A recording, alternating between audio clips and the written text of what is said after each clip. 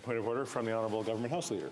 Thank you very much, Mr. Speaker. Mr. Speaker, I request that the ordinary hour of daily adjournment today be at 12 midnight pursuant to order made Monday, May 2nd, 2022. Another point of order from the Honourable House Leader for the official opposition. Thank you, Mr. Speaker. And I'll just remind the Chair that yesterday I rose on a similar point of order.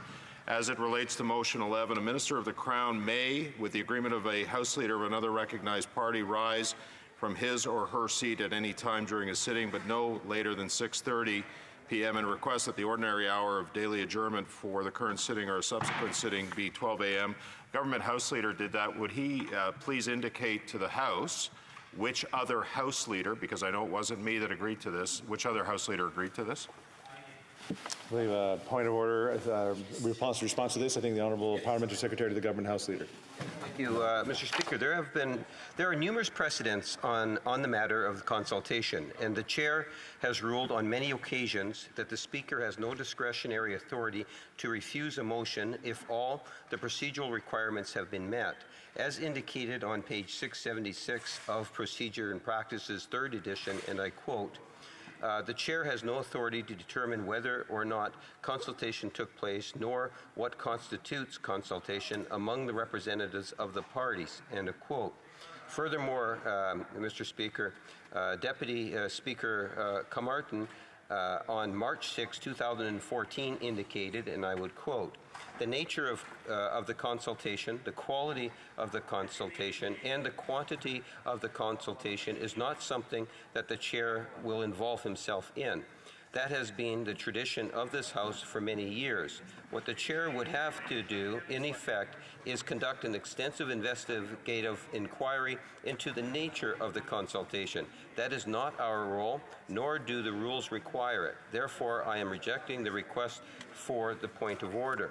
Finally, Mr. Speaker, if I may, to quote Speaker Fraser on June 6, 1988, I do not think the Speaker has the authority in view of the Speaker's responsibility to rule on procedural matters to inquire as to what consultation did or did not take place. There might be some occasion when the question of whether or not consultation had taken place on some matter comes before this chamber. I am not in any way suggesting what I have heard today either amounts to sufficient consultation or no consultation or any kind of consultation at all.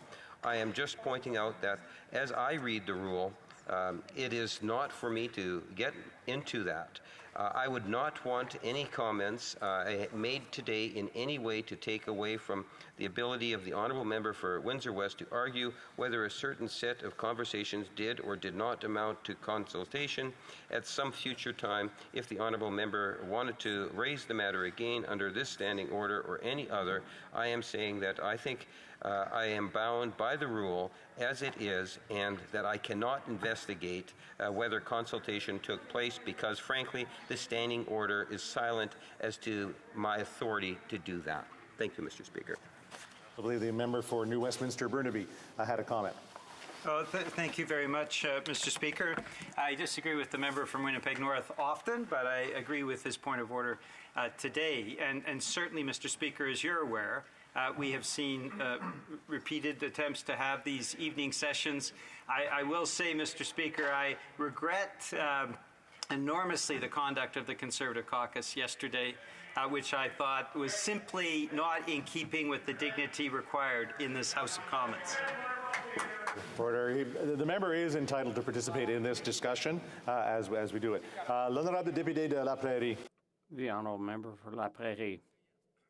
What happened yesterday evening in the House? I was never consulted as Bloc House Leader about today's schedule. I was never consulted, and it takes two leaders in order to do that. So if the government won't disclose who the other House Leader was, the motion clearly says there have to be two leaders who agree to this.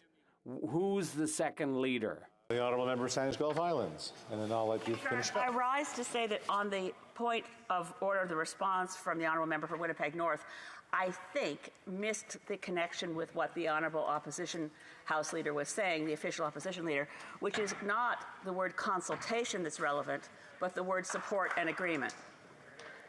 And I think the Honourable House Leader for the official opposition has the last word, I think. And I thank you, Mr. Speaker, and I thank the honourable member from Saanich Gulf Islands for rising on this, because she quite rightly said that in motion 11, it does say agreement among the parties. It doesn't say consultation among the parties. So I think the House certainly has the right and the privilege to know who the agreement was made with, what other leader of the House of a recognized party, as motion 11 states. And so I ask for some clarity on this, Mr. Speaker. It's quite clear. It's quite clear in motion 11 that agreement must be had. There was no agreement by me. Certainly the honourable member from the bloc said there was no agreement from him. I think we need it stated clearly where that agreement came from, as motion 11 dictates, not consultation. Doesn't say about consultation. Consultation, according to this party, is just simply sending an email around. There has to be clear agreement who made that agreement. Thank you, Mr. Speaker. I want to thank everyone for their interventions in this. As per, we're all honourable members in this House of Commons. When we say we have consulted with one another, I, of course, as I do with unanimous consent motions and others, that there has been consultation that's been had amongst the House leaders. I will continue to push that make sure that that consultation does happen on a regular basis. But in this particular case, you are all honourable members, and I cannot intercede in the discussion between House leaders on the floor of the House. Pursuant to order made on Monday, May 2nd, 2022, the Minister's request to extend the sitting is deemed adopted.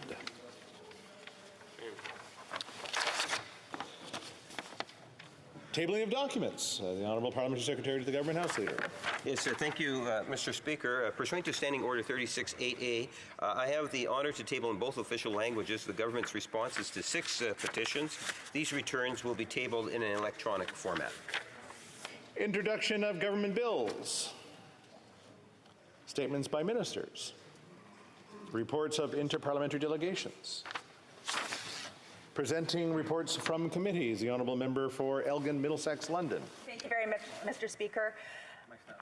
Mr. Speaker, I have the honour to present in both official languages the first report of the Standing Committee on the Status of Women in relation to Bill C-233, an act to amend the Criminal Code and the Judges Act, Violence Against an Intimate Partner. The committee has studied the bill and has decided to report the bill back to the House with amendments. Secondly, I would have the honour to present in both official languages the second report of the Standing Committee on the Status of Women, entitled Recommendations Following the Study of Bill C-233, an act to amend the Criminal Code and the Judges Act, Violence Against an Intimate Partner. Pursuant to Standing Order 1082, the committee considered Bill C-233, an act to amend the Criminal Code and the Judges Act, and wishes to make the following recommendations to the government.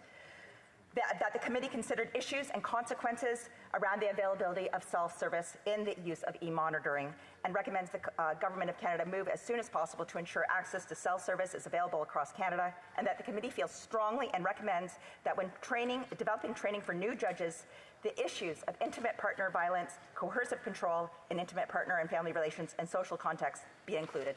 Thank you, Mr. Speaker. Presenting reports from committees, the Honourable Member for Vancouver Centre. Monsieur le Président, Mr. Speaker, I have the honor to present in both official languages the first report of the Standing Committee on Canadian Heritage, entitled The Rogers-Shaw Merger, Bad News for Local News. pursuant to Standing Order 109, the committee requests that the government table a comprehensive response to this report. Thank you, Mr. Speaker. Thank the member for that. The Honourable Member for New Brunswick Southwest. Monsieur le Président, j'ai l'honneur. Mr. Speaker, I have the honor of presenting in both official languages the 2 following reports of the Public Accounts Committee. the 12th report entitled Main Estimates 2022-23, Vote 1, and the 13th report entitled Lessons Learned from Canada's Record on Climate Change. Mr. Speaker, as well, I have the honor to present in both official language the following two reports to the Standing Committee of Public Accounts. The 14th report entitled Protecting Canada's Food System and the 15th report entitled Health Resources for Indigenous Communities. Pursuant to Standing Order 109, the committee requests that the government tables a comprehensive report to each of these two reports. Thank you, Mr. Speaker. Thank the member for those reports. Dépôt de projet de loi émanant des... Introduction of private members' bills. First reading of Senate public bills. Motions. Présentation de pétitions. Presenting petitions. The honourable member for Thornhill. Another petition, this time on behalf of 27,000 Canadians. Employees in the civil aviation sector have been on leave since last year in 2021. They were once hailed as heroes, and the government's interim order has put them out of a job. The world has moved on. So should Canada. Drop the interim order. Thank you. Presenting petitions, présentation de pétitions, the honourable member for Charlottetown.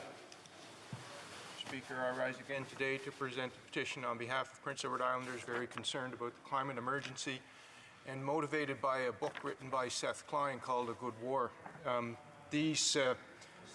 These petitioners call on the Government of Canada to enact just transition legislation that will reduce emissions by at least 60% below 2005 levels by 2030, that will expand the social safety net through new income supports, decarbonize public housing, operational funding for affordable and accessible public transit countrywide, and create good green jobs that drives inclusive workforce development. Thank you very much, Mr. Speaker. Présentation de pétitions, presenting of petitions, l'honourable député de... The honourable member for Rosemont-le-Petit-Patrie. Thank you, Mr. Speaker. I have a few petitions. The first is about the site of the Plains of Abraham and the use being made of it by DND. There's a temporary tower that's been there since 2013, so it's not very temporary. The second has to do with GNR Company and toxic waste on the Ganasataki Reserve. They're calling on the federal government to secure and decontaminate the site, and in a spirit of reconciliation and fighting against environmental racism. The third has to do with part-time workers who get paid a lower hourly rate for the same work as full-time. It's discrimination. Their request was rejected in 2018, but there was no implementation date to put an end to this discrimination. So people, and the next one has to do with people who are concerned about pollution and the impact of explosives in fishing waters.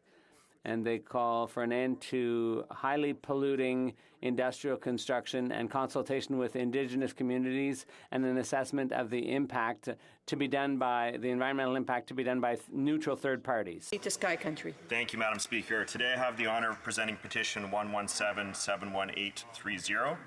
This petition was initiated by Force of Nature, which is a nonprofit in my riding and throughout the lower mainland of BC.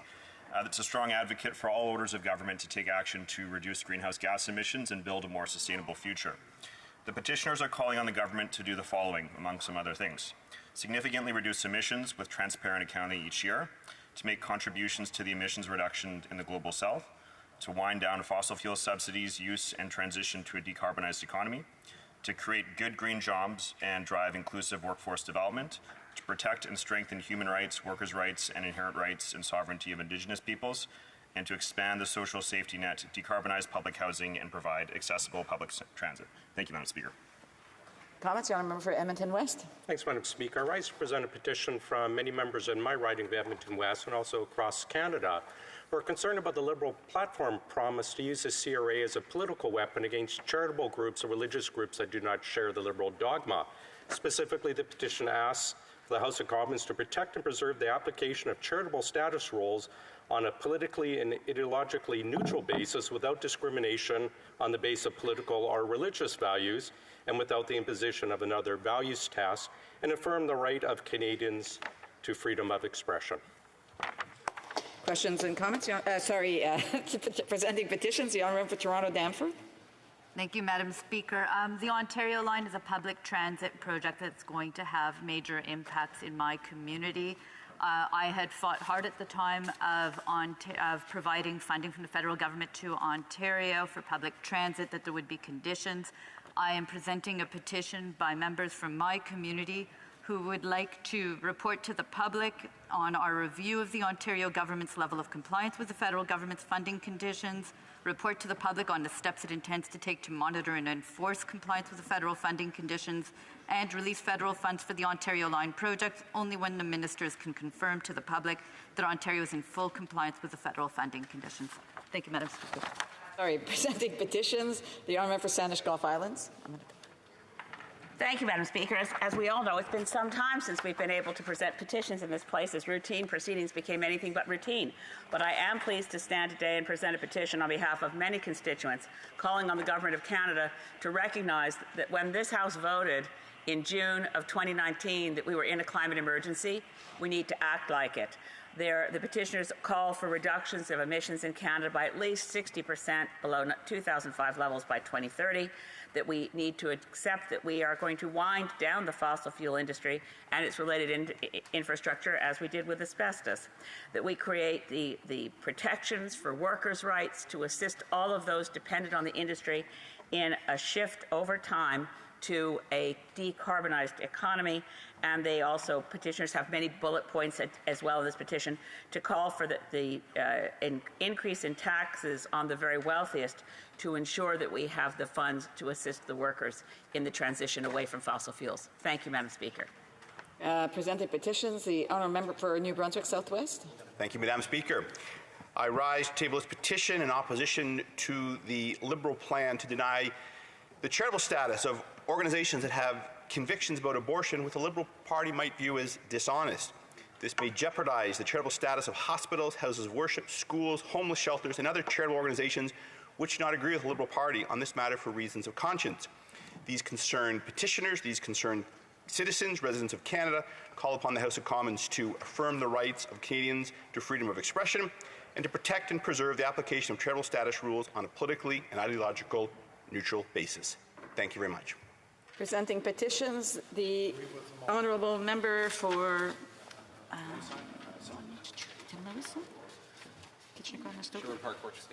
Don Valley North. Thank you very much. Good morning, Madam President. It is my honor again to present a petition on behalf of 13,822 Canadians who signed in support of Wong Alexander Cum Yew to become the face of the new $5 bill. In light of all the attacks, we think the history of Wong Alexander Cum Yew will give us a better understanding the Chinese Canadians' contribution and show appreciation of the sacrifice made by the community. So together we call on the Minister of Finance to decide and put Wong Alexander Cum Yew to be the new face of the $5 bill. Thank you very much. Presenting petitions, the Honourable Member for Sherwood Park, Fort Saskatchewan. Thank you, Madam Speaker. The first petition I'm tabling is with respect to the ongoing genocide of Uyghurs and other Turkic Muslims in China.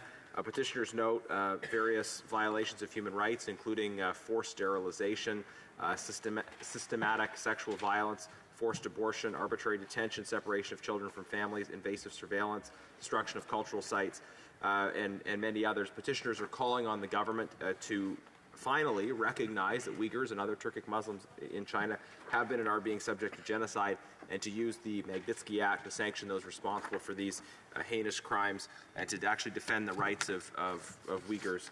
The second petition highlights the situation of a particular Uyghur Canadian activist, Mr. Hussein Chalil, who was effectively abducted from Uzbekistan and has been in prison in China ever since for over a decade and a half. Petitioners note and are very pleased by the release of the two Michaels, and they want to see the government advocate for Mr. Chalil with the same level of prioritization that was given the case of the two Michaels. So the asks are for the government to demand the release of Mr. Chalil, the recognition of his citizenship, to state that this is a priority of equivalent significance as was seeking the release of the two Michaels, to appoint a special envoy to work on securing Mr. Chalil's release, and to seek the Biden administration support and assistance in this advocacy, as was done in other cases, as mentioned. The third petition highlights ongoing concerns about violence and conflict and humanitarian crisis in the Tigray region of Ethiopia. Petitioners would like to see more government engagement and action in support of the people of Ethiopia in the context of the conflict and the violence that has taken place. I'm also pleased to table a petition in support of Bill S. 223, a bill that would make it a criminal offense for petitioners to go abroad and receive an organ taken without consent. This is the bill that this petition is dealing with will be up for debate, for a vote in the House tomorrow. And the final petition that I'm tabling, similar to that tabled by a number of colleagues, raises concern about the desire of the Liberal government to weaponize charitable status determination and use it to target their political opponents. Petitioners note that determinations about charitable status should be made on a political and ideologically neutral basis. They should be made impartially without preference for groups that have one particular political persuasion over another, and yet the Liberal platform committed to politicize and weaponize charitable status determinations, and this is a great concern for charities that might be directly affected, but for the entire charitable sector that wants to see more support from the government, not these kinds of divisive approaches. I'm almost done. A point of order, the honourable member for Parliamentary Secretary, Government House Leader. Yes, Madam Speaker, and it's not a reflection in terms of the number of petitions the member is introducing, but rather on the current petition that he's presenting.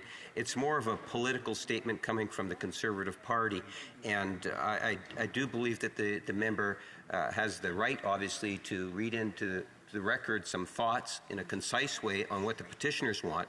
That's one thing, but to be making a political partisan position that the Conservative Party has is another. So the Speaker is not aware of exactly what is in the petition. However, I do want to remind members that they are to summarize the petition in exactly what the petition has said. If the honourable members are actually adding their position on there or their political views on there, then that is different. So I would suggest that the honourable members take that into consideration. I'll allow the honourable member of Sherwood Park, Fort Saskatchewan, to finish. Thank you, Madam Speaker. I appreciate the point. I think I was being faithful to the rules in that respect, and I appreciate the interest of the Parliamentary Secretary in this important issue. An issue that petitioners think is important, I should say. The ask of these petitioners are to, quote, protect and preserve the application of charitable status rules on a politically and ideologically neutral basis without discrimination on the basis of political or religious values and without the imposition of another values test, and two, to affirm the right of Canadians to freedom of expression. And I commend all of these petitions to the consideration of the government and all honourable members. Thank you. Presenting petitions, présentation de pétitions. Questions on the order paper. The Honourable Parliamentary Secretary, the Government House Leader. Yes, thank you, Madam Speaker. The following questions will be answered today. Question 448, question 451, 452, and question 454. Furthermore, Madam Speaker, if the government's responses to questions numbered question 447, 449, 450, 453, and 455 could be made orders for return, these returns would be tabled immediately. Qu'y-a-t-il à la Chambre que des questions Is it the pleasure of the House for these to be converted into orders for return? Agreed? So ordered. Madam Speaker, I would ask that all remaining questions be allowed to stand at this time, please. Agreed? Agreed. Agreed and so ordered. Orders of the day, ordre du jour. Oh. Orders of the day, government orders, business of supply. Consideration of an opposition motion regarding subsidies for the oil and gas sector, standing in the name of Ms. Collins Victoria.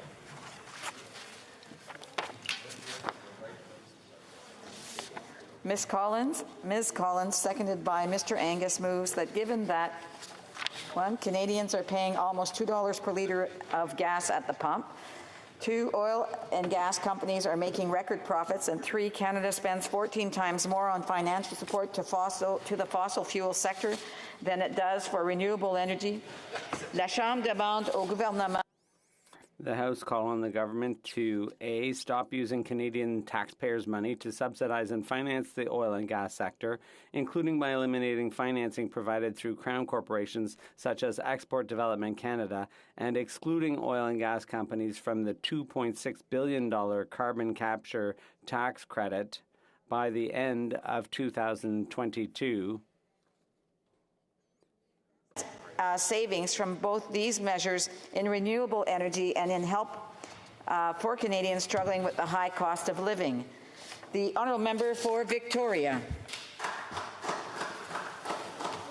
Madam Speaker, I'll be splitting my time with the member from Timmins James Bay. The climate emergency is the existential threat of our time.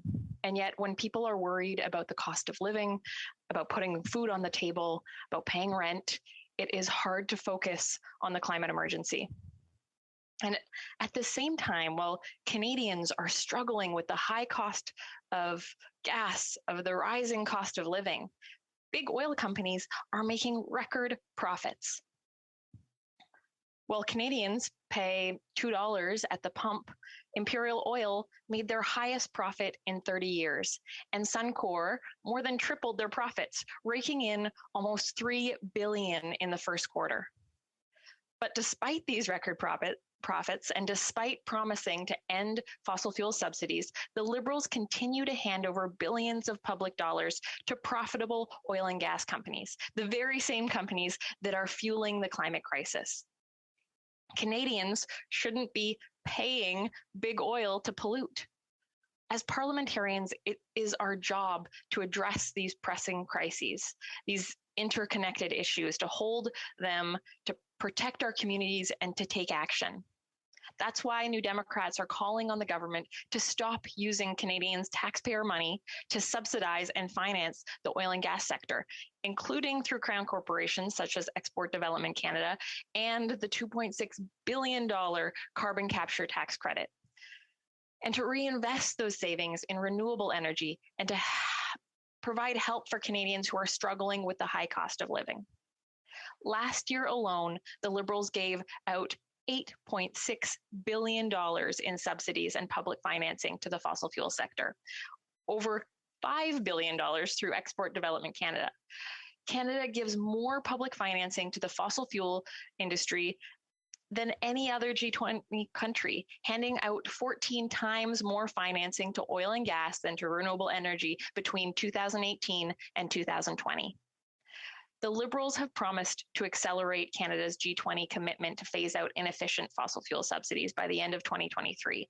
But recent testimony from Finance and Environment Canada officials at the Environment Committee showed that the government has made very little progress on this commitment and still doesn't even have a clear definition of what an inefficient fossil fuel subsidy is, something for which the Environment Commissioner has consistently criticized this government. Canada has also made a commitment at COP26 in November to phase out public financing of the fossil fuel sector internationally. The mandate letters for the Deputy Prime Minister and Minister of Finance, the Minister of Environment and Climate Change, and the Minister of Natural Resources include instructions to develop a plan to phase out public financing of the fossil fuel sector, including by federal Crown corporations. But despite this being included in those mandate letters, there has been no progress on this commitment. In the US, President Biden has already introduced policies limiting public financing to fossil fuels within a month of COP26. And earlier this month, a group of 112 environmental organizations, including Environmental Defense, Climate Action Network, Equiterre, sent a letter to Cabinet outlining their concerns that the government's commitment on fossil fuel subsidies aren't enough to meet Canada's climate targets. Not only that, but these environmental organizations are also worried about the new subsidies and public financing being made available to carbon capture and fossil-based hydrogen. They're urging the government to eliminate all subsidies, public financing, and financial support to the oil and gas sector by the end of this year. The Liberals say the right things, but then they fail to act. They promised to eliminate fossil fuel subsidies, but they continue to increase them. It's clear that the Liberals are going in the wrong direction with their new $2.6 billion carbon capture tax credit, the largest so-called climate item in the budget. In comparison, the one fossil fuel subsidy they eliminated in the budget is worth only $9 million over 5 years. $9 million versus $2.6 billion. The tax credit is a massive new subsidy for carbon capture technology that is not proven at scale and is used as an excuse by oil and gas companies to justify increased production and in turn higher emissions. Reducing the carbon intensity of oil production only addresses a fraction of the life cycle emissions of a barrel of oil. 80% of emissions occur when the oil is burned. So using carbon capture for oil and gas production, even in the best case scenario, which currently doesn't exist, only prevents 3 to 15% of greenhouse gas emissions, life cycle emissions, from entering the atmosphere. The Liberals' emissions reduction plan released this spring relies heavily on carbon capture, but carbon capture projects have not been successfully deployed at the scale needed to make them part of a viable pathway to reach net zero emissions by 2050. More than 80% of the carbon capture projects attempted in the US have ended in failure. And Shell's Quest carbon capture facility near Edmonton is emitting more greenhouse gases than it captures, the equivalent of putting over 1 million cars on the road. The IPCC has warned against relying too heavily on unproven technologies like carbon capture to meet our climate goals.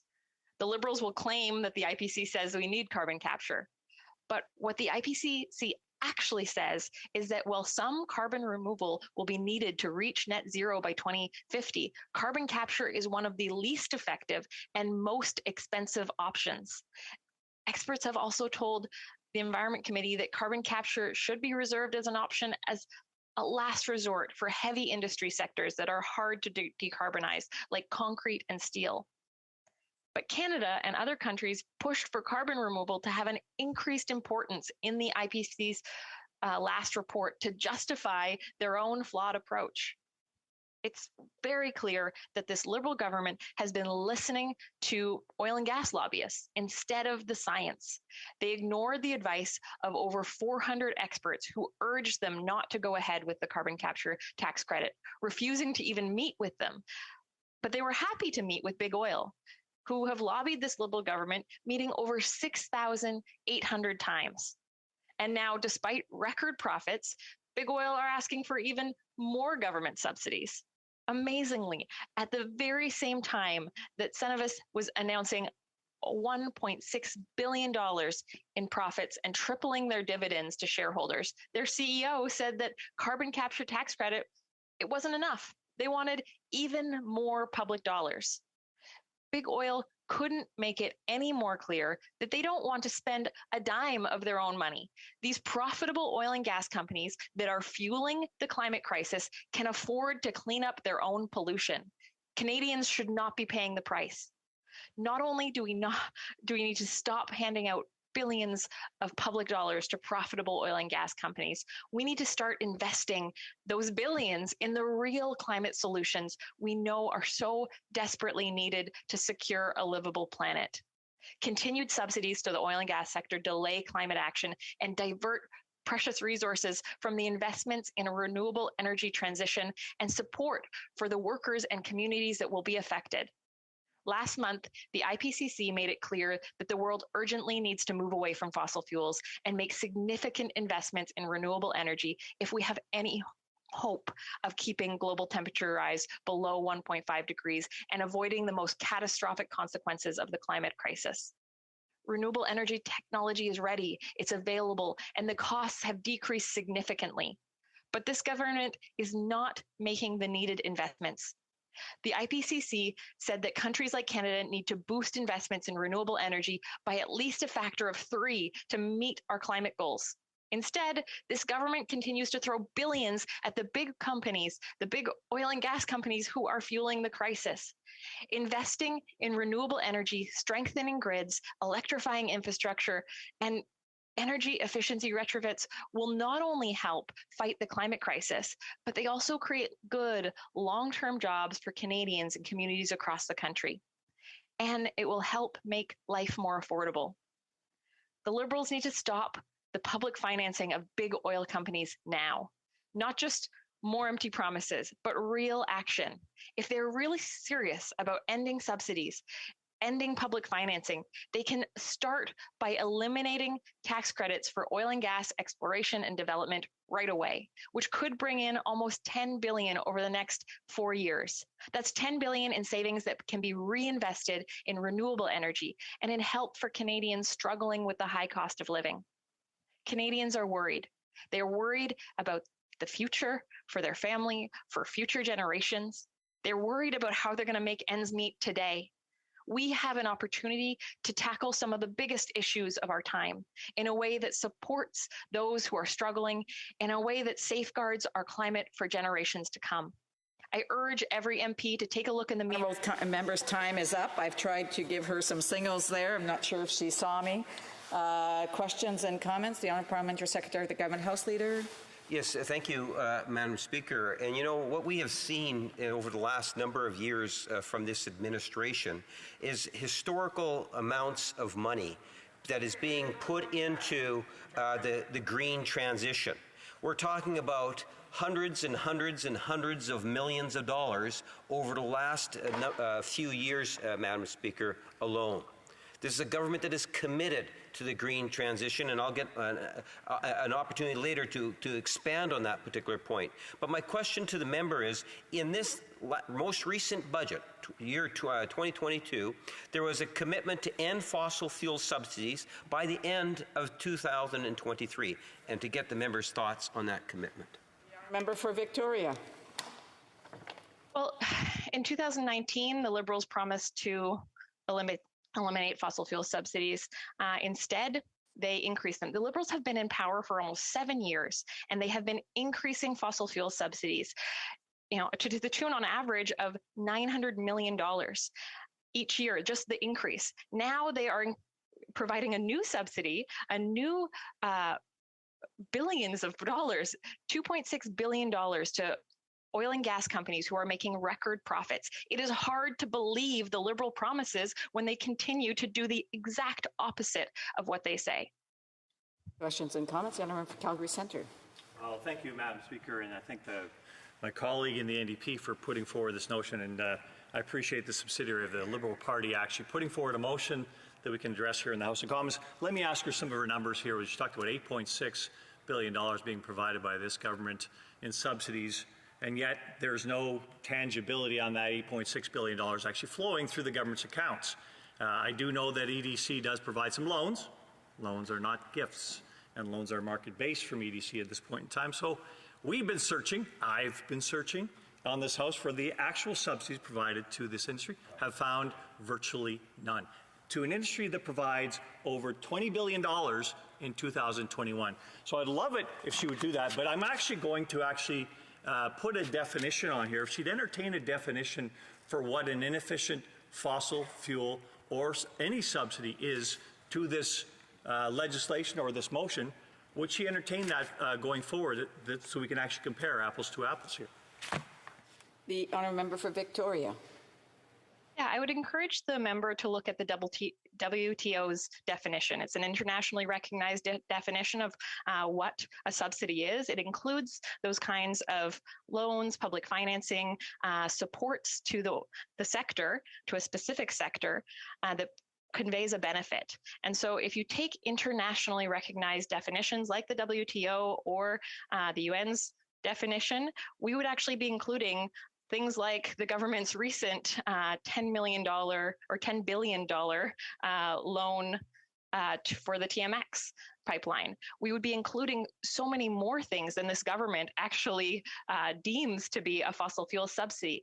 But the government has not only promised to eliminate fossil fuel subsidies, they've also promised to eliminate public financing, to phase out public financing to this sector. This sector is making record profits, and we could be taking those billions of dollars and investing them in the climate solutions that are so desperately needed. A quick question, the Honourable Member for Jonquière.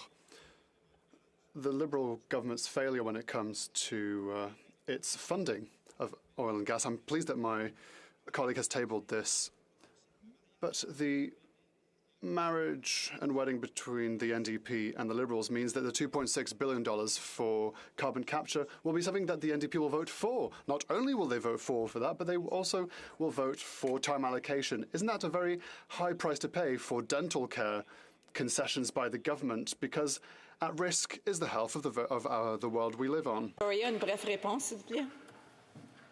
I am incredibly proud that my NDP colleagues and I have pushed this government. We have used our power in a minority parliament to not only secure the largest expansion of healthcare in a generation, but also secured commitments on a just transition, on low-income energy retrofits, on reducing emissions. And what this means is that we are going to be pushing this government to fulfill on their commitments to eliminate fossil fuel subsidies. Part of the reason we are bringing forward this motion today, and I will continue to push this government to take real action to invest at the scale that actually meets the urgency of this crisis. Resuming debate. Resuming debate. The honourable member for Timmins, James Bay. Thank you, Madam Speaker. Thank you. I'm very honoured to rise today as a member of Timmins, James Bay on this very important issue. We're dealing with two major crises facing us right now. One is the question of affordability and the massive price that people are paying at the pumps at a time when we see big oil is racking up record profits, gouging the consumer at the pumps. The fact that Imperial Oil announced its best opening quarter in 30 years of 1.17 billion profits. Canadian Natural Resources doubled its year-over-year first quarter results with a profit of 3.1 billion. Suncor brought home 2.95 billion in quarter one, quadrupling last year's results of 800 million. So where is all that money coming from? Well, Madam Speaker, that's coming from Mr. and Mrs. Joe Average, who go to work every day and are getting gouged at the pumps. You'll never hear the Conservatives talking about price gouging.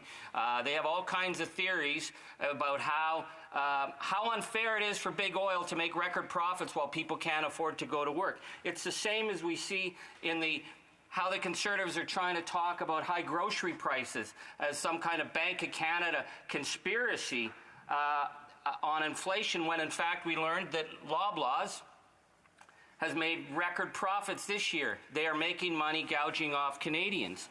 At the same time, of course, big oil continues to get free money from the Canadian taxpayer. They refuse to pay $256 million in taxes to municipalities in rural Alberta. They've left an abandoned oil well cleanup of over $1 billion, abandoned wells that are leaking planet killers like methane. They expect the public to pay for that.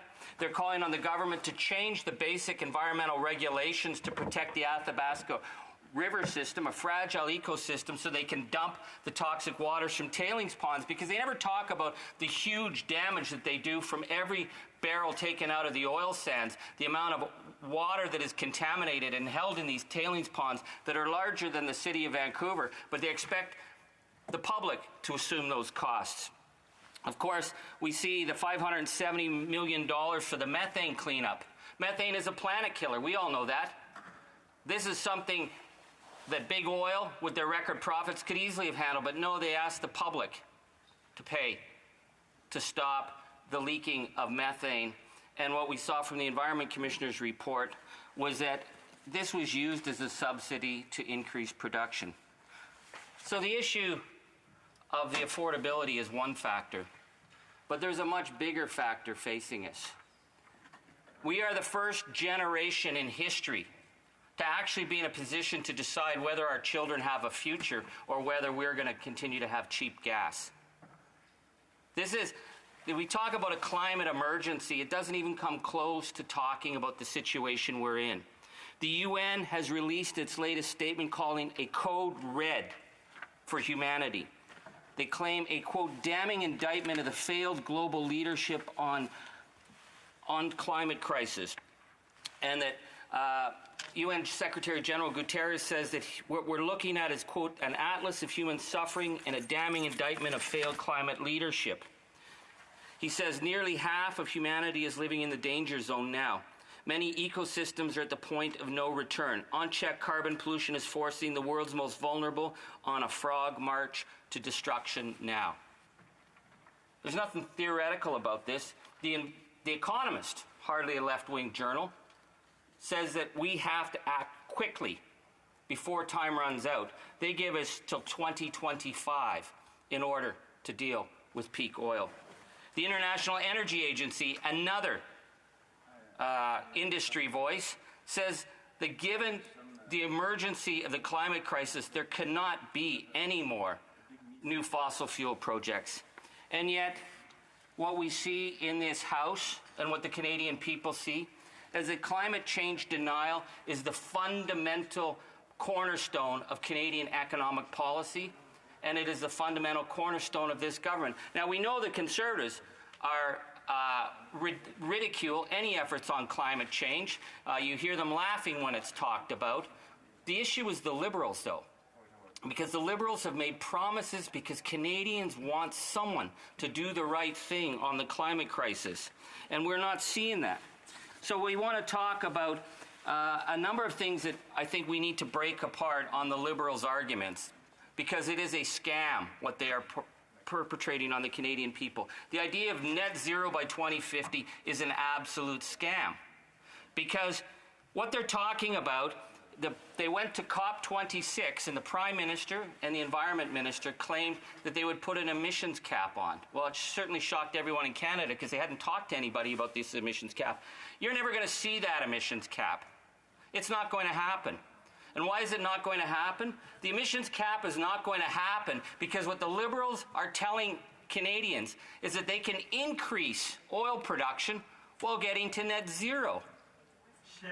It is a ridiculous proposition, and it's all based on the idea that they were somehow going to decarbonize the oil. But the problem is it's not possible because what's coming out of the oil sands has among the highest carbon emissions print on the planet. And year in, year out, despite all the promises to lower those emissions, it hasn't happened. The headline in the Wall Street Journal refers to it as amongst the dirtiest oil on the planet. Those are the facts. And if you look at the Environment Minister's latest Big Green Plan, which he said was planned out based on what the Canadian Energy Regulator's information, the Canadian Energy Regulator predicts that under this government's plan in 2050, the amount of oil that's going to be produced and burned will be the same as the amount of oil burned and produced in 2019. They are not moving off the carbon economy. In fact, as the Canadian Environment Regulator says, they're planning a massive increase, up to 1.2 million barrels a day. We've already seen this. We see Bay du Nord, 300,000 extra barrels a day. We see the money that they're pumping into TMX for an extra 800,000 barrels a day. And this is not going to help Canadians at the pumps. This is for export. Yes. The Deputy Prime Minister made it clear that the primary objective of this government is the supremacy of the market. And the market is exporting Canada's oil and increasing exports to the world market. And they claim they're going to get to net zero. And here's the other part of the scam. For every barrel of oil exported, it doesn't count on Canada's emissions. So they're going to come up with some hoodoo numbers to say there's no emissions cost here.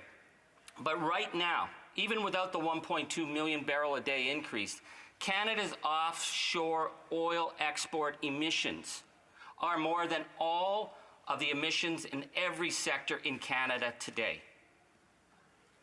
And the government says, well, it's not efficient to actually target the full amount of emissions. The fact is, the planet doesn't care who burns the oil or where it gets burned.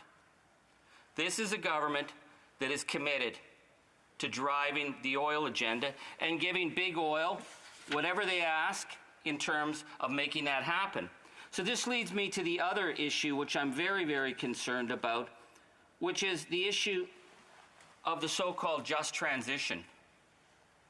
It has been very depressing to sit at the hearings on the just transition and see where the government is going on this. Because this isn't a situation where I come from in Northern Ontario where we've lived through unjust transitions. When 4,000 workers lost their jobs in the uranium mines, there wasn't an alternative. When we lost the entire silver and iron mining economy in Temiskaming, there wasn't an alternative. The transition then was brutal. But what we've seen from the economic possibilities, Calgary economic development, Global Edmonton talking about thousands of new jobs, the clean energy tech talking about a 50% increase in clean energy jobs. The problem is, to get those jobs needs investment, and this government continues to deliberately underinvest in the new economy, so they're leaving workers high and dry. They're making vague promises about a transition, but it's not happening. Madam Speaker, the clock is ticking. This government, this parliament, leaders in the provinces and federally are responsible to the next generation as we look at a situation of the planet overheating. The red lines are there, and we have the opportunity, we have the possibility to transform. We just don't see the political will, and that needs to be challenged. Comments? The Honourable Parliamentary Secretary for Government House Leader.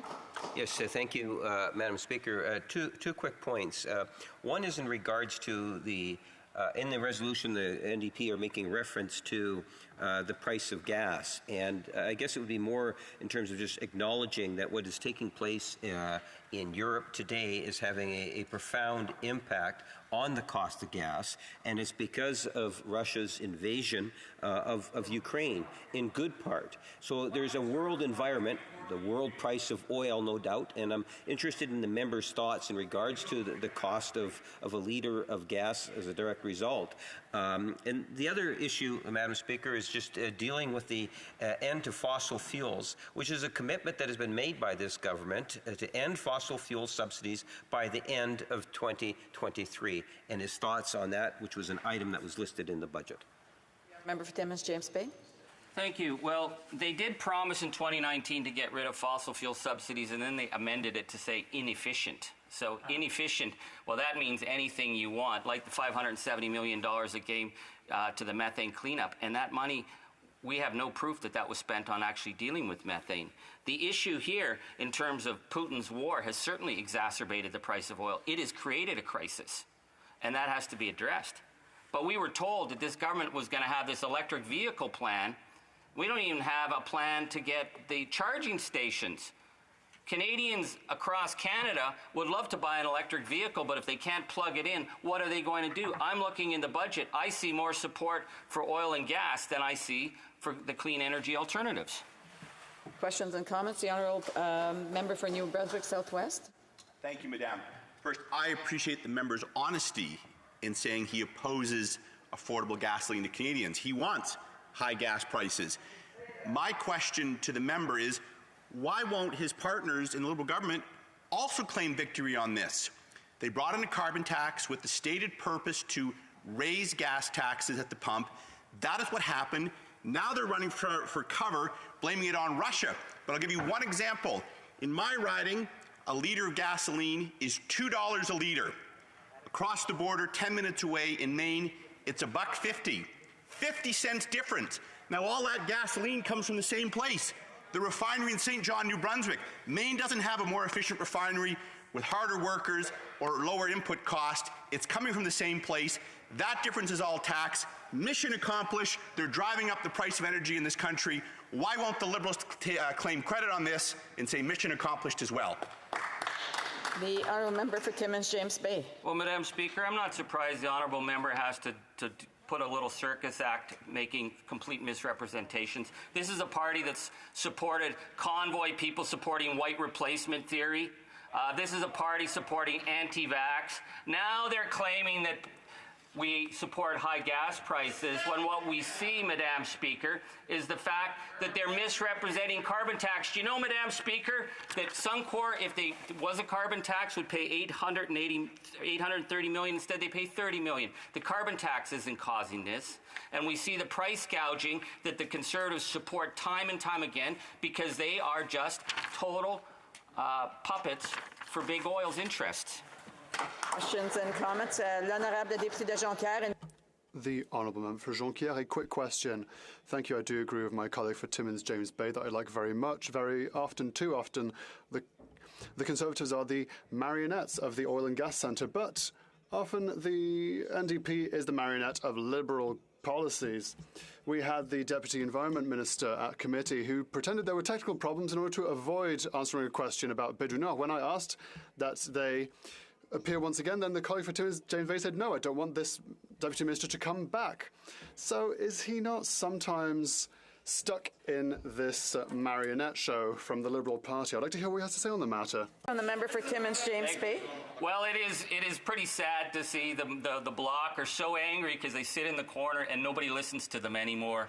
The fact that we got the largest investment in public health care since Tommy Douglas, and boy, does that upset a group that doesn't want any investments at the federal level. So now they're going to claim that us taking the Liberals on is somehow being puppetry. What we're seeing is that they're not even puppets, they're just an audience. And as an audience, they're not even participating properly and doing their work. They came here to defend Quebec. We don't see them defending Quebec. It was the New Democrats who stood up to defend the extra seats in the House. They just stood and blah, blah, blah, blah, blah, blah, blah, blah.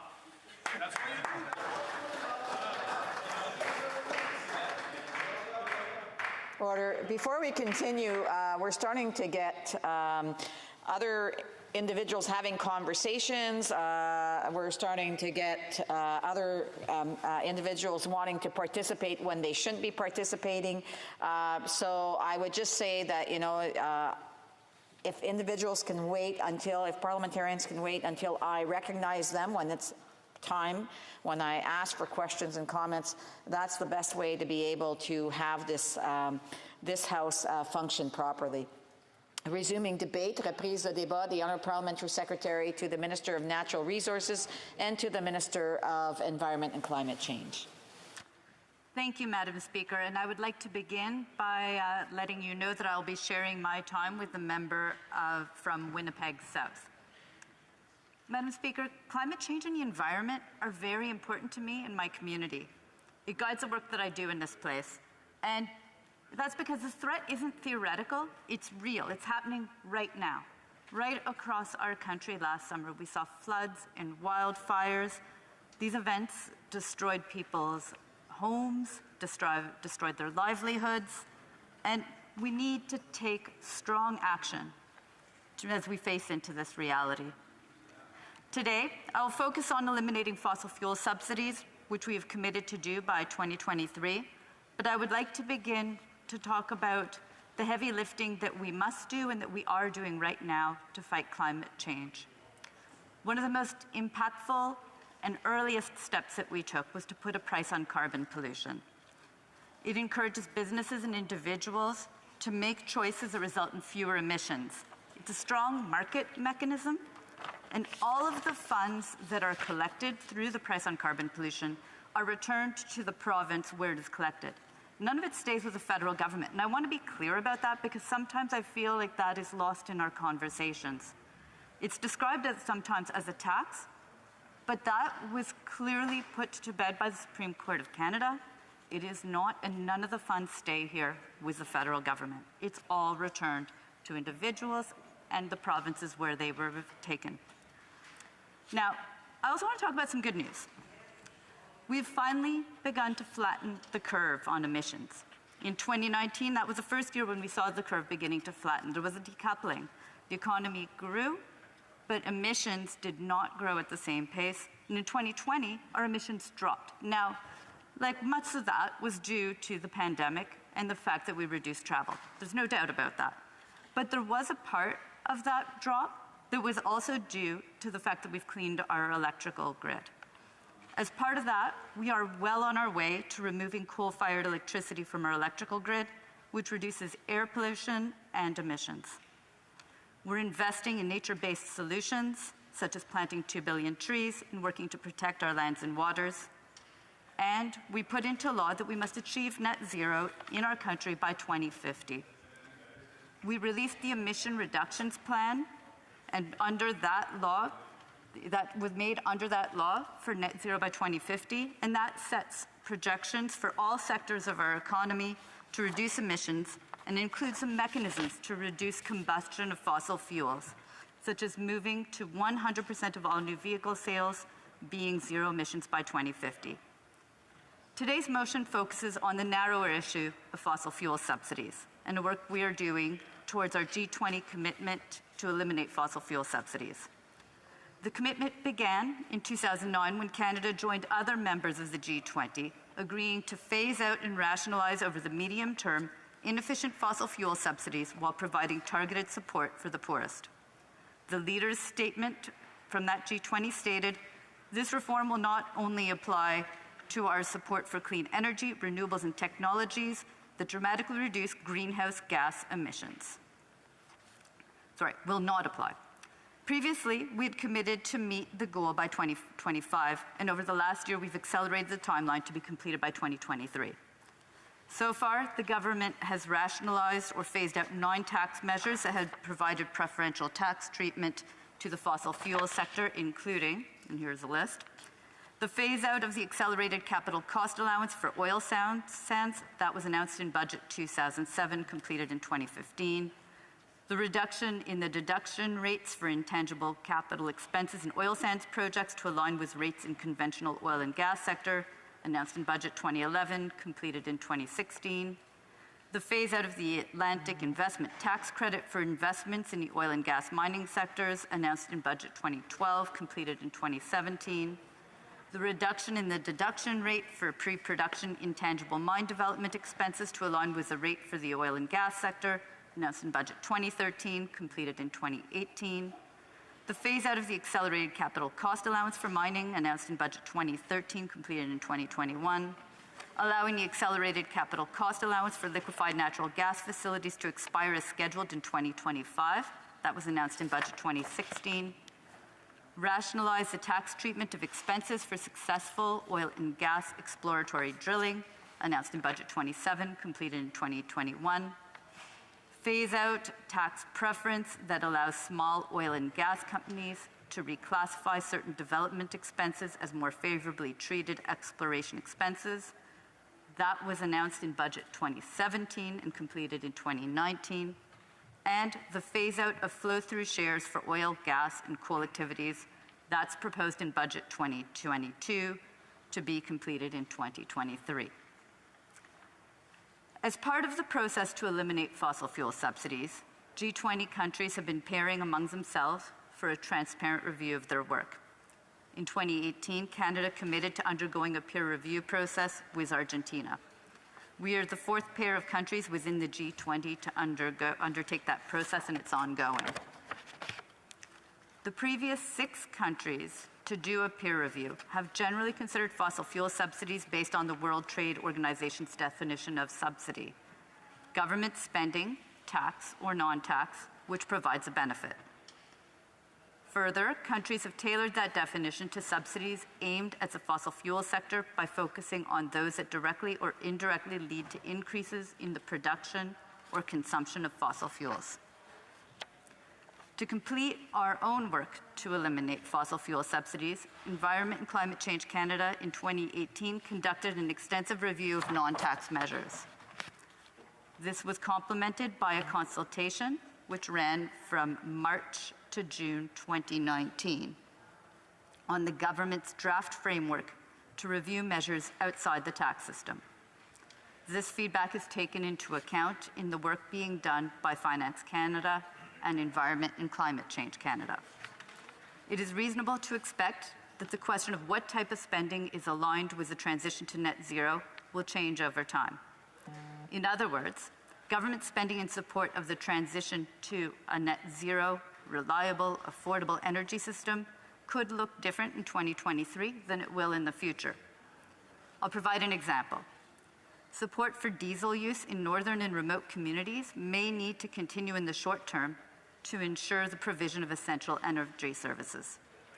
However, in the longer term, as the government continues to invest in ways of moving these communities off diesel, these types of support may no longer be considered aligned with government objectives once viable replacement options are put in place.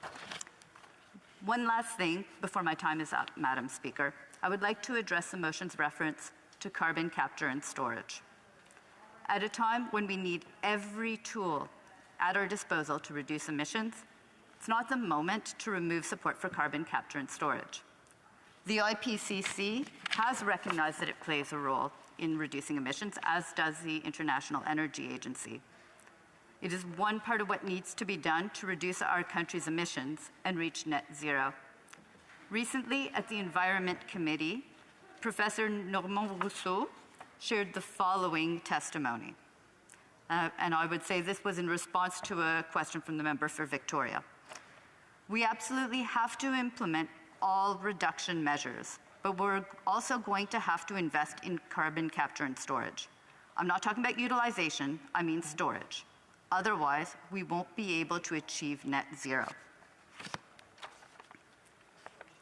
We believe it is important to focus on how programs can support climate targets, international commitments, long-term prosperity, and job creation in the face of a global energy transition. And, Madam Speaker, it is global. This is happening all around the world. Canada is on a journey to a net zero future, one that will be anchored by a clean, affordable, and reliable energy system. It is important to ensure that the government spending and investment are well aligned with that journey. And that's the work that we are doing and are committed to completing. Thank you, Madam Speaker. Questions and comments? The honourable member for Timmins, James Bay. Madam Speaker, I'm very interested in my honourable colleague being able to explain to me the fact that there was no business case for TMX. The public were told to buy it at $4.7 billion. Then it was $17.3 billion. Now there's another $10 billion on top of that in loans. That is public money to export and expand oil production. That oil production of an extra 800,000 or million barrels a day goes offshore and doesn't count on Canada's emissions. But would my honourable colleague, because she said this was a global issue and I totally agree with her, would she not agree that it doesn't matter where you burn the oil, you are affecting the planet? So if we do have 2025 as a target to actually stop increasing production, why is this government using taxpayers' money to export oil to be burned in other jurisdictions that won't be counted on this government's register? The Honourable Parliamentary Secretary. Madam Speaker, the way that we calculate our emissions around the world by international agreements is by looking at what is combusted within our own countries. And we are, in fact, through the emissions reductions plan, putting forward strong projections for all sectors. We focus on oil and gas. It's not just oil and gas. In fact, in a city like Toronto, buildings are one of the largest sources of emissions. So we are putting forward projections for all sectors across our economy to reduce our combustion in a very active way. And that is why when I talk about things like zero-emission vehicles, those are all part of the plan. Retrofits for buildings as well. We are doing the work that we need to do, and we are providing international support for countries that need to do that work at home as well. Questions and comments? The Honourable for Yorkton Melville. Thank you, Madam Speaker. I really appreciated this speech from the member. Canada's responsible for less than 3% overall of global GHGs. So if all of Canadians' oil and gas production that's providing the cleanest, most ethical, highest quality production in the world was to be shut down completely over the next 20 to 30 years, has the government, and I really do want a real answer to this, my constituents ask, has the government determined what impact this would have on the growth of oil and gas production in the rest of the world to replace it? And what impact would such shutdown of Canada's resources have on the global environmental levels and the world's ability to reach net zero, the Canadian economy as well, and the ability of Canada to fund Canadian innovation in green technology? Honourable Parliamentary Secretary. I'd like to begin with the first part of that because I hear this argument a lot about, oh, well, Canada's footprint as a world, as a global player isn't that large. So what does it matter what we're doing here? It matters a lot. That is what we need to do, is to reduce our emissions, and that's what we're doing. But let me get to the emissions piece. The emissions piece is what we are focused on because that's what the atmosphere sees, emissions. It doesn't matter. It's not a matter of trying to focus on production. We have said very clearly the oil and gas cap is about emissions. We have an emissions reductions plan that is geared to reducing those emissions, and we are taking the actions and investing and also supporting Canadian innovation to get to where we need to go to do that. That's good for our economy because that's the economy of the future. That is the economy that the world's looking for, and we're going to be competitive in it. The honourable member for Terrebonne. Thank you, Madam Speaker. I'd like to thank my colleague for her speech. If and only if the government has good economists, they will have done a cost-benefit analysis of the investment, whether it's in carbon capture and storage or whether it's government investment in oil and gas. But I'd like to know what those analyses show. Thank you. Well, that's not very long to answer. I would just say that we invest where we need to for the economy, but also for the environment. And you can see our work, especially right now when you look at Windsor, for example. We have an industry that's starting to manufacture batteries for all of North America. And that's an investment we need. It's good for the economy and it's good for the environment. Thank you. Debate, the Honourable Parliamentary Secretary to the Minister of Environment and Climate Change. Well, thank you, Madam Speaker, and I want to thank the honourable member from Victoria for her motion. It is not only timely and important, but very reassuring. Madam Speaker, as I read her motion, I found much common ground across the aisle, including a shared recognition that energy security is ultimately about climate action. How so? The International Energy Agency, or the IEA, defines energy security as the uninterrupted availability of energy sources at an affordable price. And as the motion implies, if we want to secure an uninterrupted and stable energy supply, we have to accelerate the switch to lower emitting energy sources, and we have to do so in ways that are affordable to Canadians. Otherwise, we risk exacerbating existing equity issues and losing some of the political will that's accumulated to drive climate action. So, Madam Speaker, we are clearly on the same page with the member opposite when she talks about the need to invest in renewable sources of energy and support both energy security and affordability. In fact, that's a central focus of the 2030 emissions reduction plan that our government released at the end of March. It's a comprehensive mix of new investments, subsidies, and incentives that build on the more than $100 billion we have already committed to climate action since coming to office in 2015. The plan also includes hard caps on emissions from every economic sector, as well as stronger environmental regulations and new sales mandates for electric vehicles, all of them aimed ultimately at making Canada a net zero nation by 2050. Put another way, our 2030 emissions reduction plan is about protecting the environment in ways that actually unlock new economic opportunities. It's about cutting pollution and creating good jobs. And where needed, Madam Speaker, it's about providing training, skills, development, and other support to workers and communities so that clean growth works for everyone in every sector of our economy and every region of our country.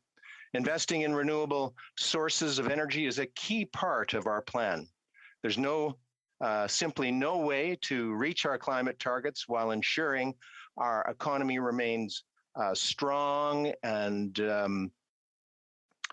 globally competitive without a sustainable low-carbon energy sector. And frankly, renewables have been part of our climate action plan since we sent our first delegation to COP 2015, which was just weeks after we formed government in 2015. Our level of commitment to investing in renewable sources of energy has only grown from there.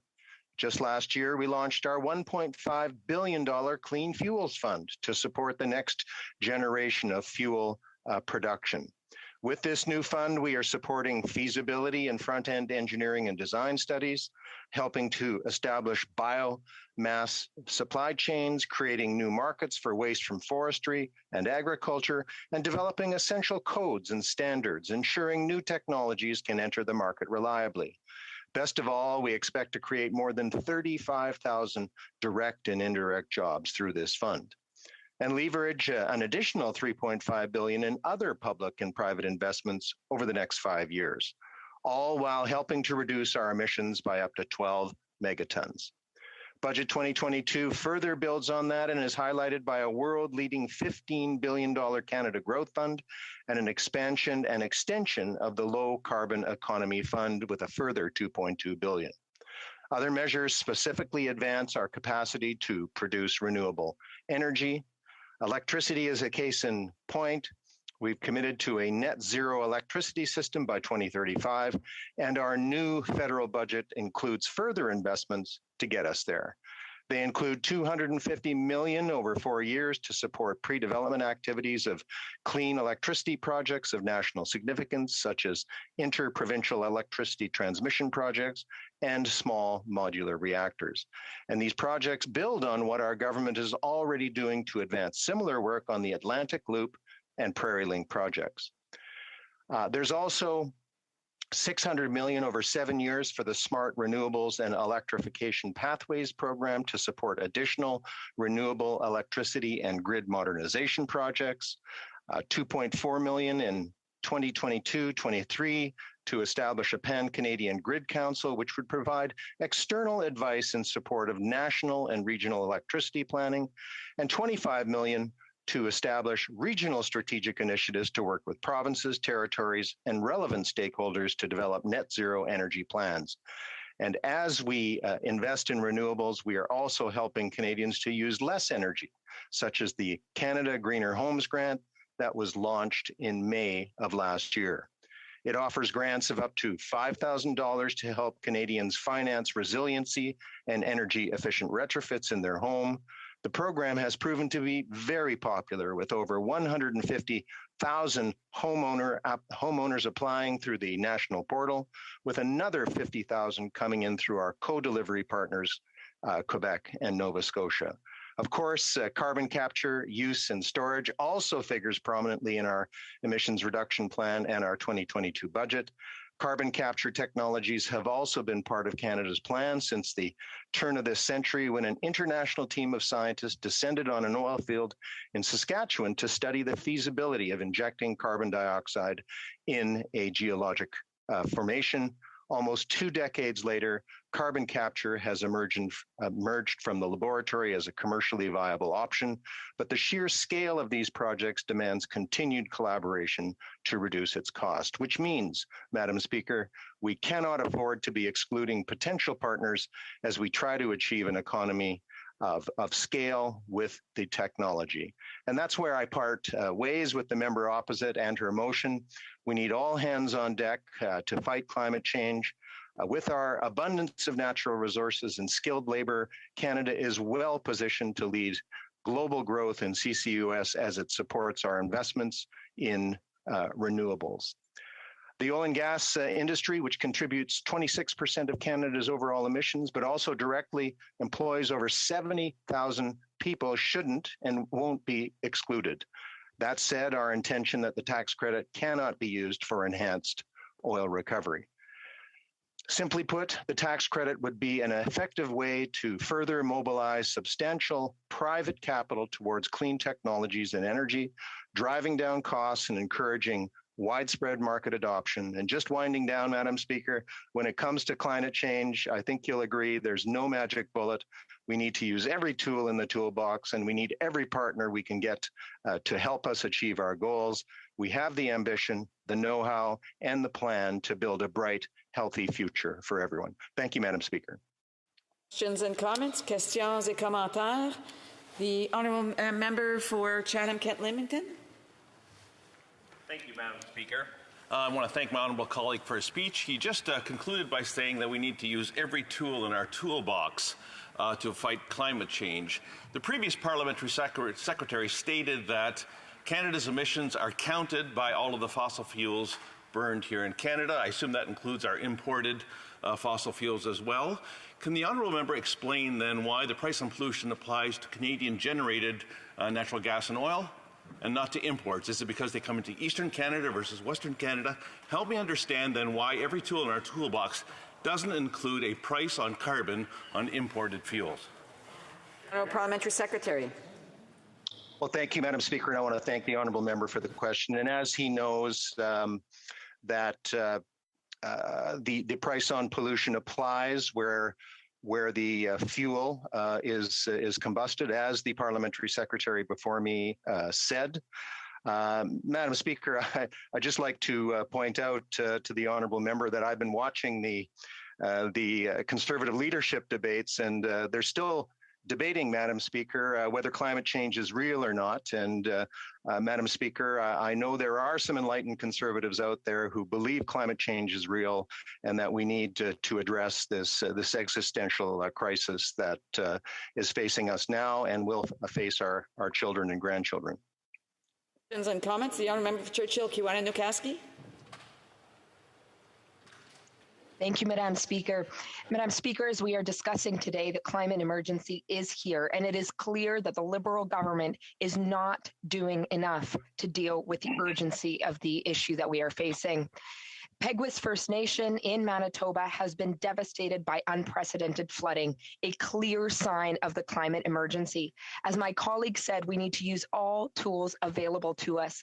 Will his government commit to immediate investment in long-term mitigation infrastructure in Peguis and First Nations and northern communities that are currently paying the price of the climate emergency? We've put a bill forward on this front with respect to the Canada Infrastructure Bank. We need all levers of government to support communities in fighting climate change now. Will they commit to supporting Peguis? The Honourable Parliamentary Secretary. Well, thank you, Madam Speaker. I want to thank my friend and colleague from Manitoba, and we are feeling the impacts of climate change up close and personal in Manitoba. My heart goes out to the good people of Peguis and other First Nations communities who have been evacuated from their communities. And Madam Speaker, we have experienced two 1 in 300 year floods in the last decade, in 2011, 2014. And again, as the honourable member will know, many people were evacuated from their homes, many of them First Nations. And that's why yesterday the minister introduced a national adaptation strategy that will help us build resiliency for our communities. And Madam Speaker, that's why we have spent $100 billion, an additional $9.1 billion for the emissions reduction plan. We not only have to address adaptation, we have to address the mitigation issue, which is, of course, causing these flooding issues that the honourable member has brought to our attention. Questions and comments. A very brief question. The honourable member for Longueuil-Saint-Hubert. Thank you, Madam Speaker. Madam Speaker, I am so sick of the hypocrisy of the Liberals with regard to the fight against climate change. I've been here for a few years, and they just go on and on about the green transition, and at least my Conservative friends don't lie. They don't care about the green economy. They're not even aware of it, but at least they're not pretending. On the Liberal side, they don't care about the green economy either, but they pretend that it interests them. They're talking about $4.5 billion for the purchase of Trans Mountain, $12 billion for another pipeline, $2.7 billion for incentives in accelerated investment. It just goes on and on. These are subsidies for the oil patch that the Liberals have been granting for years and years. We've never achieved any targets. We're laggards here in Canada with regard to achieving targets. It's scandalous, and I'm denouncing the hypocrisy of the Liberals. Au secrétaire parlementaire de répondre. The Honourable Parliamentary Secretary, a brief answer, please. Well, thank you, Madam Speaker. And like the honourable member from Timmins, the Bloc thinks that this government is doing absolutely nothing. Madam Speaker, we've invested $100 billion in climate action. We flattened the curve. Madam Speaker, the honourable member from Timmins mentioned that his view was the emissions reduction plan was a scam. The World Wildlife Fund, David Suzuki, Andrew Weaver from the Green Party, they've all praised our plan, Madam Speaker, a little more objective than I think the member opposite. Thank you. Before I go to resuming debate, I didn't want to interrupt during all of the questions and comments because it takes time away, but I do want to remind members that if they have thoughts, they shouldn't be thinking out loud, and so I would ask them to hold on to their thoughts until they're being recognized during questions and comments. Questions et commentaires, questions and comments.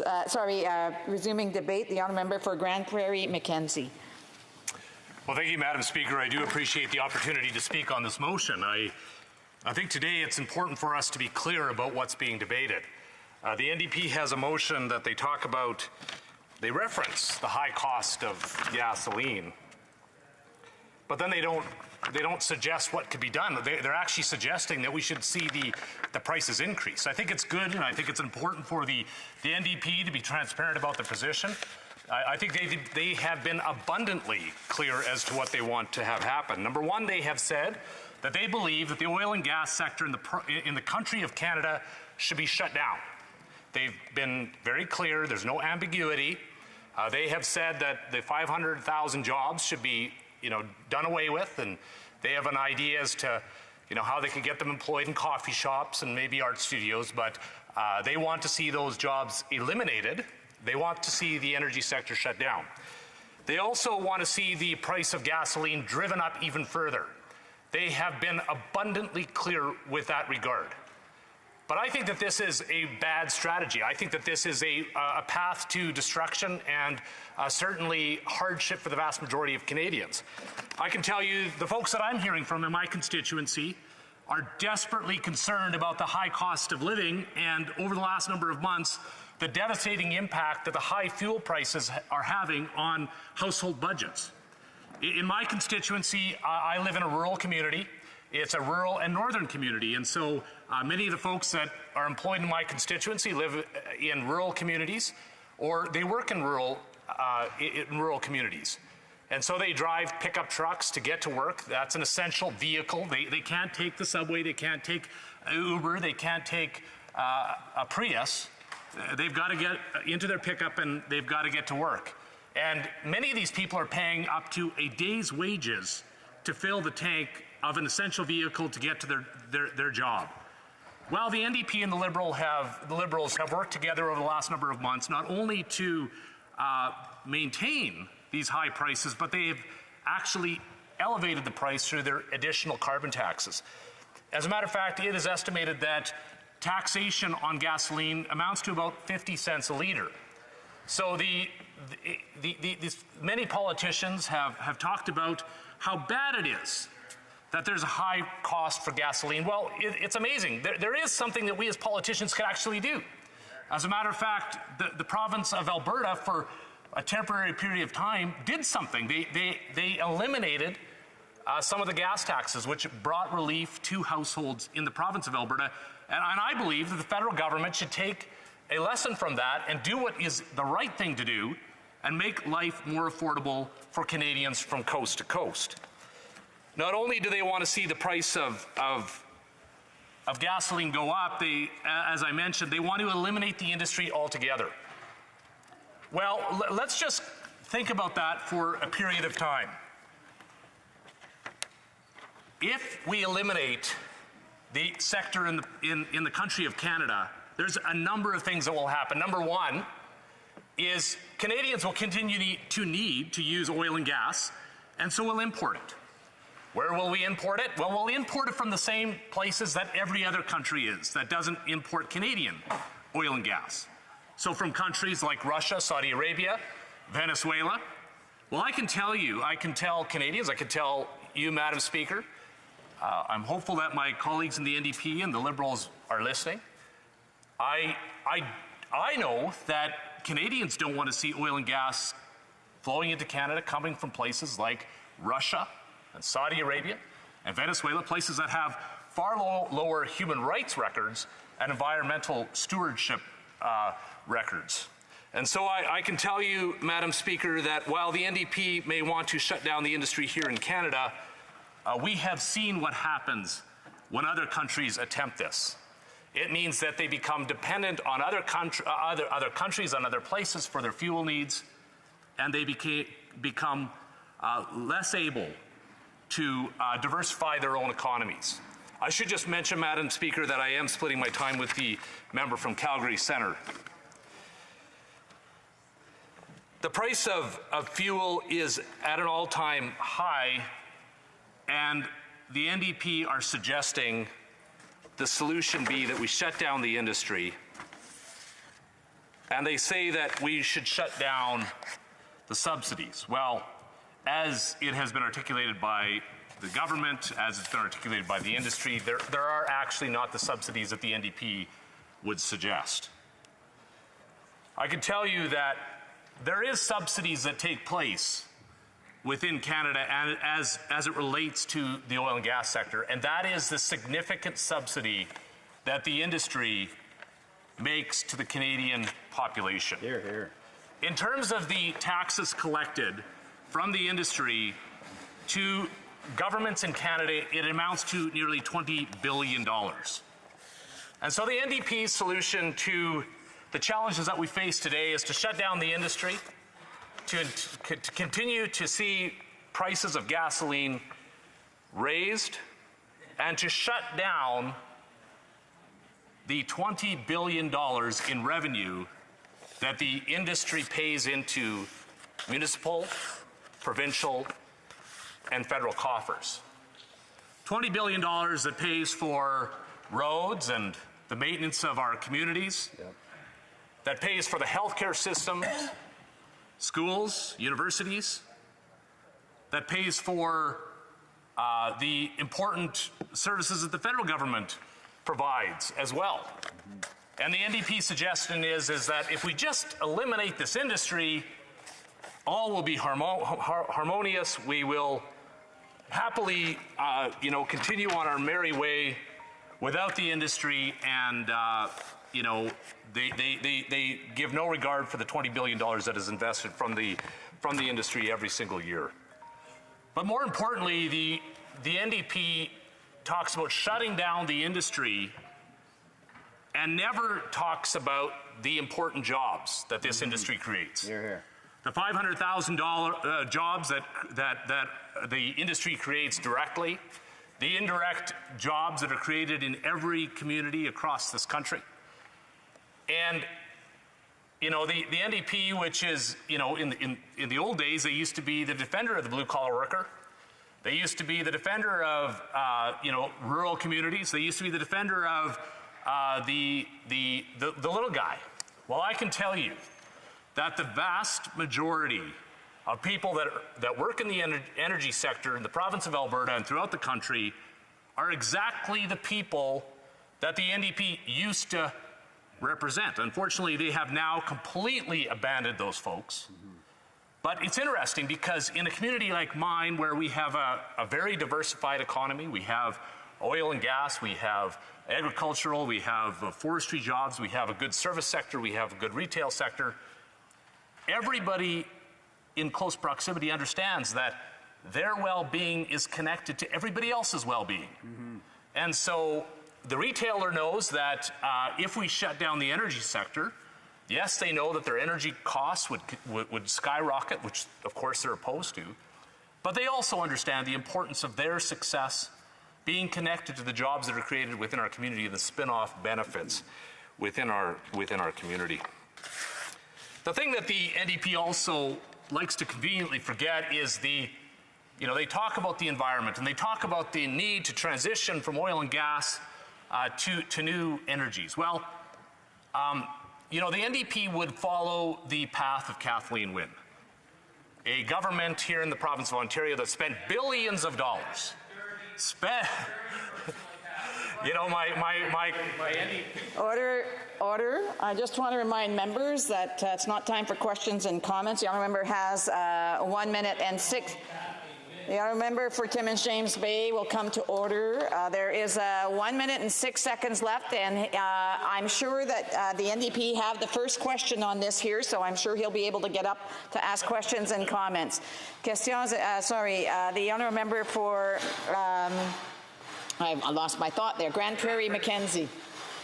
Well, Madam Speaker, I would have never accused the honourable member from Timmins James Bay of having been a Liberal until recently, when he made that dirty deal with the current Prime Minister to continue to drive up gasoline prices and follow the path of Kathleen Wynne, of trying to shut down the oil and gas and the resource sector while investing billions of dollars in these concepts of green energy that never came to fruition. The money was wasted, the taxes went up to pay for those wasted experiments, and Ontarians still have to rely on traditional energy sources. Yep.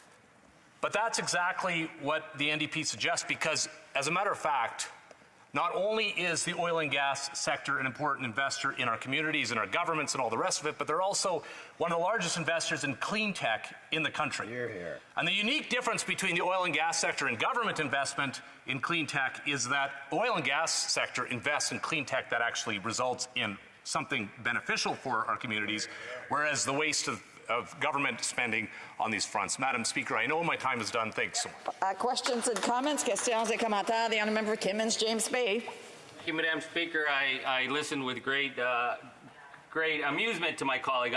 Great respect for him, and it was getting kind of out there, but that's okay. He's got a job to do. But I'd like to ask him about some work we did together while he was committee chair in trying to get accountability on the Kielburger brothers, because this issue has been brought back up into the public media, and I'm very concerned about the fact that in 10 months of trying to get basic financial information of how many corporations, who had the finances, who owned what, that we couldn't get a single clear picture. And this is a parliamentary committee, and what was obstructing us through the whole time was their chief financial officer, Victor Lee, who we kept being told was off sick someplace, but they had nobody else to replace him. I'd like to ask my honourable colleague, as the chair of that committee, the frustration that he faced. This was a children's charity. A children's charity should have pretty clear books. What happened that we were not able to get basic answers from their chief financial officer, Victor Lee, and the rest of that group? Yeah, so I do want to remind the members that the questions and the debate should be focused on the motion that is before the House. I'll allow the honourable member to answer, but I do want to remind members that they are to make sure that there's relevancy. The honourable member for Grand Prairie Mackenzie. Well, clearly, I know that the member was swayed with my speech because he is now changing subjects, and I commend him for that. He is right that we were not only stalled by the WE organization, but we were stalled by the Liberal government. Yes, shame. In their unwillingness to be transparent. They moved heaven and earth to ensure that the secrets remain secret. Yeah. And I know that the member believes that it was that there was information that the Canadian taxpayer deserves to know, and that corruption that was alleged and corruption that started to be exposed never got to see the light of day because of the work of the Liberal Party. And that is why I'm so concerned about the deal that the NDP has struck with the Liberal government to keep the corrupt government in power. Questions and comments. The Honourable Parliamentary Secretary, the Government House Leader. Yes, Madam Speaker, you know, many Conservatives kind of live in the past.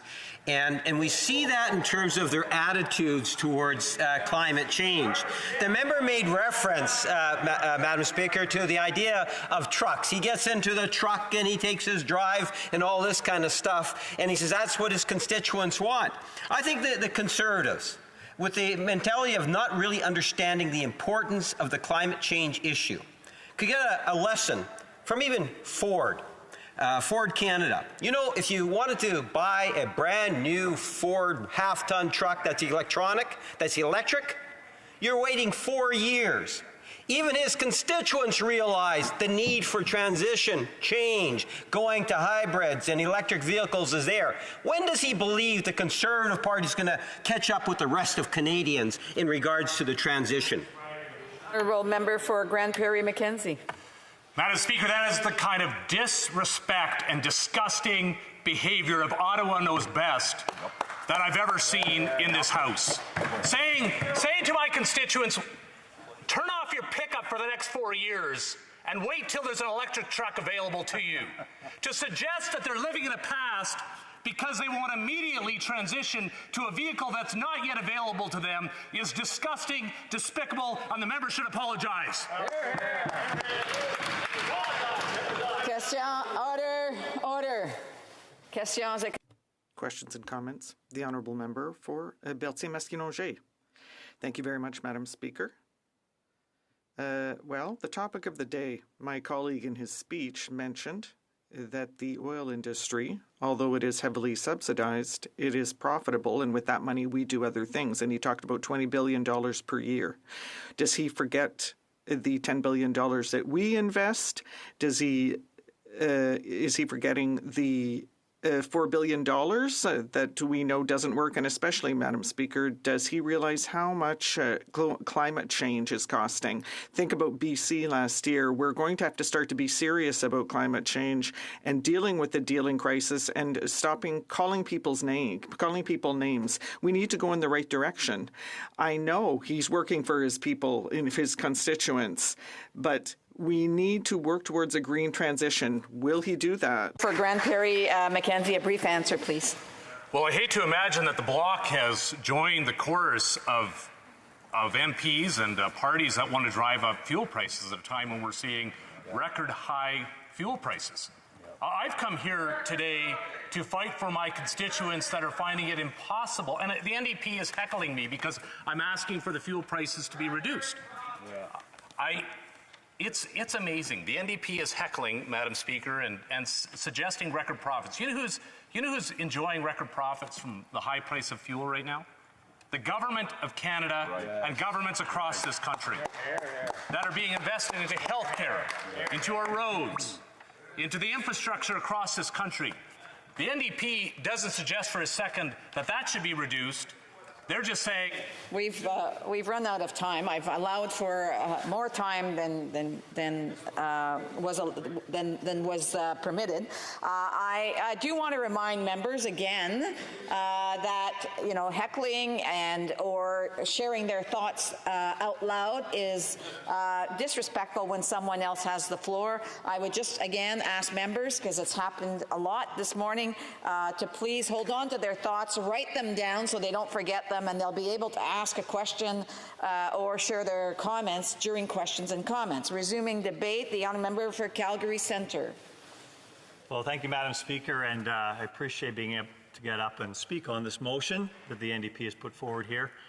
But I was drafting my speech, and I had to look at my speech and say, where do I start here today? Because you look at the actual motion here, and what the motion is asking for is to say Canadians pay, the preamble in it, Canadians pay about $2 per litre for gas right now. True, they do. Okay. Number two, oil and gas companies are making record profits. Let's analyze that. Let's analyze what that actually says and what it actually means. Canada spends 14 times more on financial support than it does for renewable energy. That's complete hogwash.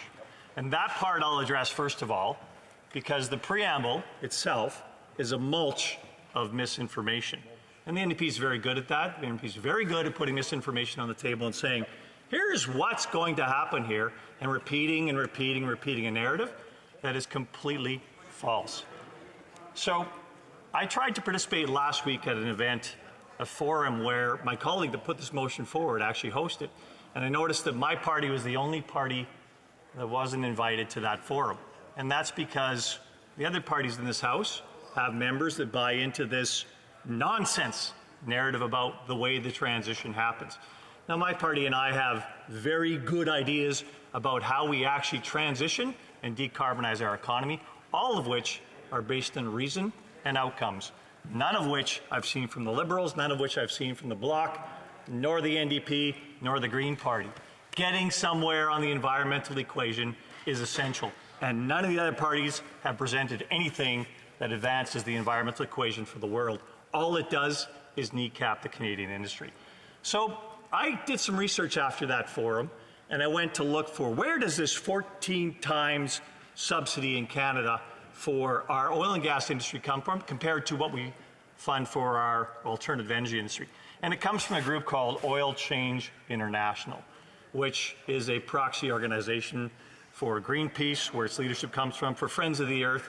It's funded by Tides organization. So again, a splash of the same voices producing louder and louder and more dissonant narratives around how we actually decarbonize in the world. And frankly, and I'll take your license on this, Madam Speaker, you might have to slap me here, it is a lie.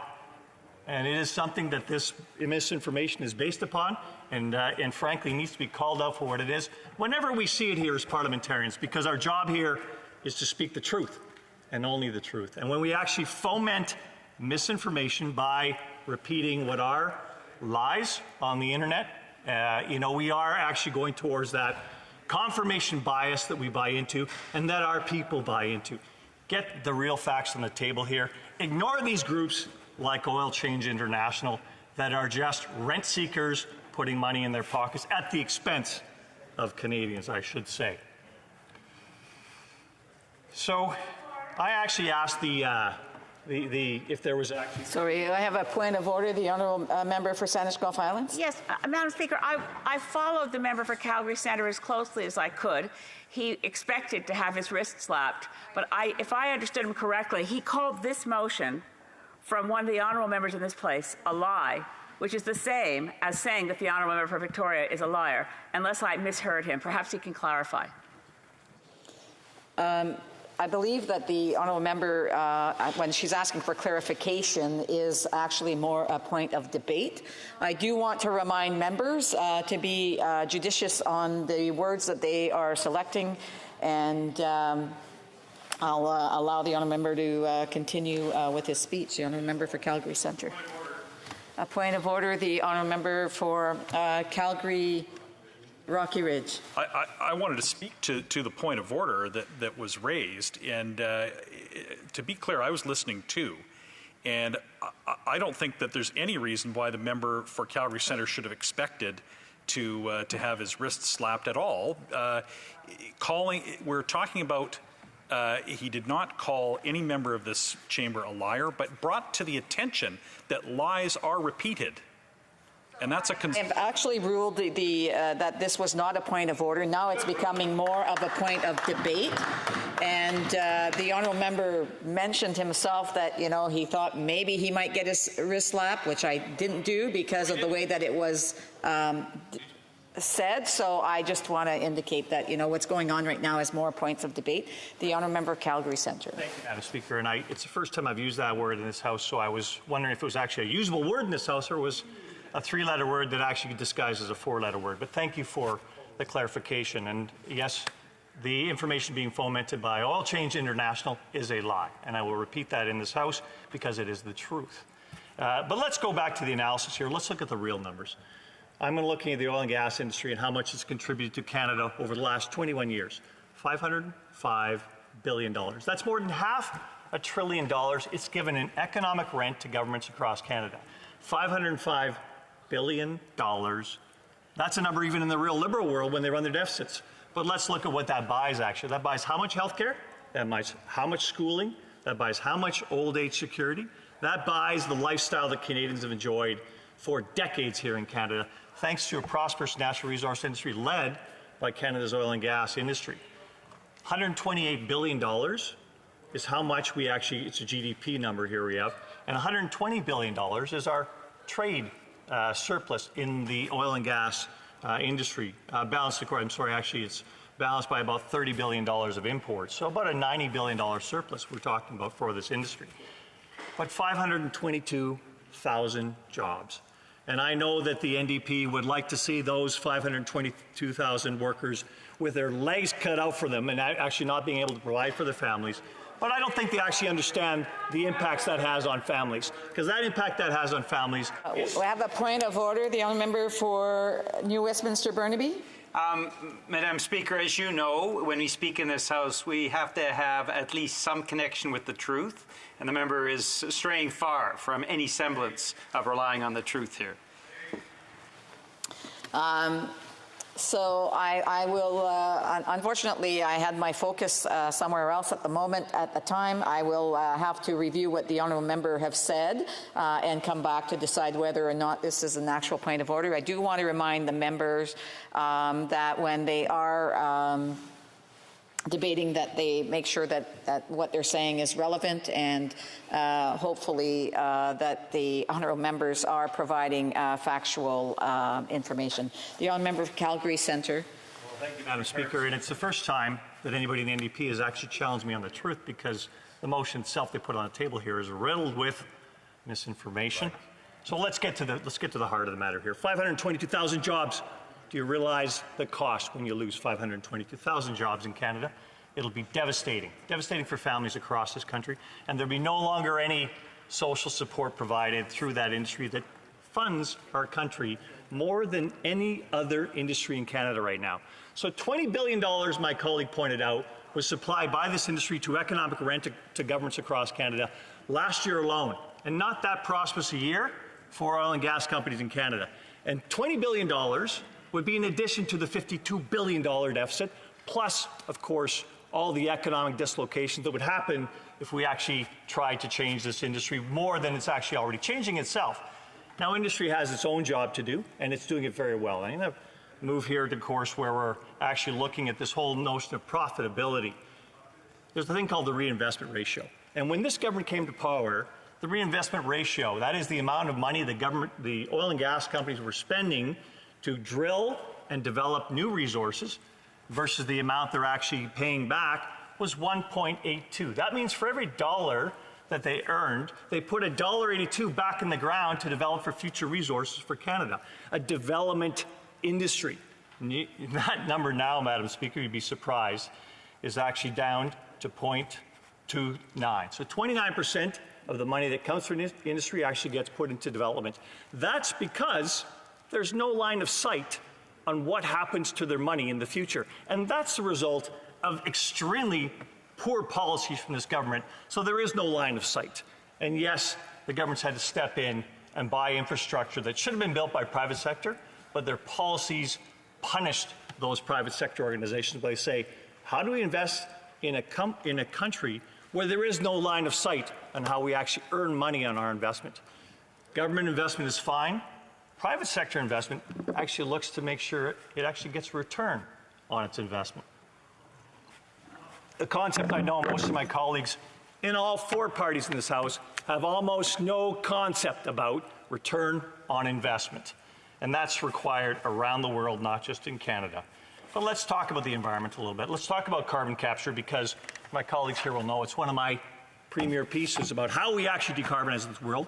And somebody referenced the International Energy Agency. Well, the International Energy Agency, international organization, of course, says that 7% of our decarbonization will come from carbon capture, utilization, and storage over the next 20 years. 7% is not enough. Let's find more ways to decarbonize this industry. And you think about the methane reductions in Canada, we lead the world on our environmental practices and how we're actually getting to a better environmental outcome for the world. This industry's production of hydrocarbons, it's down 30% in its carbon intensity over the last 15 years. That leads every Canadian industry in its decarbonization. That leads every country in the world as far as their oil and gas industries go. And the only two countries we need to compare ourselves with in this regard are the United States and Norway. Our only two peers. We're far better than the United States, and we're on par with Norway, both of whom have better carbon capture regimes than we do. We need to do better and make sure that our environmental practices match the most advanced countries in the world. We need to be the most advanced country in the world on these decarbonization initiatives. Now, Madam Speaker, I'm going to deviate now because I think in the spirit of productivity and actually working with my colleagues across the aisles, I'm going to propose an amendment to this bill where we add at the bottom, after B, we add C. The Government of Canada identifies and eliminate inefficient energy industry subsidies by 2023. It should clearly identify, quantify, and phase out programs for the Canadian energy sector that subsidize compliance with existing regulations. 1, or I, inefficient subsidies shall be deemed as those government grants or payments below market provisions of capital, contracts for difference, social financing, unequal capital cost allowance allocation differentials, trade access program funding, expenditures to reduce, delay taxation, such as flow-through financing mechanisms as provided by all levels of government. 2, further, inefficient shall be interpreted to mean that the incentives granted under such programming shall result in less funds being provided to all levels of government as a result of the programming. That is, the economic rent received by the various levels of government must be less than that received had the subsidy not been implemented. 3, in addition, as energy is an essential input to society and human development, and the source of the energy is fungible with respect to its social utility, that common measurements be applied across all energy sources that receive any government subsidies or programming from all levels of government. Common comparison elements must include full cycle costing, including purchase and disposition of capital equipment, and common depreciation schedules, capital cost allowance rates, and accredited capital costs. A level comparison of costs and benefits is essential to determining relative efficiency of subsidization. And 4, such inefficient allocation of government resources shall not be applied to programming that aims to attain societal objectives beyond the aim of sourcing safe, secure, affordable energy for Canadians. Specifically, programming applied for scientific advancements in environmental technologies to better the outcomes. Sorry, I think there's a problem with interpretation, probably. The honourable member for the honourable député. The honourable member for Shefford. Thank you, Madam Speaker. I would like to say that the interpreter noted that she had not received the amendment from the member, so she was paraphrasing instead of giving the text itself. So it seems that the interpretation didn't get the a copy of the amendment ahead of time. So there's, I would just ask maybe the honourable member to slow down. Est-ce qu'on doit recommencer? Do we have to start again in order to?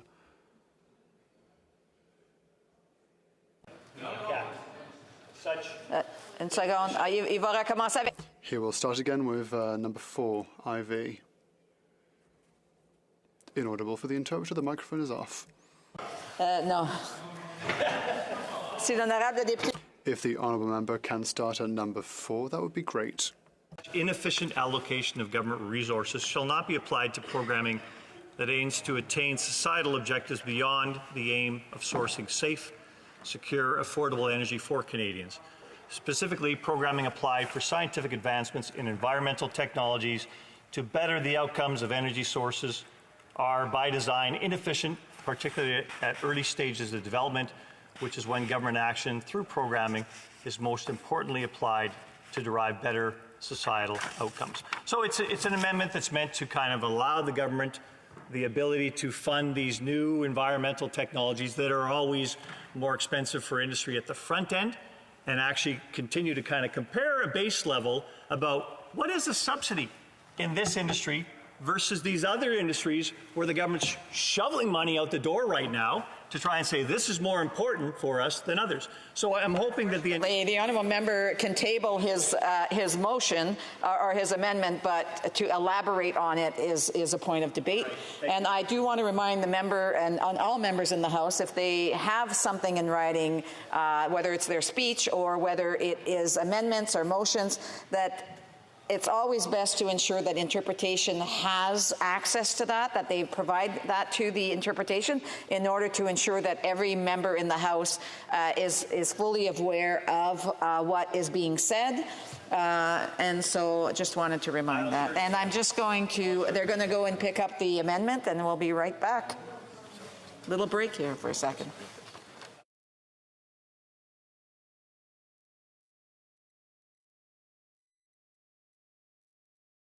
It is my duty to inform honourable members that an amendment to an opposition motion may be moved only with the consent of the sponsor of the motion, or in the case that he/she is not present, consent may be given or denied by the House Leader, the Deputy House Leader, the Whip, or the Deputy Whip of the sponsor's party.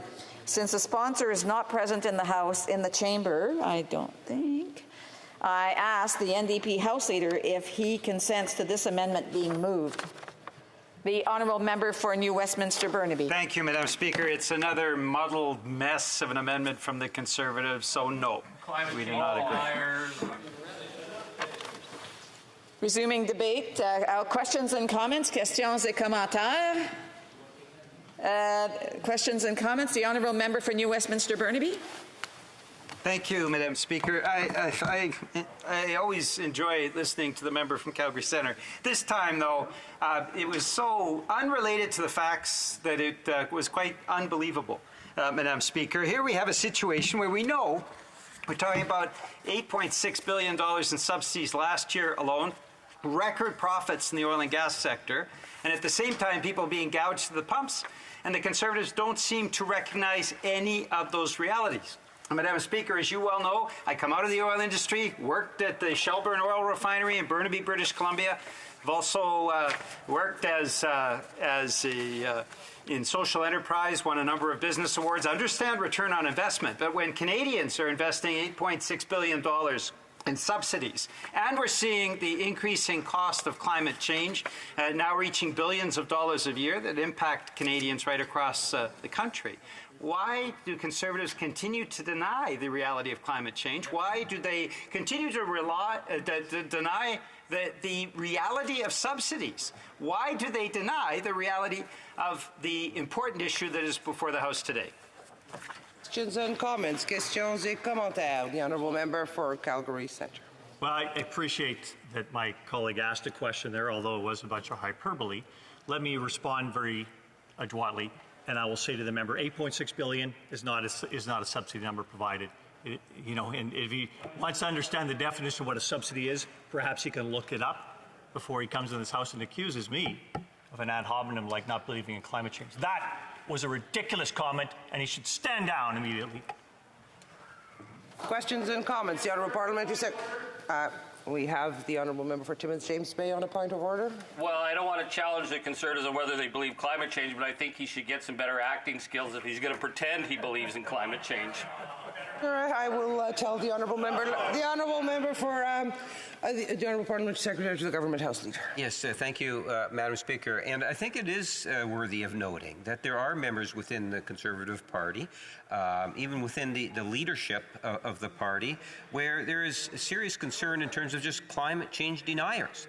And that's just a reality. It might not necessarily be the member that just spoke, but it is an issue within the Conservative Party. My question to the member is that can he explain to the House why is it when the Conservatives were in administration, the Government of Canada for 10 years, that they failed in getting resources to tidewaters, whether it's on either one of the coasts in terms of pipelines? Member for Calgary Centre. Hi, Madam Speaker. I'm not here to, litigate what happened over 10 years ago. I do know that many pipelines were built. A handful of pipelines were built in the previous administration. Contrary to what the Prime Minister puts on the floor of this House of Commons, which is complete misinformation again, which is allowed in this House, it seems, which surprises me and surprises my constituents. So I will tell the member across that asked the question that if he wants to actually look at what's being built in Canada right now, tell me why TMX is taking so long to get built. Because of irregularity of process that his government has introduced in actually getting projects built in Canada. That's why we have capital fleeing Canada. That's why projects don't get built here. That's why there is no investment from private capital. Thank you very much. Questions et commentaires, l'honorable député de... The honourable member for Drummond. Thank you, Madam Speaker. I hope my colleague from Calgary Centre wasn't offended by what I said earlier. I enjoyed his speech. I listened with rapt attention. The Conservatives talked about the billions the Conservatives, that the government has invested, and the incredible profitability of oil and gas. And when you look at the first quarter of this year, you see there have been record profits for the oil industry. Meanwhile, consumers are paying. They're getting gouged at the pumps, and they're paying huge amounts for groceries and everything else. So my question is simple: wouldn't it be better to reduce the subsidies I think that would be the best thing to do, and redistribute that wealth in assistance to Canadians and Quebecers who are really struggling with the price at the pumps and inflation that just keeps going up and the consequences that'll have on the economy in general. Thank you. The Honourable Member for Calgary Centre. I'd like to thank my friend who asked the question. It's very important to recognize the increase in gas prices caused partially by the carbon tax, which the government levies, this Liberal government levies on gas. And it's been said repeatedly that now's the time to reduce or delay, suspend the carbon tax. It's 12 cents a liter. That's on the price of gas. That's a lot. Resuming debate, the Honourable Member for Jonquière. Thank you, Madam Speaker. It's a pleasure to see you back in the chair, looking ravishing. You've obviously had some sun, like me.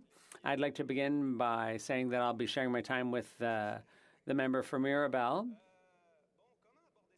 So how to approach this motion? First of all, I should indicate to my Conservative I didn't mean to insult anyone, my NDP colleagues, that we will be supporting their position because an end to subsidies for fossil fuels is something we've been proposing for a long time. When it comes to oil and gas in Canada, I get the feeling that a lot of people lose their rationality. They become so irrational. It gives me the feeling that this is a cultural thing. It's a part of people's identity. A lot of Canadians and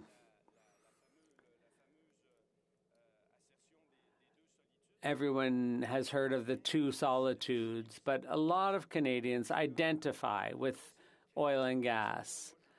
It's a bit like, by way of comparison, guns in the U.S., that's part of the identity of the right wing. Well, in Canada, it seems that's part of our right wing's identity, oil and gas. It's a symbol. And in the last parliament, just as evidence of this, the Conservatives tabled a motion saying that oil was irreplaceable, that it couldn't be replaced, and there should be a day to celebrate oil. And when I heard that, when I heard people crying out, build the pipeline, I was really shook up. I wondered, what should I as a Quebecer be yelling, build hydro poles or pylons? Anyway, I found it very striking. And then the Conservatives wear these I love oil and gas. That's the slogan. They wear buttons and so on for that. I attach myself to the Quebec flag, but I don't feel all that invested in or attached to oil and gas, I have to admit. And in March, the member for Abbotsford, if I remember correctly, spent a whole opposition day on the proposal to reduce the gas tax by 5%.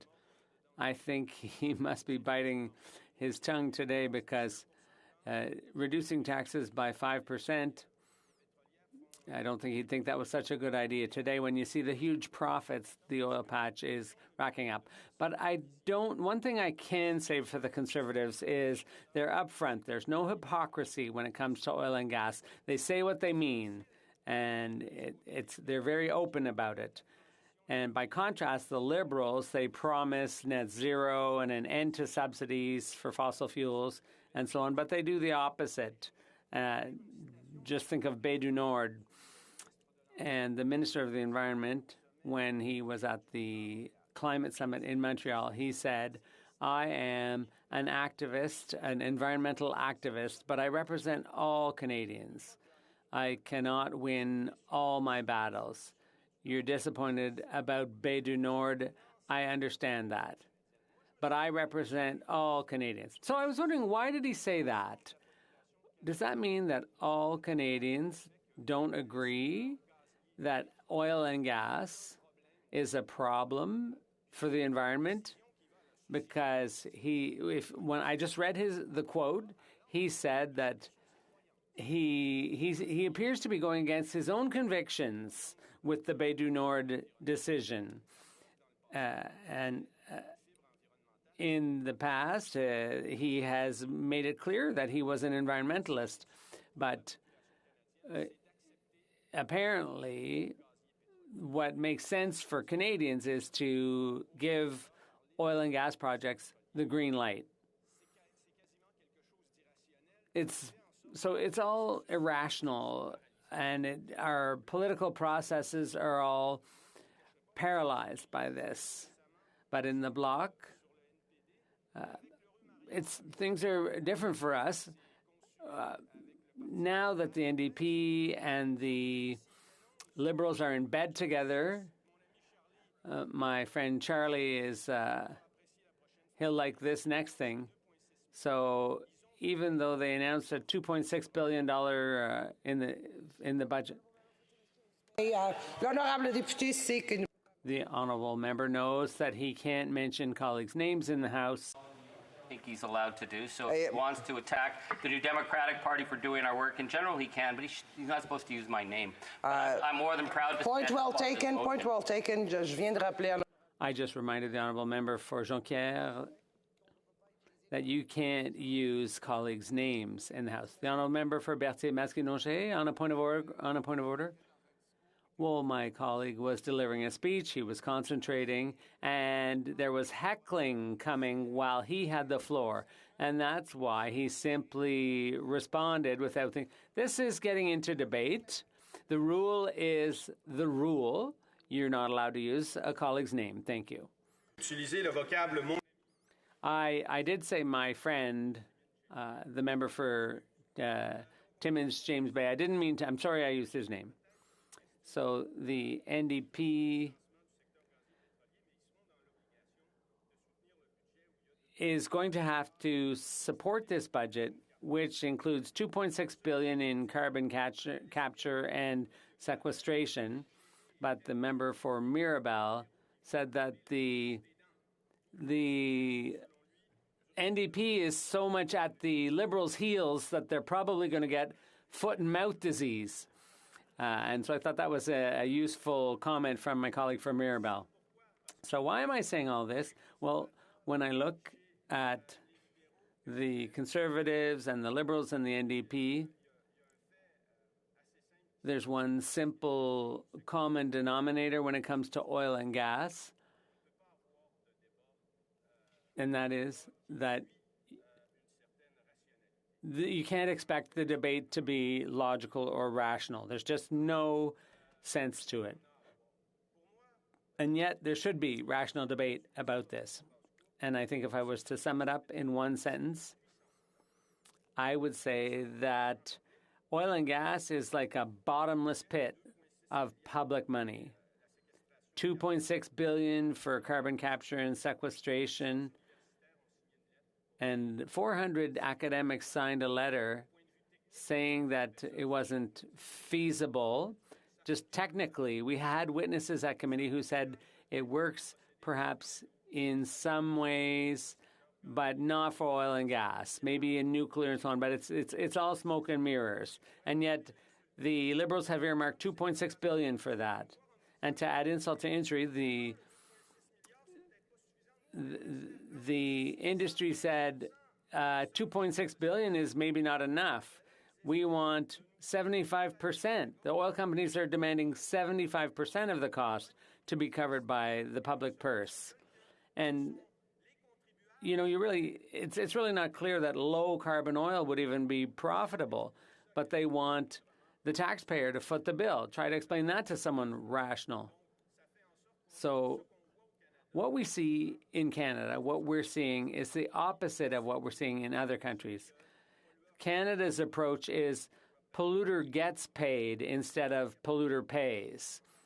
It's all backwards. And there are two projects in Alberta costing about $2.5 billion, and 50% of that is being financed by the public sector, by taxpayer money. Canada invests 4.5 times more in support for fossil fuels than for renewables. So if $14 billion goes to fossil fuels, only $1 billion goes to renewals. And the G20 average is only 2.5% rather than Canada's 14.5%. Then there's the question of Trans Mountain. That was initially presented as an economic project, but it's become a political project because it's completely irrational. It started out with $12 billion, then it went up to 21, and now with the government's loan, the total is $31 billion. And remember the auto industry in the 90s, they got a bailout of $10 billion. Their debt was wiped out, but it's $31 billion in public spending to subsidize the oil patch, Trans Mountain rather, just Trans Mountain alone. And so we're seeing a transfer of wealth from the middle class to multi-billion-dollar oil companies. Suncor posted net profits of $2.95 billion. Imperial Oil, $1.17 billion, its best quarterly profit in 30 years. TC Energy, $1.1 billion. And Chevron has quadrupled its profits. And it's all courtesy of the taxpayer, who are paying too much for gas at the pump. The refinery margin has gone from 9.4 cents in 2008 to 48.2 cents in 2022. And the Conservatives are saying, well, the tax should be reduced, the tax on gas. Well, and Conservatives, I've often seen, I can't remember who, Gilberte Larouche is having trouble paying for her groceries. Well, she's having trouble paying for her gas, too. And lowering the gas taxes is not going to solve the problem. I know I don't have much time left, but an end to subsidies for fossil fuels must be reached as quickly as possible. And the government has talked about looking at which subsidies are inefficient or ineffective. That's hardly going to get us there quick enough. Thank you, Madam Speaker. Questions and comments? Thank you, Madam Speaker. I'd like to thank my honourable colleague for his speech and for his support of this motion. You know, I must say that in my 14 years in Parliament, I've never seen the Bloc side with the Conservatives more than I have this Parliament, so it's a pleasure to see them actually supporting with for a progressive cause. You know, this motion, I can't understand anybody in this House who's concerned about facts could possibly oppose it. It says Canadians are paying almost $2 per litre of gas at the pump, more than that in BC, actually. Oil and gas companies are making record profits. They are. And Canada spends 14 times more on support to the fossil fuel sector than it does for renewable energy. Those are all facts. And it calls on the government to switch that money from subsidizing oil and gas, whatever that figure is, and I understand that there may be some differences about what the figure is, but there's no question that the federal government is subsidizing, whether it's purchasing the TMX pipeline or otherwise. And it talks about reinvesting that money into renewable energy. So my question, my honourable colleague, is this. How can any policymaker in 2022 deny the urgency of dealing with the climate crisis and oppose measures to as swiftly as possible transition to sustainable forms of energy and reduce our dependence on fossil fuels? Honorable député de Jonquière. The honourable member for Jonquière. I understand my colleague's question full well, but he said that he'd never seen the Bloc siding with the Conservatives as often as lately. But what I find shocking is that the member for Timmins, James Bay, rejected the idea of having the minister come before committee to speak about Bay du Nord. For someone who supports the energy transition, not wanting to question minister or his officials on something as sensitive as Bay du Nord. So in the House, where his interventions are very visible, he takes one stance, but at committee, where it's less obvious, he takes another. So. To the Government House. Yes, thank you, Madam Speaker. And as you know yourself, Madam Speaker, as a government, we have literally invested hundreds and hundreds and hundreds of millions of dollars going into billions in regards to support for green transition. And we have seen historical amounts of funding that we have never witnessed before spent on that issue in the last 6 years alone. And a part of that, when I look at it, is important to recognize that there are technologies that are out there that could derive great benefit to the world and to here, us in Canada. The idea of carbon capture is something that's very real. And the member opposite in the bloc seemed to be of the opinion, and that's where I'm asking the question, does the Bloc Party believe there is any need for any investment in the concept of carbon capture? L'honorable député de Jonquière. The honourable member for Jonquière. I wonder, Madam Speaker, if my colleague from Winnipeg North believes what he's saying. I really wonder, out of the investments that were made on the energy transition, remember the green recovery? It was a $17 billion plan in total. But for one single project, Trans Mountain, it's $31 billion. So 17 versus 31. It's quite a contrast. I'd like to remind the honourable member that I myself can't do anything. No, but in the government's plan,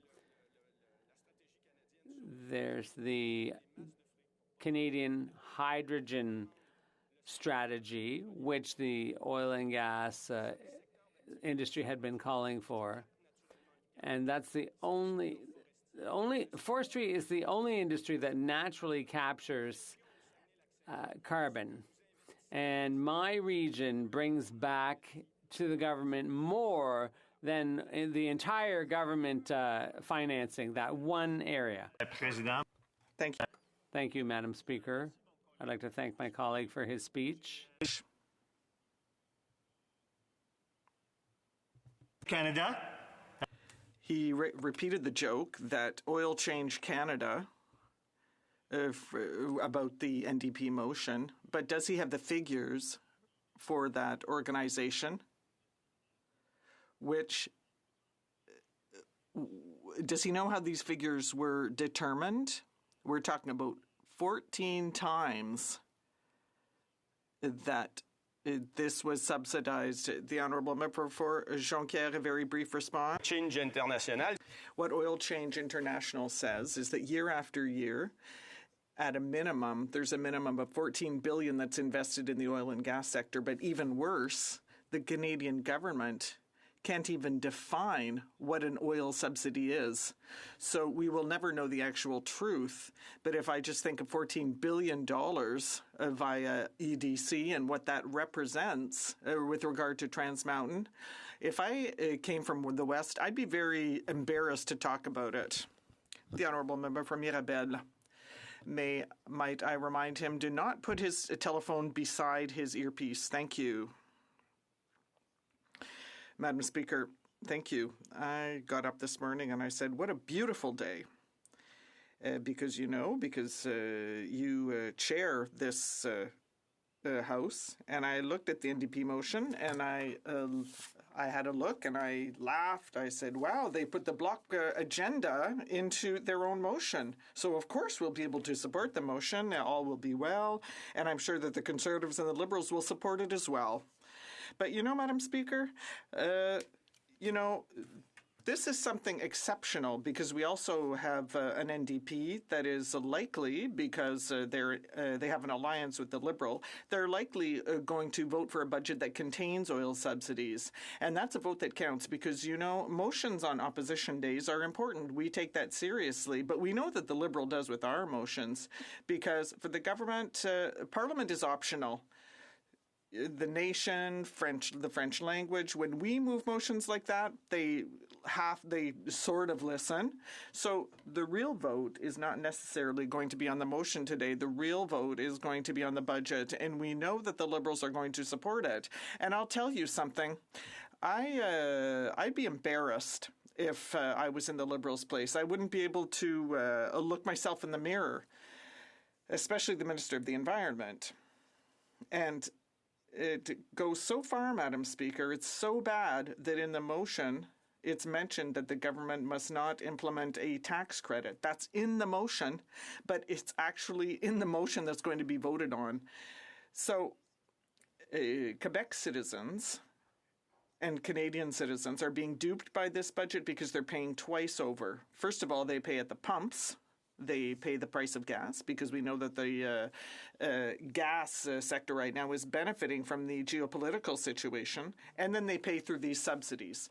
Now, I really like my colleagues when they say we want small government, we want less state, we want more freedom. I really appreciate the Conservatives when they say that. But when it comes to the oil and gas sector, all of a sudden we have, they talk about Russia and China. And all of a sudden, the government has to be important. It has to play a role. And, they talk about $2.4 billion that's coming from the government in carbon capture this year, next year, and then for 5 years, and then another $1.4 billion for following years. So we're going to, and so we'll never hit our 2030 targets. But that doesn't bother them, not at all.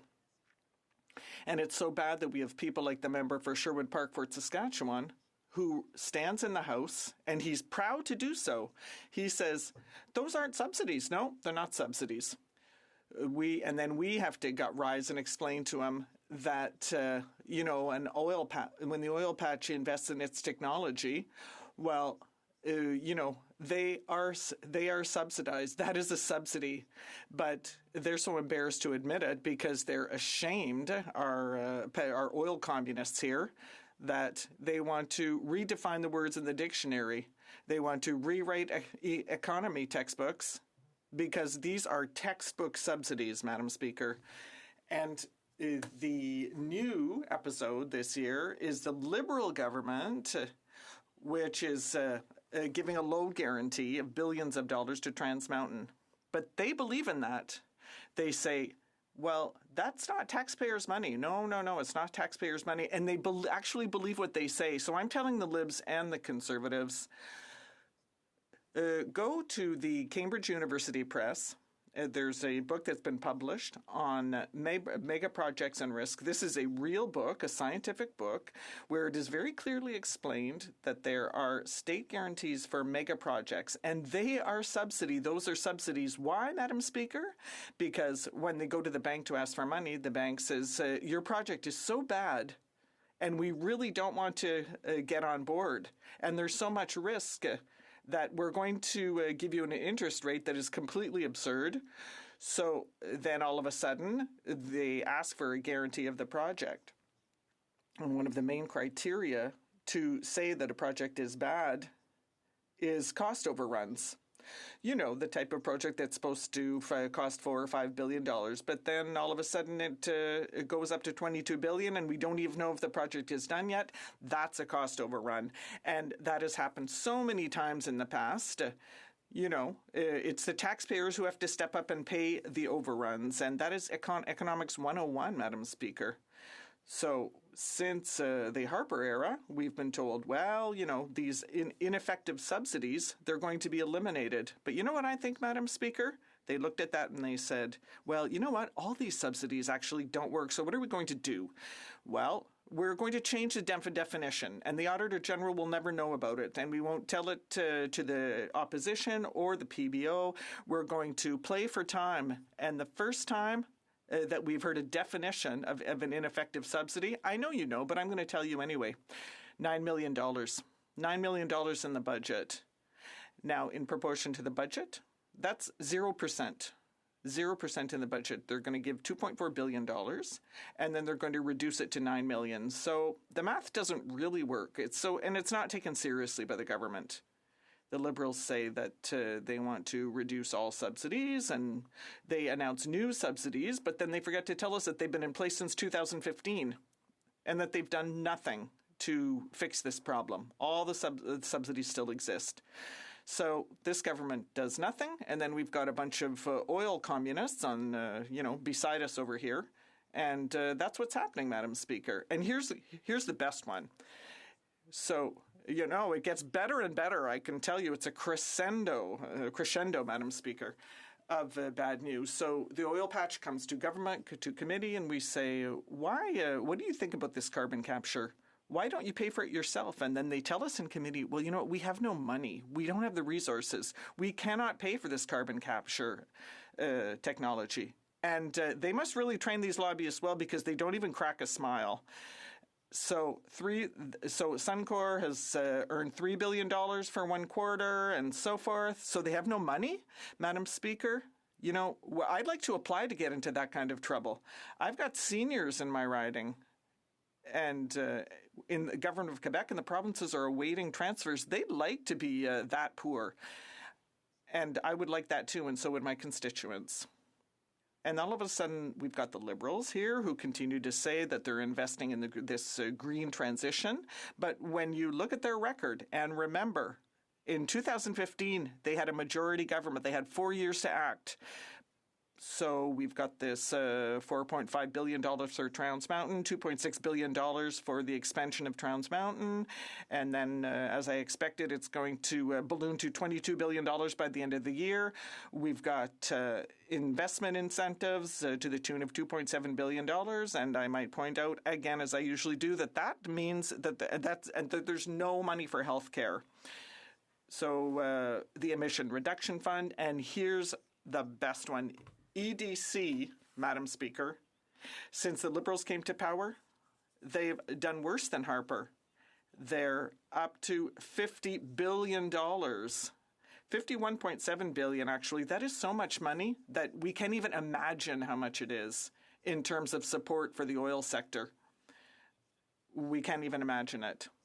That amount is more than the entire economy of El Salvador, of Gabon, which is also an oil country. It's larger than the Honduras economy, the Macau economy, the Madagascar economy.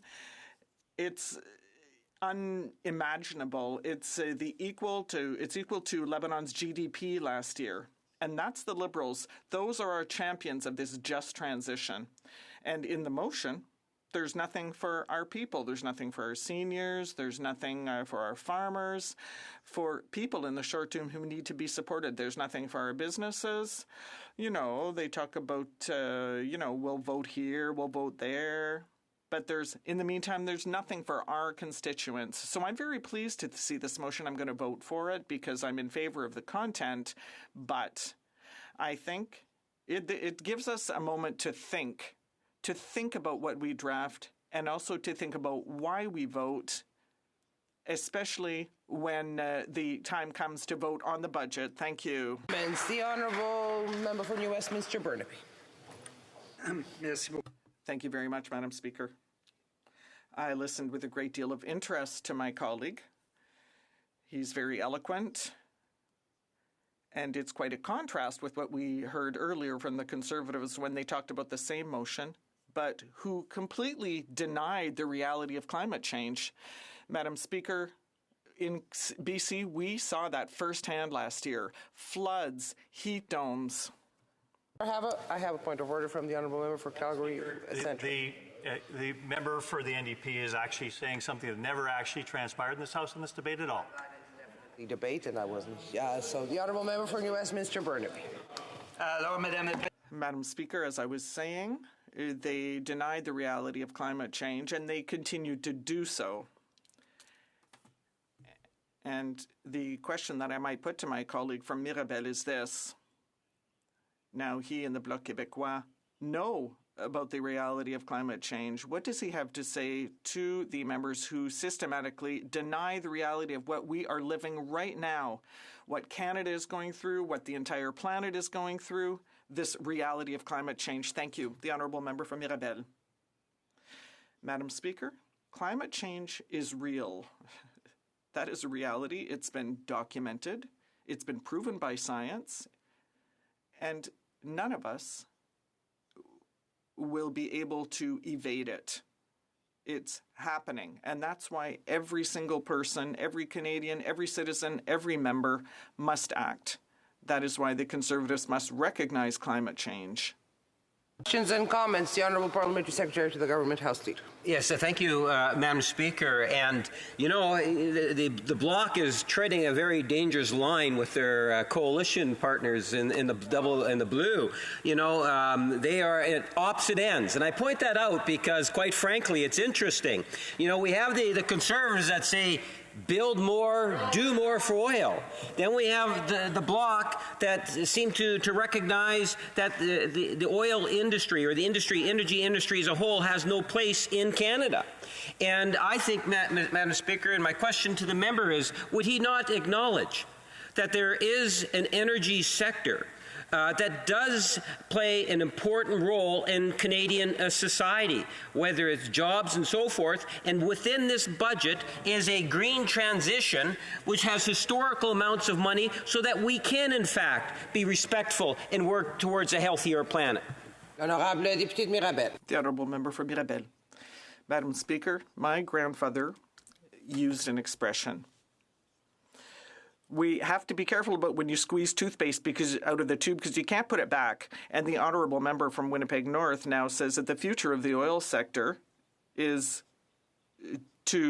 all about carbon capture. So in his mind, that's the solution. But actually, he's squeezing so hard on the tube that it's splashing all over the walls. And now he says that he's going to be able to put it back in the tube. I'm very happy that I don't have to wash his walls. The Honourable Member for Calgary Centre. Thank you, Madam Speaker, and I would like to thank my colleague from the Bloc for his speech.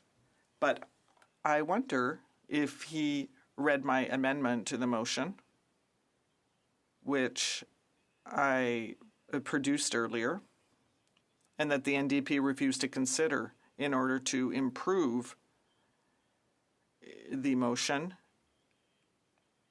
as to how to spread subsidies across Canada's economy. And will he support my amendment, the Honourable Member for Mirabel? I didn't read the motion, Madam Speaker, especially because the French version was not available when he read it, and so obviously I was unable to consult it. But now I see that the colleague is very sensitive to subsidies. He's wondering about the math. How is it calculated? Is it 14 for 1? But I would like him to tell me, what would he prefer, 13 for 1, 12 for 1, 11 for 1? Are they continuing to be oil patch communists and accepting these subsidies? Member for Saanich-Gulf Islands. Merci, Madame la Présidente. Thank you, Madam Speaker. This is the first time today that I've been able to take the floor in this debate, and it is primordial for the Green Party to comment on this debate. I completely agree with the member for Mirabel, and it is only the Quebec government that stood in solidarity with the principles and the concerns of the IPCC. It is only the government of Quebec that said no to fossil fuels. And so I want to stand up and also to say in English that has signed the Beyond Oil and Gas Alliance globally. I am proud to be a Canadian, but the only part of this country that is trying to protect my future is in Quebec City. The Honourable Member from Mirabel in a few seconds. Madam Speaker, no one is perfect, but obviously I am very proud of the efforts that are being made by Quebec and by Quebecers, and I'm especially proud, Madam Speaker, because you are a member from Quebec, and when we become sovereign, you'll be with us in the National Assembly. The Honourable Member for New Westminster Burnaby. Oh, thank you very much, Madam Speaker, and I thank my colleagues from Victoria and Timmins James Bay for bringing forward this important motion today. I would like to start off by saying, Madam Speaker, I'll be sharing my time with the terrific Member of Parliament from Churchill, Kiiwetinoong-Aski. And I appreciate the opportunity to rise on this motion.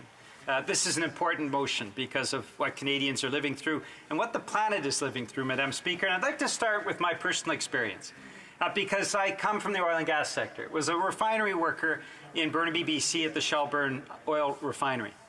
So I understand the importance that the oil and gas have played in our country's history and the importance it continues to play to our economy. Now, that being said, Madam Speaker, also as a British Columbian, I witnessed, as so many other people in British Columbia witnessed last year, the direct and tragic impacts of climate change. We're not talking about years from now. We're talking about a real danger that is manifesting itself now, today.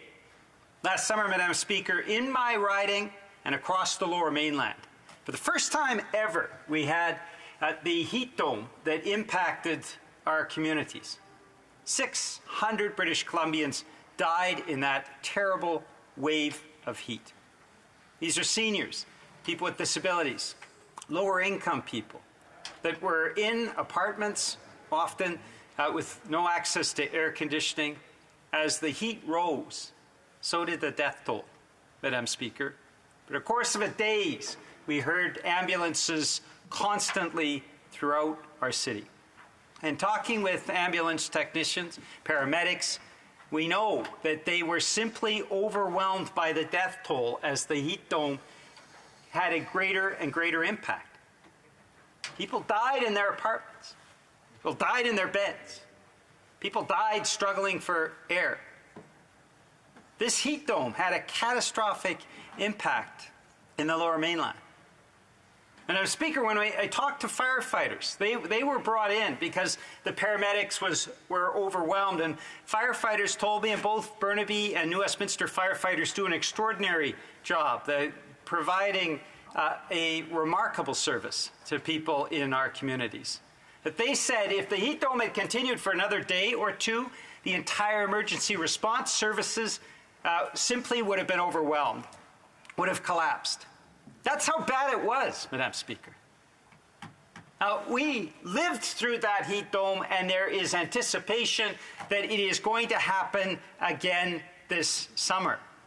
Climate change isn't something we can deny. Climate change isn't something we can simply set aside. Climate change is real. It is killing people now in this country, let alone when we talk around the world and the impacts of climate change.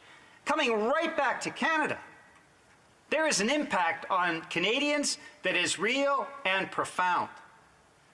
Following the heat dome, we also lived through a number of other catastrophic climate events, including atmospheric rivers that flooded massive parts of the Lower Mainland, as you well know, high winds as well.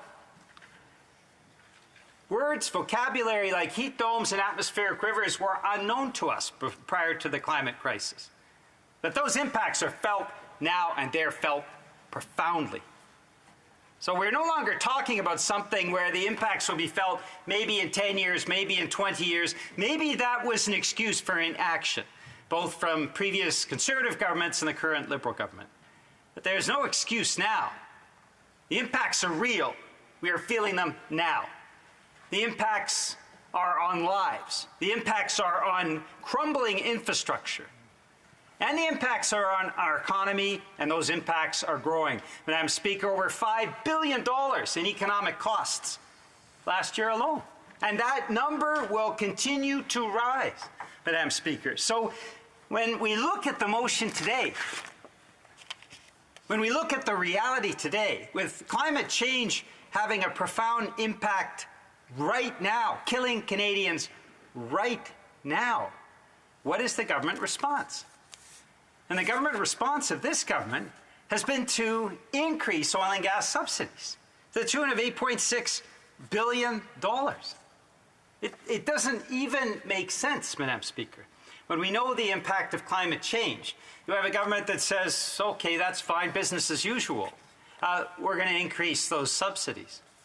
And Madam Speaker, I don't know what is worse, the climate denial of the Conservatives or the complete climate inaction of the Liberals. Both are bad. Both have had a profound impact, and their refusal to act, either because they are denying or because they simply don't want to act, has a profound impact on our country.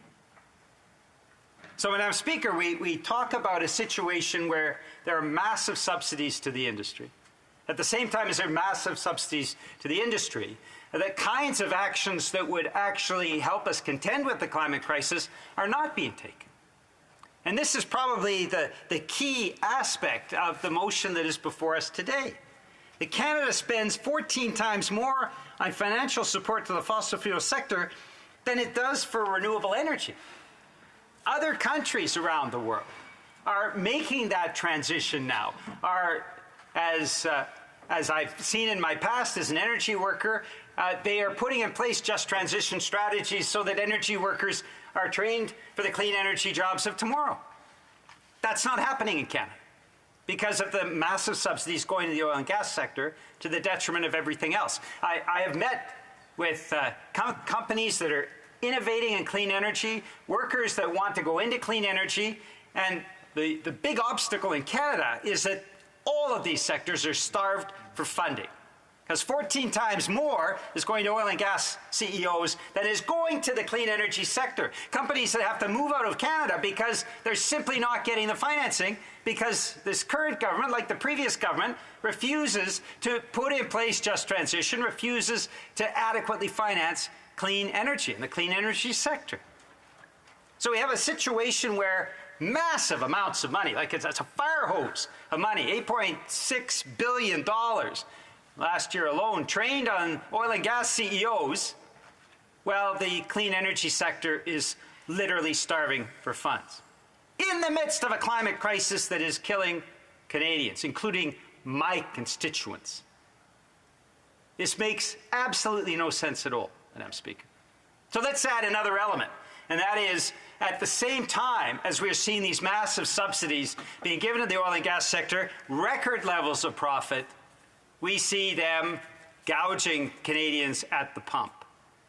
And we've seen this before. Every time there's an international crisis, the oil and gas sector, curiously, all the prices rise up, as the Canadian Centre for Policy Alternatives has pointed out numerous times in numerous credible studies, well documented. What we see when there's an international crisis is that the price goes up at the pump, even when the price per barrel has remained stable on old stock, and when the crisis is over and the prices come down and the new stock has a reduced barrel price, we still see the high level of gas prices. Millions and millions and millions of dollars taken out of Canadian consumers' pockets each and every year by gas price gouging. NDP has spoken up to this. A member for Windsor West has proposed a gas prices review board. There are numerous ways that we can tackle this, but both previous Conservative and current Liberal governments absolutely refuse to defend consumers against this gas price gouging that takes place. All of these elements are in the motion today.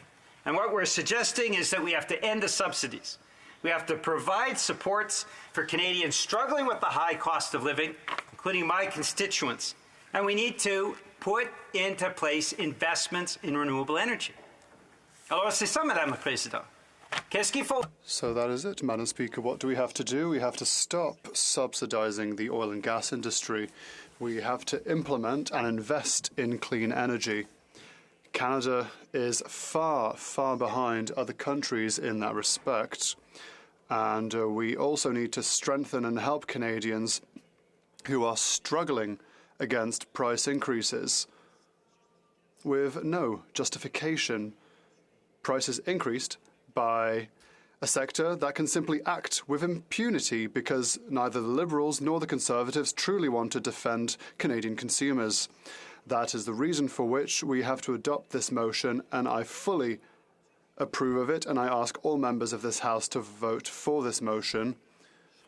This is an important and essential change to help consumers and to help our planet. Thank you, Madam Speaker. Questions and comments. Questions et commentaires. The Honourable Parliamentary Secretary to the Government House Leader. Yes, thank you, Madam Speaker. And I'd ask my colleague if he could provide his thoughts in regards to something that Andrew Weaver said. We hear a lot in terms of what the government's performance has been like. And this is what, and I quote Andrew Weaver, who is the former leader of the Green Party in BC. And he's commenting on the 2021 platform that we put forward to Canadians. And I quote, "I'm a climate scientist and a parent, and I spent my life working on climate science, policy, and solutions. The science is clear. Urgent action is required to mitigate the worst aspects of climate crisis and to get to net zero emissions by 2050. The Liberal Party of Canada's climate plan is both bold and thoughtful. It is the only credible science-aligned climate plan put forward by any political party at the federal level today." Now, Madam Speaker, we as a government have invested historic highs. We're talking about hundreds of millions going into multiple billions of dollars into a just green transition. And I'm wondering if my colleague could provide his thoughts on how important it was that the government in Canada invested those kinds of billions of dollars for a green transition. Member for New Westminster Burnaby. Well, that is exactly the point, Madam Speaker. I'm so pleased that he asked the question. Exactly the difference between having a piece of paper that says good things and actually doing what is required, the action. It's not the words. It's not the, oh, we got a great platform. It's the reality, Madam Speaker. And if Mr. Weaver had been told, oh, after the election, we're going to just jack up those oil and gas subsidies and we're going to starve to death the clean energy sector, we'll be giving 14 times more to oil and gas than we're giving to clean energy, Mr. Weaver would not have been on that podium at that event. It's not the words. It's the action that counts. And we need action now because the planet is burning, Madam Speaker. Then comments, the Honourable Member for Calgary Centre. Well, thank you, Madam Speaker, and I appreciate the discourse that was actually given by my colleague. Let me ask him a question because he did say this in his speech. He talked about the subsidies given to the oil and gas sector, and then he talked about the investments the government makes, including in dental care, which his party is taking a grand foray, saying that they're responsible for in a $52 billion deficit that the government is foisting on Canadians that our children are going to have to pay for. So I'd like him to determine or to tell this House what the difference in his mind is between a subsidy and an investment, and if they're fungible in some respects, perhaps he could reconsider the motion, the amendment to the motion that I put on the table, and say maybe we need to compare these things so that there is no more language that muddles the two in this respect. Member from New Westminster Burnaby. Well, thank you very much, Madam Speaker. I appreciate my colleague from Calgary Centre. And let's talk about subsidies. Let's talk about TMX that the private sector was walking away from. But the Liberals, with the support of the Conservatives, said, no. 24 hours, we're going to come up with $4.5 billion to buy the pipeline. Turns out the PBO says $1 billion more than it was even worth. Subsequent to that, we've seen tens of billions of dollars poured into TMX. The Parliamentary Budgetary Officer, again, Madam Speaker, said this is simply not a project that will ever return on investment the money that has been poured in from the public sector. And now we have a loan guarantee of an additional $10 billion. So we're now over $30 billion poured into TMX. It will never even return that money to taxpayers. Why don't Conservatives speak out against that abuse of public funds? The Honourable Member for Shefford. Thank you very much, Madam Speaker. I would like to thank my colleague for New Westminster Burnaby for his presentation. My heart goes out to people from British Columbia who suffered greatly from climate change so far. I would like to hear more about protecting the environment. How can he support a budget from a government that continues to perpetuate brainwashing, that continues to claim that Baie du Nord is synonymous to the environment, that green oil exists? That's simply brainwashing. It does not exist. If he truly wants to act for the environment, perhaps they should stop supporting the budget. During this year's Mother's Day, I spoke to women who are very disappointed by what is. I would like to allow the Honourable Member for New Westminster Burnaby to actually answer the question in 10 seconds or less. Well, thank you very much, Madam Speaker, and that is exactly it. We have forced the government to table a bill on the matter. We are an opposition party, but we are pressuring the government. We are forcing the government to act, and that is why we have tabled this motion today as well. We are forcing the government to finally act. It is our role in this Parliament. Coming debate, the Honourable Member for Churchill, Kiiwetinoong Aski. Madam Speaker, I am pleased to rise to debate our NDP motion to call on the Liberal government once again to end subsidies to their buddies in big oil. The best time to do this was years ago. The second best time to do it is today. Time is running out, yet the Liberals continue to hold on to the strange idea that we're just another couple $1 billion to big oil away from solving the climate crisis. It's wrong. They know it's wrong, but they continue to maintain this fallacy and hope no one will notice that they're doing the opposite of what they're saying. They may say they care about reversing catastrophic climate change, but you don't get to say you care while propping up the same companies that are wrecking our environment with our tax dollars to fund their bonuses. You don't get to say you care when Cenovus recently announced its best first quarter profit ever, raking in almost $1 billion more than it did 1 year ago. Or Imperial Oil tripling its 2021 earnings, or Suncor quadrupling theirs. These companies are not self-made. They're doing it with this government's help, with our tax dollars.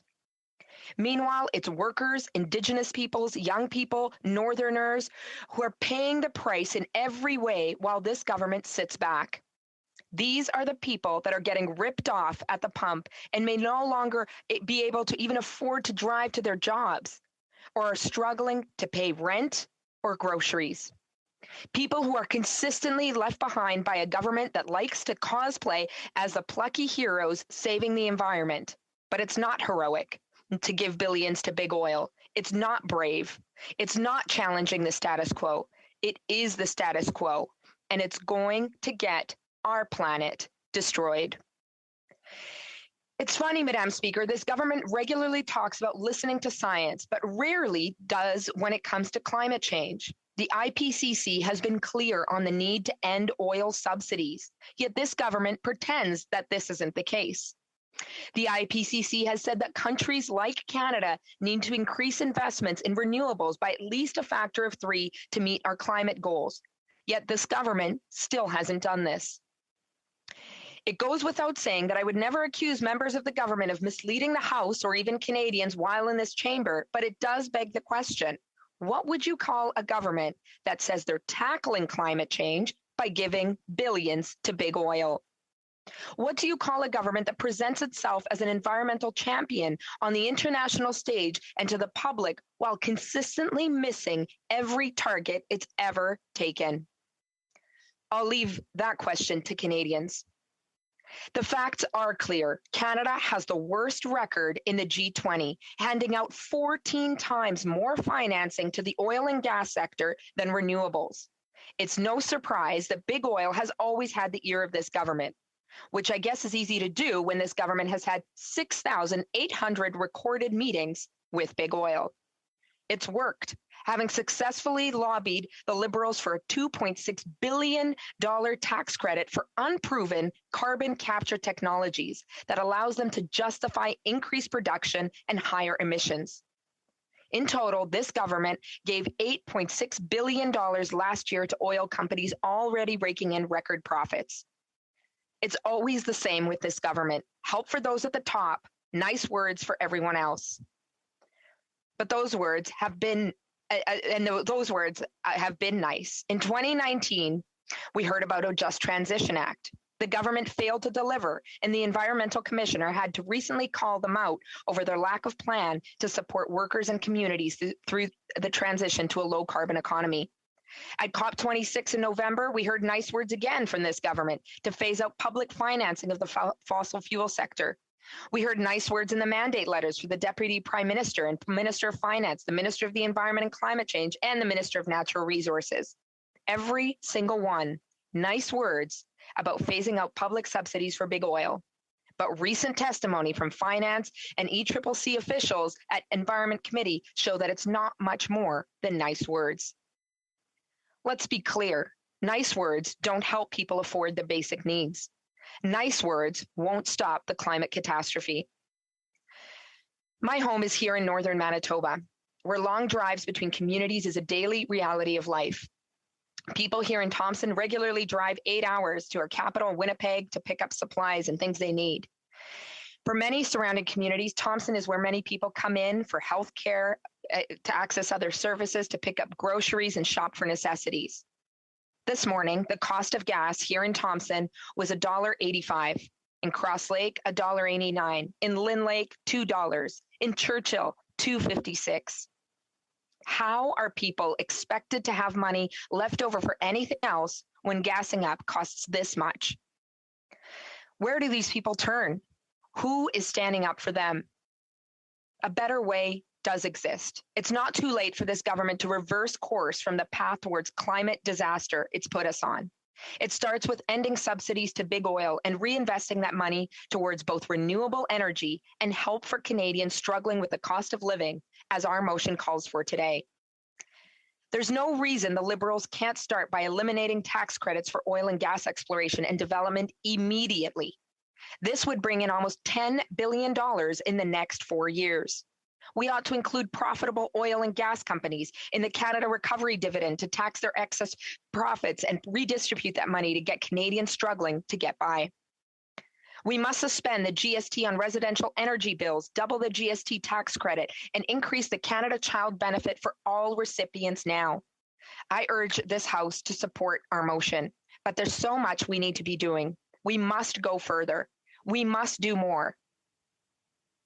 My other question is, why haven't we activated all the tools at our disposal, like our crown corporations, and used public ownership in the fight against climate change? Why haven't we made the types of investments necessary to support communities in need to fight back? Indigenous peoples and Northerners are already paying the price for climate change. How many catastrophic floods or fires before we take it seriously?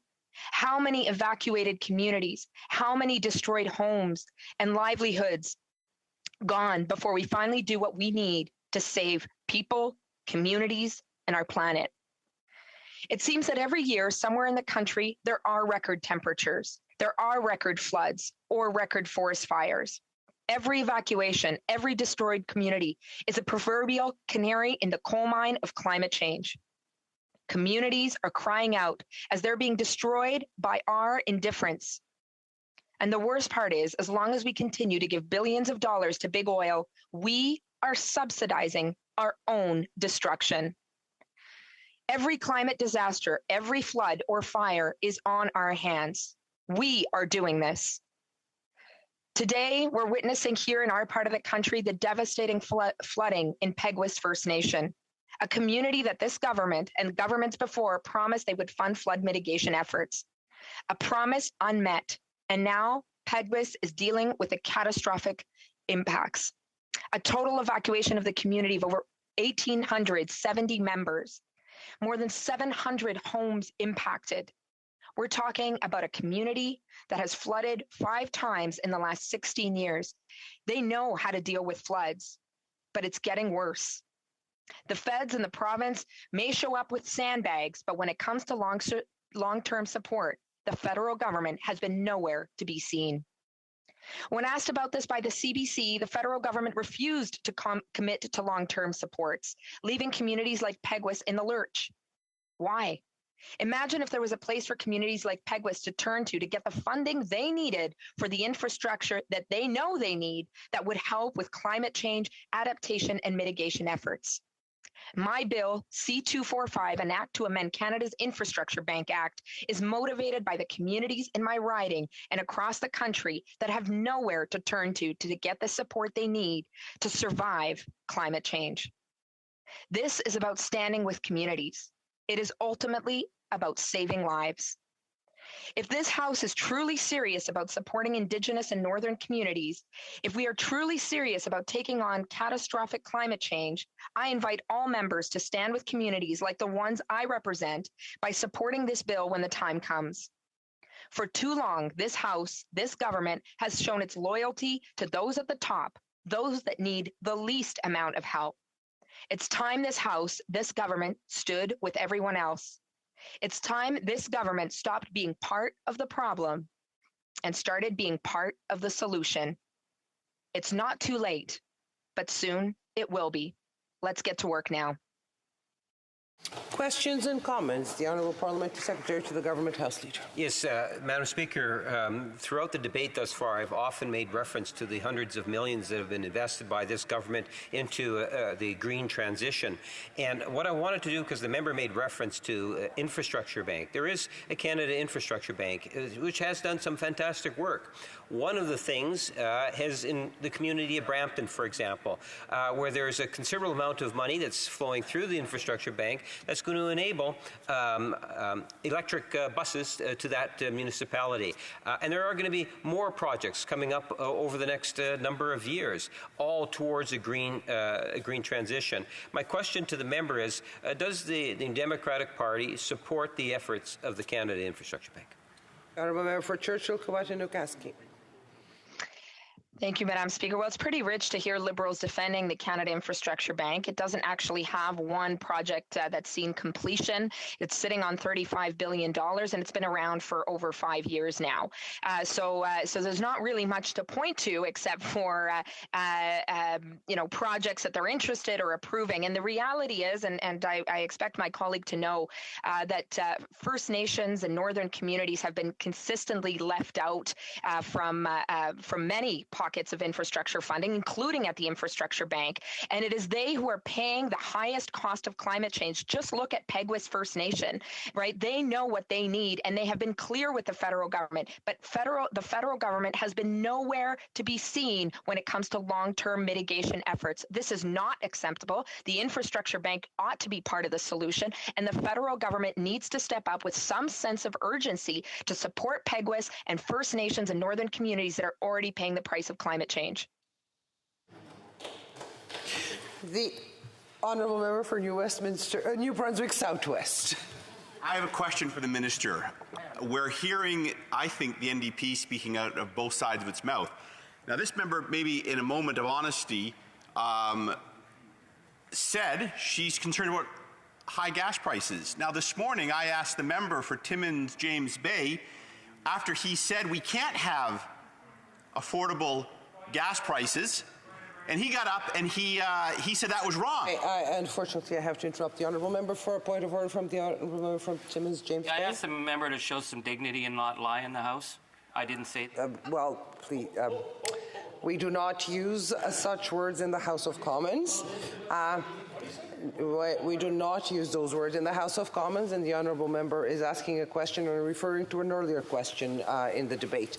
The Honourable Member for New Brunswick. This is what qualifies as not being honest in this House, apparently. At one moment, a member says you can't have affordable gasoline, cheap gasoline. When he's called on it, he then says, I didn't say that. But in fact, that is exactly what the NDP is saying. That is exactly what they're saying. The Honourable Member has a question to this member. My question, what is the NDP's position? Do you want high gasoline prices, which means Canadians are going to pay it, or in fact, do you want gasoline prices to come down so Canadians get a break and we have affordable prices? The Honourable Member for Churchill, Kawachinuk-Aski. Well, first off, I'd welcome the member to take a closer look at our Opposition Day motion and what we are proposing. And I invite the Conservative member to support our motion, which is standing up for Canadians in the face of the affordability crisis they're facing and the climate crisis that they're facing. But I'm not surprised and highly unimpressed, I would say, by the theater we're seeing from the Conservatives, a party that consistently refuses to accept the reality of climate change. It is 2022. It is here. It is ravaging our communities, including communities that they represent. So it's time to get on board and support solutions in the face of climate change, solutions that are focused on saving lives. I invite them to join us right now to get to work. The Honourable Member for Berthier-Masquinongé. Thank you very much, Madam Speaker, and I'd like to thank my colleague for his speech. There were just the technical details that didn't quite hold water. She talked about the nice words and so on. Well, she was talking about her government cronies, and I mean, she's part of the nice talk club, part of the empty rhetoric club, because this is a motion that we support and it is consistent with our values, but in a few days, they're going to vote for a budget that approves Bay du Nord, that approves subsidies for oil and gas, that approves over $2 billion in capture and storage. So I'd like to ask her, is she going to be voting for the budget? The honourable member. Well, I have to say, first of all, in the NDP, we've been clear. Our position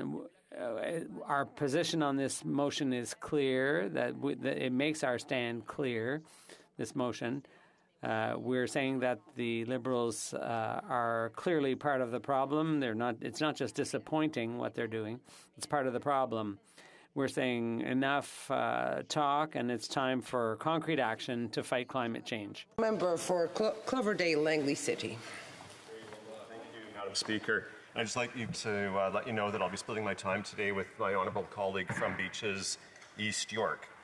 So, Madam Speaker, I would like to thank our honourable colleague from Victoria for this opportunity to discuss Canada's climate plan, a plan that as Canadians we should be very proud of.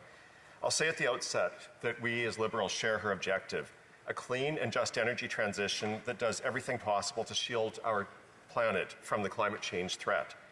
However, her motion's wording illustrates where we differ, and I'll be speaking about that in my talk today. As the member opposite knows, our government is committed to achieving a 40 to 45% emissions reduction by 2030 and to reaching net zero emissions by 2050. We've also promised to phase out inefficient fossil fuel subsidies. And this, Madam Speaker, is our first area of disagreement because we don't consider inefficient subsidies to be any of the measures that we're using to cut reductions or emissions, And this brings me to our second difference of opinion, because unlike her party, the NDP, we support the development of carbon capture, use, and storage technology. This technology involves the removal or capture of carbon from industrial processes or even directly from our atmosphere in order to make our planet livable. But first, Madam Speaker, I will put my comments in proper context, because carbon capture is just one tool among many in our climate plan's broad toolbox to cut emissions across Canada's economy. Our plan starts with putting a price on pollution. It also includes using regulatory, investment, and tax measures to incent the transition to cleaner options like electric vehicles. The bottom line, Mr. Speaker, is that we're looking at all options, Madam Speaker, because despite wishful thinking in some quarters, there is no single magical solution that will appear to resolve this existential challenge. Even clean energy sources like wind and solar, while crucial, aren't enough to get us to net zero. That's why we're encouraging other tools, including carbon capture technologies, which will be especially important for major pollution sources like the oil sands or chemical industries. Carbon capture technologies have been developing through most of the century, but they remain expensive and are only used at a relatively small scale. I will cite some promising examples in Canada shortly. But first, I want to make the point that our government is far from alone in supporting this innovation. Let's consider the latest report from the United Nations Intergovernmental Panel on Climate Change, the one which came with a stark warning from the UN Secretary General that without urgent action now, the planet is on a fast track to disaster. Well, Madam Speaker, the IPCC made clear that carbon capture technology is particularly important, and not just to get the planet closer to net zero. It also noted that even if the world reaches our net zero 2050 objective, direct removal from the atmosphere may be needed to limit global warming. I'll cite a comment from the Guardian newspaper by Robert Gross, director of the United Kingdom's Energy Research Centre. He said, and I quote, "We will need not just net zero, but to start to remove CO2 from the air. We cannot do one instead of the other. We have reached the point where it is likely that humanity will need to do both to avoid dangerous climate change." Madam Speaker, this illustrates how important it is for us to invest in carbon capture technology. The IPCC's position is echoed by other respected organizations. Just consider the Paris-based International Energy Agency. Its net zero roadmap would require carbon capture to account for roughly 15% of global emission reductions. Another respected global voice on climate is the International Renewable Energy Authority, Renewable Energy Agency, excuse me. It has stated that even a very aggressive ramping up of renewables will not be sufficient. That's why it considers carbon capture essential. Finally, I'll point out the Canadian Climate Institute. It also views carbon capture and removal as playing a potentially significant role in our net zero pathway. That is why, Madam Speaker, carbon capture is a part of our recently published 2030 emission reduction plan. It's a blueprint that outlines the technology's economy-wide applications and its sector-by-sector path for Canada to reach our targets. The fact is, Madam Speaker, we believe carbon capture can help to tackle emissions from the toughest to abate but crucial sectors of Canada's economy, like oil and gas and heavy industry. More importantly, it also opens the door to low-carbon pathways like hydrogen, green concrete, and low-emissions power. And carbon capture presents a multi-billion-dollar market opportunity. In hydrogen alone, I would note that Germany's ambassador here recently described Canada as a potential hydrogen superpower. And carbon capture will play a key role in helping us produce clean hydrogen. But as I indicated earlier, this isn't just about potential. Canada has long been an innovation leader. In fact, Canada is already home to leading carbon capture companies, 5 of which made the 2022 Global Cleantech's Top 100 list of innovative global clean tech firms. But we have to push harder, and that's why Canada is implementing measures that will help drive the carbon capture market here even further. Budget 2021, for instance, included $319 million to support research, development, and demonstrations of carbon capture use and storage technologies.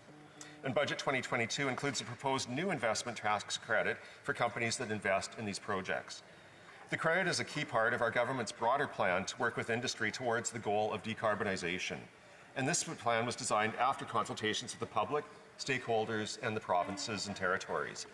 It's intended to drive the growth of Canadian carbon capture use and storage technologies and industries from steel and plastics to fuels and hydrogen. In addition, our government has been engaging with key partners and stakeholders to develop a comprehensive carbon capture strategy for Canada. We plan to release this strategy in the coming months. And now, Madam Speaker, I indicated earlier that I would cite some real-world examples. And in doing so, I will note that our government has worked arm in arm with the Alberta government and the private sector to make inroads in this area. One is the Alberta Carbon Trunk Line Capture and Storage Project, the world's largest of its kind.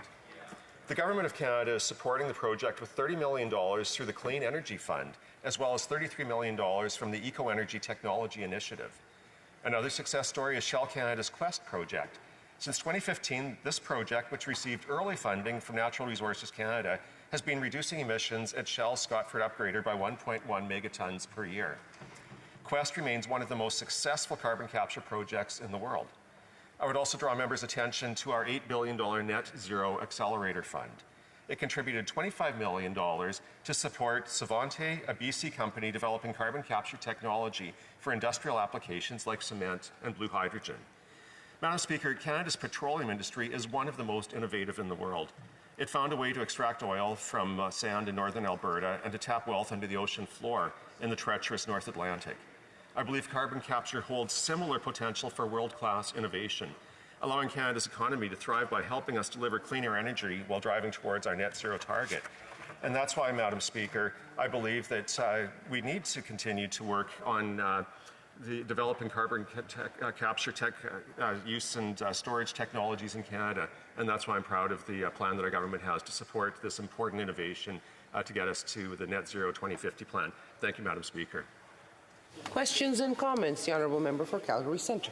Well, Madam Speaker, that was a great speech. I'm really glad that my colleague on the other side of the House actually gave a speech that talked about the importance of carbon capture, utilization, and storage in our economy and how important a part of the budget it is. I will remind him that it goes nowhere as far as making Canada competitive with carbon capture regimes around the world, including the United States and Norway, with whom we compete. And I ask him in this question, number one, why we aren't competitive with those two very important environmental jurisdictions, but also this carbon capture credit is not in the Budget Implementation Act. And that's what we're debating in the House. Why, if it's so important, why aren't we advancing this more quickly and in a more competitive way than we are currently? Honourable Member for Cloverdale, Langley City. Great, thank you, Madam Speaker. And I'd like to thank my honourable colleague for his question and for the work that he does on our Natural Resources Committee. He is a huge advocate for the oil and gas sector and has made many great contributions in our discussions about the transition that we make to a green and clean technologies and a net zero economy. To his question, I think that through the investments we were making, we are trying to advance Canada's innovation so that we can be a leader on the global front. We want to be the most competitive, the most innovative, so that we can sell these technologies to help solve a global crises. And so it's through the investments that we are making, and I hope we'll continue to make, that we will be able to make the achievements and inroads that are needed. As far as funding, I'll be advocating, and I think members across this House will be, to make sure that the government delivers on the commitments we're making, and that we actually have the innovation to fuel this innovations that we really need. Questions et commentaires, l'honorable député de Jonquière. The honourable member for Jonquière. I have some reservations, Madam Speaker, because science, you can't just use science when it suits you. And when it comes to the carbon capture strategy, there are 400 experts who wrote and said that it wasn't a good idea, that it wouldn't work. So maybe they said carbon capture might work for concrete or certain heavy industrial industries, but certainly not for oil and gas. That's simply smoke and mirrors. So I'd like to ask my colleague whether he thinks of that expert opinion with respect to specific industries, not including oil and gas. Thank my colleague from across the aisle for his question, and also for his work on the Natural Resources Committee. Again, a huge advocate for the many files that we're working on in that committee. To his point, I think that we need to look at the science and the evidence and to listen to the experts out there, but I also think that we need to continue to push on innovation. I think it's something that Canada has demonstrated, that we have the know-how to solve world-class problems. And so although there may be challenges right now with the technology on the kind of mass commercial scale that we need in, say, the oil and gas sector for carbon capture, I don't think that we need to give up and throw our hands in the air and say it can't be done. I think that this is where government support for that continued innovation can happen, because I think that there are other experts who say that we can get there, and it's going to take the time and investment and collaboration across industries and perhaps even countries to actually land where we need to be. And this is the sort of support and direction that our government is headed in. Questions and comments? Questions et commentaires? Resuming debate, the honourable member for Beaches, East York. Thanks, Madam Speaker. I want to begin by saying that I appreciate the spirit of the motion, and for the most part, I also agree with it in substance. There's one particular point of contention, which I'll get to, but first I want to start with where I agree. Now, the motion notes that oil and gas companies are making record profits at the same time as Canadians are paying more than ever for gas at the pump. We've seen Suncor's profits more than triple in a year, Canadian Natural Resources more than doubled its year-over-year first quarter numbers, Imperial Oil saw its best first quarter in 30 years, and on and on. The shortage of global crude oil, driven by the Russian invasion of Ukraine, has led to significant new profit for these companies. In answer, the motion highlights the need to speed up our transition to clean energy and also to help Canadians struggling with the high cost of living. Seems reasonable enough, and there are many specific ways to accomplish these general goals. We could see additional financial support for clean energy infrastructure, additional support for skills training for the jobs we will increasingly rely upon, and there are many ways to support Canadians in need, and I'd highlight the need to deliver on the Canada Disability Benefit as one example.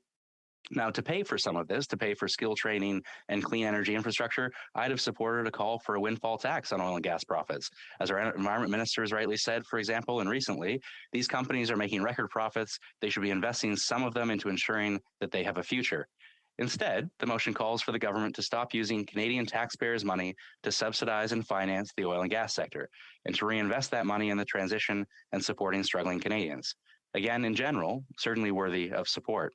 The motion rightly calls out the public financing provided through Crown corporations such as Export Development Canada, and pause for a moment to delve into the work of the International Institute for Sustainable Development, because they've acknowledged that federal financing via subsidies amounts to about $2 billion a year, but there's a very large sum that is contributed via public financing. So in a recent scorecard ranking, G20 levels of support provided to fossil fuels, Canada ranked last among OECD countries, providing the highest amount of support. The IISD estimate is that Canada provides an average of $13.2 billion in support for oil and gas every year via EDC, representing over 12% of the finance committed by that institution. And about 30% of that finance goes towards domestic operations of Canadian oil and gas companies. That obviously needs to change. And EDC in its Canada account has financed the government's acquisition and construction of TMX, which should also change and frankly should not have happened the way it has. It's impossible to see how TMX is economically feasible at this point, with the total project cost ballooning to well over $20 billion. But back even in December of 2020, then the PBO briefed parliamentarians and noted that the Trans Mountain expansion would not be profitable if we took additional climate action. Well, subsequently, there's been a lot of additional climate action, including much greater stringency around our carbon pricing.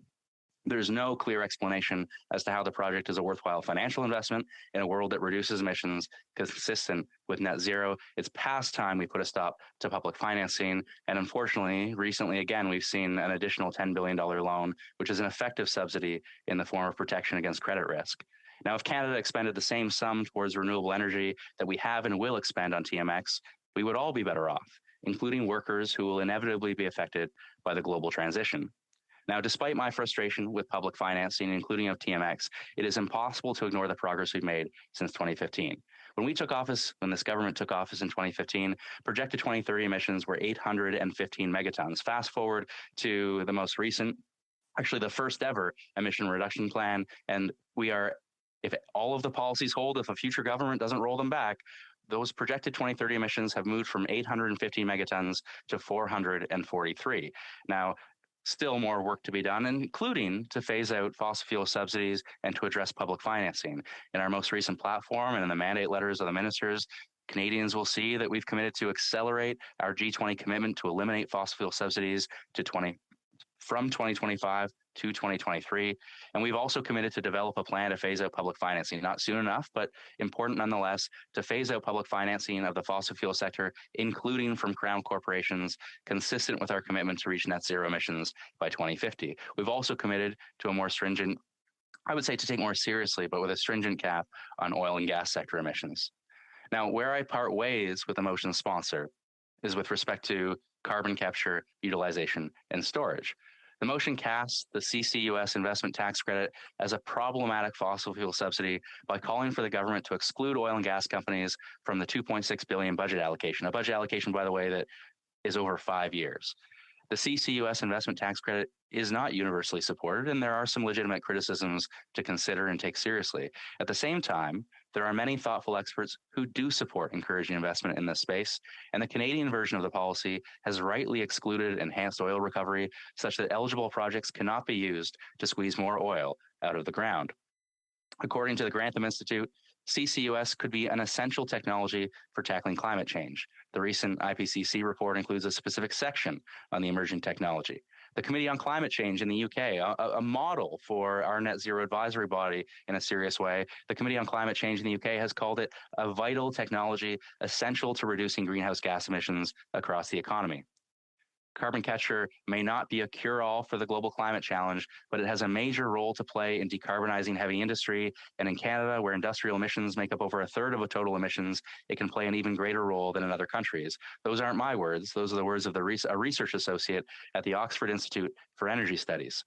The International Energy Agency, in its net zero report of last year, notes that CCUS can facilitate the transition to net zero CO2 emissions by tackling emissions from existing assets, providing a way to address emissions from some of the most challenging sectors, providing a cost-effective pathway to scale up low-carbon hydrogen production rapidly, and allowing for CO2 removal from the atmosphere. Government R&D spending needs to be increased and reprioritized. Critical areas such as electrification, hydrogen, bioenergy, and carbon capture utilization and storage today receive only around 1/3 of the level of public R&D funding of the more established low-carbon electricity generation and energy efficiency technologies. That's again from the IEA report. In that same report, in its 1.5 degree scenario, the IEA estimates that the world will still use about 25 million barrels per day, about a quarter of current usage. However, these are not for combustion purposes, but for non-combustion applications such as petrochemicals, lubricants, solvents, waxes, etc. The IEA forecasts that demand for natural gas in 2050 will be half of what it is today, but again, for non-combustion. So yes, unquestionably, we need to reduce fossil fuel use. Unquestionably, we need to remove public financing of the fossil fuel sector, especially as it relates to combustion. But we also need to ensure that the extraction and production of oil and gas, to the extent that it is going to continue, and it will continue even up to 2050, we need to ensure that that extraction and production is net zero. But I want to dismiss objections here, Madam Speaker. Many experts, led by Canada Research Chair and University of Victoria Professor Christina Hoyka, have said that deploying CCUS at any climate-relevant scale, carried out within the short time frame we have to avert climate catastrophe, without posing substantial risks to communities on the front lines of the build-out, is a pipe dream. Perhaps they will be proven right. It may be that the technology ultimately fails and that the $2.6 billion in public financing over the next 5 years, that goes with it. My own view, though, is that we need to take every moonshot that we can, given the scale of the crisis. And we are doing so much, and this is another arrow in our quiver. And while the policy is designed to preclude enhanced oil recovery, ensures companies invest a significant amount of their own capital, and will require anyone who claims the policy to complete a climate-related financial disclosure report, I can also appreciate the frustration when federal funds are encouraging investment from companies that are currently flush for cash, even if the investment is for a worthwhile end.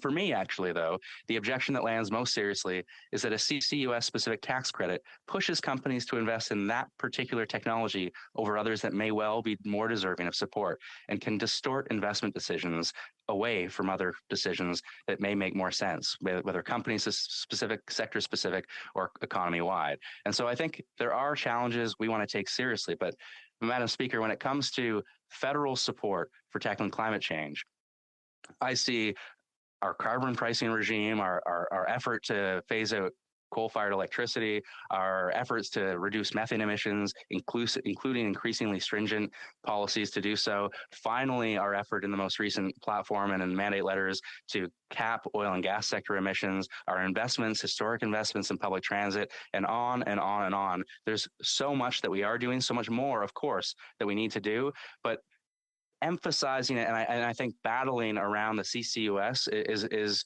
I think, misplaced. I absolutely, we should address public financing. We should do so more seriously, and criticism is warranted there. But let's not fight about the CCUS investment tax credit, which is encouraging investment in a space that sorely needs that investment. And Madam Speaker, to close, I would just say, if the motion were amended to remove that specific element, it would be worthy of my support. Thanks very much. Questions and comments? The Honourable Member for Timmins, James Bay. Madam Speaker, I listened with great interest to my honourable colleague. I guess I question some of the assertions he's making given the $20 billion his government has put in building the TMX pipeline, because there was no case for it in the private sector. And this is to export oil, which will not be counted as part of Canada's net zero emissions. The Canadian Energy Regulator estimates that the amount of oil being taken out of the ground and exported in Canada in 2050 will be equivalent to what it was in 2019. So I don't see how they can talk about an emissions cap when they're actually talking about an increase of production of 1.2 million barrels a day from a sector which in the oil sands is considered the highest carbon imprint on the planet. How does he justify TMX exports and the fact that they're looking to have more than 1 million barrels a day coming out of the ground right up to 2050? The Honourable Member for Beaches East York. I appreciate the member's contribution, because I'm not going to justify federal investment in TMX. I'm not going to justify EDC's role in financing TMX and other fossil fuel infrastructure. What I will emphasize, though, is the importance of the overall emission reduction plan, the serious climate action that we've seen over the last 6.5 years, such critical action that climate experts overwhelmingly have endorsed the Liberal plan in the last election. And Andrew Weaver, as an example, the former BC Greens leader and climate scientist, has called the recent emission reduction plan tabled just last month an outstanding plan, and Canada has reclaimed international leadership on the climate file. So there are reasons for criticism, but overwhelmingly, I think there are reasons for optimism. Honourable Member for Yorkton Melville. Thank you so much, Madam Chair. I just really appreciate the conversation around carbon capture and underground storage. As you may know, in Estevan, Saskatchewan, this whole process was developed the very first in the world, and done with coal, which is the hardest to function with. And since its opening, 4,402,073 tons of carbon dioxide have been stored underground just from that one location. And now the knowledge is there, and the innovation has been done. And so to go forward and do this in other areas of resources will cost far less. And I just don't understand, if he could clarify to me why, in light of the fact, reality, the world will still need oil for the next, they say, 20, 30, 40 years. The best product, the most ethical and clean, is in Canada. Why would we not want to draw from oil wells what still exists there, rather than increase carbon emissions by having to create more wells and create more oil from other sources than what's already there? Honourable Member for Beaches, East York. Well, I appreciate the member's question, and I would say that there will be a role for oil and gas. I noted that by 2050, that role will be for non-combustion purposes principally, and certainly we're going to see a steady decline over the coming decades in the production and use of oil and gas, especially for combustion purposes. And I suppose my answer is simply to say that, yes, I think that, the Canadian government and the Canadian our country as a producer, certainly I don't have the same challenges with our country as I would with a regime like Russia, for example, and we're rightly prohibiting Russian oil and gas for good reason. But we also need to transition very quickly, and we need to support that transition, and we need to make sure that we support our workers and our society to a future that is going to be ultimately net zero by 2050. Questions and comments. The Honourable Member for Jonquière. Thank you, Madam Speaker. I listened close to my colleague, and there are some contradictory things in his speech. He closed by saying that we shouldn't blame the $2.4 billion concerning carbon capture, but he also said that technologically, that perhaps it's not even possible, that a number of experts said it's not possible, but we should take the leap. Well, a $2.4 billion leap? I'm not sure. I think that it would be more responsible to invest that money in green hydrogen, wind turbines, and other kinds of clean energy that have already been proven. Thank you. Member for Beaches East York, 20 seconds. Well, I think the best argument is around opportunity costs and to say we should invest this money elsewhere. But my point is to say there are many experts that do support CCUS technology. And when you look at the scale of the challenge, I think we should be examining every single opportunity, and we should embrace every single opportunity to address climate change and to reduce emissions. CCUS is one such option, and we shouldn't ignore it, and we definitely shouldn't undermine it. Debate, the Honourable Member for Edmonton Strathcona. Madam Speaker, and excuse me, I will be splitting my time today with the member from South Okanagan, West Kootenay. I want to start my intervention today by thanking the member for Victoria for bringing forward this motion, and also to thank the member from Timmins James Bay for the incredible work that he's done on fossil fuel subsidies.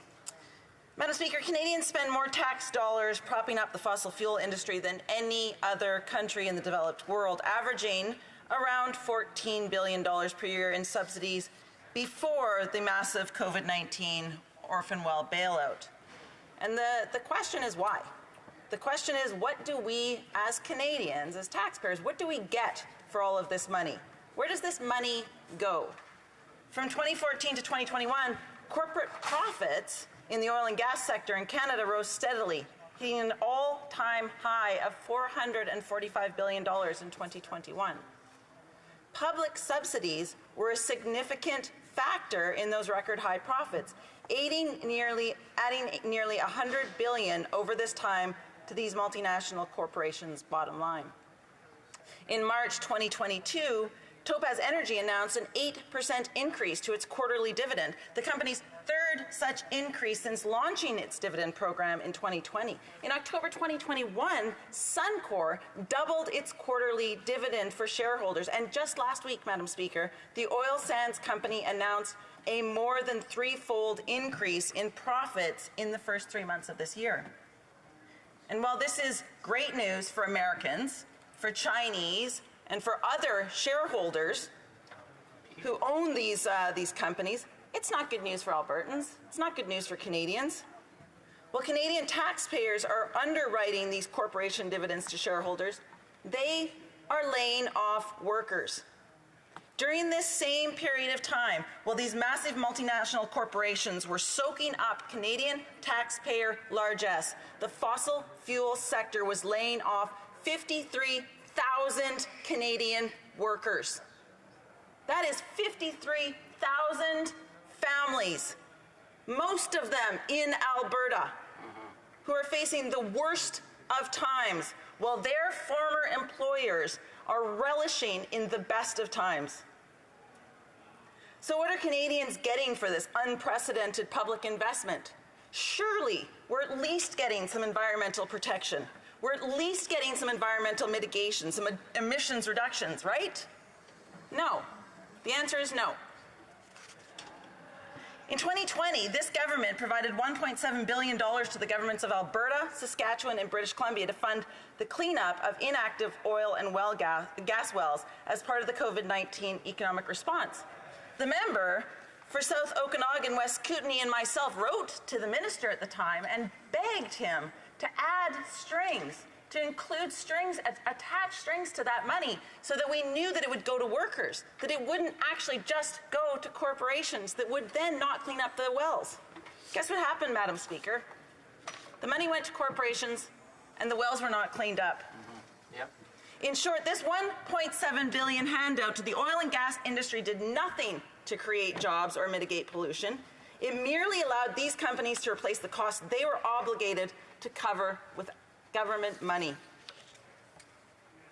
At the same time that these companies are reaping billions in subsidies, recording record high profits, and asking for public dollars to underwrite their own obligations to reduce emissions, they are refusing to pay their local and municipal taxes.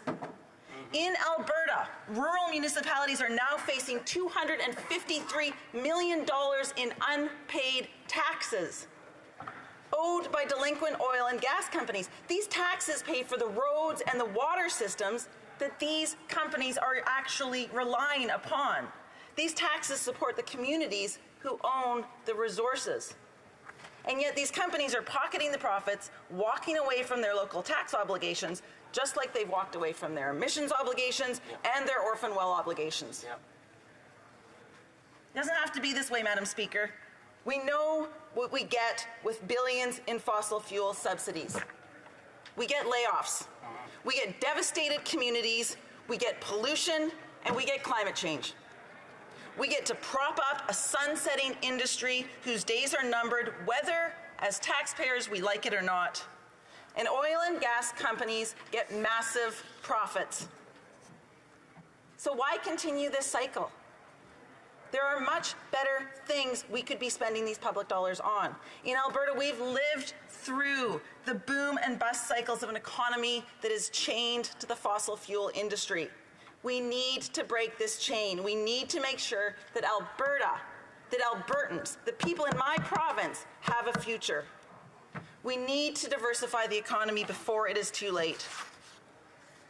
Because, Madam Speaker, for Alberta, the climate crisis is an existential crisis, just like it is for the rest of Canada and the rest of the world.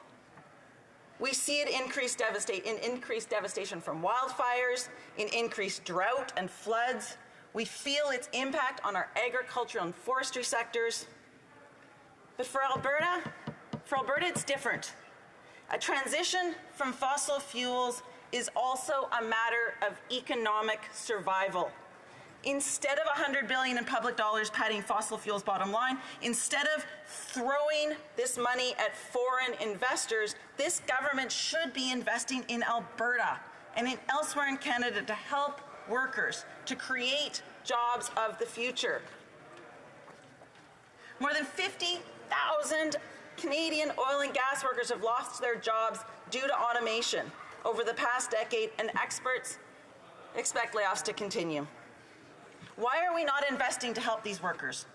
Apply their skills to other sectors, and why are we not investing to create the jobs they need now and that their children will need into the future?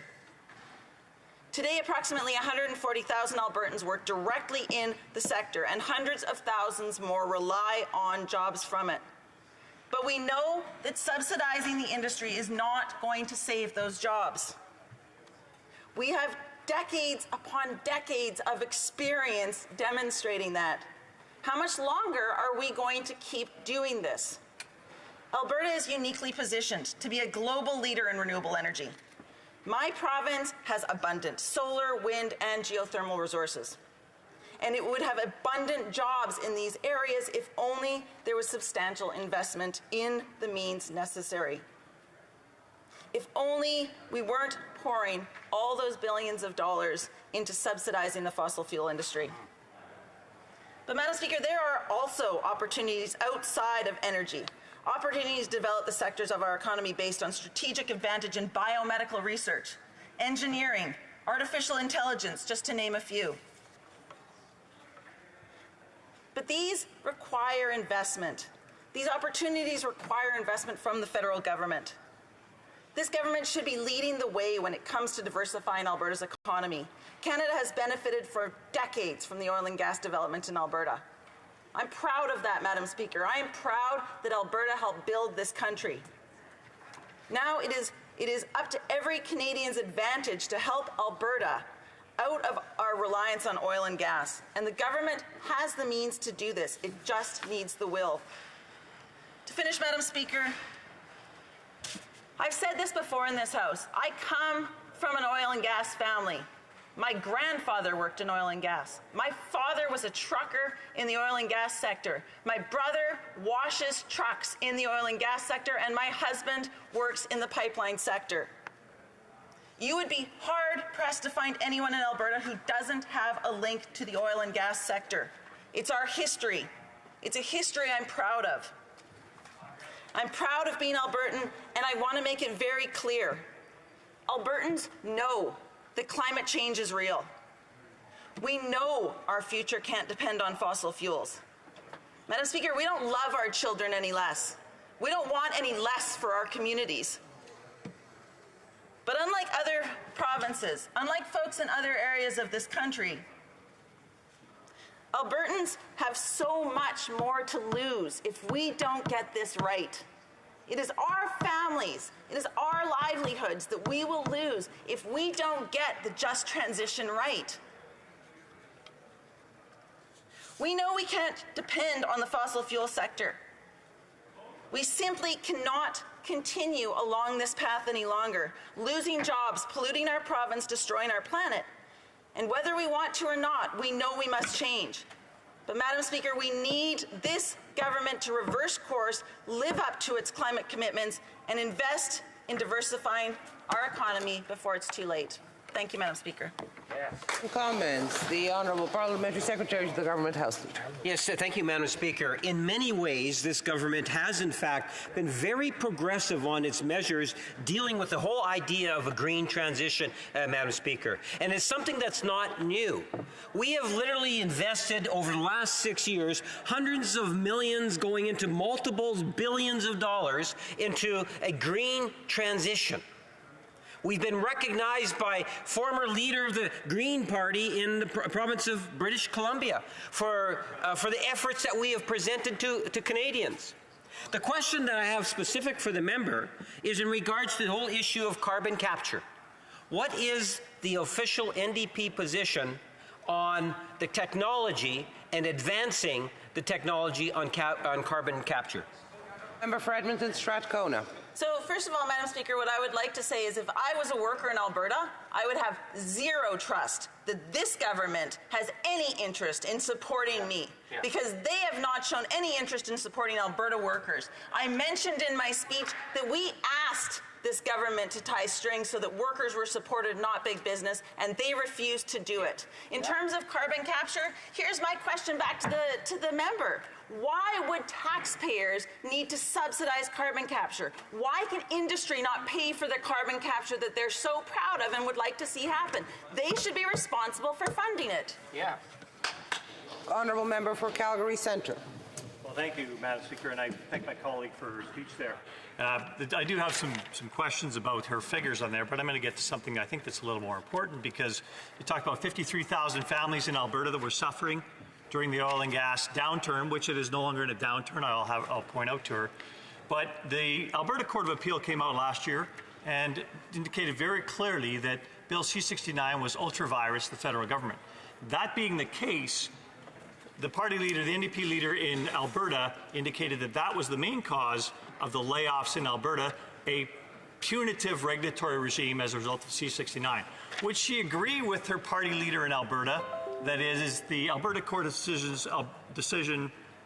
Appeal's decision on C-69 which has led to those 53,000 families being laid off in Alberta? The Honourable Member for Edmonton Strathcona. Madam Speaker, and I would like to thank my colleague for the question and just give him my deep sympathies to start off that the Flames are going to lose the next round of the playoffs. But before to answer that particular question, though, I would just say there are many things that have contributed to the layoff of Alberta workers. One of the things that I pointed out in my speech is the automation of the oil and gas sector. So even if the oil and gas sector was not causing climate damage, was something that we could continue to go all gangbusters with, it doesn't have the jobs. They're not there. Yeah. Talk to any worker in the oil and gas sector and they know that. They know the jobs aren't staying, that there has to be something else. And the longer the Conservatives fail to take that action, the more coverage they give to the Liberals doing nothing. They are helping the Liberals do nothing. Commentaire, l'honorable. The Honourable Member for Drummond. Thank you, Madam Speaker. I always enjoy listening to what my colleague has to say about Alberta, because when we hear her speaking about Alberta, we know that there's a different kind of Albertan who cares for the environment and who cares less about oil and gas. And there are solutions to a dependency on oil and gas to turn towards green energies. We will be voting for the NDP motion, and in the motion, there's a paragraph I find very important, that is to use savings from this motion when it comes to reducing subsidies to help Canadians who have been the most affected by the cost of living increase. So what measures are the NDP proposing more tangibly to help these people that have been harmed by the increasing cost of living? The Honourable Member for Edmonton Strathcona. Speaker, and I would like to thank my colleague for his question. I've worked very well with him in committee and enjoy his interventions a great deal.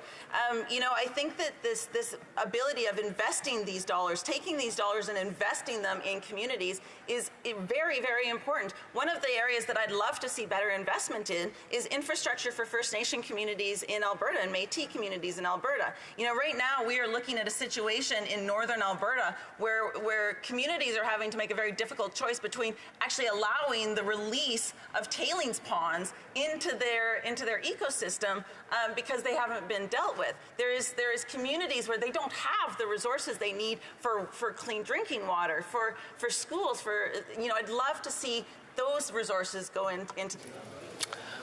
Before we resume debate, the Honourable Member for New Brunswick Southwest is rising on a point of order. I am, Madam Speaker. Thank you.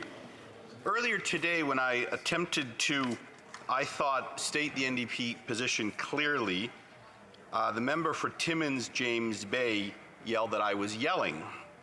He had told the House that Canada can decide whether our children have a future or whether we are going to continue to have cheap gas. Now, I shouldn't have to point to his words or my words to request an apology. I would like him to withdraw his remark that he made that somehow members of this side, and myself in particular, are lying for pointing out what they are in fact saying today in this House of Commons. The Honourable Member for Timmins, James Bay. Thank you. I really appreciate that my honourable colleague put on the record once again the issue that the Conservatives continue to misrepresent, that they believe that our children don't need a future as long as they get cheap. We have a request for a withdrawal of. No, I understand, but it could lead us into debate, and we do not have that opportunity. There was a request for an apology. The Honourable Member is not ready to make that apology. Madam Speaker, to say that my honourable colleague probably didn't understand the difference. So I would withdraw the word lying, but the fact that they would use this on the fact that they want... So that was required. Thank you very much to the honourable member for Timmins James Bay. Yeah. The mic is not on anymore. The mic is not on. Resuming debate for a very short period, the honourable member for West Kootenay, South Okanagan, West Kootenay, for about 3 minutes. Thank you, Madam Speaker. And I'm happy to rise today to speak to the NDP motion before us. And, you know, the NDP is always focused entirely on helping Canadian families. And the two most important issues for Canadians right now are the affordability crisis, the impossibility of the housing market, the rising cost of groceries, the soaring price of gas, and the more existential crisis of climate change that asks, what kind of planet are we going to leave our children and our grandchildren? The NDP motion today asks the government to stop subsidizing highly profitable oil and gas companies once and for all. And we're taking billions and billions of dollars, we're talking billions and billions of dollars every year, and instead invest those funds in relief for the millions of Canadians who are struggling right now with the high cost of everything, and also invest them in renewable energy and other initiatives to deal with the climate crisis. And I'd like to start by talking about fossil fuel subsidies. 13 years ago, Canada and its G20 partners promised to phase out inefficient fossil fuel subsidies by 2025. 4 years ago, I was at a G20 meeting in Argentina where that promise was reaffirmed. And a peer review of the subsidies was initiated. That review is now years behind schedule. Finance officials recently admitted that they will not even finish the self-review portion of that until the summer of 2023, 5 years later. Most other countries finished their peer review within 18 months. A couple of years ago, the Environment Commissioner couldn't even do a proper audit of our commitment to end subsidies because the government admitted they didn't even have yet a clear definition of what an inefficient fossil fuel subsidy was. And only last year, the Liberals forked out over $8.6 billion in subsidies and public financing to the multinational oil and gas companies. Over $5 billion of that was provided by Export Development Canada. And Canada gives more tax dollars to oil and gas companies than any other G20 country, handing out 14 times more taxpayer dollars to that sector than they do to renewable energy companies between 2018 and 2020. Now, Madam Speaker, Canada paid $4.5 billion for the Trans Mountain Pipeline when the private company building it said it was no longer a viable project. We're now facing a $21 billion cost that is for the expansion of that pipeline, an expansion that assumes and depends on an increasing demand for oil when everyone realizes we must drastically cut our oil consumption worldwide. We will never recoup the cost of Trans Mountain. So if there ever was an inefficient subsidy, I would say that buying a pipeline that a private company didn't want and then spending $20 billion to expand that pipeline to provide capacity for expanded oil production that the world will not need and cannot withstand, that is a highly efficient subsidy. To interrupt the honourable member, but can we keep it quiet? Already it's very noisy in the courtyard. If people have conversations in the House, I cannot hear the honourable member's speech. The honourable member may continue, please. And in the latest budget, the Liberal government promises over $2 billion for carbon capture and storage projects for fossil fuel companies. More taxpayer dollars to companies that are doing very well. Imperial Oil is making more money than they have for 30 years. Suncor made a profit of almost $3 billion in the last quarter alone. And so again, is this an inefficient subsidy? Well, even if carbon capture projects can be developed that actually work, there's a lot of evidence that most don't. Using them to clean up an industry whose raison d'etre is providing oil and gas for the world to burn to create more carbon dioxide is a highly inefficient way to wean the world off fossil fuels. So what do Canadians get for this multi-billion-dollar propping up of oil and gas multinationals? Well, they get record high prices for gasoline. The oil barons are doing well, but not so much ordinary Canadians. What Canadian families need is help during these times of increasing costs.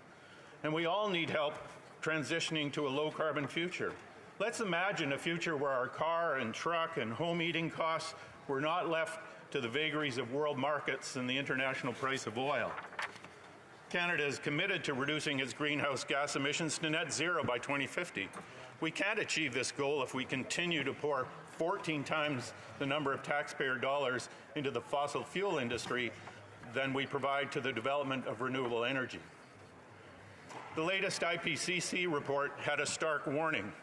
Either we take action now on mitigation and adaptation for climate change, or we risk suffering even more severe consequences from extreme weather events, wildfires, and floods. Antonio Guterres, the UN Secretary General, said some governments and businesses have been not entirely truthful in claiming to be on track. In his words, he warned, some governments and business leaders are saying one thing, but doing another, and the results will be catastrophic. Greenhouse gas emissions must be cut in half by 2030, and the good news from the IPCC report is that this can be done, and the final cost of necessary actions will be minimal, but will require a massive effort by governments around the world. And Wayne Gretzky once said, a good hockey player plays where the puck is. A great hockey player plays where the puck is going to be. For Canada's energy future, the puck is going to be with renewable energy. Canada is uniquely positioned for becoming a renewable energy superpower. Our nation is rich in hydro, wind, solar power, and also the rare earth minerals which are needed for that low-carbon future. We'll have about 4 minutes after question period to resume his speech. Statements by members. Déclaration des députés. L'honorable député de Cape Breton, Canada. Speaker, I rise in the House today to congratulate both the Cape Breton Music Industry Cooperative and the Nova Scotia Community College for launching the first annual Cape Breton Music Industry Hall of Fame Induction Gala, which will occur this spring, occur in the spring of 2023, rather. I would like to take this moment to congratulate the 2023 inductees, whom, as a point of pride, Madam Speaker, all hail from my riding of Cape Breton-Canso. Yes, nice. 2 individuals, Rita McNeil and Matt Minglewood, and the Men of the Deeps, my dad's favorite, and a song induction, Getting Dark Again by Buddy McDonald. Us Cape Bretoners are recognized nationally and internationally for our musical talents, and I could not be prouder of the inductees. And hey, with iconic musicians like that, it's about time to begin to recognize them with a Hall of Fame induction gala. Madam Speaker, on behalf of my colleagues, myself, congratulations to the organizers, to NSCC, to CB Mike, and to all the inductees for making the event possible and sweet sounding. Nice job. The Honourable Member for Portneuf-Jacques-Cartier. Thank you, Madam Speaker. Young Florence Gagné, only 5 years old, lost her battle with brainstem infiltrating glioma. This cruel form of cancer especially affects children aged 5 to 7. It is inoperable and incurable. This adorable little princess touched the heart of thousands of citizens of Portneuf-Jacques-Cartier and elsewhere. We have all become very attuned to this cause. Her parents, Stéphanie and Sébastien, like many others, want to work to find a cure for these young children. Her parents notice that there is a lack of resources and a feeling of powerlessness within the medical community. We need to take action and obtain results. I encourage you all to sign the new e-petition, which is 4021, so that May 17th can be declared the National Day for raising awareness to brainstem infiltrating glioma. Florence the Princess must inspire us so that we can work to find treatments and save the lives of our little angels. Thank you. The Honourable Member for Vancouver Centre. Mr. Speaker, I rise today to honor the memory of John Halani, a friend, a businessman, and benefactor who helped immigrants settle in Canada. John came to Canada in 1972 as part of the Ismaili exodus from Uganda, expelled by dictator Idi Amin. He worked as a salesman, but an entrepreneur at heart, he later became a hotelier and the head of BC Ethnocultural Business Council. John was a community activist. In 2007, he received the title of Rai, the respected one, from the Aga Khan, was named one of Canada's top immigrants in 2009, and served for many years as honorary consul to Uganda. To his wife, Anar, I send my love and condolences. John's kindness, generosity, and passion for politics and the Liberal Party earned him an enduring place in our hearts. We will miss him. The Honourable Member for Trois-Rivières. Mr. Speaker, I am very pleased today to underscore the 140th anniversary of the Trois-Rivières Harbour.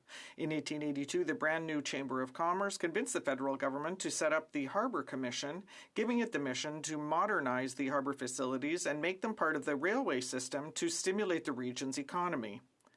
In the first half of the 20th century, a number of landmark events allowed the port to develop. For example, the arrival of large paper mills in the 1920s and the Great Wars. The Seaway was inaugurated at the end of the 50s, and it also allowed the harbour to thrive. Growth continued throughout the 2000s when our urban harbour continued its development and it diminished its carbon footprint. For all these reasons, we're proud of the harbour of Trois-Rivières. I'd like to thank Danielle Saint-Amand and Mr. Gaétan Boivin, who have led this harbour, and I hope they will celebrate well. Thank you. The Honourable Member for Argenteuil-Lac-Nation. Thank you, Mr. Speaker. Millions of Ukrainians have had to flee their home country, but citizens and associations in my riding and across the country are working to do their part. In Argenteuil-Lac-Nation, Mr. Poilievre, on behalf of the 84 members of the Lions Club of La Chute, offered a donation of $10,000 and furthermore raised funds to the tune of $18,250 in record time for a project that will help Ukrainian refugees. The director of the Séminaire Sacré-Cœur, Christian Laverne, invested time with his friends and colleagues to renovate rooms in a former group home. 8 of the 11 rooms had been deserted, but now they are all ready. Diane Gagné from Thurso picked up the families at the airport herself and will give them a home. Mr. Speaker, it is thanks to actions like this that Canada can be strong and present on the international scene. Slava Ukraini, glory to Ukraine. The Honourable Member for Niagara West. Thank you very much, Mr. Speaker. The last 2 years have been a traumatizing time for many Canadians, and that the NDP Liberal coalition continues to make the situation much worse. They supported draconian rolling lockdowns, which contributed to a mental health disaster. They supported and are still keeping unscientific and the now notorious vaccine mandates, which angered and divided Canadians more than any other policy we've ever seen. By keeping these vindictive mandates, the government continues to punish more than 6 million Canadians who choose to remain unvaccinated. The Liberals are also supporting the pointless ArriveCAN app that does nothing to protect Canadians. This app is just another overreach by a government obsessed with surveilling Canadians. ArriveCAN must be scrapped immediately, not tomorrow, not next month, but today. Rather than try to save face, the NDP Liberal coalition must finally face reality. Their ArriveCAN app and their notorious vaccine mandates must be done away with immediately. Thank you very much, Mr. Speaker. The Honourable Member for Hamilton Mountain. Speaker, it was an honor once again to host the Prime Minister in my riding of Hamilton Mountain, where we greeted 2 families who recently settled in Hamilton after escaping Afghanistan.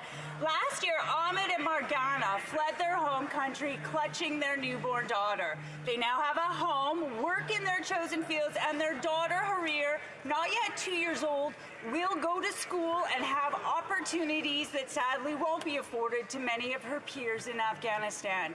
8-year-old Etresa, 6-year-old Zoya, and their little brother Haris, who also recently fled Kabul with their parents, Mirwais and Zuhal, are thriving academically and making lots of friends. These families were overwhelmed with emotion to thank the Prime Minister for helping them get here and start new lives as Canadians. But as the Prime Minister so rightly noted, we are the lucky ones to have them join our community. Thank you, Speaker. The honourable member for Vaughan Woodbridge. Mr. Speaker, as I've always stated, the entrepreneurial spirit and can-do attitude that exists in the City of Vaughan is second to none and inspiring. Driven by the decade-long leadership of His Worship, the Honourable Maurizio Bevilacqua, and based on the three core values of readiness, resilience, and resourcefulness, the City of Vaughan exits the global pandemic as an economic powerhouse. Vaughan is the largest economy and employment centre in York Region, accounting for nearly 39% of all jobs, and annual economic output estimated at $25 billion. Critical investments in Vaughan's infrastructure, including the Yonge North Subway extension, development of the Vaughan Metropolitan Centre, the Cortellucci Vaughan Hospital, the Highway 427 extension, and the opening of the YMCA's flagship site are examples of the city's transformation and key partnerships. Mr. Speaker, Vaughan's growth is remarkable, and the future for its residents is bright. We are making the City of Vaughan the city of choice to work, to invest, to live. Thank you, Mr. Speaker.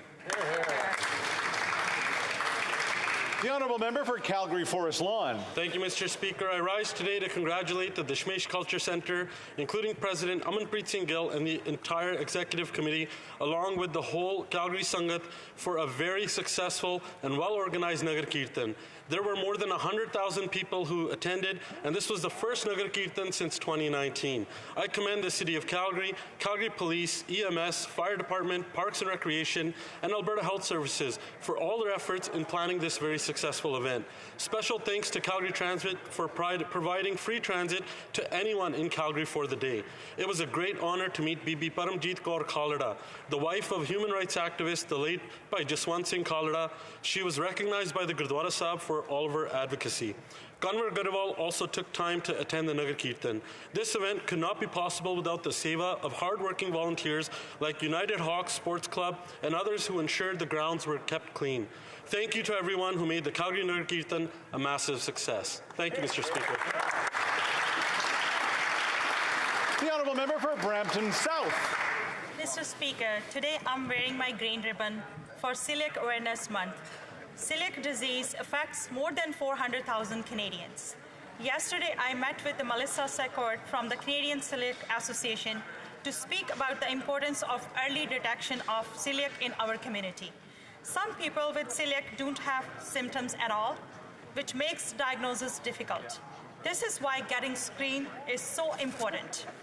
Untreated celiac can lead to symptoms of autoimmune disorder like type 1 diabetes and other chronic conditions. As well, those living with celiac need to follow a gluten-free diet for their whole lives. And researchers are working to advance the science, but more needs to be done. I encourage everyone to learn more about this disease and get screened to reduce long-term effects. Thank you, Mr. Speaker. The honourable member for Chilliwack Hope. In an interview with Reuters last year, the Prime Minister said that his government had no plans to implement vaccine mandates because they could have knock-on undesirable effects in our communities. He also said that bringing in vaccine passports could have real divisive impacts on Canada.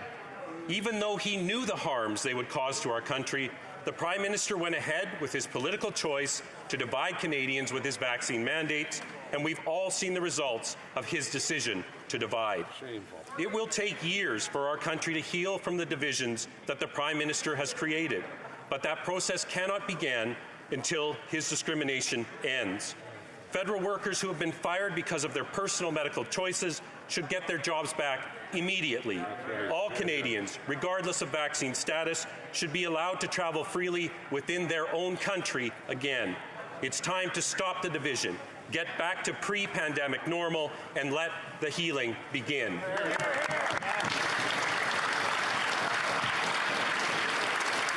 The honourable member for Central Okanagan, Similkameen Nicola. Speaker, in many parts of my riding and across beautiful British Columbia, we are blessed with truly pristine forests. Sadly, many of our forests are increasingly being violated by illegal dumping and other unauthorized uses of Crown land. The garbage and filth left behind is simply alarming. Today, I would like to recognize a man named Kane Blake who decided to do something about it. Mr. Blake founded the Okanagan Forest Task Force. He gathered like-minded volunteers and sponsors to work together to remove this illegal garbage and scrap metal to restore our forests. I ask members to please listen to this next part very carefully. The Okanagan Forest Task Force has now removed close to 200,000 pounds of garbage and a further 230,000 pounds of metal waste from our forests. Combined, that's over 430,000 pounds of garbage from our Okanagan forests. I'm sure that there's members in this place who can speak of similar initiatives that do much in their areas. Mr. Speaker, I would ask this chamber to please join me to thank Kane Blake, and I thank the many volunteers and sponsors for all the work they do on behalf of our forests. Thank you.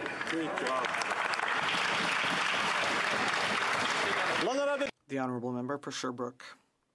Thank you, Mr. Speaker. Although alcohol consumption is legal and socially acceptable in this country, it can cause major harm to the health and safety of our constituents, in addition to exacerbating a number of social problems such as homelessness. That's why our government is committed to supporting the researchers in Sherbrooke, like those across the country, who act as leaders in terms of research in prevention and treatment of addiction. On Friday, I had the pleasure of announcing a federal contribution of close to $200,000 to Drs. Ouimet and Wagner, who are affiliated with Sherbrooke University. I'm very proud to see how much their two projects will help prevent drunk driving and will make it easier for Sherbrookeers and Canadians to access the services they need. I wish them all success in their future research. Thank you. The Honourable Member for Edmonton-Griesbach. Thank you very much, Mr. Speaker. Today, on the day of International Day Against Homophobia, Transphobia, and Biphobia, I want to recognize the courageous work of the 2S LGBTQ community in my city of Edmonton. The corner of Whyte Ave is notorious for its hateful street preachers that spew homophobic and transphobic messages, making our community unsafe. But our Edmonton 2S LGBT community pushed back, organizing counter-protests weekly whenever the preachers showed up. Just this weekend, hundreds of members of our community gathered at the very same corner of Whyte Ave for the official proclamation of Pride Corner, in recognition of our community's continued fight for dignity, safety, and to simply remain ourselves. Although we celebrate this achievement, many in Canada and around the globe continue to face overt hatred, injustice, and discriminations for who they are and who they love. This must change. Let us commit to ending homophobia, transphobia, and biphobia here in Canada and across the globe. Thank you very much. Right on.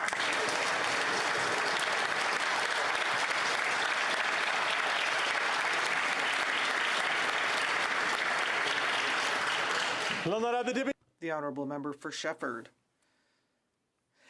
Mr. Speaker, both of them had just gone out for brunch, croissant, yogurt, and latte. Smiling, one of them said to the other, "I love you, beautiful." And her spouse said, drinking her coffee, "I love you too." They left the cafe. It was sunny. They walked down the street happy, hand in hand. All of a sudden, someone yelled at them, you should be embarrassed about showing off in public, you lesbians." They turned around, surprised, and one of them felt the person spit on her. The evening before, coming out of a bar, a couple of men were beaten up, were kicked, and insulted. This happens every day. This type of ordinary violence with words, baseball bats, and boots. It happens everywhere, all the time. And we cannot remain silent.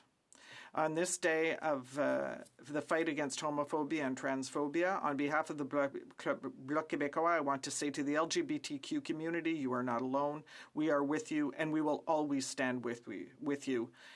Homophobia and transphobia need to stop.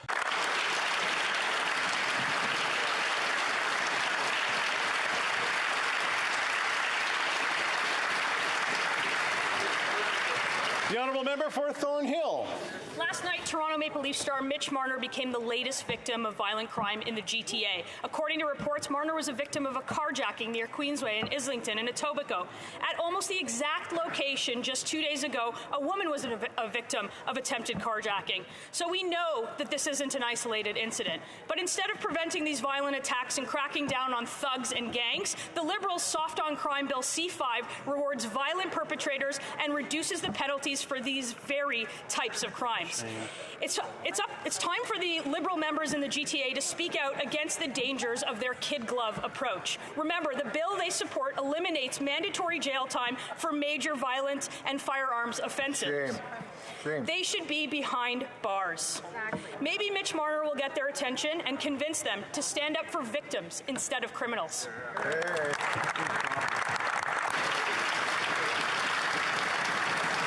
The honourable member for London West. Pearl, Ruth, Margus, Andre, Geraldine, Catherine, Roberta, Aaron, Celestine, Hayward. These are the names of the sons and daughters of a strong community who were senselessly gunned down while getting groceries this Saturday. Next week, a community in Central Park will not receive their meal that Pearl Young fed them every Saturday for the last 25 years.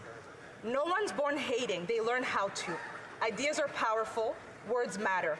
When we feed into conspiracy theories and legitimize hate to score a few political points, it creates irrational fears that breeds racial hate and discriminations.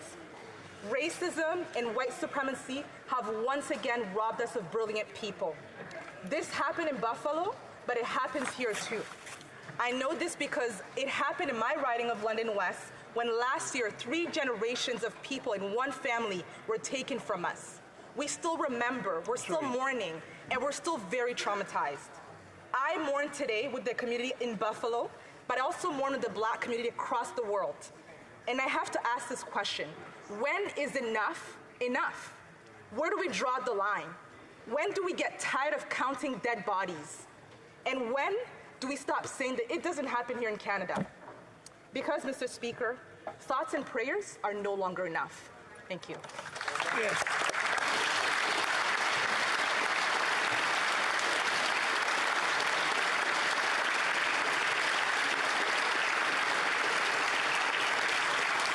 Oral questions. Question orale. L'honorable député de Red Deer Lacombe.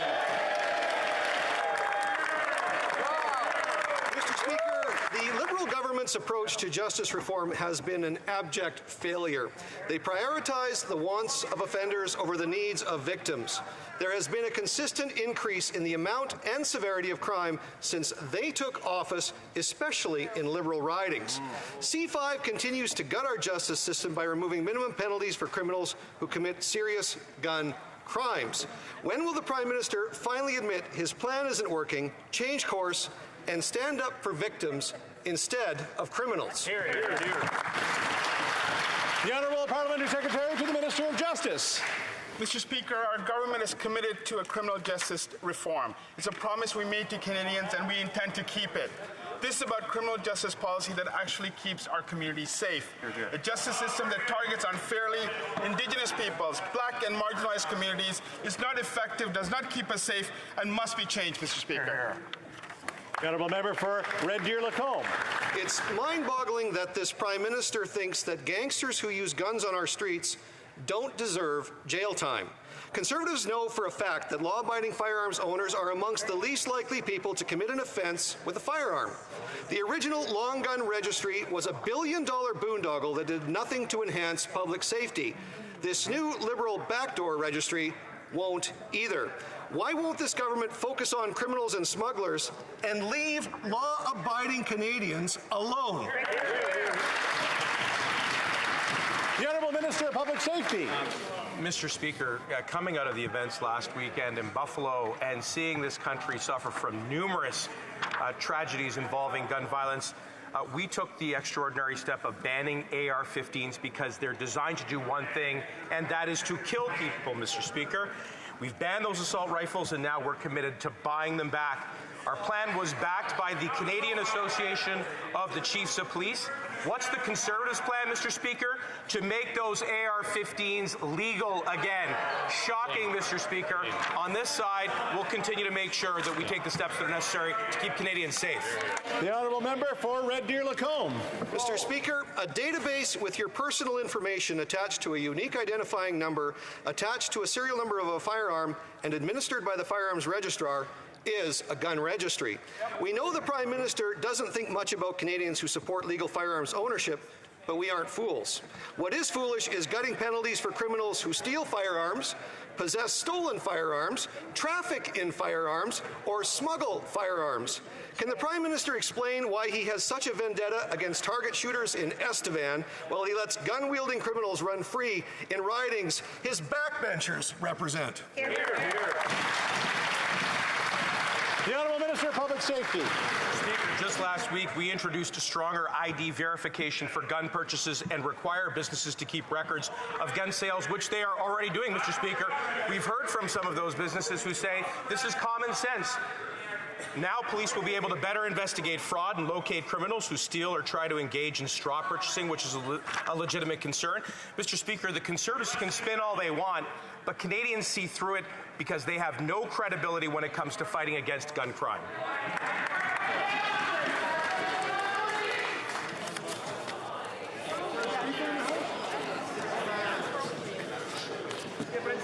Are we ready? Champlain? L'honorable député. The honourable member for Mégantic-L'Érable. Mr. Speaker,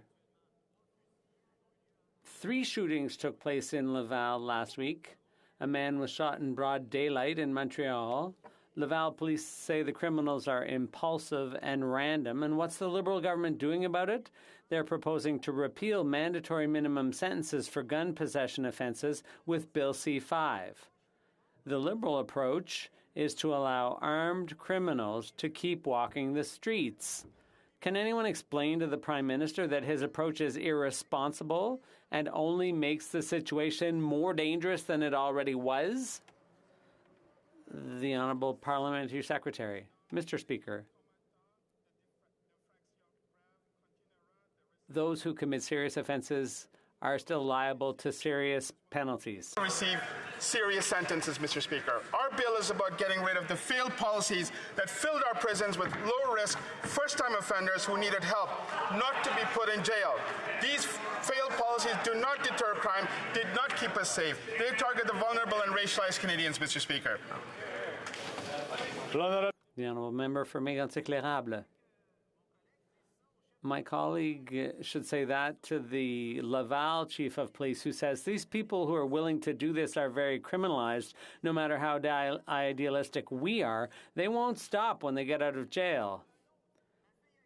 Another testimony, my wife is very nervous and scared. You can't go outside anymore. My daughter was lucky, but next time, who knows, with stray bullets? So the Liberals want to leave these criminals on the streets with C-5. Why is the Prime Minister putting criminals ahead of victims? The Honourable Minister of Public Safety.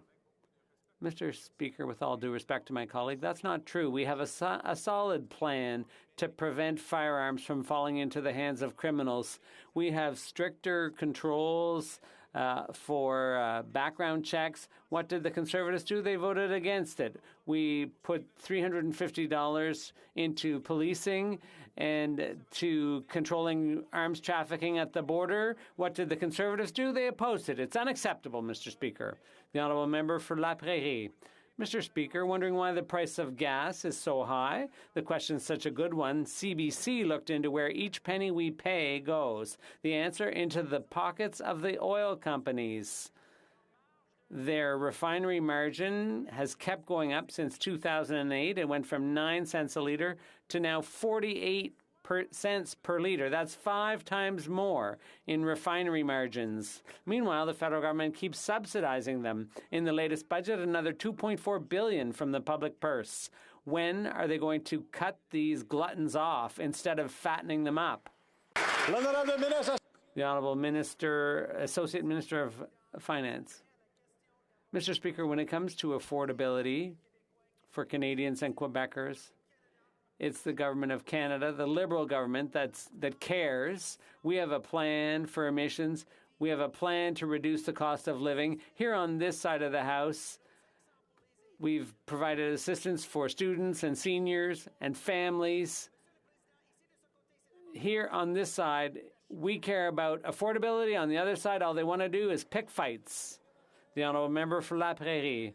Mr. Speaker, the gluttons are siphoning off our money at the pump with their record refinery margins. And on top of that, they're siphoning off taxpayers' money with federal subsidies. Guzzle, guzzle, guzzle. Every penny they see is more golden than the last. Suncor alone made $3 billion in profits in the last quarter. These gluttons don't need public money. Instead of fattening them up, why doesn't the federal government take that money and give it to the less fortunate and the green transition? The Honourable Minister of the Environment. Mr. Speaker, I'd like to thank my honourable colleague for his question. As he knows full well, we committed to eliminate fossil fuel subsidies by 2023, 2 years earlier than all of our G20 partners, and we've already begun. We've cut by more than $3 billion per year since 2018. The cost of gasoline is over $2 a litre across this country. That is hurting families. At the same time, these very same oil and gas companies are experiencing massive profits and continue to receive fossil fuel subsidies to the tune of billions of dollars from this government. So my question is, will the Prime Minister support our plan to end the fossil fuel subsidies immediately and reinvest that back into people by doubling the GST tax credit? Yes or no? Here, here, here. The Honourable Minister of Tourism and Associate Minister of Finance. Mr. Speaker, I thank my honourable member for the question. And when we're talking about economic drivers in this country, we talk about the oil and gas sector. We talk about aerospace. We talk about the auto sector. It's an important sector for this country. And if we're talking about the rise in gas prices, Mr. Speaker, this is the time when everybody in this House should be focused on getting Vladimir Putin out of Ukraine, not playing cheap politics. That is the real mission. We will keep working on affordability and not worrying about economic engines for this country. The Honourable Member for Burnaby South. Companies while they're making massive profits. It doesn't make any sense. The cost of gas is over $2 a litre. This is affecting families while the oil companies are posting record profits while still receiving billions in federal subsidies. Will the Prime Minister support our request to scrap subsidies to fossil fuels and reinvest the money to help families by doubling the GST tax credit? Yes or no? The Honourable Minister of the Environment. Mr. Speaker, I'd like to thank my honourable colleague for his question. 2 pieces of good news for him. We are making record investments in Canadian history and among G7 and G20 countries in the green transition. We are investing the most of all G20 countries, and we have committed to eliminate subsidies to fossil fuels by 2023, 2 years earlier than any of our G20 partners. The Honourable Member for Charlebourg, Haute-Saint-Charles. Mr. Speaker, gang shootings are on the rise. There were 3 in Laval last week alone. The Quebec Association of Chiefs of Police is opposed to Bill C-5, and for good reason. In addition, the Montreal Police Service informs us that a firearm event has occurred every 2 days since the beginning of 2022. So if I understand correctly, this Prime Minister only takes the advice of experts when it suits him? The Honourable Minister of Public Safety. Mr. Speaker, I agree with my colleague. There have been a number of tragedies involving firearms, and that's precisely why we've taken concrete action. Last year, the Association of Chiefs of Police reported a record number of cases, but that's thanks to the investments the federal government has made at the border. What did the Conservatives do? They voted against that investment. It makes no sense. The Honourable Member for Charlebourg, Haute-Saint-Charles. Mr. Speaker, the Minister is mixing 2 files up. When we're talking about C-5, that's the bill that is going to eliminate mandatory minimums for robbery with a firearm, trafficking, and discharging a firearm with intent. So street gangs are thrilled with this, and they really don't care about anyone. Can they stop talking about the border and talk about the firearms problem? The Honourable Parliamentary Secretary. Those who commit serious offenses will continue to receive serious sentences. And let's not get this confused. Our bill is about getting rid of the failed policies that filled our prisons with low-risk, first-time offenders who needed help, not to be put in jail. These failed policies did not deter crime, did not keep us safe. They targeted the vulnerable and racialized Canadians, Mr. Speaker. The honourable member for Fundy Royal. Well, Mr. Speaker, it's Victims and Survivors of Crime Week, but the Liberals refuse to do even the bare minimum to support them. This government has abandoned the responsibility of victims of crime, but they remain champions of their friends, the criminals. The Liberals' Bill C-5 will mean lighter sentences for violent gun crimes, and that offenders charged with human trafficking and sexual assault will be able to serve their time from the comfort of their own homes. Wow. Why won't the Liberals provide the same sense of security to victims and survivors of crime? The Honourable Parliamentary Secretary to the Minister of Justice. Mr. Speaker, I'm pleased to have this opportunity to respond to this question again. I want to be very clear. Those who commit serious offenses will continue to receive serious sentences. Our bill is about getting rid of the failed policies that filled our prisons with low-risk, first-time offenders who needed help, not to be put in jail. These failed policies did not deter crime, did not keep us safe. They target the most vulnerable and racialized Canadians, Mr. Speaker. The honourable member for Kildonan St. Paul. Mr. Speaker, the fact is violent crime and gun crime have gone up significantly. Gangs and criminals are running rampant in our streets. Canadians are seeing it with their own eyes on the news every day. And the Liberal response to this, Mr. Speaker, on one hand, they're eliminating mandatory prison time for criminals who commit dangerous crimes with guns. And on the other hand, they're doubling down on restrictions for licensed, trained, vetted, law-abiding Canadians with a new backdoor registry that will do nothing to deal with the real problem, which is gun smuggling and gang activity in our cities, Mr. Speaker. When will the Liberals start focusing on the real problem, Mr. Speaker? The Honourable Minister of Public Safety. Mr. Speaker, I'm just wondering when Conservatives are going to understand what it takes to keep Canadians safe as it relates to gun violence. That means introducing common sense measures to make sure that guns don't fall into the hands of the wrong people. That means making sure that we support law enforcement so we can stop illegal trafficking at the border. That means making sure that we invest in our communities, Mr. Speaker, so that we can prevent gun crime from occurring in the first place. The Conservatives are weak on all of those measures, Mr. Speaker.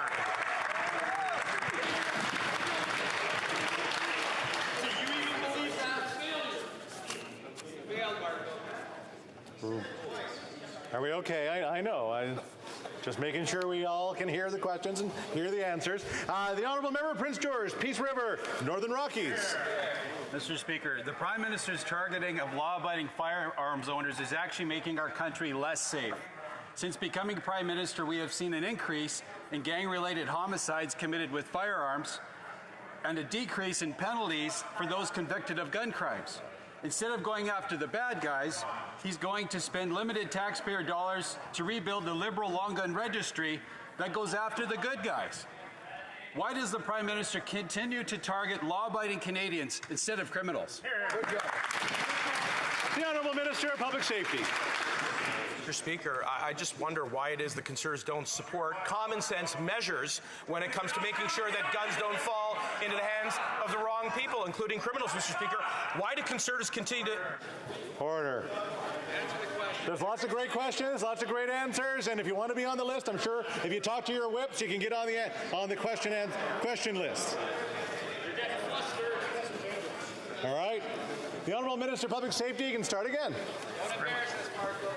Mr. Speaker, as I was saying, I'm just wondering when Conservatives are going to support common sense measures that make sure that guns don't fall into the hands of wrong people, including criminals, Mr. Speaker. I'm wondering why it is Conservatives think that the way to keep Canadians safer is to make AR-15s illegal again. These are firearms that were designed for one purpose and one purpose only, and that is to kill people. That's why we ban them. That's why we'll buy them back, to protect Canadians, Mr. Speaker.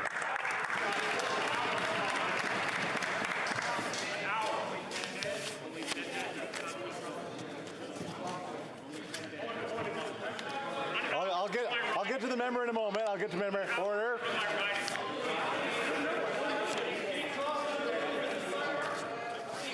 Order.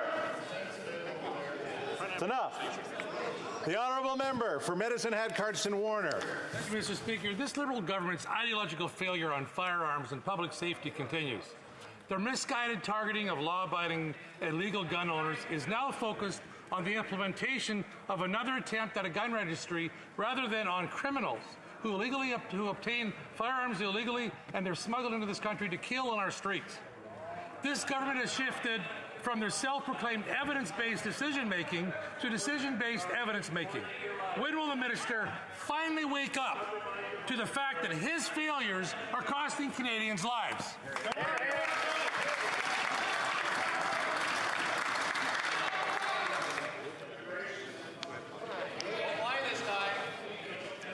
I'll get to the minister in a moment.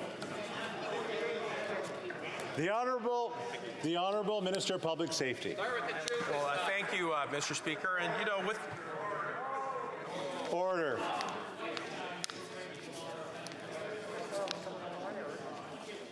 It's going to be a long question period today. I mean, we're only on number 14 here, guys. Number 15. All right. The Honourable Minister of Public Safety. Mr. Speaker, with respect, I've visited my honourable colleagues' riding. I've met with the law-abiding shooters and hunters, and we have great respect for those individuals because we know that they value safety. The measures we've introduced are common sense. They're about making sure that guns don't fall into the hands of the wrong people, including criminals, Mr. Speaker. The measures we've introduced on this side of the House ensure that AR-15s have no place in our communities. The measures that we've introduced, Mr. Speaker, on this side of the House are to invest in communities to prevent gun crime from occurring in the first place. I wish my honourable colleague would support those measures. It's the right thing to do. The honourable member for La Pointe de l'Île. Mr. Speaker, several Liberal MPs have come out against Quebec's language laws, calling them discriminatory. But the most blatant discrimination is at the federal level, and Francophones are the victims. In the federal public service, Francophones are systematically underrepresented in senior positions, 81% of which are held by Anglophones. At the top of the ladder, everything is done in English. And oddly enough, not a single Liberal MP is speaking out about this. Why is that?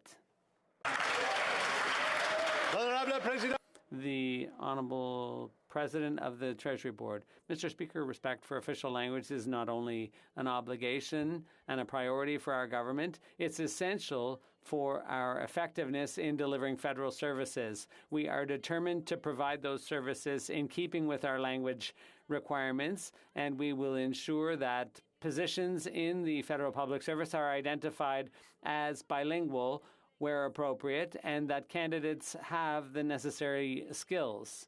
This is important to maintain a workplace that promotes the use of both official languages. The Honourable Member for La Pointe de l'Île. Mr. Speaker, this government appointed a unilingual English woman as Lieutenant Governor of New Brunswick, the only bilingual province in Canada. A New Brunswick court has ruled the appointment unconstitutional. But the federal government, if you can believe it, is appealing that decision. The Liberals want to spend public money to defend their right to make a unilingual English appointment in the only bilingual province in Canada. Instead of lecturing Quebec, will this Liberal government stop its attack on French in Canada? The Honourable Minister of Official Languages. I'd like to thank my colleague for his question. Our government remains resolutely determined to promote French all across Canada. The decision to appeal this decision is in keeping with our obligation to promote linguistic duality. Mr. Speaker, our government is firmly committed to ensuring that all future lieutenant governors of New Brunswick will be bilingual. The Honourable Member for Longueuil-Saint-Hubert. Mr. Speaker, the Liberals who are challenging Bill 96 on Saturday, they're not outraged today that 81% of senior positions in the public service are held by Anglophones. They never criticized the appointment of a unilingual Anglophone lieutenant governor in New Brunswick. They said nothing when their government threatened to sue Francophones in BC who had demanded service in French. They never criticized the fact that their government refuses 80% of study permits to Francophones from Africa. Where is this fine bunch of champions when it's time to defend Francophones? The Honourable Minister of Official Languages. Thank you, Mr. Speaker. As Minister of Official Languages, the promotion and protection of French is an absolute priority. That's why we're so happy that we have retabled our bill to modernize the Official Languages Act. That bill will make a real difference in the lives of Canadians. And I hope the Bloc and all parties in the House will work with us to ensure that we can pass this bill as quickly as possible. Thank you, Mr. Speaker. The honourable member for Bellechasse-les-Chemins-Lévis. Good morning, Mr. Speaker. The rising gas prices are having a real impact on all Canadians. A recent survey shows that 2/3 of Canadians will not travel away from home this summer. The impact is also felt on our shelves. Goods are more expensive to produce and transport, and consumers are ultimately paying the price. But who benefits? The government, Mr. Speaker. For every litre of gasoline sold, more than 60 cents goes into government coffers. When is this government going to ease up on Canadians and lower taxes? The Honourable Minister. Mr. Speaker, let's be realistic with the facts. There is no evidence that lowering taxes will pass through to consumers. But this government did create the Canada Child Benefit. What did the Conservatives do? They voted against. We indexed benefits for seniors. The Conservatives voted against. We provided assistance to students. The Conservatives voted against. They're against Canadians. We vote for them. Those are the facts, Mr. Speaker. The honourable member for Simcoe North. Mr. Speaker, as gas prices soar across the country, this government's response is tone-deaf and even at times condescending. They shrug off astronomical gas prices even though federal taxes contribute to inflation. They say the carbon tax rebate outweighs the cost, but we know that's just not true. The majority of Ontario families are worse off, businesses who ship goods are worse off, and farmers don't get a rebate. They're worse off by thousands of dollars a month. So, Mr. Speaker, as we listen to the government talk about how good gas prices are high, the question is simple. How high do they want them to go? The Honourable Minister of Tourism and Associate Minister of Finance. Speaker, let's look very clearly at what the Parliamentary Budget Officer has said. 8 out of 10 Canadians are better off with a price on pollution. And Mr. Speaker, I don't know why these Conservatives are so against a market mechanism that even Preston Mounting said was the best way to reduce emissions. Mr. Speaker, we're focused on affordability. They're playing politics. Canadians know that. Order. I just want to remind the member for Simcoe North that booklet that's on top of the desk, on top of in front, that one there was blocking the microphones. So make sure the microphones are not blocked when we're asking questions or answering them as well. Just a technical thing while we slow things down just a little bit. The Honourable Member Langley Aldergrove. Mr. Speaker, Vancouver has the highest gas prices in all of North America. The gas station at Vancouver Airport is advertising regular gas at $2.34 a litre. Whoa. The Minister of Finance keeps saying that inflation is a global phenomenon, yet we know that it is this government's policy to actually drive up gasoline prices through their taxation policy. When will this government quit blaming others, take responsibility, and give us a break at the gas pumps? Hear, hear. The Honourable Minister of Tourism and the Associate Minister of Finance. Mr. Speaker, I thank the Honourable colleague for his question. There's no evidence that removing tax would pass to consumers, and this House should be focused on getting Vladimir Putin out of Ukraine to restabilize energy markets. Canadians know that gas prices are higher because of the illegal war in Ukraine. The other side wants to play politics. We're focused on affordability, CCB, childcare, putting money in the pockets of Canadians. That's our job. They can scream all they want. We're doing the hard work.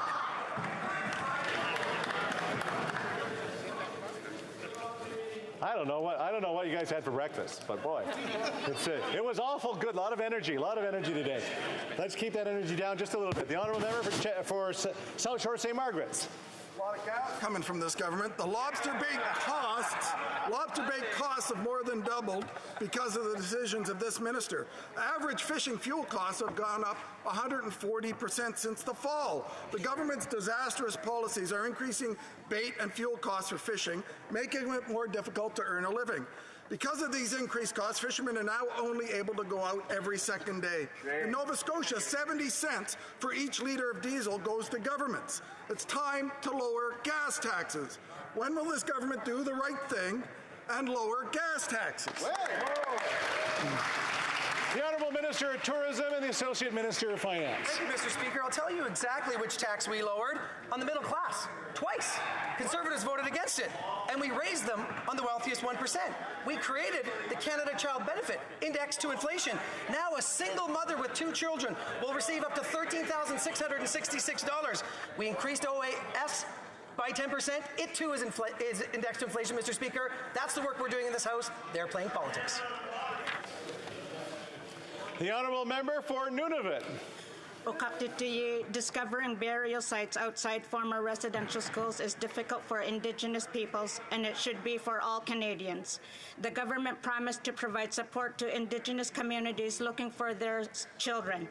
Yesterday, the minister admitted that many of the promises they made has no timeline for completion. First Nations and Inuit are still asking for resources to recover bodies and for help to heal from the trauma of these discoveries. Why isn't the government delivering faster on their promises to support Indigenous communities? The Honourable Minister of Crown Indigenous Relations. Thank you, Mr. Speaker. And I would highlight the fact that since the discoveries in Kamloops, upon which the first anniversary is coming, this government has deployed over $500 million in assisting communities in this very, very painful step in deciding whether to go and search for lost ones. Not every community will work at the same pace as another one. There are about 70 applications that are still in and fully funded, and we'll continue to be with them. Some have said it could take up to 10 years, and the worst thing they want to see is any government stepping away from that commitment. We'll keep doing it, but at their pace. Thank you. Excellent. Honourable Member for Courtenay Alberni.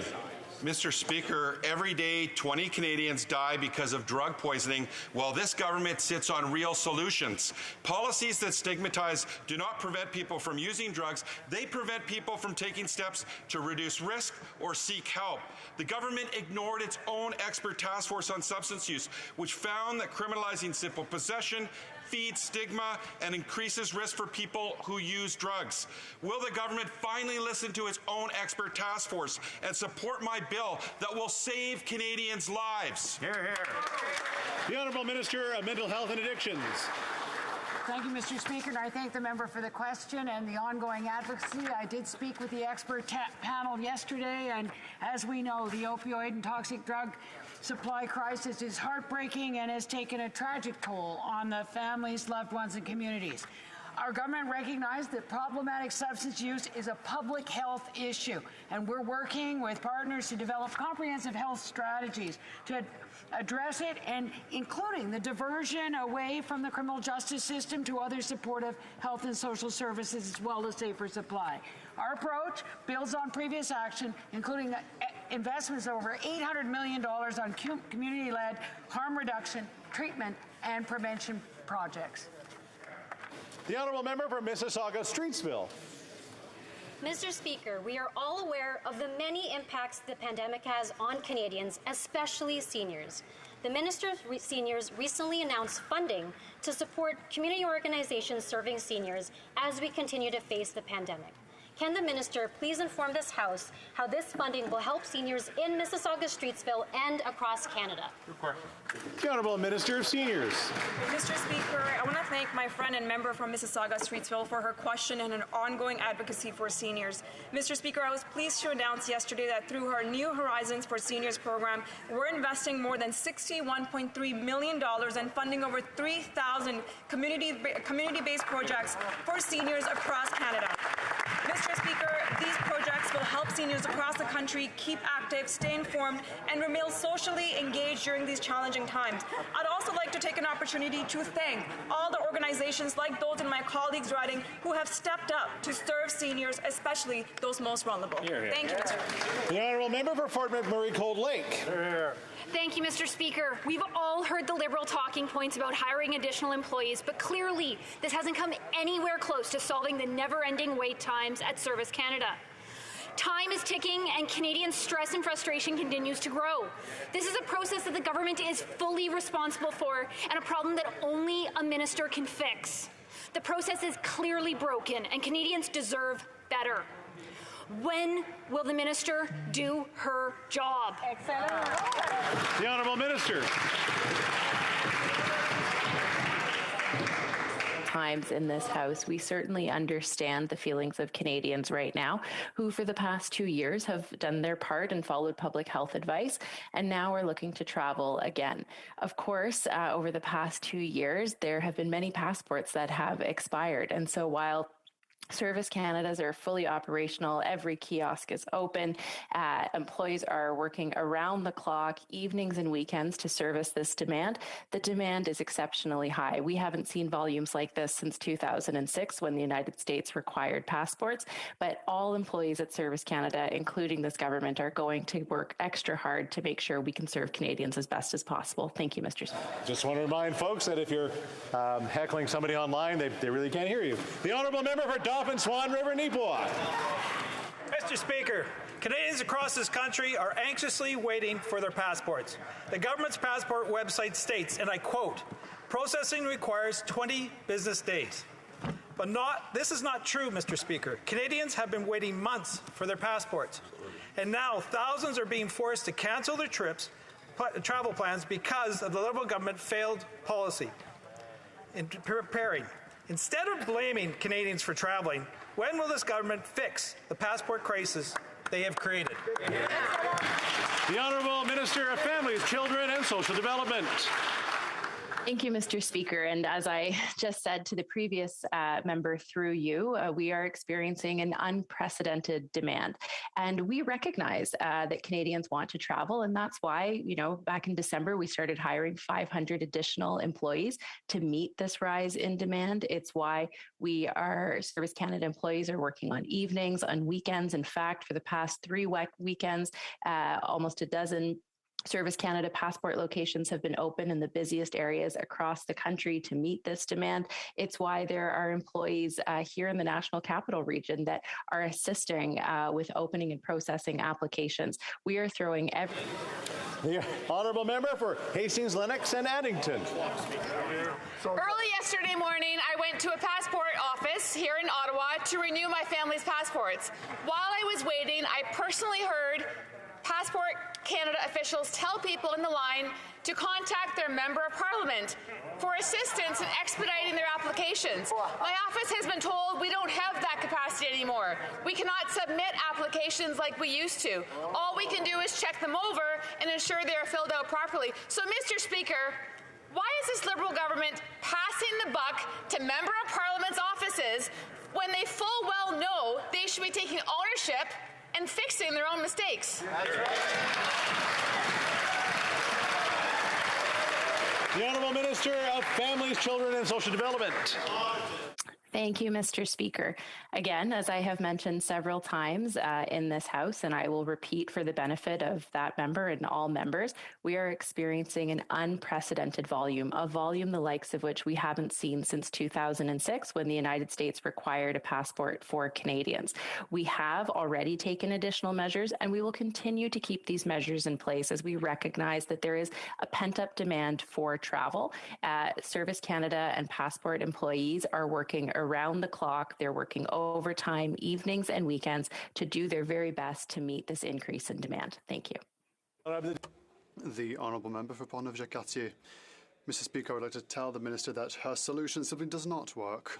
This government lacks vision. It is always reacting. In the case of Canadian passport renewals, it was foreseeable that there would be an excess demand because of the renewals and the end of the pandemic. There are many cases in my constituency office. Julie, Carl, Marianne, there are many of them. On the Passport Canada website, it says that delivery takes about 20 days rather. Why is this government creating unnecessary expectations and stress for citizens and simply not meeting its deadlines? The Honourable Minister for Families. Thank you very much, Mr. Speaker, and as I mentioned a number of times in English, I will repeat it in French. We understand that there is a very high demand at the moment.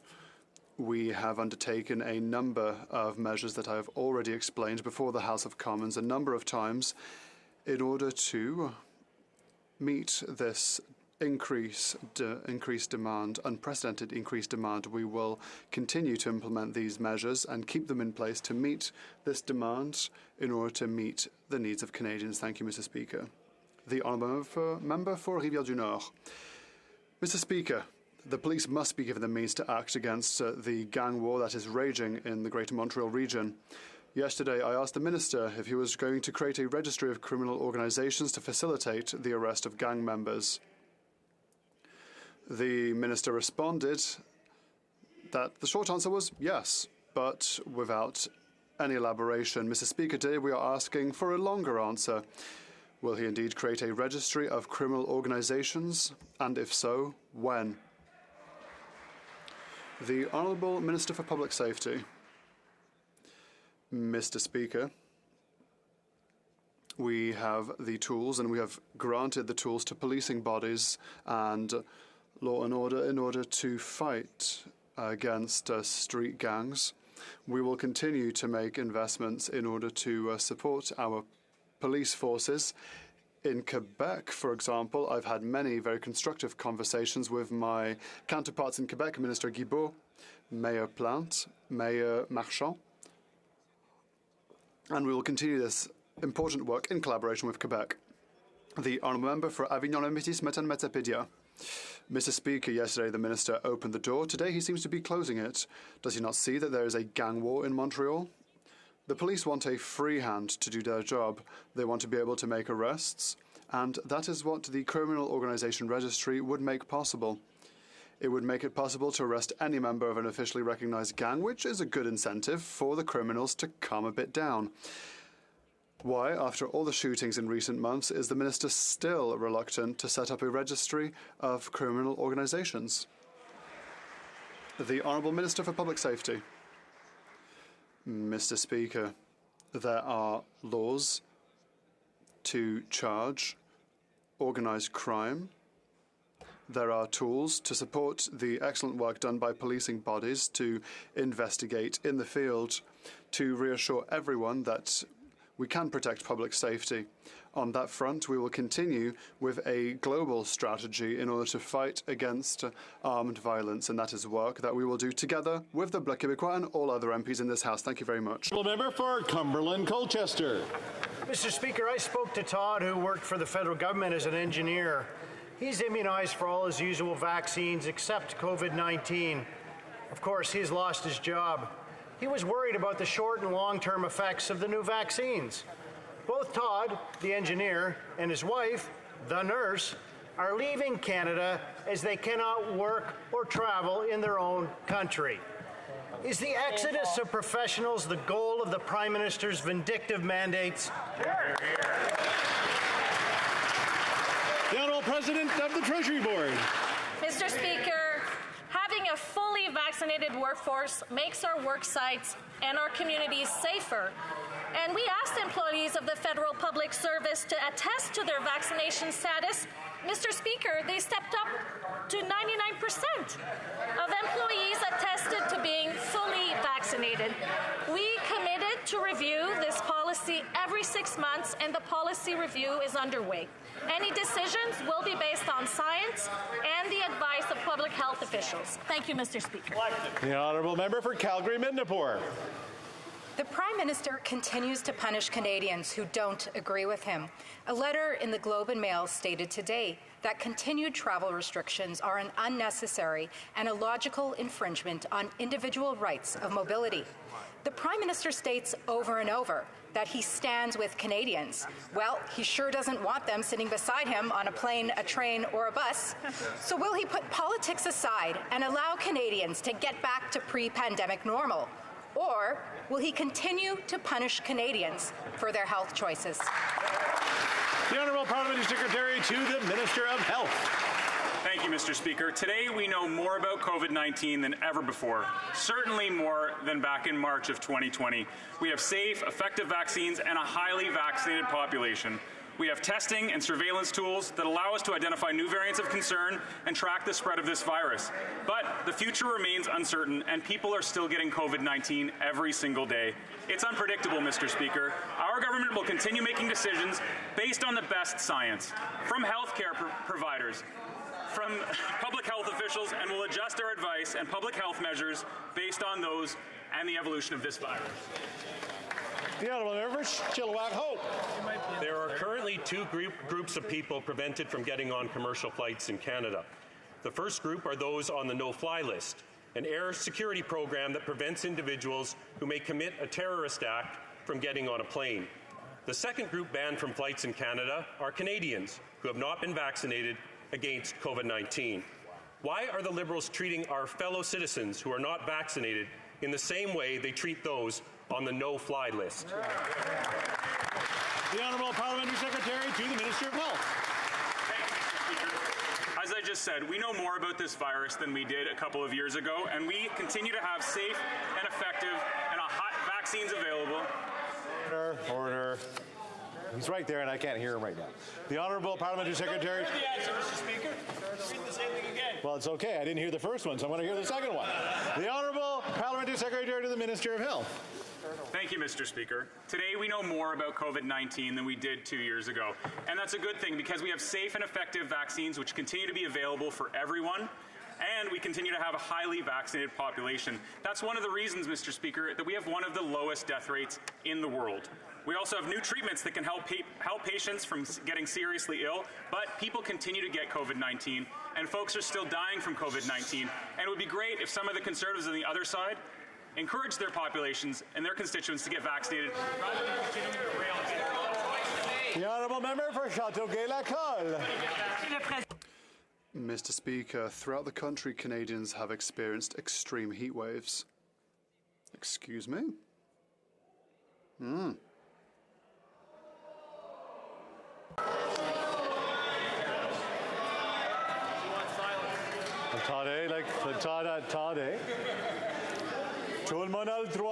Everyone has the right to ask questions and then hear the answers.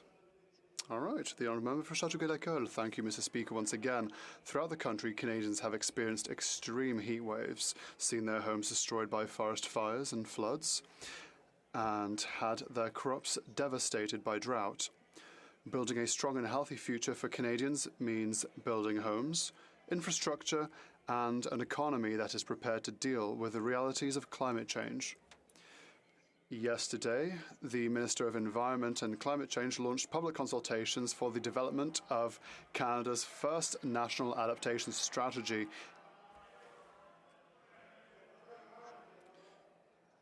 Number two, the Honourable Member, Minister of Environment. Thank you, Mr. Speaker. I would like to thank my honourable colleague for Châteauguay-Lacolle for her question and her work in this riding. Mr. Speaker, when the roof of your house leaks, you fix your roof and then you argue about what you're going to have for dinner.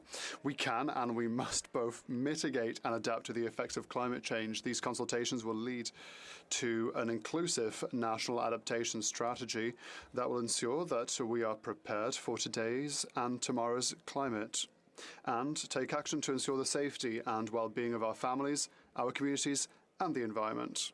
Thank you, Mr. Speaker. The Honourable Member for Lévis-Lotbinière. Mr. Speaker, the temporary foreign worker saga continues. Several companies in my riding have received their confirmation letters for favourable labour market impact assessments, or LMIAs, on the 15th of April 2022 after more than 8 months of waiting. 8 months, Mr. Speaker, that is far too long and the process is not even finished yet. Mr. Speaker, the government has a duty to streamline the entire process for accepting temporary foreign workers. When will it do so? The Honourable Minister. The honourable member for his question. Addressing the labour shortage is a top priority for our government, and that's why we're putting additional resources towards processing cases, including work permits, to ensure people have access to the workers that they need. I'd advise the honourable member that the average processing time for work permits in the province of Quebec today is 33 days, which is among the very best available in Canada. We're going to continue to do everything we can to get businesses the worker they need. Our economy depends on it, and it's going to help kickstart our economic recovery from the COVID-19 recession. Member for Sherwood Park, Fort Saskatchewan. Cardinal Joseph Zen is a 90-year-old retired Catholic cardinal, much loved throughout China and the world for his deep faith and courageous advocacy for democracy. The Chinese Communist Party now considers this 90-year-old clergyman a threat to national security and has arrested Cardinal Zen. Arrested alongside Zen are a number of other prominent voices for justice and human rights, including Canadian citizen, singer, and actress Denise Ho. Will the government join us in clearly condemning these arrests and also commit to strengthening immigration measures to make it easier for human rights defenders in Hong Kong to come to Canada? The Honourable Parliamentary Secretary to the Minister of Foreign Affairs. Thank you, Mr. Speaker. And I want to thank the member for the question. The relationship that Canada has with China is complex, it is challenging, and it is always important for us to be mindful of it. As we engage in that relationship, there's no more important issue than Canadian values and Canadian rights, including the human rights agenda of this country. We will continue to stand up for human rights at every opportunity and take every opportunity to speak to our Chinese counterparts about those issues that the member has raised. Thank you, Mr. Speaker. The Honourable Member for York Simcoe. Mr. Speaker, on a recent episode of the Fist Estate, Canadians were horrified and shocked to see tons of plastic waste shipped overseas from Canada, where it is being burned and dumped in developing countries. While other nations take action, the Liberals are doing nothing. They even blocked my Conservative bill to ban the export of plastic waste. Enough is enough. We need action, Mr. Speaker. The world's ocean and the environment are suffering. Will the Liberals finally stop this shameful practice? The Honourable Minister of Environment and Climate Change. Thank you, Mr. Speaker, and I thank my honourable colleague for his question. In fact, our government is in the process of putting the first ever Canadian strategy to reduce plastic pollution, to move Canada towards a circular economy, to ban single plastic use, and to force plastic companies to use more recycled content in the plastic that they produce. Thank you very much, Mr. Speaker. By the end of the question period, people have lost all the energy. The Honourable Member for Longueuil, Charles Lemoine. Mr. Speaker, the environment is very important for the people of my riding. Yesterday, we announced a major investment in the biomethanization plant in Varennes that serves, amongst others, the city of Longueuil. Could the Minister tell us more about this promising project for the Quebec economy and our environmental record? Thank you. The Honourable Minister. Mr. Speaker, it won't surprise you that I will be thanking my colleague for her excellent work. I would like to say also that we are proud to be investing more than $25 million in this expansion project, which will allow many municipalities in the Greater Montreal area to reduce a greater quantity of organic matter in a way that will reduce our greenhouse gas emissions by more than 13,000 tonnes per year and divert thousands of tonnes of organic waste from our landfills. And, Mr. Speaker, that is thanks to the extraordinary work of our colleague for Longueuil, Charles Lemoine. Churchill Kawadanogaski. Mr. Speaker, the public service is back to the good old days where the foreman gave his or her orders in English and the francophones carried them out. The federal government is not setting an example for CN and Air Canada, but rather following their trend. 19% of deputy ministers or associate deputy ministers have French as their first official language spoken, compared to 31% in amongst workers or 23% nationally. The Prime Minister decides upon appointments. He, and he alone, is the one who can correct the situation. When will he show leadership and correct this representation gap at the very top of the public service? The President of the Treasury Board.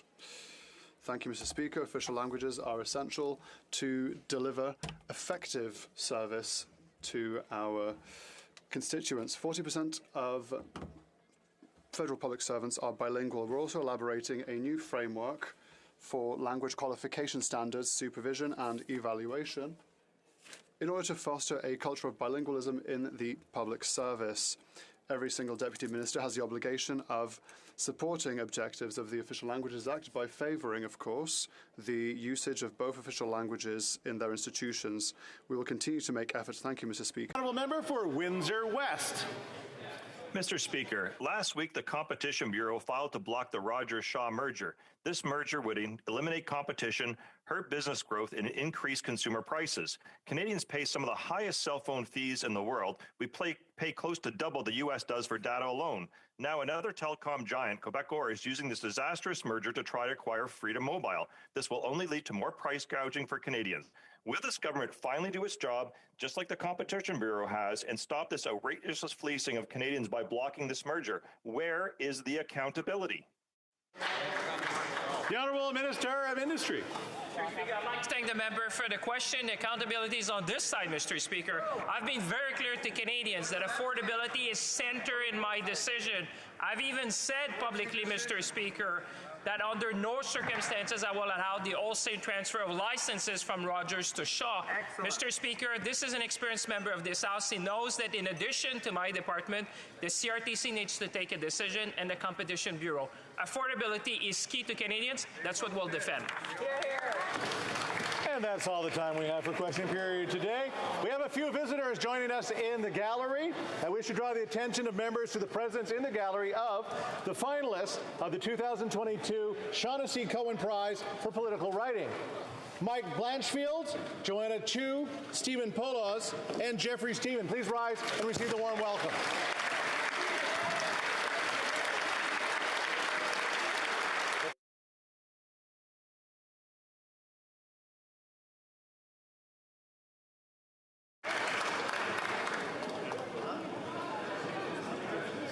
Now I just want to wait for folks to clear the chamber so we can get on with orders of the day.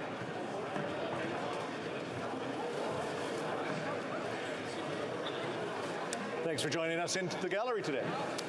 Orders of the day. Order émanant du gouvernement, travaux des subsides, resume consideration of an opposition motion on subsidies for the oil and gas sector, standing in the name of Miss Collins. When we left this, the honourable member for South Okanagan West Kootenay had 4 minutes in debate. The honourable member for South Okanagan West Kootenay. Well, thank you, Mr. Speaker. And when we left off for question period, I was talking about how Canada is uniquely positioned for becoming a renewable energy superpower.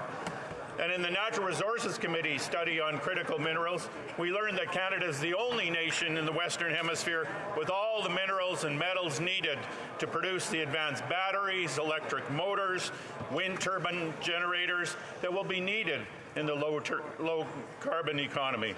The International Energy Agency's net zero energy scenario estimates that the global value for select critical minerals will grow substantially over the next 2 decades, reaching today's level for coal market value, about $400 billion US by 2040. The opportunity is there for Canada to both reach net zero and prosper, but we can't continue down the path that Liberal and Conservative governments have chosen when it comes to spending money on the oil and gas sector. Canada currently spends more per capita on those subsidies than any other developed country.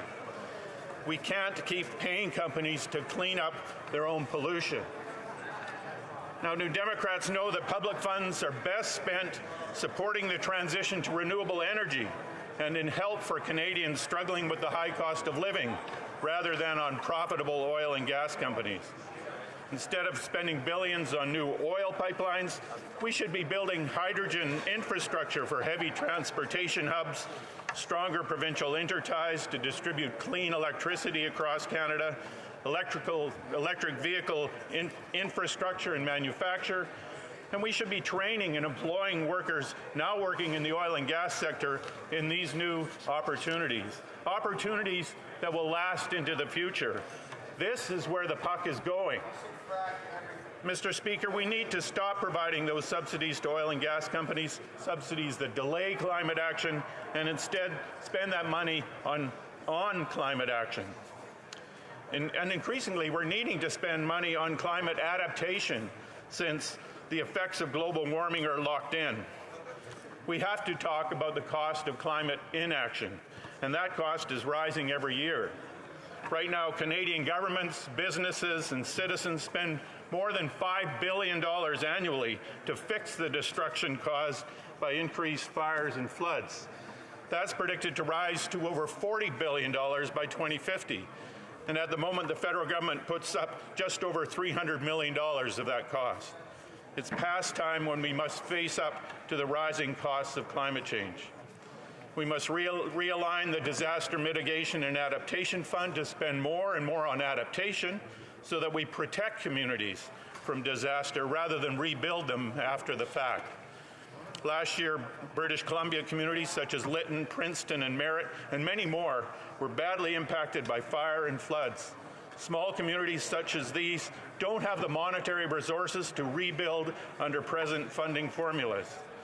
We must have a clear strategy for the future that faces the facts of climate change, both limiting the extent of future changes and dealing with the changes that have already taken place. Mr. Speaker, Canada's future is very bright, but first we must invest in that future and not in the past. Thank you. There you go. Questions and comments. Question et commentaire. And surprisingly, people are actually paying attention. That's awesome. The honourable member for Avalon. Thank you, Mr. Speaker, and I want to thank the member opposite for his speech. I've always heard from the NDP as picking up for unionised workers, picking up for workers in general. But to hear the member come down hard on the oil industry, most of those workers are union-paying members. Is he saying put them out of work and leave them without jobs? The honourable member for South Okanagan, West Kootenay. Well, I'd like to thank the member from Avalon for that question, and the answer is, of course, no. We are not wanting to put oil and gas workers out of work. The oil and gas industry has been very good to Canada over the past decades. I mean, the member from Calgary Centre recounted in great detail of how much benefit it has provided Canadians and Canadian workers. But that is not where we're going. What I'm saying is we have to make sure that those workers who have good union jobs now will have good union jobs in the future. But those jobs are disappearing, whether they like it or not. And a lot of those workers are very concerned, very rightly concerned about what they see, and we have to invest in that future for them and their families. Questions and comments? Question commentaire, the honourable member for Calgary Centre. Well, thank you, Mr. Speaker. I'm going to ask my honourable colleague, who gave a good speech here, what he actually thinks, if he's actually read, first of all, the preamble to this motion, which talks about the increasing price of gas. And in his speech, he talked about the move towards renewable energies as replacing fossil fuels. There's a dichotomy there. I wonder if he's actually thought about it, because the whole concept of renewable energies and making gas more expensive is so that renewable energies actually don't look nearly as mountingly expensive in comparison. Has he thought about that at all, what the actual outcome is here for Canadian consumers in the critical minerals chain he's actually discussing here? The honourable member for South Okanagan, West Kootenay.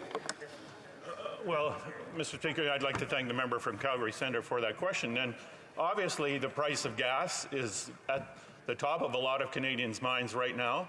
It has gone up a tremendous amount, $1 a litre probably, since the war in the Ukraine has changed the world markets. And what I'm looking for is a future that we are moving towards, that we're planning for, that will create an energy market that isn't so sensitive to world events, an energy future where Canada is creating its own energy and not subject to world prices for oil. If the Conservatives are always talking about let's use Canadian oil to fuel Canada. But I can bet that if we had that system right now, Canadian oil companies would not want the Conservatives to say, okay, we're cutting the price of oil in half because we control oil in Canada. We need a system that is good for the planet and that is good for consumers, and we have to plan for that. Comments? Question et commentaire. The honourable member for Skeena, Bulkley Valley. Thank you, Mr. Speaker, and thank you to my colleague for his excellent speech. The thing that stands out to me the most is this $2.6 billion subsidy for carbon capture and storage that's in the most recent budget. And it stands out as egregious not only because this technology has yet to prove feasible at scale, but because these billions of dollars are going to some of the largest companies in the world that are making record profits. So could my colleague comment a little bit on where he would rather see that $2.6 billion go in the budget, especially in terms of helping Canadians transition to lower carbon, more affordable lifestyles? Member, South Okanagan, West Kootenay. Well, I'd like to thank the member from Skeena-Bulkley Valley for that question, and I outlined some of that in my speech. I'd like to thank him for allowing me to go on, but we need to spend those monies in reaching this future with a clean economy. I mentioned interprovincial interties in electrical redistribution. That would help us get clean electricity across the country and help us reduce our emissions tremendously. But that costs a couple of $2 billion for each intertie. So those are the kind of things we have to be looking at instead of funding the oil and gas industry that's very profitable. Reprise du débat, continuing debate. The Honourable Parliamentary Secretary to the Government House Leader. Yes, thank you, Mr. Speaker. I'll be sharing my time with the member from London West. And, I've had the opportunity to emphasize a few points already today, Mr. Speaker, in points that I think that are really important for us to have an understanding and an appreciation for. I talk about in terms of, the differences between political entities inside the chamber, where you have some in the chamber and some political parties that will say that we're not doing enough to support the energy industry. Then you'll have others that will say that we are doing too much to support the energy industry. And I like to believe as a political party, more importantly, as a government, we have recognized the true value for all of Canada in saying that, look, we can in fact be responsible for environmental stewardship, while at the same time respect the energy industry. And we have seen a number of different policies, both through legislation and budgetary measures, to demonstrate that that is in fact very much doable, Mr. Speaker. One of the questions that I had made reference to, because we talk a lot about the environment, as well we should, Mr. Speaker, one of the individuals that I had quoted from earlier today, and I'm going to repeat the quote, was from the former leader of the Green Party, Andrew Weaver from British Columbia. And this was based on election platforms. And I thought it was important to kind of provide this quote and a little bit of balance to it. So I'm quoting Andrew Weaver, who I must say actually supported the NDP when they were in a minority situation in the province of Manitoba. And I quote, "I'm a climate scientist and a parent, and I spent my life working on climate science, policy, and solutions. The science is clear. Urgent action is required to mitigate the worst aspects of the climate crisis and to get to net zero emissions by 2050. The Liberal Party of Canada's climate plan is both bold and thoughtful. It is the only credible science-aligned climate plan, but put forward by any political party at the federal level today. It includes a world-leading price on carbon pollution, permanent public transit funding, rapid zero emissions vehicle deployment, which is even stronger policy than that while we developed here in British Columbia as part of the Clean BC, the phasing out of coal by 2030, and much more. This is a plan that reflects the urgency and scale of the crisis. I am extremely impressed at how ambitious the Liberal Party of Canada's climate plan is, and I'm confident that this is the right path forward for Canada, Mr. Speaker. This is what the leader of the of the Green Party, or the former leader of the Green Party in British Columbia. Mr. Speaker, I made reference to the fact that over the years, the last 6-7 years, we have seen historical amounts of money being invested into a green transition. We're talking not only about hundreds and hundreds of millions of dollars, Mr. Speaker, we're going into the multiples of billions of dollars, estimated to be as high as just under $100 billion, Mr. Speaker. There is no government in the history of Canada that has ever provided as much money to go towards a greener transition. We have seen it done both directly and indirectly. Money speaks volumes, Madam Speaker. And at the end of the day, we are a government that understands the importance of having a balance. So when we talk about zero emissions and achieving that goal by 2050, we actually have implemented legislation that has been put into place, Mr. Speaker, to ensure that we stay on target, Mr. Speaker. Even if 20 years from now we're not in government, that the government 20 years from now will have that obligation, Mr. Speaker. At the end of the day, as I say, it's not only legislation, but it's budgetary measures. There are things that have been put into place that consumers of Canada can really relate to. Issues such as the Greener Homes grant, Mr. Speaker. A great deal of money that's enabling literally thousands of people across Canada to access a grant that will enable them to improve their home, to build and renovate. Mr. Speaker, not only is that better for our environment, it will reduce energy bills for our constituents that take advantage of that grant, while at the same time, Mr. Speaker, it will improve the communities in which those homes are located. It improves the quality of Canada's overall housing stock, Mr. Speaker. That is one program that I have talked about and encourage and promote, Mr. Speaker.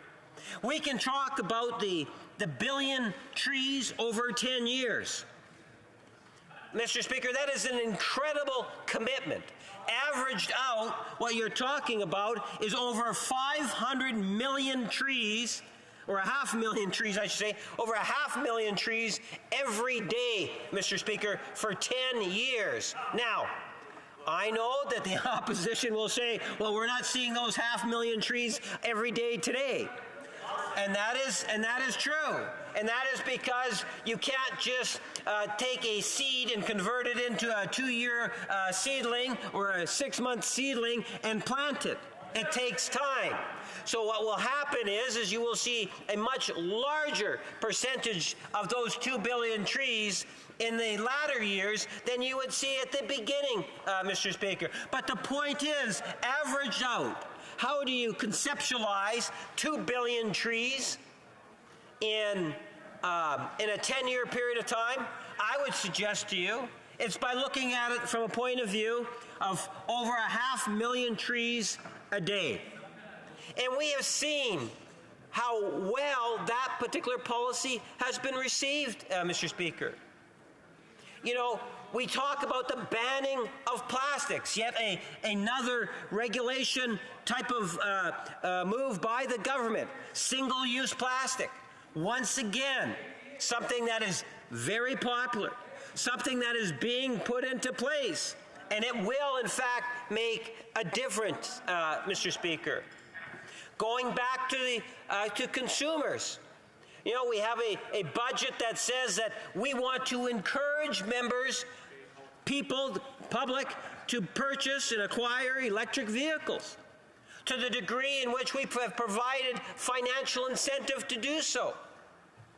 Some other provinces, and the first province that comes to my mind is the province of Laval, the Quebec, where they have a financial incentive to purchase electric vehicles. and I would love to see the province of Manitoba also participate more so in the program. They did a number of years ago, but Mr. Speaker, these types of programs make a difference. You know, earlier today I'd asked the question from some of my Conservative friends, because many of them within the Conservative Party still kind of have that whole climate denial. They don't understand and appreciate climate change. And when I posed the question to the member opposite, I had pointed out to the fact that if you wanted, because he made mention, Madam Speaker, of getting into the truck and taking trips in rural Alberta and so forth.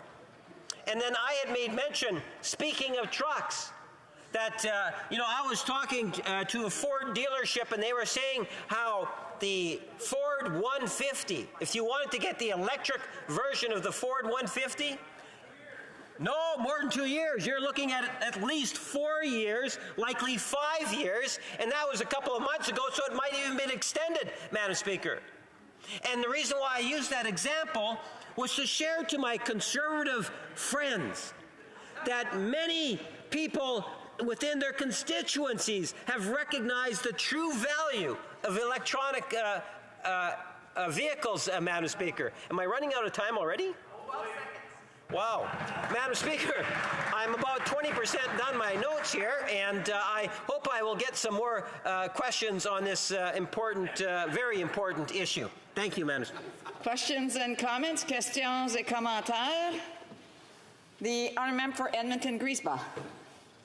Thank you very much, Madam Speaker, and I want to thank my honourable colleague for his speech and for the important work that our energy sector truly does. But one critical question that I think is important for this House to know, Madam Speaker, is the reality facing Indigenous communities in the resource areas. What I've heard in speaking with many Indigenous leadership is the fact that these companies are often predatory in their work with Indigenous communities. Can the member explain how we can ensure that Indigenous communities are truly going to see a diversified economy where they don't have to rely on selling their resources for the penny just to get they go backwards, actually, Madam Speaker.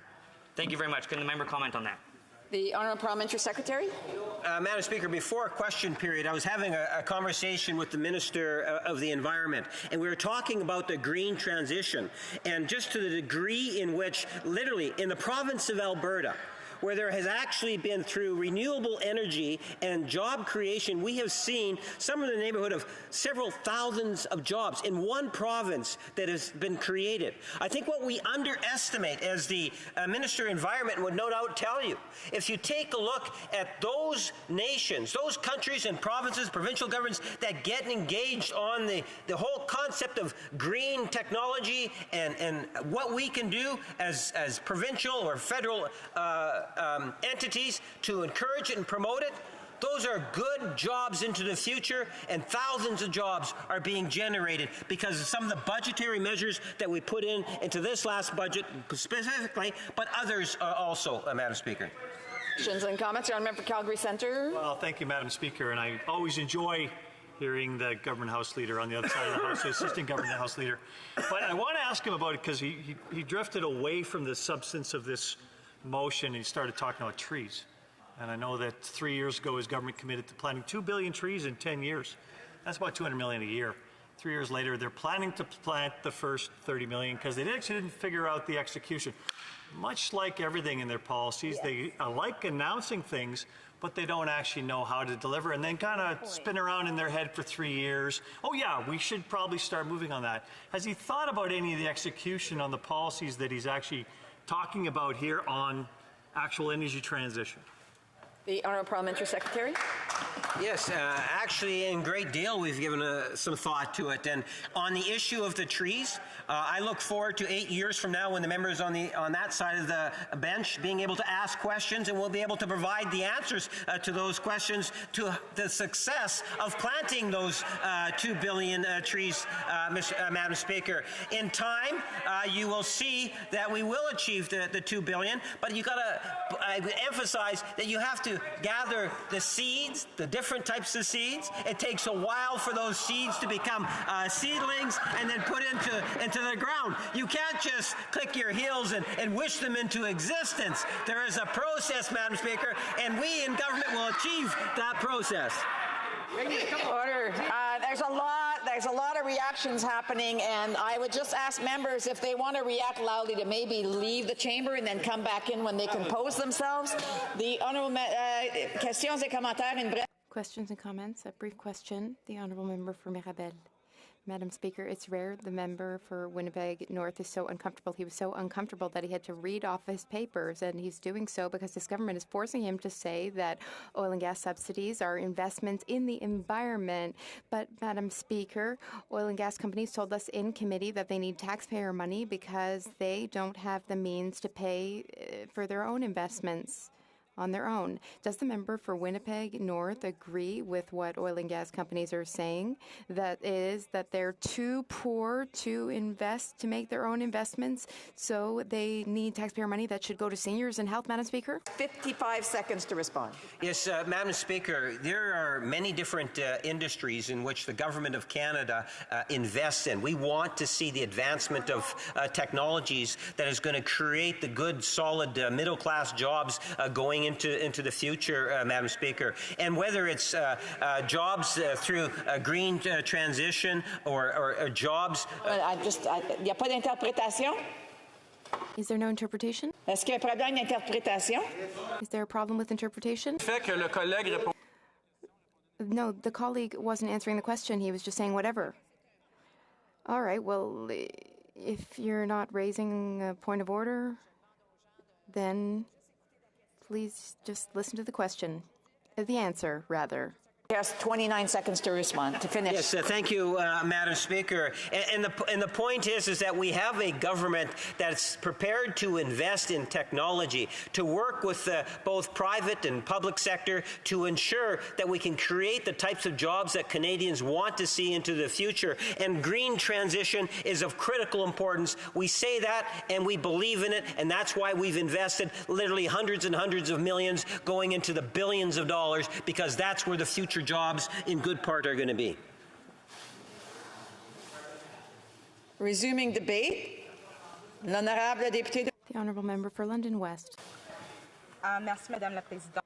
Thank you, Madam Speaker. Opportunity to take part in today's debate.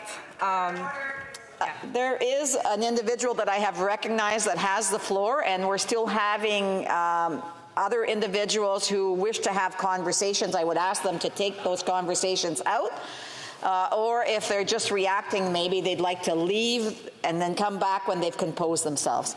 The honourable member for London West. Merci encore, Madame la Présidente. Thank you again, Madam Speaker.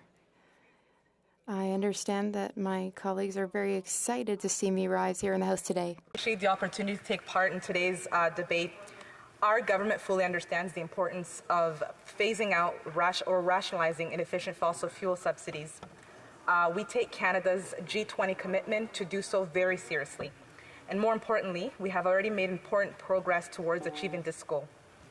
Madam Speaker, this includes action that we have taken to phase out or rationalize tax measures providing preferential tax treatment to the fossil fuel sector, taking into account the phasing out of flow-through shares for oil, gas and coal activities in 2023, which was just announced in Budget 2022.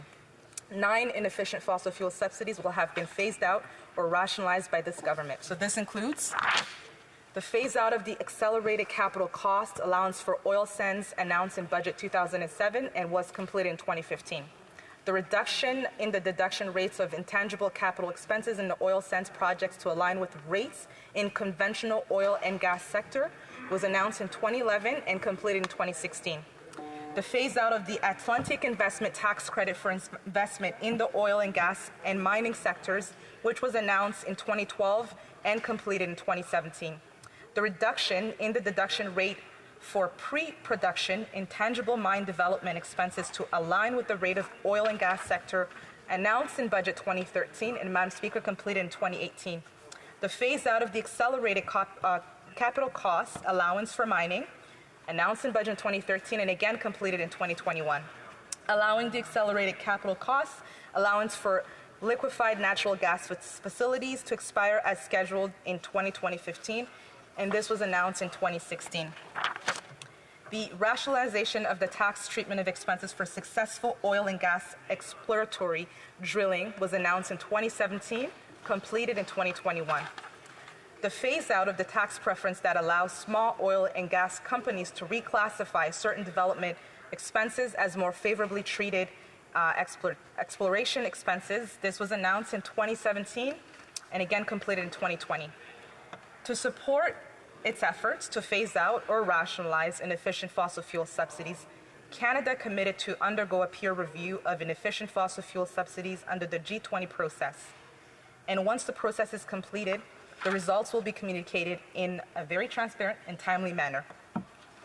So Canada will continue to review its measures that could be considered inefficient fossil fuel subsidies with a view to reforming them as necessary. We have been taking effective action to help Canadians with high costs of living. And we also continue to support Canadians struggling with high costs of living as called for in today's motion. Our government understands that Canadians are being hit by rising prices. And we also are taking effective action to meaningfully support them so that they can deal with this challenge. For example, we're investing in cutting taxes for the middle class while raising them on the wealthiest 1%. We continue to increase support for families and low-income workers through programs such as Canada Child Tax Benefit Workers, Canada Child and the Canada Workers Benefit, my apologies. And thanks to the CCB, 9 out of 10 Canadian families have more money to help them with the cost of caring for their children than they did with previous benefits. Our expanded Canada Workers Benefit will support an estimated of 1 million additional Canadians, which could mean $1,000 more per year for a full-time minimum wage worker. Our financial support for Canadians does not stop there, Madam Speaker. In Budget 2021, our government laid out an ambitious plan to provide Canadian parents with an average of a $10 day, regulated childcare spaces for children under 6 years old. And in less than 1 year, we have reached agreements with all provinces and territories. What this means is that by the end of this year, families across Canada will have seen their childcare fees reduced by an average of 50%. And that is an average of $6,000 in savings per child for families in British Columbia and Ontario. And these are not savings that will appear in 5 or 10 years, Madam Speaker. These are savings that will occur by the end of December. And by 2025 to 2026, our plan will mean an average childcare fee of $10 for all regulated childcare spaces across Canada, meaning that thousands of dollars in savings for families across Canada. To support vulnerable Canadians at the other end of the demographic spectrum, we've also increased the guaranteed income supplement to top-up benefit for low-income single seniors, enhanced the GIS earnings exemption, and we are also increasing old age security for Canadians aged 75 and older in July of this year. This 10% increase will provide about $800 in additional benefit to full pensioners over the first year. About 3.3 million seniors will benefit from this, and no action will be required on their part. They will automatically receive the payment if they are eligible. This is the first permanent increase of the old age security pension since 1973, and other than just adjustment due to inflation. So, Madam Speaker, to protect Canadians from the impact of inflation, the government indexes the Canada Child Benefit to inflation, as well as Canada Pension Plan, old age security, the guaranteed income supplement, and the goods and service tax credit, and other benefits for the most vulnerable people. And to further help make life more affordable for Canadians, we've also increased the basic personal amount, BPA, that Canadians can earn before paying any federal income tax. And to ensure this support is targeted to the middle class, the benefits of the increased BPA are phased out for high-income taxpayers. Madam Speaker, when this measure is fully implemented next year, single individuals will pay $300 less in tax each year, and families will pay $600 less.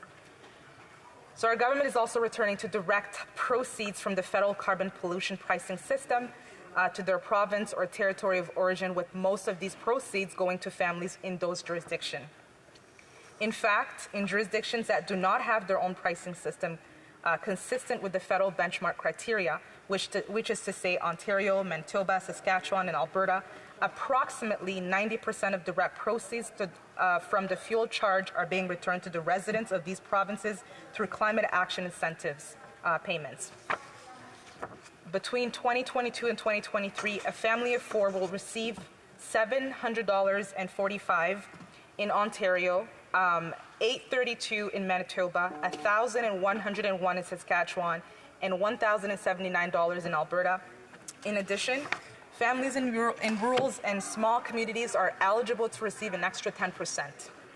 So the reality is that as a result of these CAI payments, most households are getting back more than they pay in increased costs they face from the federal carbon pollution pricing system. What's more, the remaining fuel charge proceeds are being used to support small businesses, farmers, Indigenous communities, and other organizations. And going forward, the federal carbon price will continue to be revenue neutral for the Government of Canada. At the same time, we're also ensuring that taxes are appropriate and fair. Our government knows that those who can afford to buy expensive cars, planes, and boats can also afford to pay a little bit more. And Canadians agree. Our government campaigned on this promise in 2019 and 2021 and was elected to enact this. To that end, we're also following through on our commitment to introduce a tax on the sale of new luxury cars and aircraft with retail sale price over $100,000 and on new boats of over $250,000. And the revenues raised by this tax can be used to offset costs for Canadians and invest in strong economy recovery that supports their highest priorities. Another example of our government's commitment to tax fairness in our proposed tax or non-resident, non-Canadian owned residential real estate that is considered to be vacant or underused, which will become effective as of January 1st, 2022, so the beginning of this year. And while this tax would not be paid by individual Canadian homeowners, it would definitely benefit Canadian families. And that's because the recent and rapid rise in housing prices have made finding an affordable place to call home increasingly difficult. And the underused housing tax would help support investments in housing affordability so that all Canadians can have a safe and affordable place to call home. Our recent federal budget introduced what may be the most ambitious plan to build new housing that Canada has ever seen, putting Canada on the path to double the number of new homes we build over the next 10 years.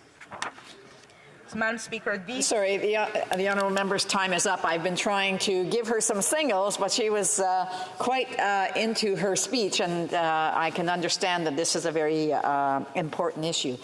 Questions and comments? Questions et commentaires?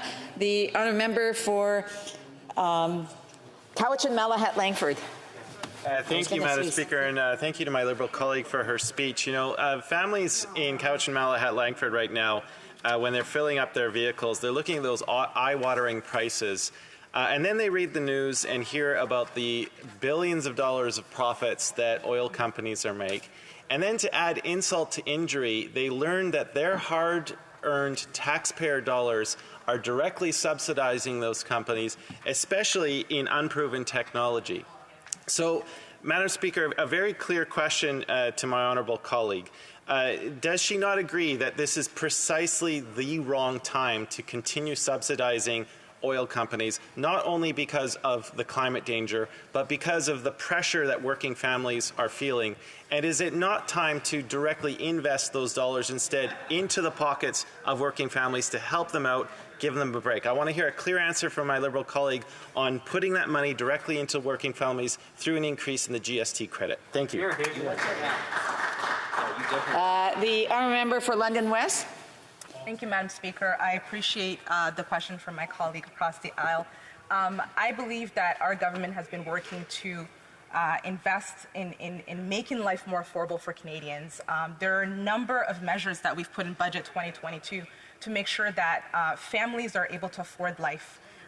There are things that we're working through right now after the pandemic, but we are taking strong measures to have a green recovery, to invest in childcare, to invest in families, to invest in young Canadians being able to afford homes. I understand that gas prices have been frustrating, as the member on the other side mentioned, but the important part is that we are committed to make sure that life is more affordable for Canadians, and we have taken measures to do so. Thank you, Madam Speaker. Questions and comments? The honourable member for Provencher.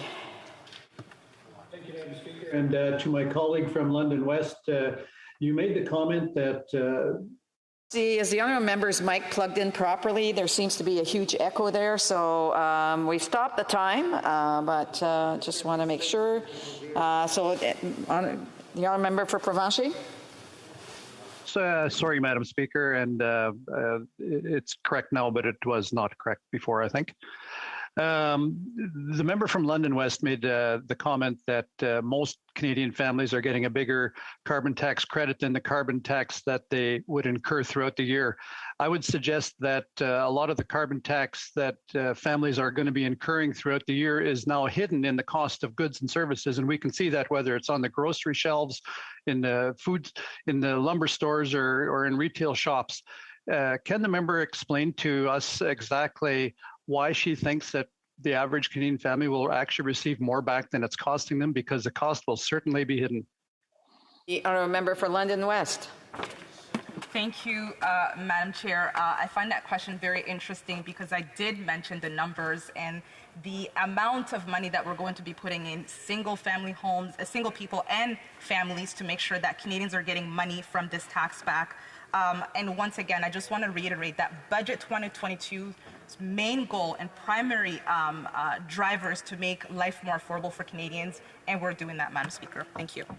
We have time for a brief question. Honourable Member for Repentigny. Thank you, Madam Speaker. And I'd like to remind this House that Canada is the G20 country that has the highest subsidies for oil and gas. But the honourable member insisted on subsidies to families. But let's talk about the subsidies to the oil companies. She talked about the carbon tax, and that's fine. There's a tax on carbon, there's a tax on pollution, but at the same time, there are subsidies for the biggest polluters. Does she not find that a little bit illogical?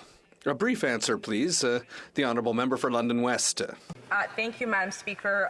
Once again, I want to reiterate that our government is committed to reducing fossil fuel subsidies. At COP26, we reiterate our commitment to phase out our Canada's fossil fuel subsidies by 2023, 2 years earlier than originally planned. And we continue to do that, and we continue to do all that we can to have a green a green recovery for all Canadians. Thank you, Madam Speaker. Resuming debate. Reprise de débat. The honourable member for Burnaby South. Thank you very much. Thank you very much, Madam Speaker. And I'll be sharing my time with my honourable colleague, the member for Vancouver East. I did it. That's on the record now too, I guess.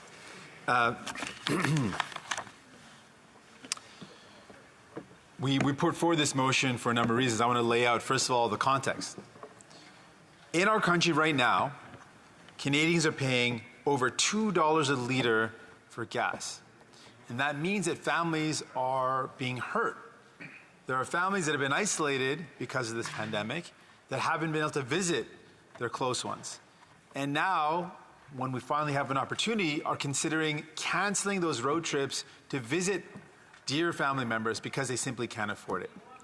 And what makes it even more offensive is that oil and gas companies are posting massive profits, in some cases record profits. Imperial Oil is experiencing the highest profits they've enjoyed in 30 years. And in light of that, what adds insult to injury is that the Liberal government continues to hand out billions of dollars in subsidies to these very profitable oil and gas companies, and that's wrong.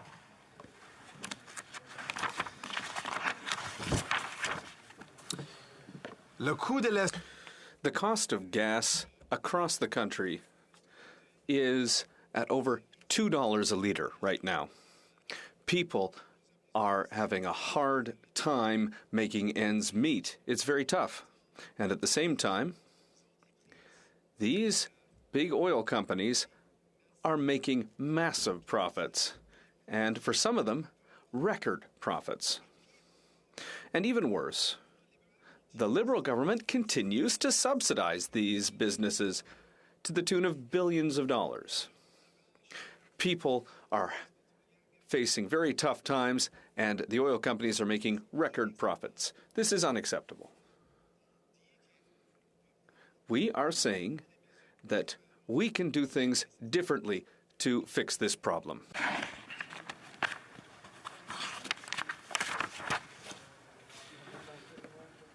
Anytime the price and the cost of everything goes up, it hurts families. But there's also winners. While families are hurt as the cost of living goes up, as inflation rises, the cost of gas rises, they're hurt, but oil and gas companies are benefiting from this moment. And the sad thing is, the only solution ever proposed in times where there's inflation are measures that make it even worse for families, increasing interest rates, which will only further squeeze families that are already so hurt. Why is it the only response to difficult times is to put more pressure, put more of the burden on the families and workers that are already struggling?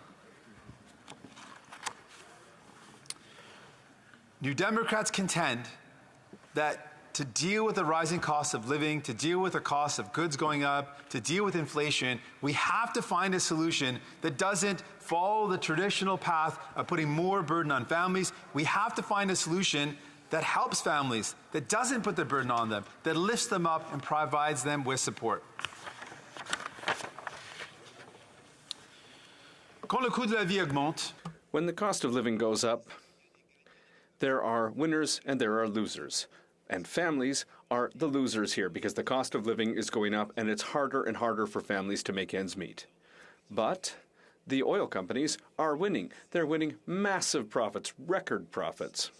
And the only solution that is traditionally proposed to this is the kind of solution that just makes things worse for workers and for families.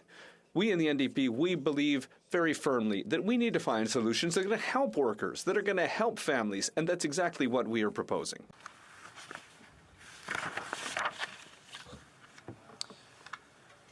I want to be very clear. Whenever the cost of living rises, whenever inflation rises, there are winners and there are losers. Families are hurt. Workers are hurt. People who are precariously employed are hurt, but the oil and gas companies are benefiting. They are winning. They're making more and more profit. And the only solution proposed, traditionally, are solutions that put further and further weight and burden on the shoulders of families, and that has to end. New Democrats believe profoundly that we need solutions to deal with the cost of living and inflation that actually support families, that help workers, that lift people up. So while families across this country are spending hundreds of dollars in expenses, additional expenses, while people across this country are paying hundreds of dollars more in their costs, and oil and gas companies are enjoying record profits, on top of that, they're receiving billions in dollars of public money, our money. Our solution is, let's stop subsidizing already profitable companies, end those subsidies, and invest that money back into people. Invest it by doubling the GST tax credit, by increasing the child benefit, and supporting families that need help the most.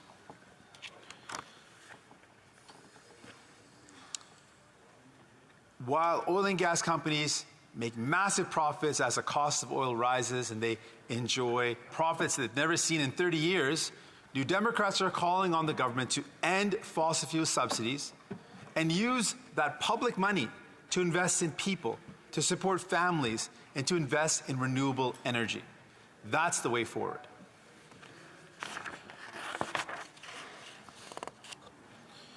Donc, à ce moment... So, right now, when families are having hard times making ends meet, when families have to pay hundreds of extra dollars because of the cost of living going up, because of the cost of gas that's going up, we, the NDP, are saying that we need to eliminate subsidies to the oil and gas companies and reinvest that money in helping Canadian families. We want to double the GST tax credit. We will increase funding for the Canada Child Benefit. We can invest in helping renewable energy in this country. That's how we want to move forward for the benefit of all Canadians.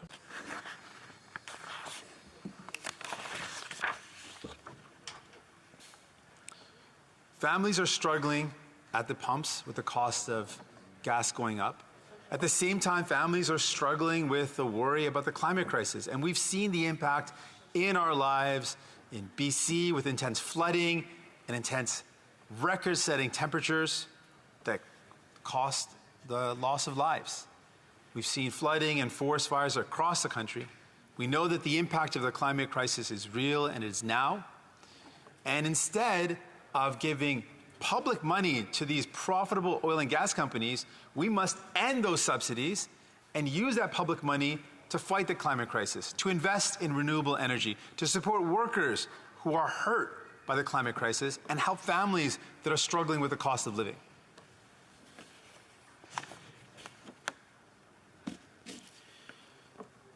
While the Liberals talk about ending fossil fuel subsidies, their actions are very different. Instead of ending fossil fuel subsidies in this budget, they've increased them by $2.6 billion for a carbon capture tax credit, which we're not very certain if it's actually going to help in tackling the climate crisis. And either way, we should force profitable companies to do the right thing, to be environmentally conscious and make the right decisions to protect our planet and our environment. And we should be spending public money on sectors that need more support, like the renewable energy sector. So we can have renewable energy in our country, we can have good jobs that are long-lasting.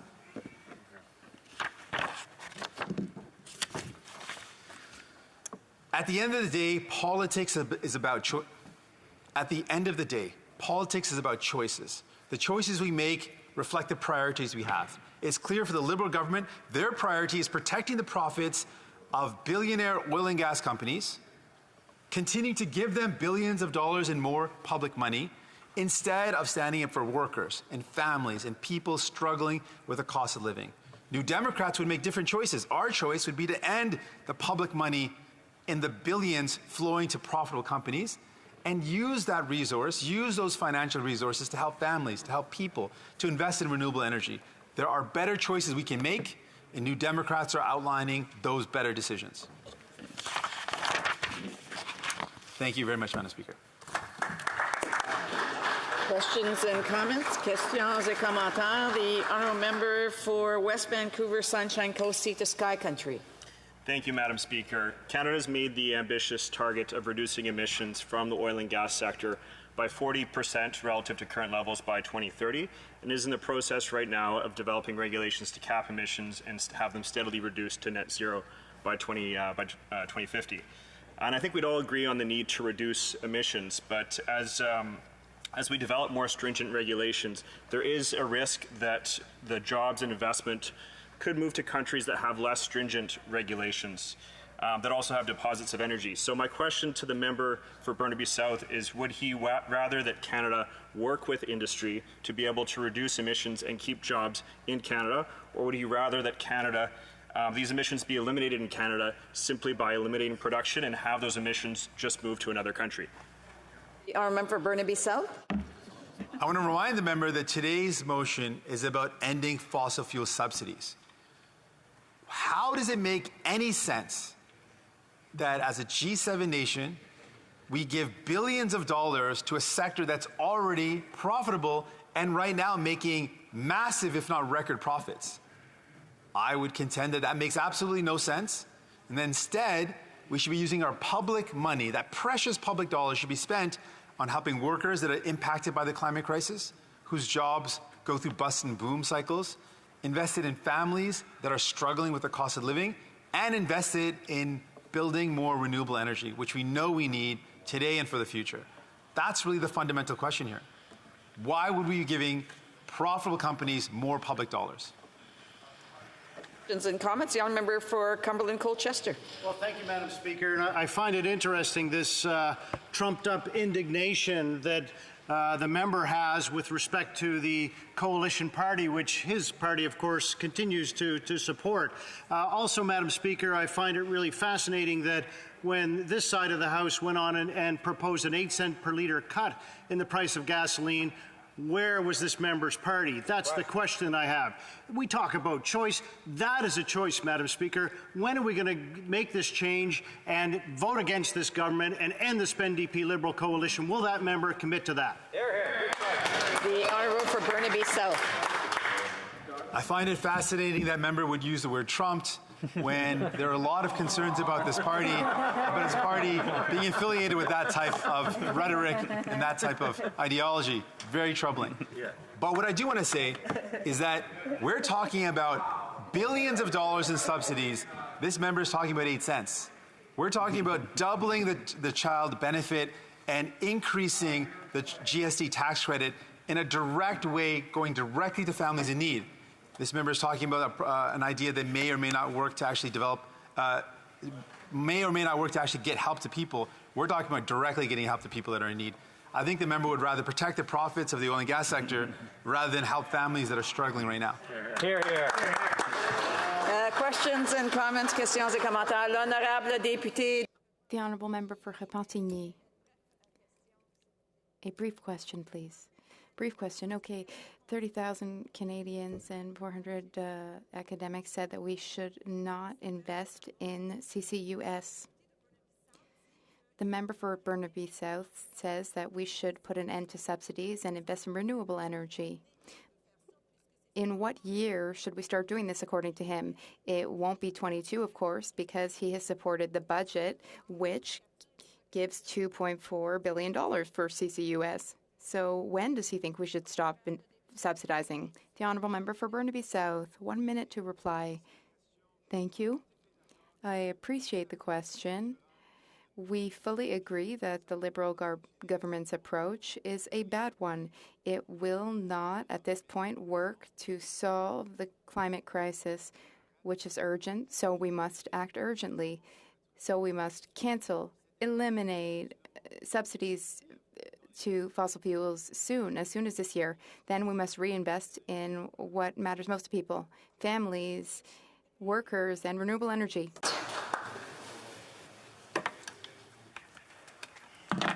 Thank you very much, Madam Speaker.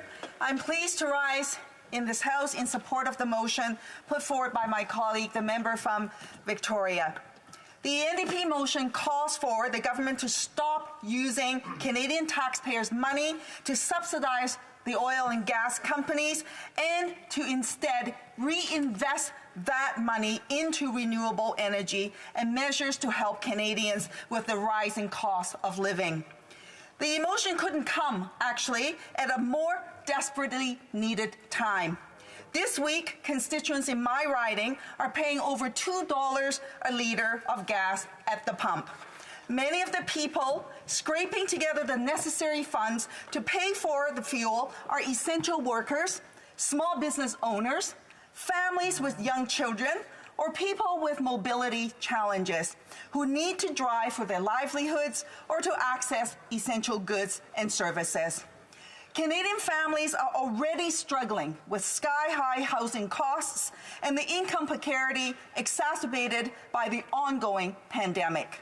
Even before the rise in gas prices, people are living paycheck to paycheck and struggling to make ends meet. Retirees and people on fixed incomes have not seen a rise in income to account for the rise in living costs. By glaring contrast, the oil and gas companies are making record profits while being heavily subsidized by taxpayers' money.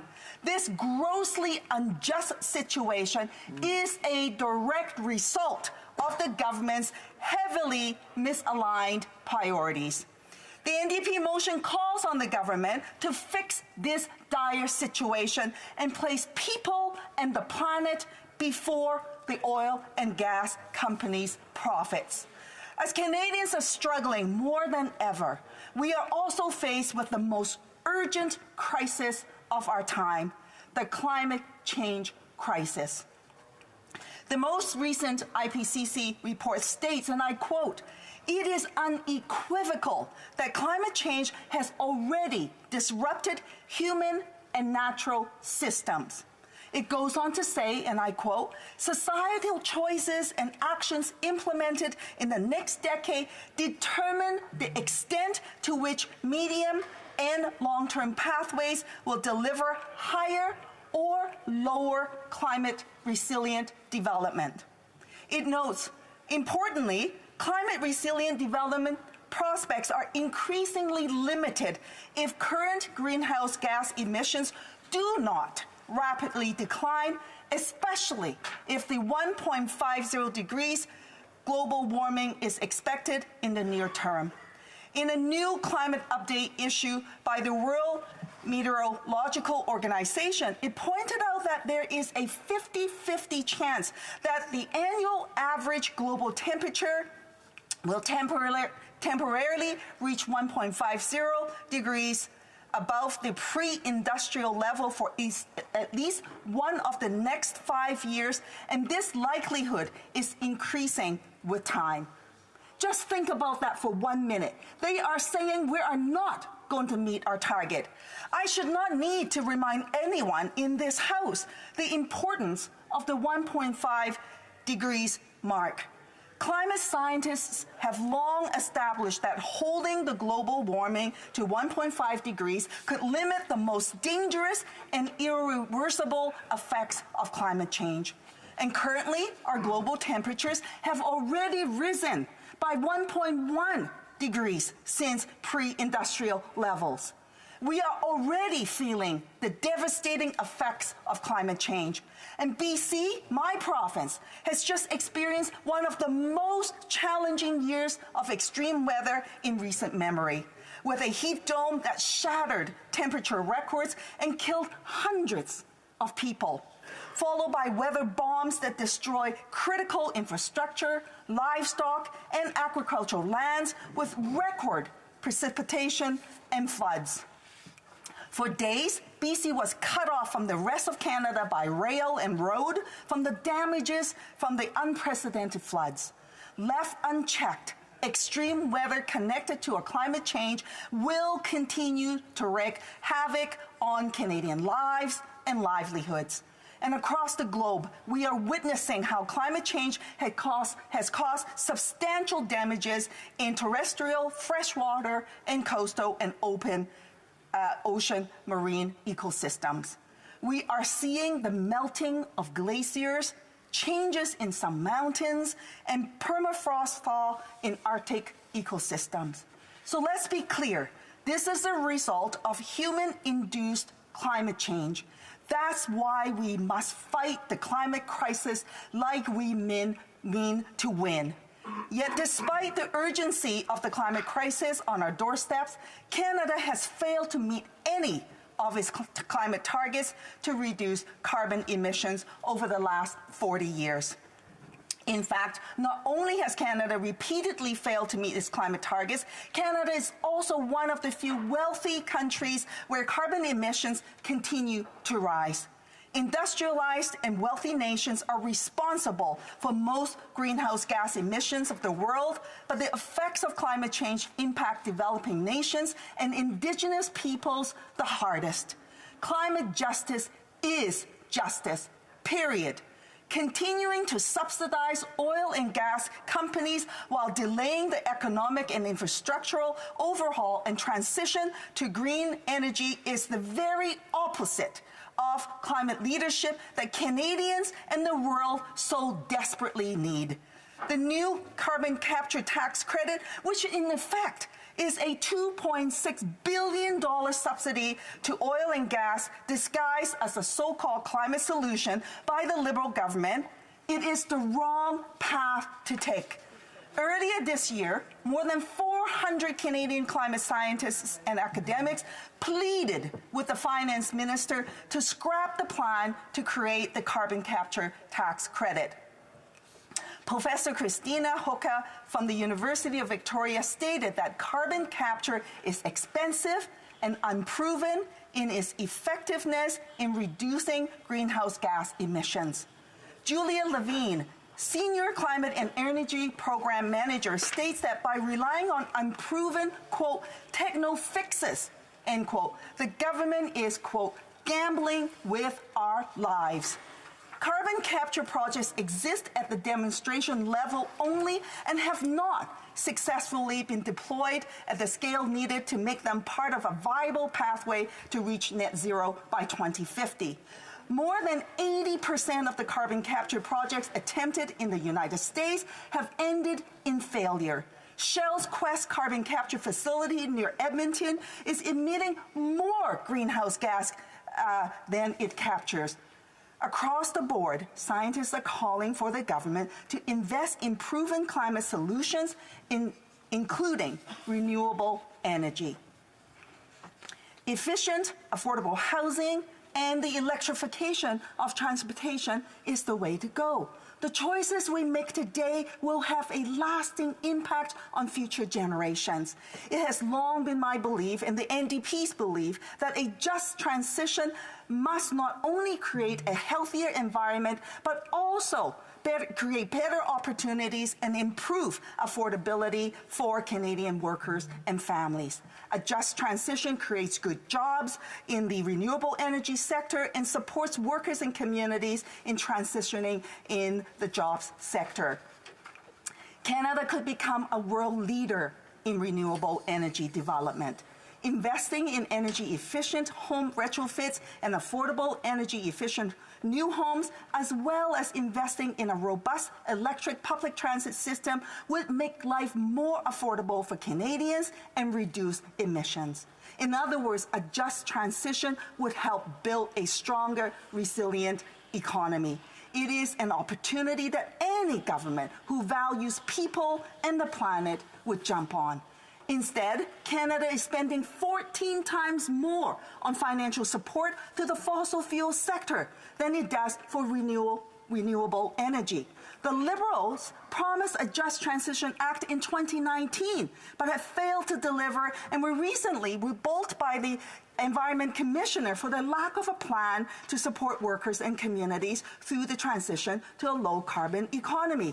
At the same time, oil and gas companies are making record profits, and Canadians are being decimated at the pump with record high prices, while the world is on the brink of a climate disaster. The majority of Canadians are concerned about climate change and affordability as the cost of living continues to rise. If the Liberals eliminated tax credits for the oil and gas exploration and development right now, it would actually bring in almost $10 billion over the next 4 years. Instead of the honourable member's time is up. I've been trying to signal that to her. Questions and comments? Questions et commentaires? The honourable member of King's Hands. Madam Speaker, I'd like to thank my honourable colleague for her remarks today. She made very clear that she's against any type of public financing for the oil and gas sector. The way I view it is that this actual particular tax credit is to incentivize to reduce emissions, but I respect her point and her view on this. My question is a little bit broader. Does she feel the Government of Canada has a role in working with private sector entities to reduce emissions? She's made very clear that she doesn't support that in the oil and gas sector. Where would she delineate, if at all, whether or not the Government of Canada should be providing these types of incentives for other private sector industries? Vancouver East. Well, the government, instead of subsidizing very profitable big oil companies, the government can provide immediate relief to struggling Canadians by suspending the GST on residential energy bills, doubling the GST tax credit, and increasing the Canada Child benefit to all recipients by $500. That would be immediate help for Canadians. And for the oil and gas industry, by the way, they should be paying for the work that needs to be done to make the planet better. They are making record profits. They can afford to do it. There is no good reason why the Canadian government, the Liberal government, continues to subsidize them. That money should be invested in the people and for renewable energy. Questions and comments? The honourable member for Calgary Centre. Well, thank you, Madam Speaker. And I've heard the member in her speech refer to the same misinformation that we identified earlier. that's an actual, as we talked about, a lie propagated by a subsidiary of Tides International. It's the only place this 14 times number comes up. So I hope she's happy in this House of Commons that she and her colleagues continue to repeat that misinformation, but recognize what it is. But I'm going to challenge her on the whole thing on carbon capture, utilization, and storage, because she talked about it being demonstration level only in Canada, and she referred also to Shell Quest facility. Shell Quest is actually using the technology they have at Edmonton in the Northern Lights project, which is offshore Norway now, which has a better tax regime than Canada in carbon capture, utilization, and storage. Can she comment why we've developed technology in Canada that's now leaving to be exploited around the world in other environmental countries that are approaching the same problem? Thank you, Madam Speaker. Honourable member for Vancouver East. Thank you very much, Madam Speaker. I didn't realize that the member is a scientist. I didn't realize that we should trust him, who is actually, frankly, right into the pockets of big oil, instead of the scientist who's actually brought forward the evidence. The last I checked, I would rather trust the scientists rather than the conservatives. But let me just say this, Madam Speaker, on the issue around carbon capture, if that is the technology to go, as the member suggests, why don't the oil and gas industry pay for it themselves? Why do they need a subsidy from the Canadian government? That money, I hope the members should realize, should be invested into communities, invested into Canadians who need that support, who are being gouged right now at the pumps. Questions et commentaires. The honourable member for l'honorable député de The honourable member for Thérèse de Blainville. A quick question, please. That's what I thought, Madam Speaker. Madam Speaker, I totally agree with the speech that called out carbon capture technologies that will help oil companies, but I don't understand. I'd like the member to explain how that can be condemned and how they can still support it in the last budget. To respond, I just want to indicate if anybody has any questions or answers or comments, they should wait until I recognize them. Otherwise, I would ask them to be quiet until such time as I acknowledge their presence in the House to do so. The honourable member for Vancouver East. Thank you very much, Madam Speaker. On the issue around the NDP negotiating with the government in the supply confidence agreement, we have advanced the notion to call on the government to end the oil and gas subsidies. We got a little bit, only $9 million in terms of a return, and then of course the government went and gave a giant gift to the oil and gas sector. But it does not mean to say that we will not continue to strongly advocate for this and to tell the government and to call them out whenever they step in the wrong direction. That's why we have this motion on the floor today, and I hope all members of this House will support it. Resuming debate, the honourable member King's Hands. Merci, Madame la Présidente. Thank you, Madam Speaker. I want to recognize that I will be sharing my time this afternoon with the honourable colleague for Vaughan Woodbridge. And as usual, it is a privilege to speak this afternoon to the NDP Opposition Day motion put forward by my honourable colleague from Victoria. The motion, in principle, has three elements. It recognizes the high price of gasoline, over $2 a litre, in some parts of the country, and the corresponding impact on affordability across the country. The motion identifies that energy companies are profitable, particularly with the high price of energy commodities. The motion therefore calls for the elimination of the carbon capture use and storage tax credit that was introduced in the budget by the Finance Minister, and to take those savings and direct them to Canadians. I'm going to speak to the motion, but I'm also going to use my time to speak to the broader issue of affordability and the energy transition in Canada and around the world. Madam Speaker, I represent a rural riding where many of my constituents do not have access to public transit, and this conversation about affordability and the ability to travel by public transit for work and play is an important public policy concern. In terms of affordability, let me explain to my colleagues that my father was a truck driver and that my mother is an administrative assistant, and we were a low-income family. Part of the reason I chose to join the Liberal Party and run as an MP is because of the work this government has done to support low and middle-income families. I'll give you a few examples of this work since our government took power in 2015.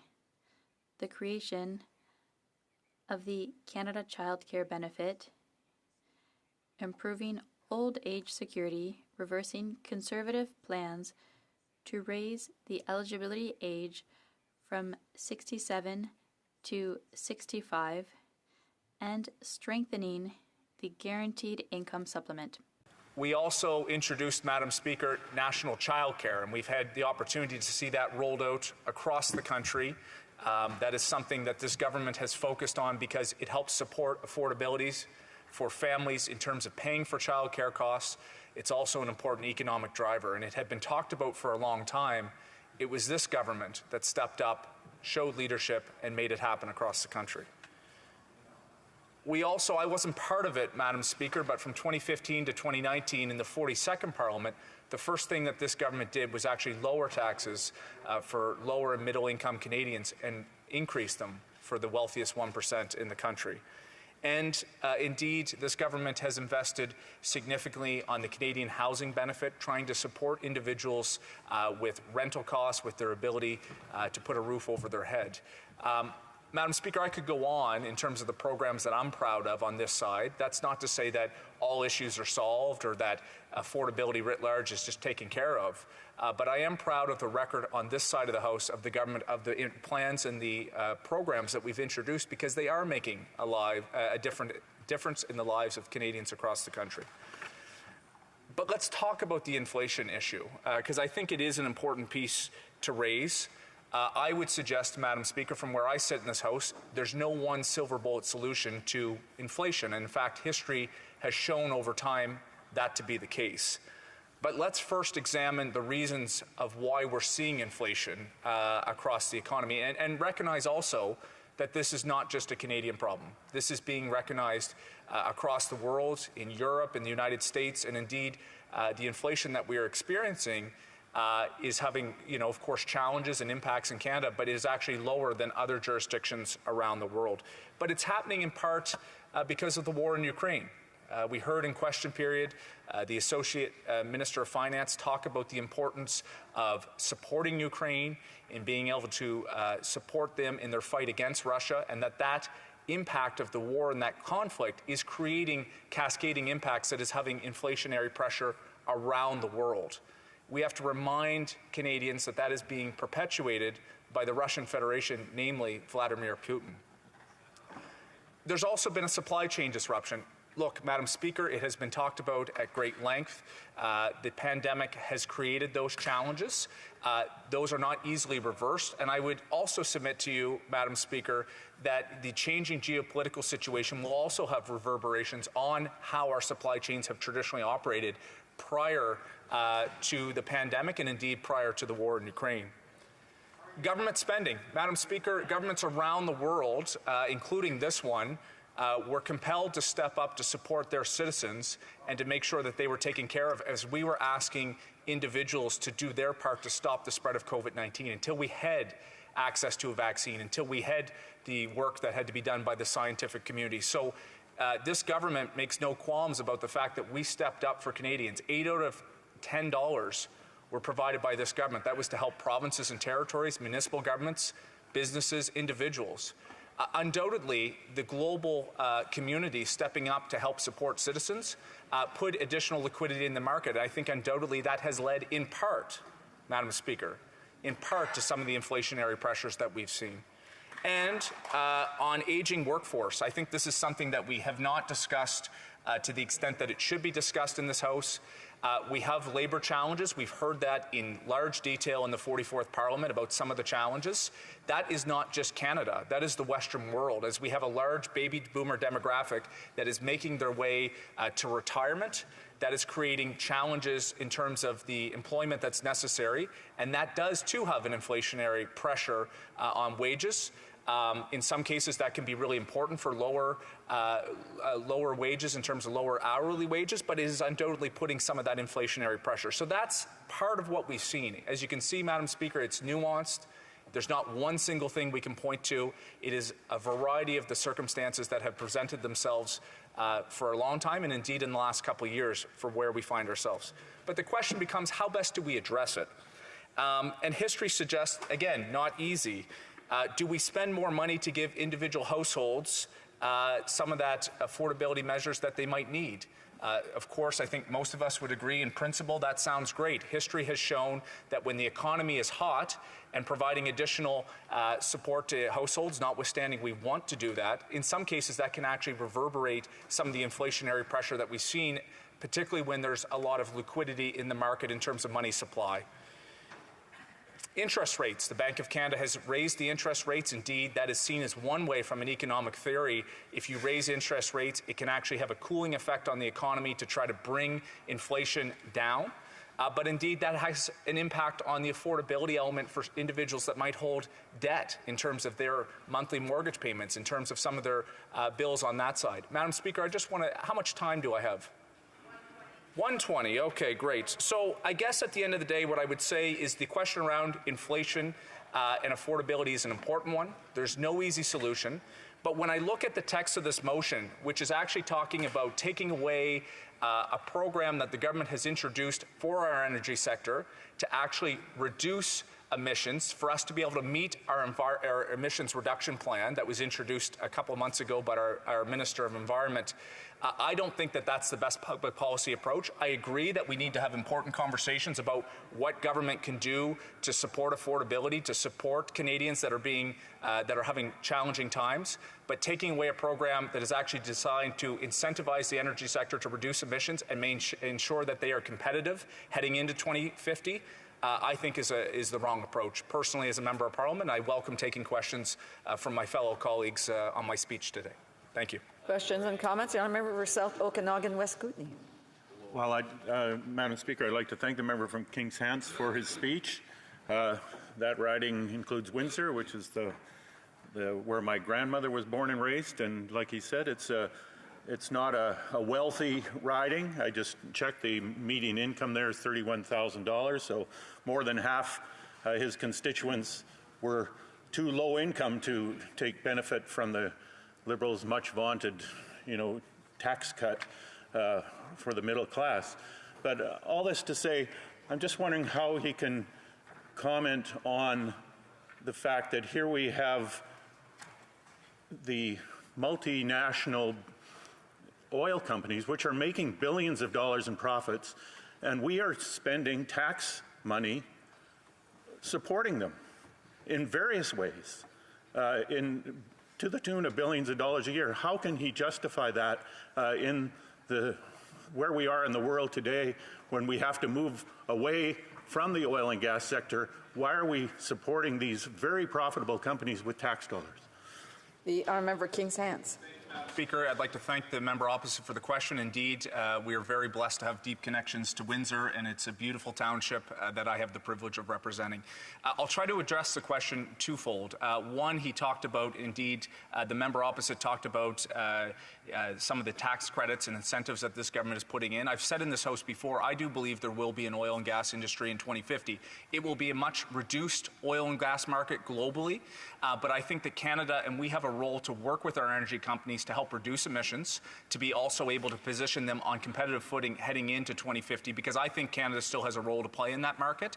But the question I would ask back, and I've asked it to the NDP, is where do we stop? If not oil and gas, do we have other roles in working with private sector? They've made it very clear they're against oil and gas on public financing and support for reducing emissions. Should that extend to other sectors? It's not clear to me in terms of the responses so far.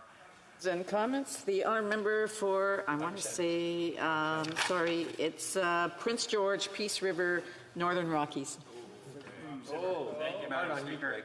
And I appreciate the member's comments. And he talked about Canada's role not ending anytime soon when it comes to fossil fuels and what we provide the world. But I want him to speak to perhaps the geopolitical role that Canada really does play with energy production and supplying energy to our allies. It was a meeting in Prince George where I heard the Japanese ambassador imploring Canada to supply natural gas to Japan. And certainly we hear about carbon a lot, and that's an important conversation to have, but we rarely hear about the geopolitical conversation about Canada's role in providing that energy to our allies. I just would like the member to speak to that, please, today. Member for Kings Hants. Speaker, I appreciate the question. A couple of things I would say. In a world where we are going to see a smaller role, I think, for oil and gas, I think the International Energy Agency has said that. What my thoughts are is that we actually have to work with Canadian energy sector to make sure that their emission intensity per barrel is some of the lowest in the world. And that comes back to the CCUS. That comes back to how important that is. So we can't just, we also have to make a transition, undoubtedly. I'm just trying to be realistic that I do believe this product will still be important. Canada's the 4th largest oil producer in the world, 5th largest on gas. How can we work to reduce emissions such that the energy that will still be needed, Canada has a role? To the geopolitical piece, I would just simply say I think our role right now in the world has to be engaging with our allies to find opportunities to provide energy security. That would include natural gas in the short term. I think longer term, it's hydrogen, working on critical minerals to support energy transition. It's a really important question, and I hope we can continue it here in the House. Questions et commentaires. Une brève Questions and comments. A quick question. The Honourable Member for Rivière-des-Mille. Thank you, Madam Speaker. I wouldn't want to be in the shoes of Liberal MPs right now because they have to defend the indefensible. Trans Mountain, $4 billion, and now $20 billion. Baie du Nord, Canada is the 4th biggest oil producer in the world, 5.23 billion barrels a day. Canada spends 14 times more on combustibles than on renewable energy. 14 times more. How can you explain that? The honourable member Kings Hants, a brief answer. Madam Speaker, I would normally respond in French, but I want to be very clear in English. It's very easy for that member to suggest that Canada being the 4th largest oil producer is a bad thing, is the way he's framed that from a country. It is a resource that has been extremely beneficial from Victoria to Newfoundland, Labrador, and everywhere in between, including in his home province. And so what I would say is that we have an obligation to work with Canadian energy sector to make sure that they are on competitive footing, that they are reducing emissions, while also transitioning to lower technologies to transition to lower emission fuels as part of our commitment to 2050 net neutral. Thank you, Madam Speaker. Pursuant, I have to put forward the question for adjournment tonight. Gulf Islands, climate change. The honourable member for Spadina, Fort York, immigration, refugees, and citizenship. Resuming debate, the honourable member for Vaughan Woodbridge. Thank you, Madame la Présidente, and it's wonderful to be here, and it's wonderful to be speaking on this Opposition Day motion brought forth by the member from Victoria. And what I'd like to start off with, Madame la Présidente, is if I can frame this Opposition Day motion in the way I view it, first of all, when I think of a trifecta, and when I think of the energy industry where we are both domestically and globally, and how it relates to affordability and where gas prices are today, I think of 3 things. I think of energy security, which means security of supply and security of also work. I think of energy affordability, which means being able to afford the energy we buy. And we've seen globally the prices of commodities due to the supply chain bottlenecks and due to the war in Ukraine, the barbaric invasion of Ukraine by Putin's regime, in peril, I would say, energy affordability. And then we talk about decarbonization. So energy security, energy affordability, and then longer term and a transition where we have a decarbonization. And that's important, Madame la Présidente, because when we think about it, Canada is an energy leader. You know, this morning I spent some time researching what I wanted to say this afternoon, and I went to the Natural Resources website and looked at the Canada Energy Fact Book 2021-2022. There's some great information out there for policy wonks and people that don't want to understand just how important both the renewable energy industry is and the non-renewable energy industry is to Canada and Canadians from coast to coast to coast. There are approximately, according to the Energy Fact Book produced on Natural Resources website, direct and indirect jobs total 845,000 folks, hardworking middle-class Canadians that earn their livelihoods from this industry. That is very, very important to understand. The investments that are taking place just on the renewable side or clean energy are totaling roughly $80 to $100 billion every year for the last several years. I was looking at the numbers, $92.1 billion in 2021. And we think about that's wind, that's geothermal, that's nuclear, that's hydro, solar, tidal.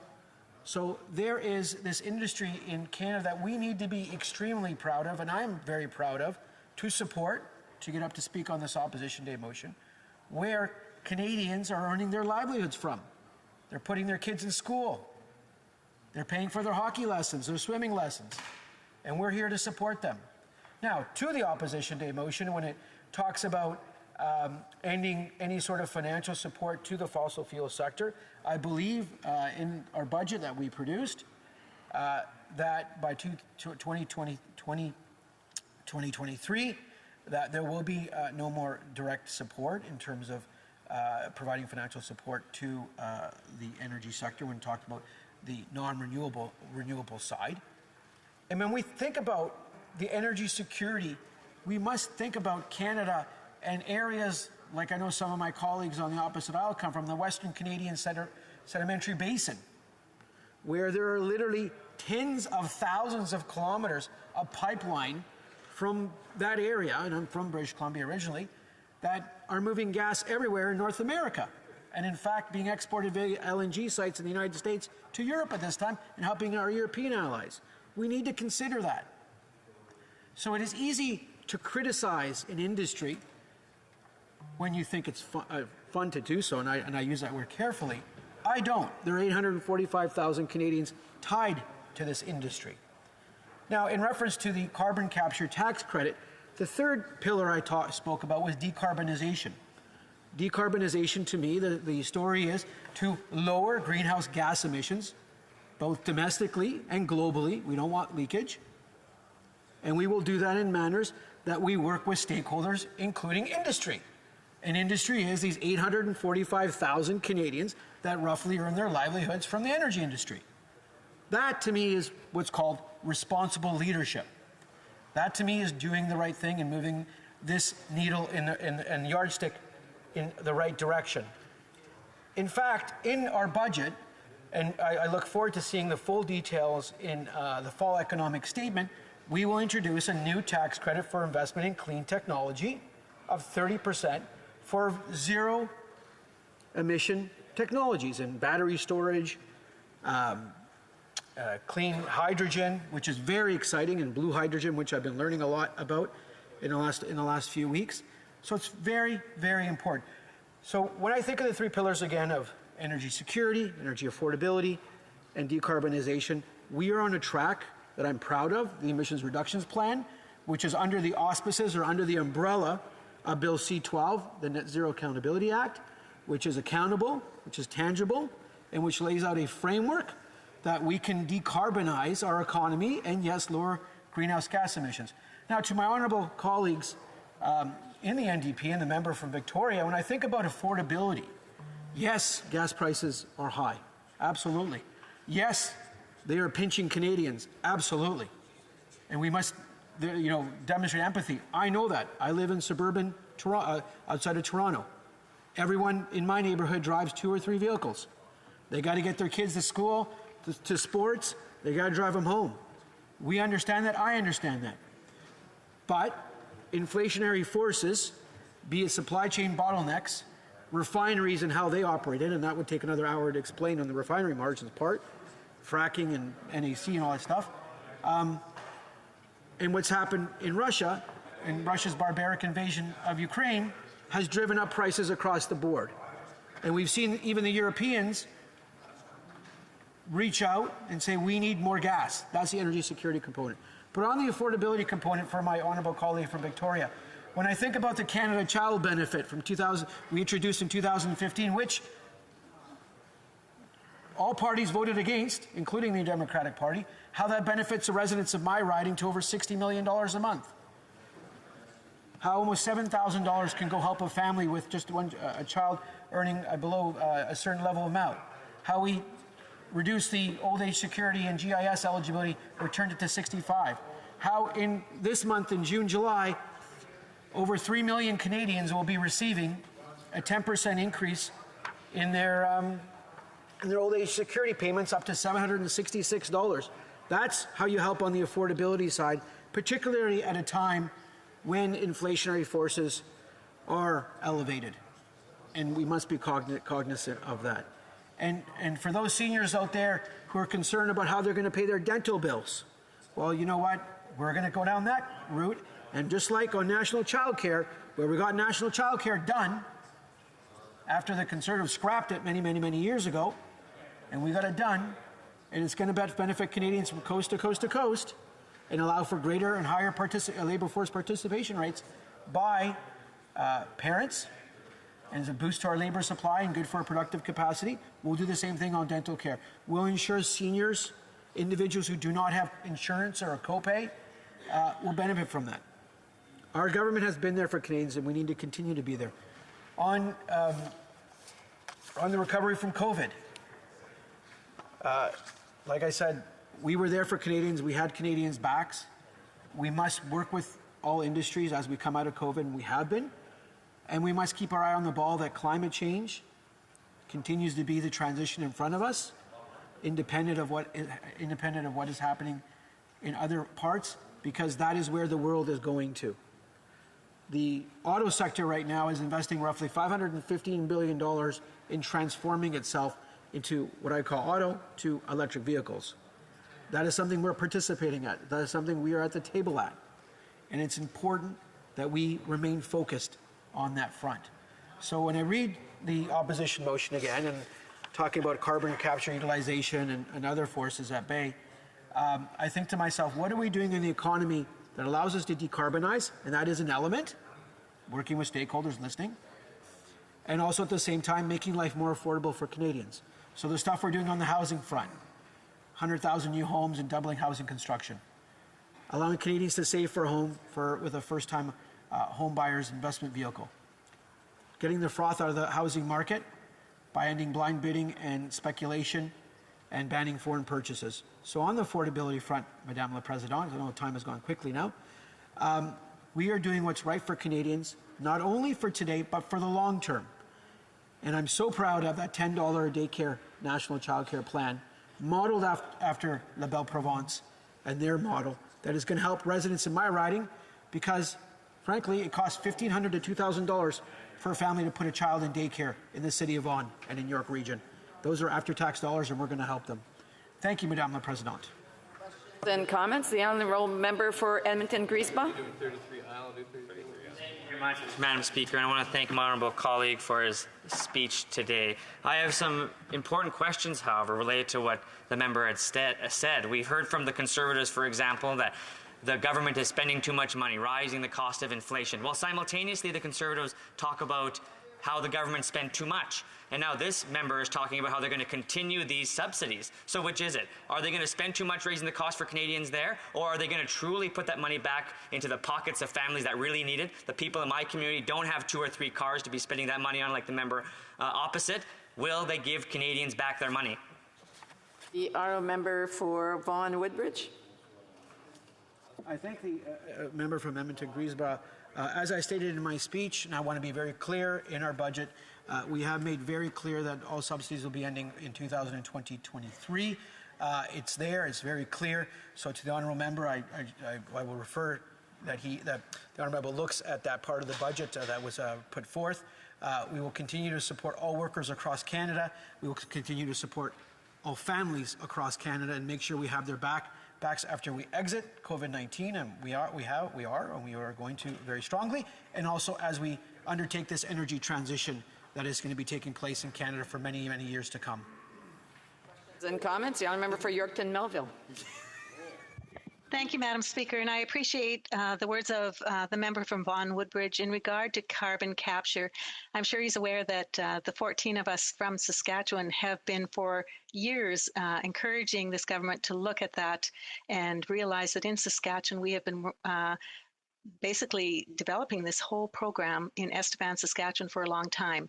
At 4,402,000,073 tons of carbon capture since this establishment was developed, going into the ground, can he please explain to me why, if he's concerned about sequestering and doing what's best for the environment, why his government is not taking advantage of getting that last bit of oil, which is significant, out of the ground from pumps that already exist, rather than creating more greenhouse gases by having to develop more pumps? Vaughan Woodbridge. I thank the honourable member from Yorkton Melville for the question.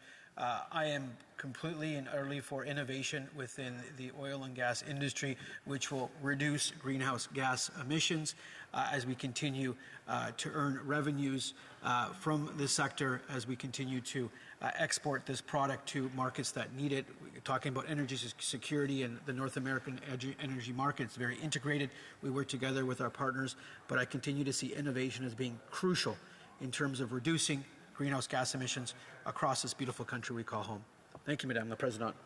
Questions and comments? Questions et commentaires? L'honorable. The honourable member for Montcalm.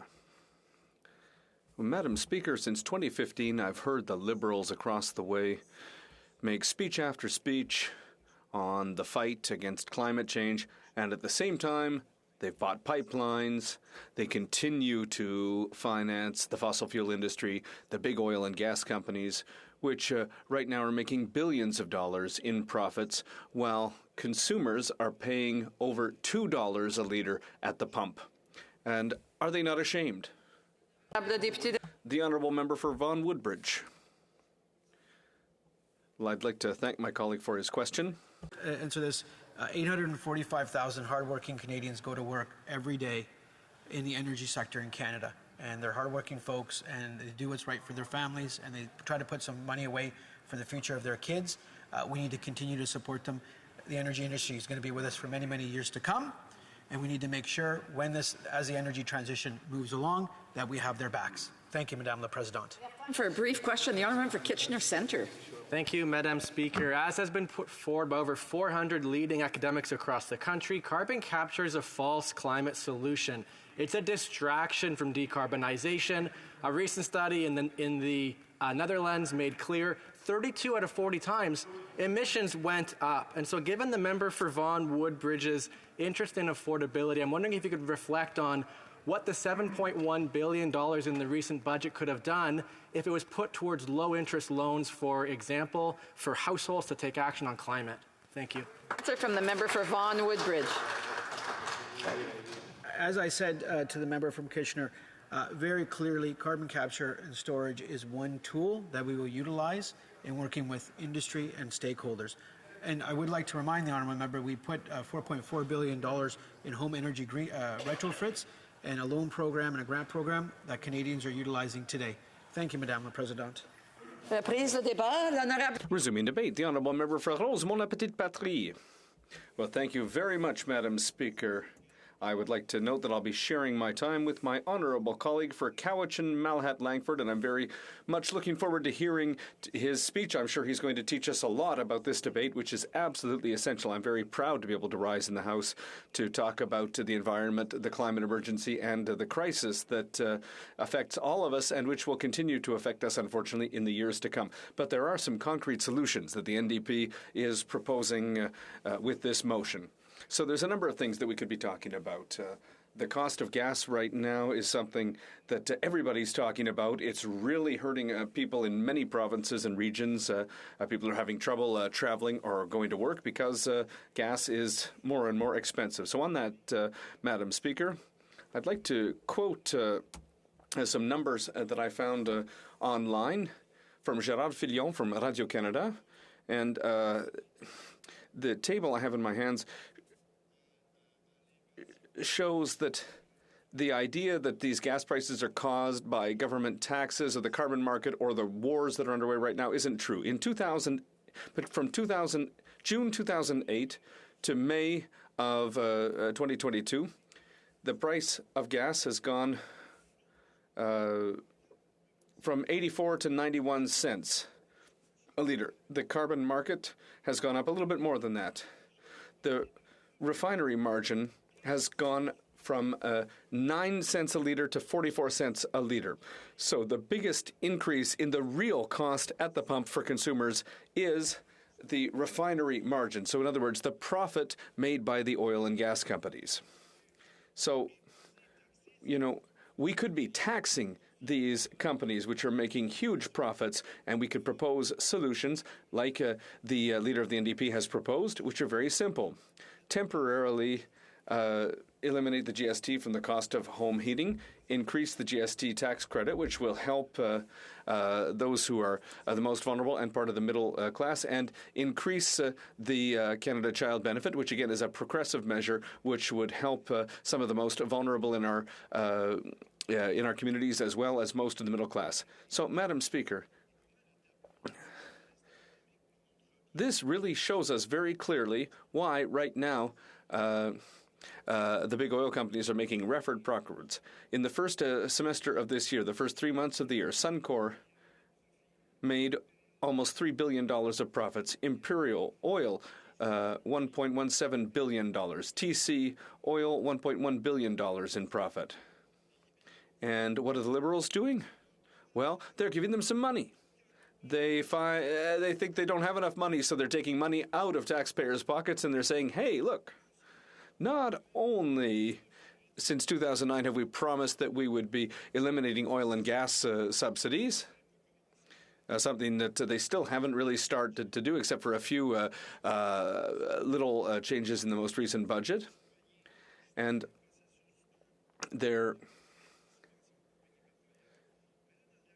in the last budget, they found additional money for the oil sector. $2.6 billion in tax credits to help these companies invest in technology that most people don't think works anyway. So this is, a sort of a magic wand that doesn't really exist, and it's distracting us from the real solutions. Carbon capture doesn't work in most of the countries that have tried it, and even if it worked. My colleague from Vancouver asked a very good question earlier. With the record profits that we're seeing right now amongst these companies, how is it that they need public money to invest in new technology?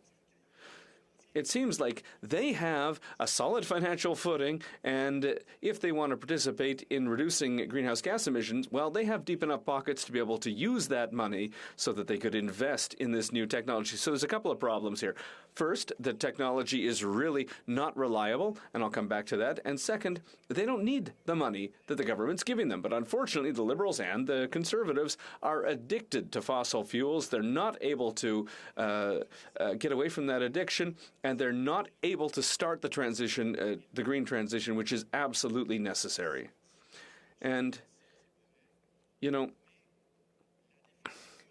the definition of insanity is doing the same thing over and over, thinking it will give different results each time. Now, why is the government continuing to invest in an economy which, yes, for decades has brought benefits to communities and families and provinces. And yes, we know that this industry isn't going to disappear overnight, but it's not the economy of the future. We need to start this transition. We need to invest in our workers. We need to invest in training for workers. We need to invest in green renewable technology, which is going to be able to create jobs. But no, the government's doing the same thing it's always done, thinking that it's going to give different results. And it's not going to work. It hasn't worked over the last 10 years or the last 15 years, and the government is continuing to give free money to these big companies. And, recently the Liberal government was saying, hey, look, and they were so proud, look, there's been a drop in greenhouse gas emissions for the first time ever, 2020. But hang on, hold on. What happened in 2020? I think there was a pandemic. The economy was at a standstill, Madam Speaker. Pretty much everything was shut down. Production, transport, no trips outside of the country. People were at home. They weren't using their cars or their trucks. It took a global pandemic and an economic shutdown for the Liberals to say, hey, look, there was 1 year where greenhouse gases went down. We're happy about that. So there's nothing to be proud of there. I heard the Environment Minister the other day talk about this, and I said, well, hey, come on now. I think the government should take this more seriously. They need to listen to the science, and they need to take our future seriously when it comes to our jobs, our ecosystems, and our future generations. But no. The successive Liberal governments have provided more money on average to the oil and gas sector than the Harper government did, despite all of their speeches, despite all of the nice promises, despite everything that all of their environment ministers have said. They've gone to COP 24, 25, 26, and they've said it's important. We're going to be able to do things differently. But unfortunately, no, we're going to have to continue here in this House and outside the House to push the Liberals to make sure that they finally do the right thing, because the measures that they've put in place aren't going to meet those goals. Canada gives taxpayer money to the fossil fuel sector, more public funding than any other G20 country, and in fact gives 14 times more financial support to the fossil fuel sector than for the renewable energy sector. 14 times more. So we're not headed in the right direction, and it's important to say that. 14 times more. Yes. I hope, Madam Speaker, that you find this unacceptable. In 2009, the Liberals said to all industrialized nations and said to the G20 that they would end inefficient subsidies to fossil fuels. But what is very sad, and it shows great political cynicism. A few years later, the Environment Commissioner has reminded us that there is no definition of what is an inefficient subsidy. The Environment Minister is not tasked with deciding what is effective or not. It's the Finance Department. But, it's just, they're not effective, especially if the goal is to decrease GHG emissions. We should have a clear definition which matches our goal. Our goal is to be a carbon-neutral society by 2050 with clear targets from now through 2050 showing what we've accomplished and studying what's working and what's not working. We often talk about costs of investing in the workforce or in renewable energies, but we never talk about the cost of inaction, which increases droughts, floods, forest fires, and also worsens the climate crisis. Recently in India, in Sri Lanka, the temperature was 53 degrees. We might live on a planet where places are no longer livable. People will have to move. That could lead to conflict, to war. It will have exorbitant costs, and the way the Liberals are acting is not going to get us out of this. Questions and comments? The Honourable Member for the Honourable Parliamentary Secretary. Yes, thank you, Madam Speaker. Carbon capture and storage is, in fact, something that is necessary. And I would think that even my friends in the New Democratic Party and Green Party would acknowledge that to be a fact. Going forward, investment in technology could assist the world in being a healthier place if, in fact, the technology continues to advance in that direction. And my question to the member is, does the NDP have a position on carbon capture and storage? Are they in favor of that kind of technology? The Honourable Member for Rosemont-La Petite Patrie. Thank you, Madam Speaker. I thank my colleague for his question. We would support that if it worked, if there was scientific evidence that it's usable and that we can go forward with that. In fact, 80% of GHG emissions are from burning fossil fuels rather than classic extraction. So 80% of CCUS projects in the United States have failed. 80% of those projects have failed. In fact, there's one CCUS business near Shell in Edmonton. They, in fact, produce more GHG emissions than they reduce. Questions et commentaires? The honourable member for Calgary Centre. Merci, Madame Présidente. Thank you, Madam Speaker. I thank my colleague for his speech.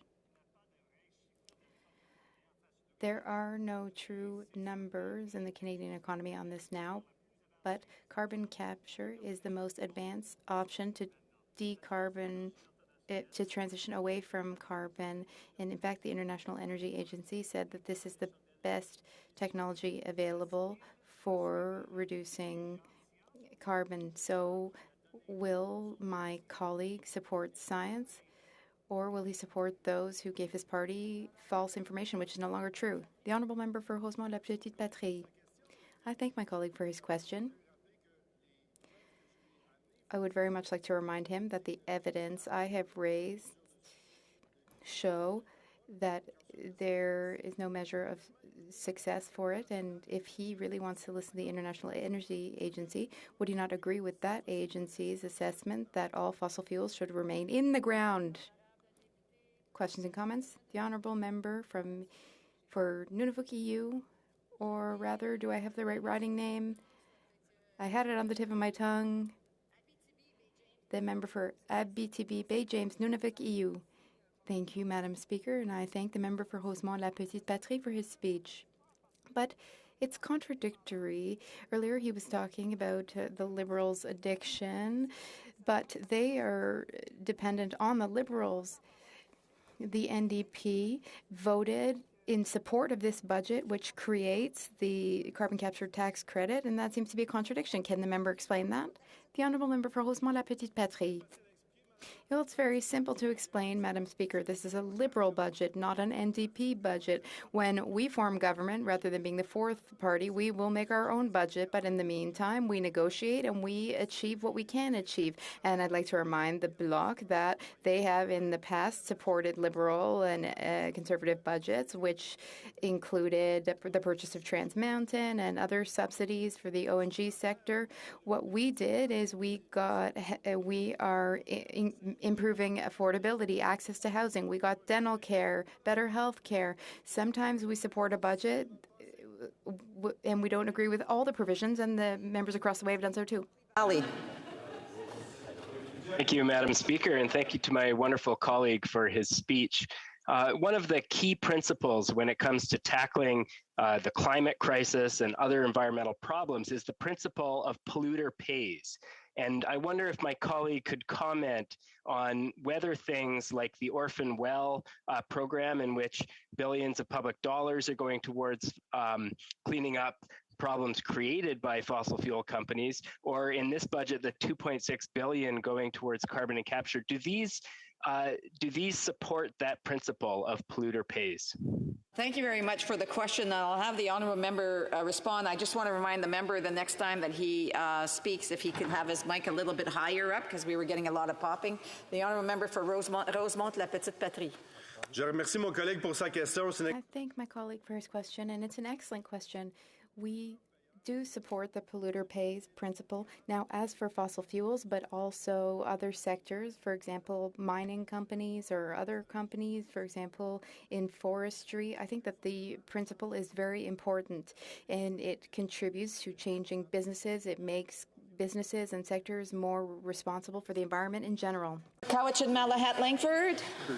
Thank you very much, Madam Speaker, and it is indeed a great honor to stand in this place and once again speak on behalf of the amazing residents of Cowichan Malahat Langford. And I'm pleased to rise to support the motion that is before us today on the NDP Opposition Day, which has been put forward by my honourable colleague and almost neighbour, the member for Victoria from beautiful Vancouver Island. Today's motion is really trying to bring together several themes. The theme of massive corporate profits, the theme of rampant climate change, and also the theme of inflationary pressures, both as they relate to climate change, but also as they are affecting residents like mine in Cowichan Malahat Langford, but also right across this great country of ours. Before I delve into the specifics of the motion, I think it's important, Madam Speaker, that we put today's conversation in the context of what is going on with climate change. I first of all want to start by saying that if we look at the history of oil as an energy source, there is no argument that it has absolutely been one of our most volatile energy sources. It has experienced massive booms and busts. And with those decreases and increases in price, so have risen and fallen the fortunes of many. It has never been reliable as something that is stable for people, and we can see that in the current context. It has always been subjective to geopolitical tensions and profiteering by various companies, which have driven the price up for ordinary consumers and sometimes has brought about change much faster than ordinary working Canadians can adapt to. And I would argue, Madam Speaker, that today's circumstances are one such example.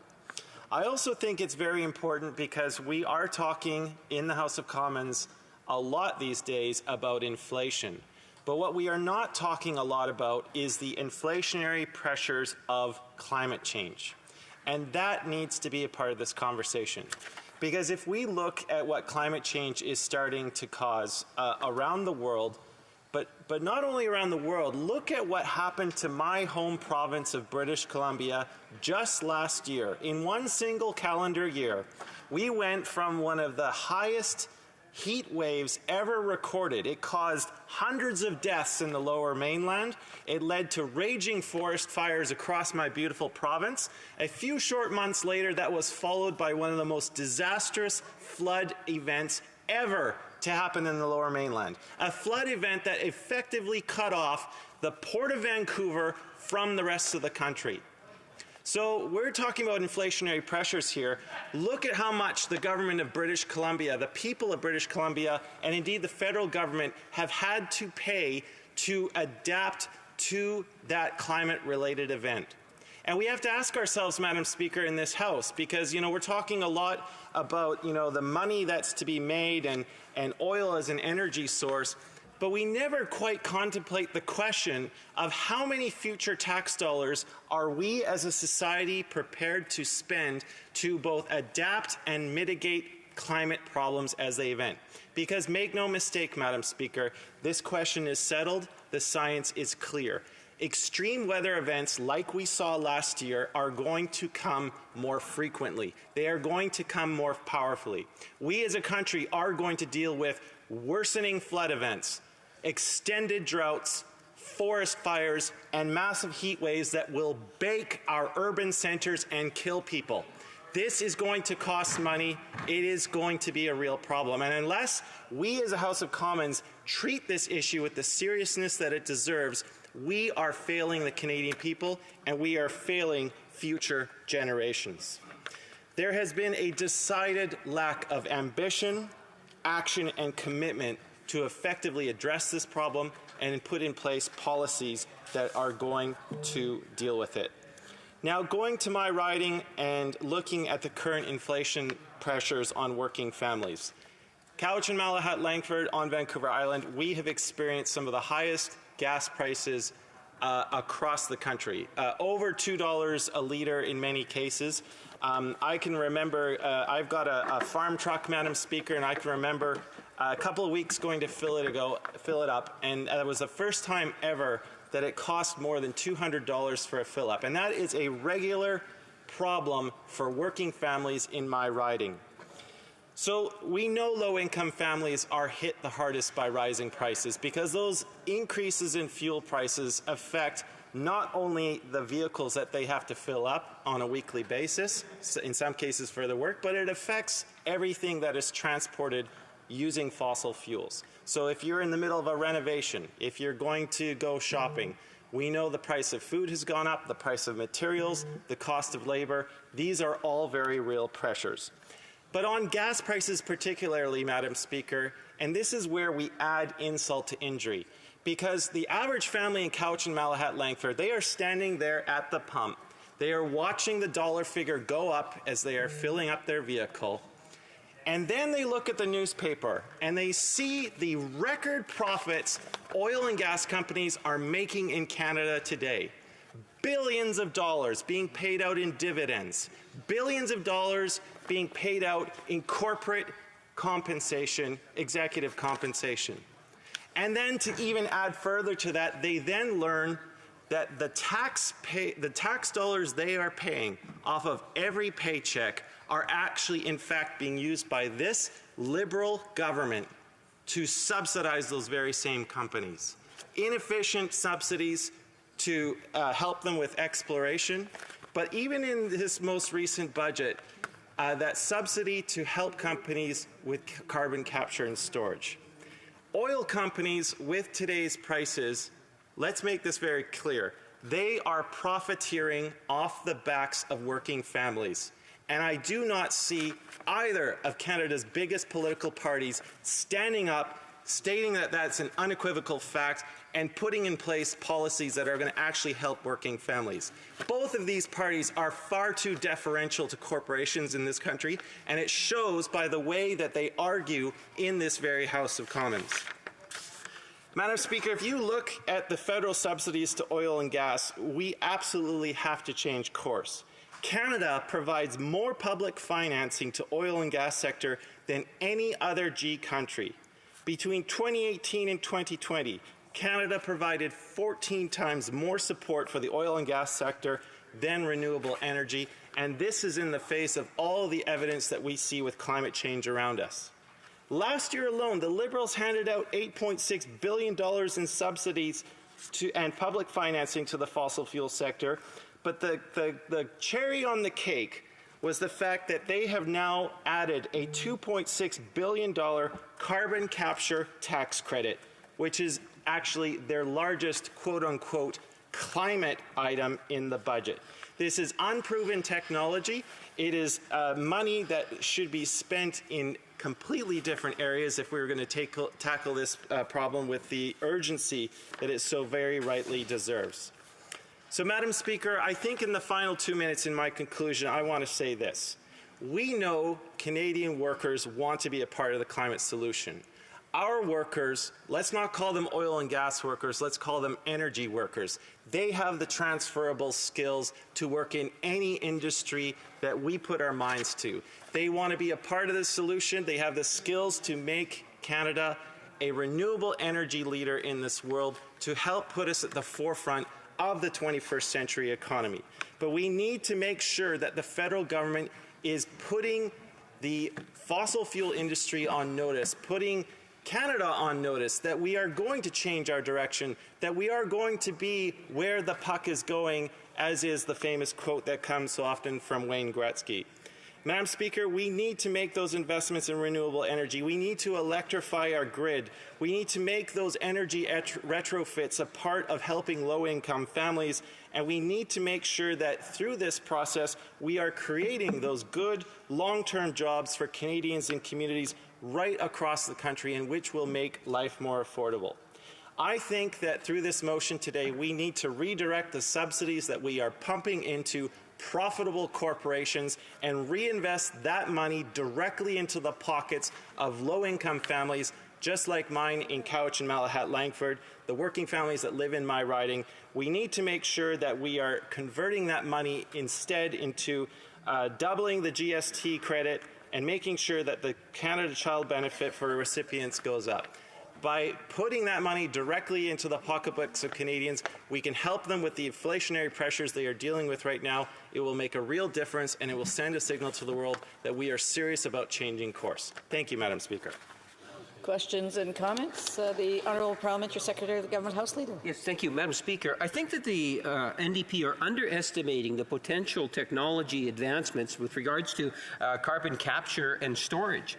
Carbon capture and storage is, in fact, a possible reality that's not that distant in the future in terms of how it can be of great benefit to not only to Canada but to the world in being able to reach and achieve ultimate climate targets into the future. To underestimate that technology and to say that, look, it's not worth the government of Canada to invest in, I think would be strategically a wrong message to send. And I'm wondering if my member could be very clear, is the NDP saying no to carbon capture technology? The Honourable Member for Cowichan and Malahat Langford.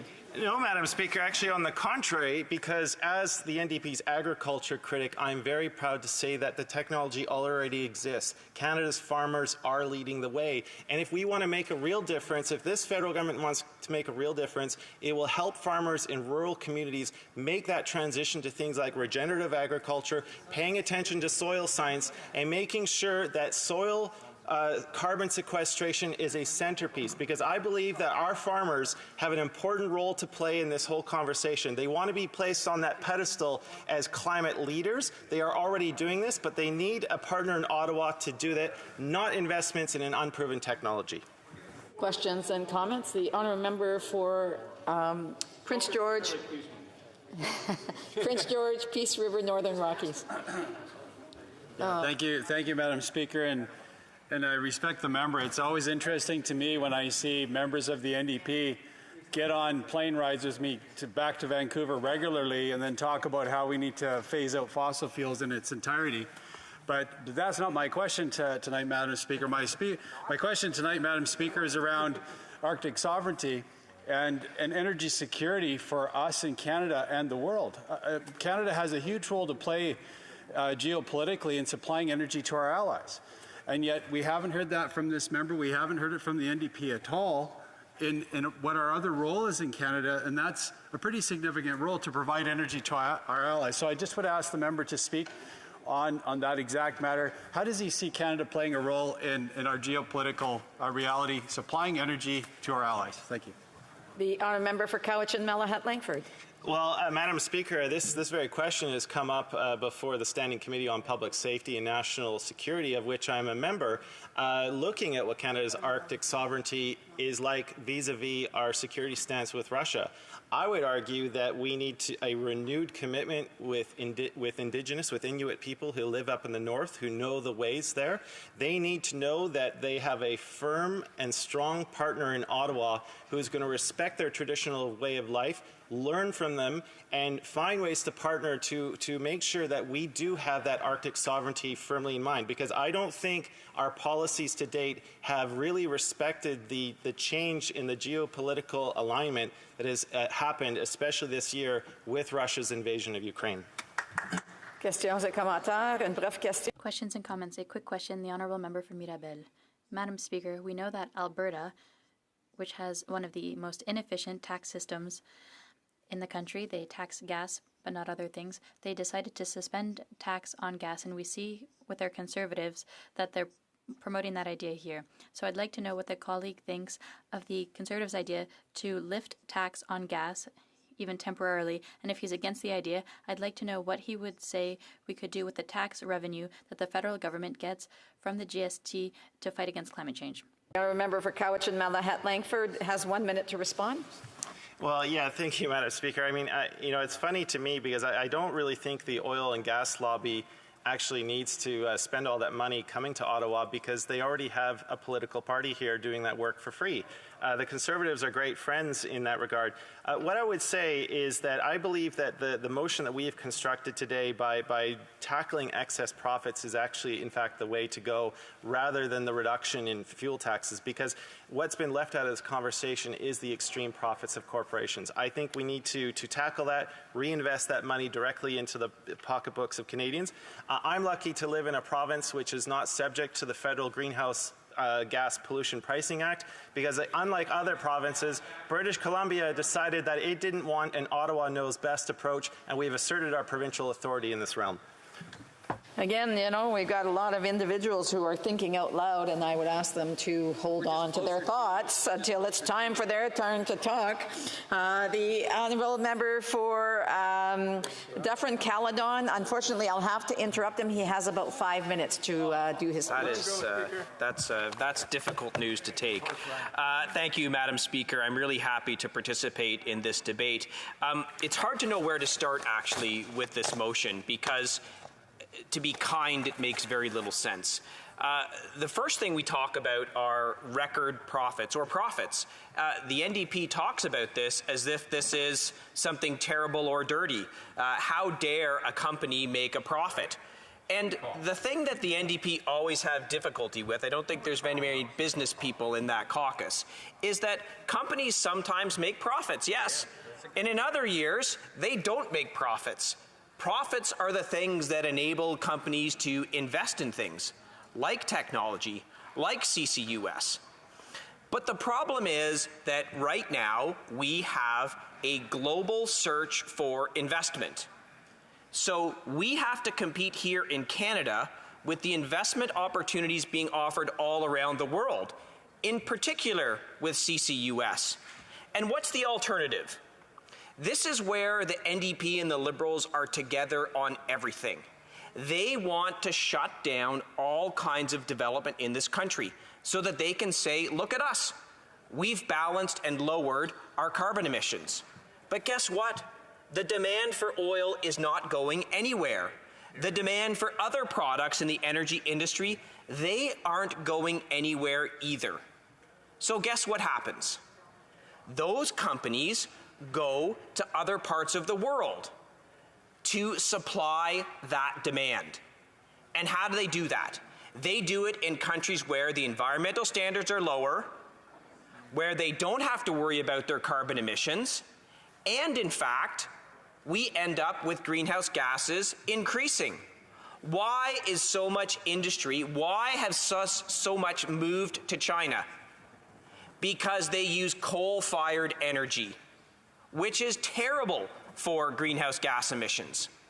So rather than trying to stop all of these projects here in this country, why don't we look at making Canada the energy superpower with low carbon emissions?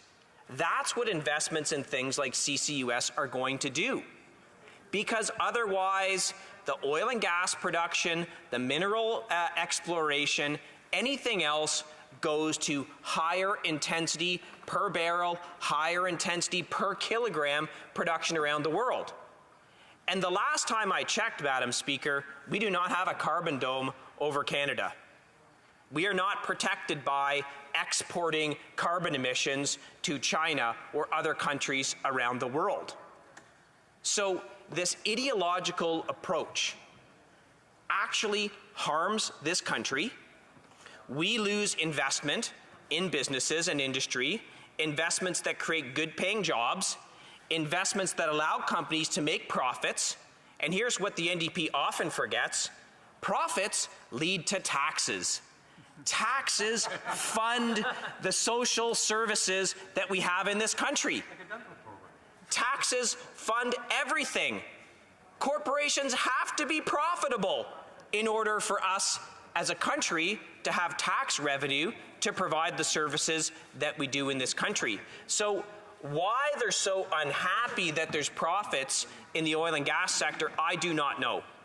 The profits and the taxes from the oil and gas sector have funded so much across this country. And somehow they pretend it doesn't. It's terrible. Oh my goodness, the record oil profits, those terrible companies. They're paying loads of taxes that provide the social safety net in this country. It is completely irresponsible to say there should be no CCUS in this country for oil and gas. What will that do? As I've said before, it will dramatically reduce oil and gas in this country. And the NDP is going to say, well, that's great, that's what we want to do.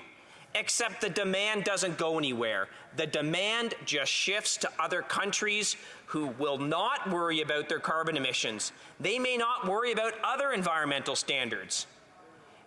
Canada cannot go to the dark ages of investment that this motion, the NDP, is trying to take us to.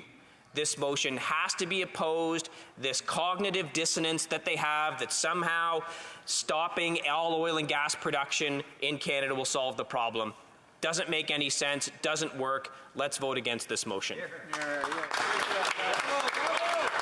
It being 5:30, pursuant to order made Monday, May 2nd, 2022, it is my duty to interrupt the proceedings and put forth with every question necessary to dispose of the business of supply. The question is as follows. Ms. Collins, seconded by Mr. Angus, moved that given that 1, Canadians are paying almost $2 per litre at the gas, of gas at the pump. 2, oil and gas companies are making record profits. 3, Canada spends 14 times more on financial support to the fossil fuel sector than it does for renewable energy. Shall I dispense? Yes. Yes, please. Thank you. So, conformément à l'ordre adopté. Pursuant to the order, the vote by recorded division is deferred until Wednesday. No, sorry. If a member of a recognized party present in the House wishes to request a recorded division or that the motion be adopted on division, I would invite them to rise and indicate it to the chair. Thank you very much, Madam Speaker. I'd like to request a recorded division. I support that. Pursuant to order made on Thursday, November 25th, 2021, the division stands deferred until Wednesday, May 18th, 2022, at the expiry of the time provided for oral questions. Okay. We're done. Thank you. It being 5:31, the House will now proceed to the consideration of private members' business as listed on today's order paper. Orders of today. Orders of the day, private members' business, resuming debate at second reading of Bill C-232, Arab Heritage Month Act, standing in the name of Mr. McGuinty. So resuming debate. The Honourable Member for Abitibi, Bay James, Nunavik EU. L'Honourable Député de... The Honourable Member. Okay. The Honourable Member for Abitibi, Bay James, Nunavik EU. Thank you, Madam Speaker. I'm proud to speak here today on this bill introduced by the member for Ottawa South. As we all know, the purpose of this bill is to designate April as Arab Heritage Month. The Bloc Québécois supports the principle of this bill. We are pleased to highlight the extraordinary contribution of the Arab community to Quebec society. Most Canadians who declare themselves to be of Arab origin live in Quebec. They are mostly of North African and Lebanese origin. This is due to the colonial past of many Arab countries that were French colonies, and many people have French as their first or second language in addition to Arabic. The history between Quebec and the Arab community began with the arrival of Ibrahim Bounader, the first immigrant from the Machirek to settle in Canada. He was originally from Zaleh, present-day Lebanon. After a short stay in New York, he is said to have decided to come to Montreal, having heard that French was spoken there, a language with which he was more familiar than English. Married to a French woman in 1890, their daughter, born in 1892, was also the first baby of Syrian descent to be born in Quebec and consequently in Canada. I must point out to you, Madam Speaker, that by referring to Canadians of Arab origin as well as to Arab Canadian communities, the text of the bill presents a portrait of the populations of Arab origin in Quebec and Canada that is not in keeping with reality. by suggesting that the Arab diaspora forms a uniform community throughout Canada. Indeed, it is common, especially among Westerners, to think that all Arabs are Muslims, that all Muslims are Arabs, and that all Arabs speak that language. However, Arabs practice several religions. Just think, for example, of the Lebanese community, which is so important in Quebec and which is more likely to be Catholic.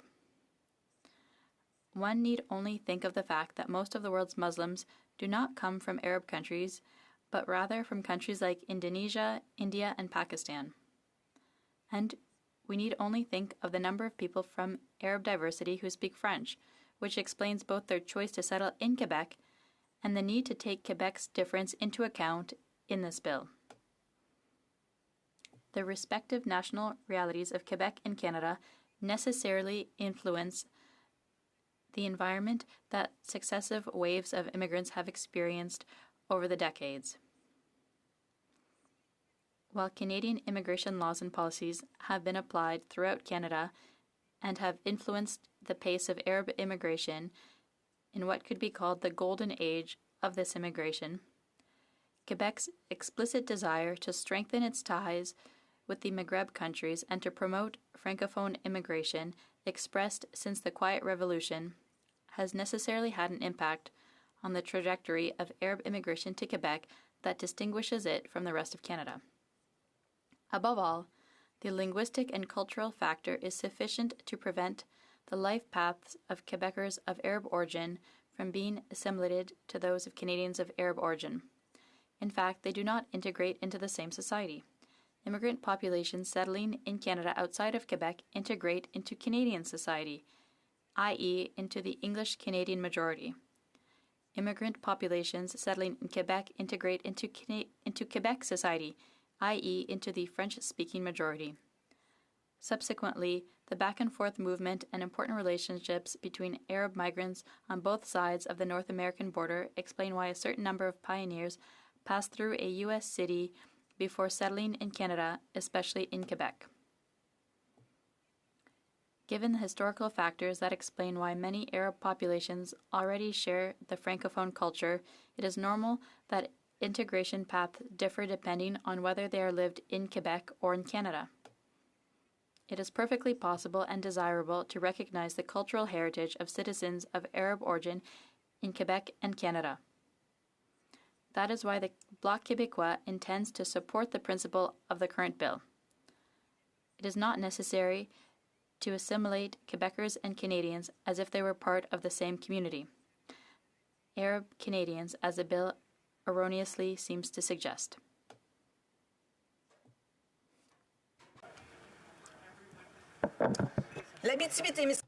Abitibi-Témiscamingue, and more specifically Val d'Or, is also affected by more recent immigration.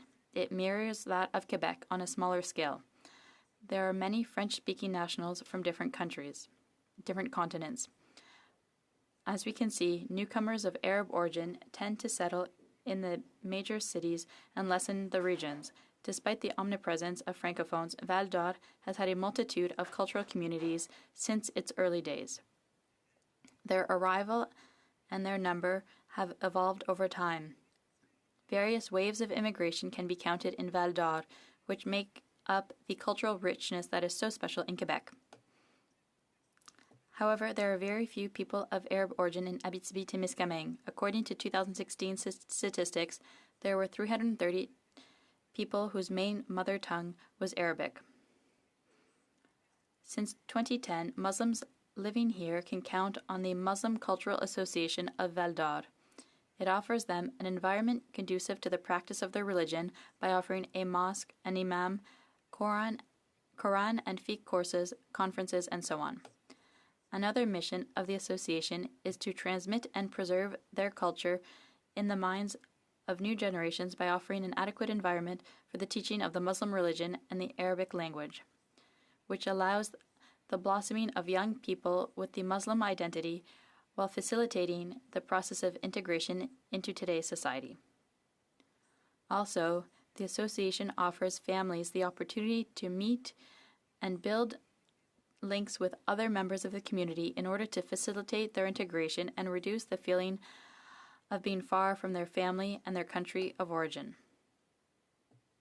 Finally, the association allows Muslims living here to celebrate holidays and special occasions collectively in a suitable place and to strengthen the ties of their community with their surroundings and facilitate integration into society by organizing cultural sharing meetings. And thanks to this association, the project to build an Islamic Cultural Center in Val d'Or is underway. I would like to underline here, Madam Speaker, the important work done by this association and thank them. As we saw earlier, the history of Arab populations in Quebec is more than 130 years old, but it is important to note that the majority of these people are from recent immigration. For example, North African immigration to Montreal began in the late 1950s and intensified in the 1990s. In the wake of the decolonization movement and the affirmation of Arab nationalism in North Africa, and then of the Quiet Revolution in Quebec, immigration from North Africa to Quebec accelerated. From the 1960s onward, the Quebec government wanted to give priority to French-speaking immigration. In this sense, immigrants from North Africa are a priority. Language, at the heart of integration, can be a great advantage for them. I know that my colleague from Rivière-des-Mille-Îles mentioned this in his speech during the first hour of debate on this bill, but it is also important to remember that Quebec signs agreements on student mobility at the university level with various countries. For example, the Agreement on Cooperation in Education between the Government of Quebec and the Government of the People's Democratic Republic of Algeria, which promotes financial support for students, exchanges between higher education institutions, the circulation of scientific and technological information, and more. The 2016 Canadian census shows that 368,730 people in Quebec identified as being of Arab origin. This means that a large proportion, almost half, of people of Arab origin living in Canada are Quebecers. Whether or not they know the Arabic language, Arab Canadians have the opportunity to maintain ties with their cultural heritage through traditional cooking, music, dance, media coverage, travel to their home country, and correspondence with friends and family who have stayed behind. In general, first-generation immigrants are more likely to maintain contact with their cultural heritage than their Canadian-born compatriots. However, while many Canadians of Arab origin have likely lost touch with the past, the majority are aware of and proud of their ethnic origins. April will become Arab Heritage Month to emphasize the recognition of the daily contributions that Quebecers and Canadians of Arab origin make to our society. Thank you, Madam Speaker. The Honourable Member for Windsor West. Thank you, Madam Speaker, and it's a privilege to speak today on Bill C-232, and thank our critic from Edmonton Griesbach for his thoughts and his previous intervention on this, but also, too, is to say thanks to the member from Ottawa South who has brought this legislation forward. It's critical, and one of the reasons I wanted to pay a tribute to the member is that I've served with him on the Canada-U.S. Parliamentary Association for a number of years, and where I'm speaking from right now is approximately about a 15-minute drive, and I'm in Windsor, Ontario, to the United States, which actually has, in Dearborn, Michigan, the highest and the largest amount of Arab community outside of the Middle East. And it's been part of actually our heritage here for hundreds of years, and it's something that I'm really proud about. And also, it's important to notice that this bill will harmonize April is Arab Heritage Month to similar to what was done in the United States in 2021. So this bill, although is going to not be in place this year, but hopefully it will next year. I've learned over the time sometimes the most simplest and straightforward things can get complications in Ottawa, but I think that this one enjoys large public support and parliamentary support and is a worthy cause because there is no doubt that the Arab populations, not only just in Windsor, but also across Canada and the world, have contributed quite significantly and continue to do so, despite being some recent challenges with regards to issues over Islamophobia and some other types of sensitive issues over the years. That deserve this type of positive recognition, especially when you consider the contributions not only just economically, socially, culturally, and continue to do so in our neighborhoods. And so for myself, when we think about the regeneration of the auto industry, that's taking place with electric vehicles, we've had some good announcements in Windsor West recently. We're finally getting to a point where we're fighting back for an industry that was, in terms of assembly, number 2 in the world at one point, now dropping down significantly, but we're starting to get some battery plants and some modernization. And right now we have many Arab Canadians of descent that are actually participating in that, and which is really kind of interesting. And part of it is in the early 1900s, they helped build our auto industry here in this community and for this country.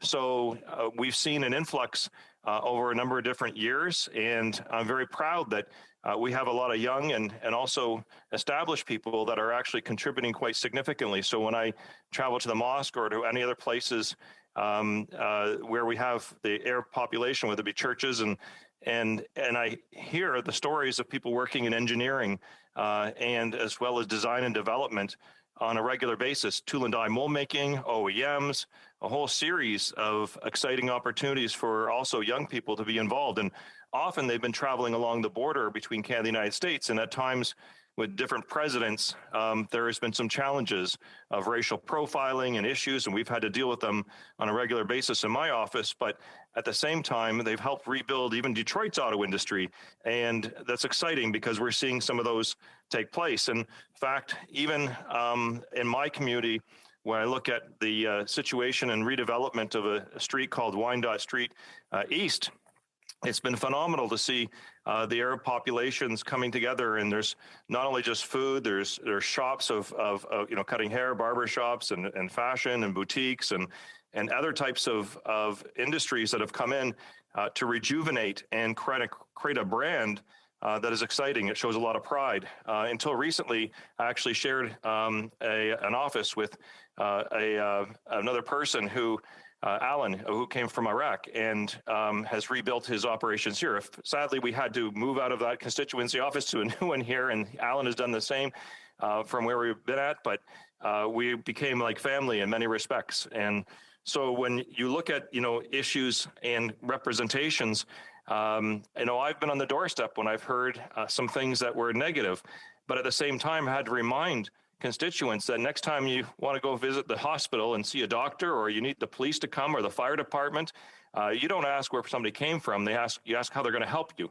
And when we have in our community the contributions to the Arab community, it's been highly diverse in their participation in the workforce, and even more so, they've been led by pioneers. And pioneers that have made international contributions. The Jamil family, they founded the Holiday Juice Company in Windsor, eventually was taken over by a multinational to, basically on their border here, as we've seen the busiest border crossing in North America on this border, where we've had owners of, a small hotel, the Bluebell Hotel, was Alex Abraham, who helped lead many of the developments and contributions in this area.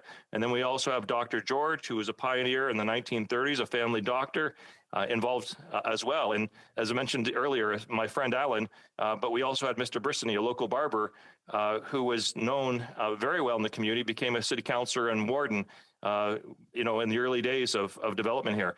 So we have from our community, we have people from Morocco, Tunisia, Algeria, Libya, Egypt, Sudan, Lebanon, of course, and a special shout out to the NDP lobby with Anthony Saloom for our team. That's of Lebanese heritage. And we have Palestine, Jordan, Syria, Iraq, Kuwait, Yemen, Saudi Arabia, Oman, Bahrain, Qatar, and UAE. And we get to know and celebrate all the time because there's not only just their groups and organizations, but they've also founded and been part of others that represents the Catholic, Orthodox, the Protestants, and many Shia and Sunni mosques that I have in my community are all connected together in interfaith. And we have seen that come to light and many times when we've had not only just tragedies with regards to individuals and families or a number of different discrimination or things that we've had to face that were very serious, but we've also had this community come together and rally to help others. Most recently, I was, before COVID, just before it took place. Now it's opening up a little bit better, but with a commitment from the community working together to look at the situation with the Uyghurs and China and the genocide that they face and the discrimination. And it was led again by our local associations. And then there's been other times when there's been, world tragedies where it's not uncommon to have the mosque or have other organizations, interfaith groups come together to raise funds for earthquake victims or other types of natural disasters that have taken place. And so this has been kind of the DNA of Windsor and Essex County, but I think it plays itself out to the world. And this is what I think is really important about this bill, is that it brings us together in a way that I think we've seen some really good measures in the past, especially when we look at some of the other months that have designated for Black Heritage Month, for example, and there's others. And thank you, Madam Speaker. And that's one of the things that we can build upon, because there's not only just the educational element and the necessary celebrations that really bind communities together and show how much we can actually learn continually and also understand where we came from. Some people don't understand that even though we've have some great moments, there's been some challenges in the past. And so we need to recognize that, reconcile those, and then also too work towards celebrating what we actually can further accomplish. And that's why I tied in the strengths of what's taking place from the kind of the micro community aspect being what I mentioned earlier, being Wyandotte Street and the rehabilitation there and the great work that's happening. But also too is we've seen, very much some really exciting announcements in the auto sector and the renewal that's taking place where it's very diversified there. And then I'll conclude with this, Madam Speaker. One of the things that we're struggling with right now is our Canada-U.S. relations for lots of different complications. But I can tell you this much, aside from the politics and the politicians, the binding of our citizens on both sides of the border to be effective in our business, social, cultural relationships really shines through with our Arab populations. It's families that are united. It's families that are growing together. It's about strengthening our regions together, and that is going to make us stronger economically, socially, and culturally. And this is very special and unique. And as I conclude here, again, I am so close to the largest population outside of the Middle East. And we like to say in Windsor that Detroit's actually a suburb of Windsor. But the reality is that there's so many people there, but our binds are so strong and clear, and they're fiercely proud as Canadians, but also fiercely proud that their families are so close together. Thank you, Madam Speaker.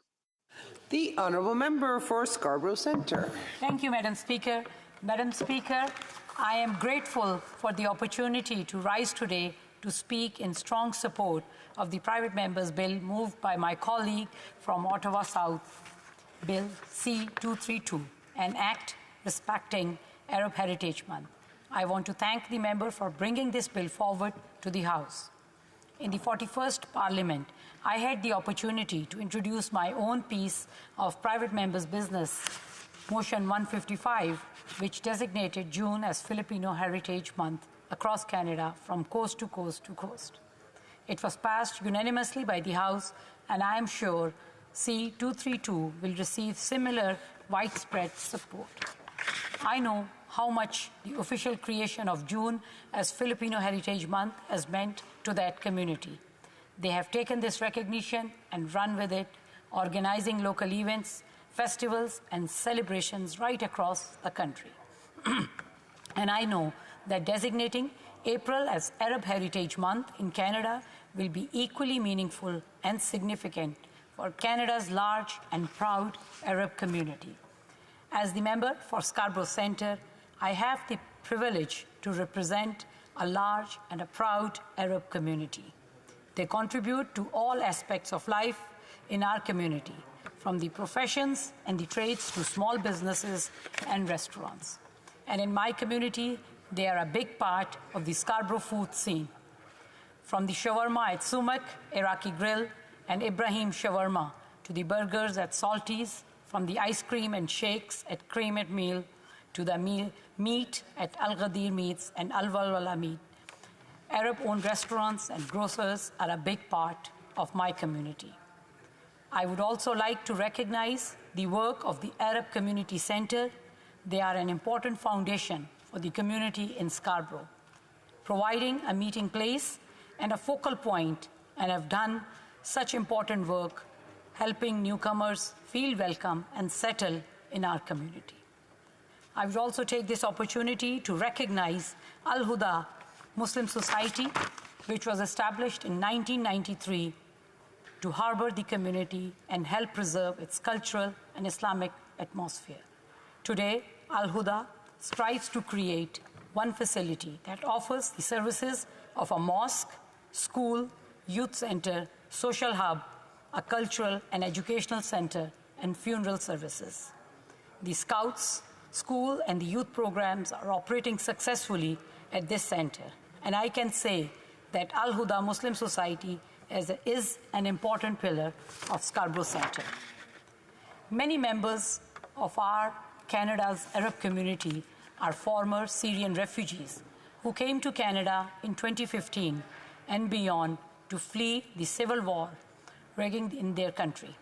Canada gave them a safe haven and a new start, and they, in turn, have given so much more to Canada. We all know the story of Tariq Haddad, the Syrian refugee who settled in Nova Scotia and started a chocolate business. Peace by Chocolate is one of the Canada's sweetest immigrant success stories. Their story is even now a major motion picture I can't wait to see on the big screen. Well, in Scarborough Centre, we have our own very Syrian refugee success story, though not with chocolate, but with kebab. Zakaria Al-Moghdad was a restaurant owner in Syria before fleeing the civil war with his family and coming to Canada. He spent a year improving his English before working at Paramount Fine Foods, a restaurant chain founded by another successful immigrant entrepreneur, Mohammed Faki. In 2019, Zakaria opened Aleppo Kebab, offering delicious Syrian food to the people of Scarborough, and he's paying it forward. Offering jobs to other newcomers to Canada. The customer favorite is the Aleppo Kebab with its unique blend of Syrian spices. It's one of my favorites. Last year, Zakaria obtained his Canadian citizenship, and you couldn't meet a prouder Canadian. Another local Syrian refugee success story is Crown Pastries. They have quickly gained a reputation for having the best sweets in Scarborough, and I assure you that is no easy title to earn. But they have become so popular that when I came in to order some sweets the day before Eid, there was a line out the door, and they told me you had to place your Eid order at least a week in advance. And outside of Scarborough Centre, there are also Arab Canadians making a difference in all aspects of life in Canada. There's my friend, the Minister of Transport, who brings his lived experience to this important portfolio and his job representing the people of Mississauga Centre. Many members of the Arab community have been elected to serve in this chamber from all parties. If you have enjoyed classic pop hits like Put Your Head on My Shoulder, Diana, or Puppy Love, you have been singing along to the classics of a proud Arab Canadian and one of Ottawa's favorite sons, Paul Anka. There are academics like Huda Al-Maraghi, the first woman to serve as the Dean of Engineering at a Canadian university, and Mamdouh Shakuri, the former president of York University. In the world of sports, many Maple Leaf fans may be disappointed they still don't have the services of Nazem Kadri after their Game 7 exit from the playoffs on this weekend. There are so many Arab Canadians making a difference in the medical profession in Toronto and across Canada. Dr. Bassem Nasser at Toronto's Hospital for Sick Kids and Dr. Tariq Khalife are doing great work with children. And Dr. Salah Ali and Nihad Abu Seta are family doctors greatly respected by their patients. And I want to especially highlight a Canadian of Arab heritage who is not only a successful businessman and entrepreneur, but a philanthropist and an outspoken advocate and worker for building a better Canada. I speak, of course, of Mohamed Faki, President and CEO of Paramount Fine Foods. He has built the chain into a success with not only locations across Canada, but also in Pakistan, Lebanon, and the UK. He has helped to introduce Middle Eastern and Arab cuisine to too many across Canada that had never had the chance to try it before. And no matter what Paramount I visit, the food is consistently delicious, even if I do wish the chicken could be a little bit more spicy. But calling Mohamed Faki a restaurant owner would only be scratching the surface. His commitment and generosity to this country is unparalleled. After the Quebec City mosque shootings, he paid funeral expenses for the victims and helped funds repair to the mosque. He traveled to the front lines in Syria to better understand the refugee crisis and hired 150 refugees in his restaurants. His Canada Strong campaign raised nearly $3.3 million for the victims of the Ukrainian Airlines flight shot down by the Iranian military. And during the pandemic, he has donated and delivered tens of thousands of meals to frontline workers, the homeless, food banks, and others. And he's a man of conviction who uses his platform to stand up to hatred and bigotry, as we saw when he refused to back down in the face of public harassment and online videos attacking his religion and his character. In his work ethics, his generosity, and his principles, Mohamed Faki would probably tell you he's like any other Arab Canadian, indeed any other Canadians, and this is true. The Arab Canadians I know are warm and generous, hardworking and committed to their families and their communities. They are an important part of our Canadian family and help to contribute to the diversity that makes Canada strong. I am proud to support this bill and this important recognition for Arab Canadians. I urge that all my colleagues to support it, and next April, let's celebrate together Arab Heritage Month. Thank you, Madam Speaker. The honourable member for Saskatoon West. Thank you, Madam Speaker, and I'm very proud to be here today to speak on Bill C-232 this evening, which will proclaim April as Arab Heritage Month in Canada. And I appreciated listening to the speech of my colleague from Scarborough Centre and listening to all the people that she named off, all the distinguished people of Arab descent, and it is quite a significant thing in our country. And as many Canadians know, that we have a long tradition in this House of Commons of recognizing certain months or days to honor individuals or groups, or indeed entire peoples that make up this Canadian fabric. Why? We do this much more than just the 12 months or the 365 days that make up the calendar. And April, for example, is already officially recognized as the African American Women's Fitness Month, the Alcohol Awareness Month, Black Women's History Month, Celebrate Diversity Month, Distracted Driving Awareness Month, Financial Literacy Month, Foot Health Awareness Month, International Guitar Month, Mathematics Awareness Month, Month of the Military Child, Pets Are Wonderful Month, Scottish American Heritage Month, Sexual Assault Awareness Month, Sexually Transmitted Infections Awareness Month, and Sikh Heritage Month. And this is just the tip of the April iceberg. So why do we need an Arab Heritage Month? The answer is that, like the worthy causes I just listed, we need to formally recognize the contributions that Arabs make to Canadian society. Now, let me tell you, Madam Speaker, about my riding of Saskatoon West and the contributions that Arabs make to my community. As many people know, I door knocked many doors throughout the past 3 years. And on many occasions, I got treated to the usual politician at your door treatment, which is, why are you here? Get off my lawn. I'm voting for the other guy, that type of thing. When I would go into apartments that were primarily Arab or even people from other Islamic backgrounds, I received a different treatment. It was, yes, yes, please come in. Have some tea and biscuits. Sit down. Please discuss what you're here for. I'd spend 10 or 20 minutes and then knock on the next door, and it'd be the same thing all over again. As a Westerner in a country like Canada, I'm not used to Middle Eastern hospitality. Arab people are earnest and honest about treating outsiders with kindness, respect, and dignity. And this is a value that is ingrained in their culture. And you know what the result of those visits was, Madam Speaker? Those polls that I visited, where I sat down and took tea and biscuits, ended up voting for me. You look at the electoral map, and this is the first time ever that some of those polls voted Conservative. And it's because I took the time to make one-on-one connection with the people there, which is the way they are. And more importantly, they got to know me and to know more than just the politician. And that's the amazing thing about the Arab and Muslim people. They love their children, care deeply about their families. They care for their neighbors. They love this country of Canada and want to make it a better place. And they work hard, often working at multiple jobs or working at a job while running a family business at the same time. As old stock Canadians, we just need sometimes to move beyond our preconceived ideas that have formed in our minds from popular culture and past events and get to know our Muslim brothers and sisters. Just 2 blocks away from my constituency office lives Alan, her husband Osama, and their 6 children. They're Arab Muslims from Jordan, and they want to visit Osama's ailing father, who's in a hospital in Jordan. The family has personal objections to the COVID vaccine, and now that the world is reopening, they would like to go to Jordan to visit the children's grandparent, whom they haven't seen in 8 years.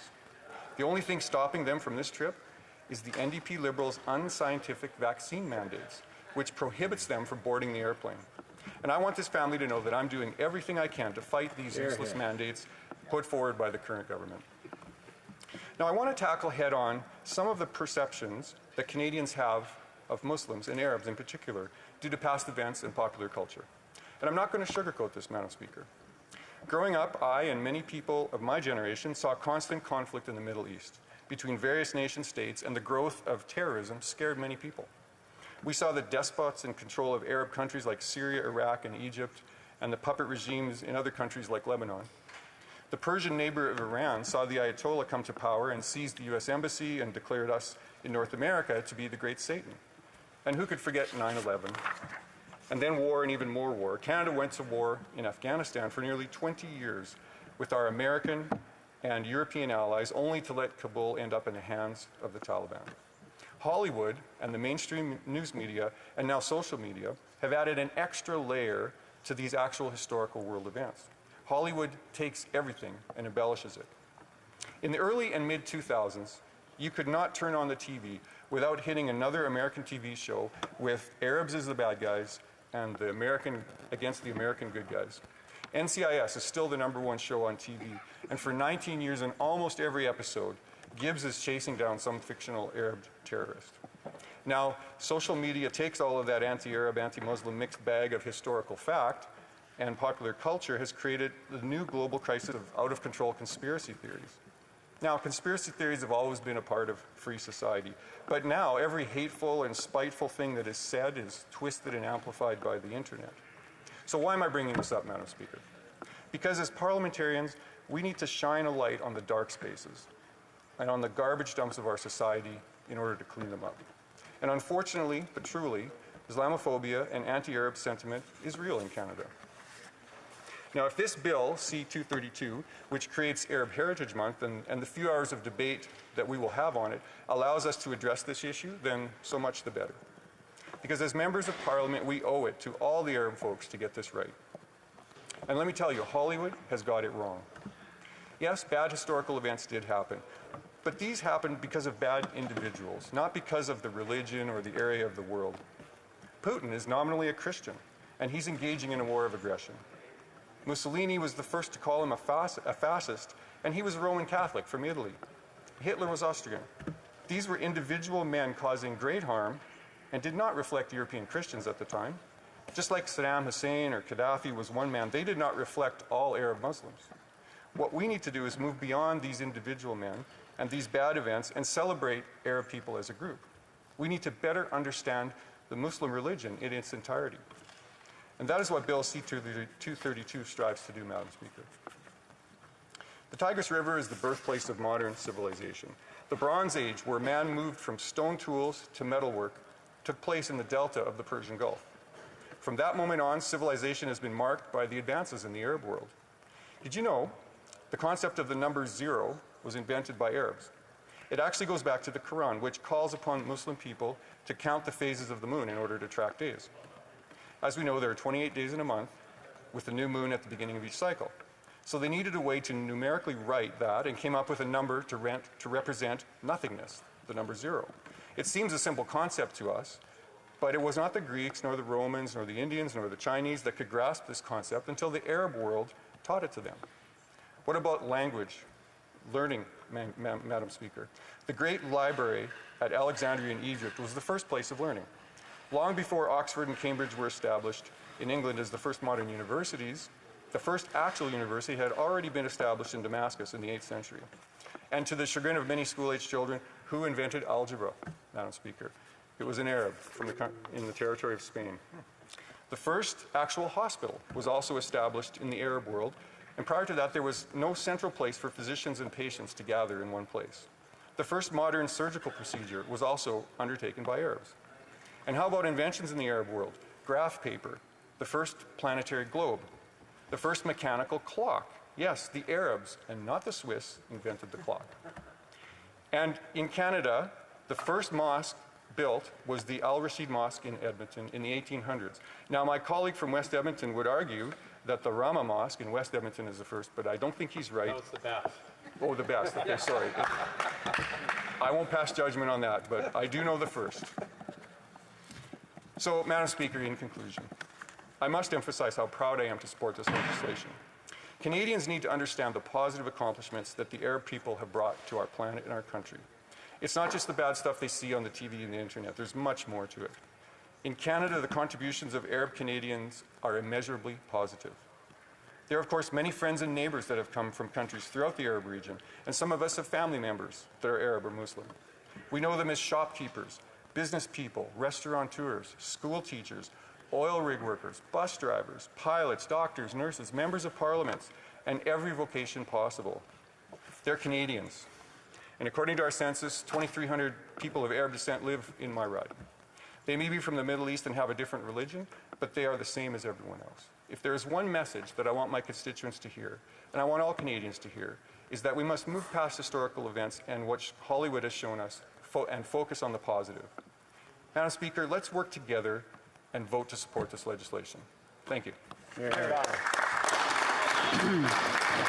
The Honourable Parliamentary Secretary to the Government House Leader. So thank you, Madam Speaker. I appreciate the comments. In fact, I've appreciated the comments from all members this evening in regards to what is a very important piece of legislation, and I thank the member from Ottawa South for taking the time to work with the different communities in order to develop what is an important piece of legislation for a wide variety of reasons. And I'd like to pick up on a couple of those points. From a historical perspective, I didn't really have that full understanding of the Arab community for a vast majority of my life. It wasn't, in fact, until I actually had the opportunity to travel to Israel, and being in Israel, I had the opportunity to visit Jordan. And you start to get a perspective in terms of just how much time has been in place in terms of the people from Arab, Mr. Speaker. And it really goes back many hundreds of years before Christ. And as I tried to get a better understanding of Arab and the people here in our community, you quickly find out that at the end of the day, Canada is a very diverse nation, and we talk about our communities and what it is that we might be able to do to contribute to the debate. And looking at the world today, there are countries all over the world that have descendants from the Middle East, from countries like Syria and Jordan and so forth. Whether you're talking about Canada, USA, Brazil, Australia, the UK, Germany, and so forth. But here in Canada, it's estimated to be somewhere in the neighborhood of 750,000 people, Madam Speaker. And when we think in terms of my home city of Winnipeg and the area that I represent, the Arab community isn't that large. It tends to go into the south end of Winnipeg, so I'm sure my colleague from Winnipeg South would be able to tell you far more about that particular community than I would. But what I do know, Madam Speaker, is that it is a community that is made up of so many individuals that have contributed in every sector of our society. Whether it is in the healthcare field, to entrepreneurs, to individuals that have built our community. The mosque in South Winnipeg contributes immensely to the spiritual well-being of the city of Winnipeg, because it goes far beyond people of Muslim faith in terms of reaching out.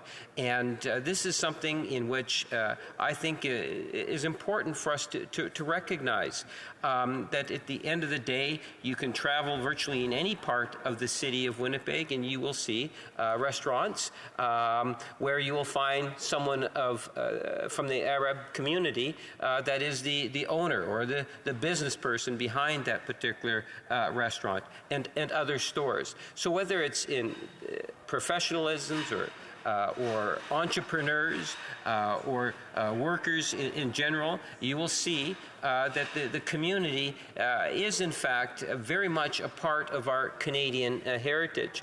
We have had the opportunity to have other pieces of legislations and motions that have been brought and debated on inside the chamber.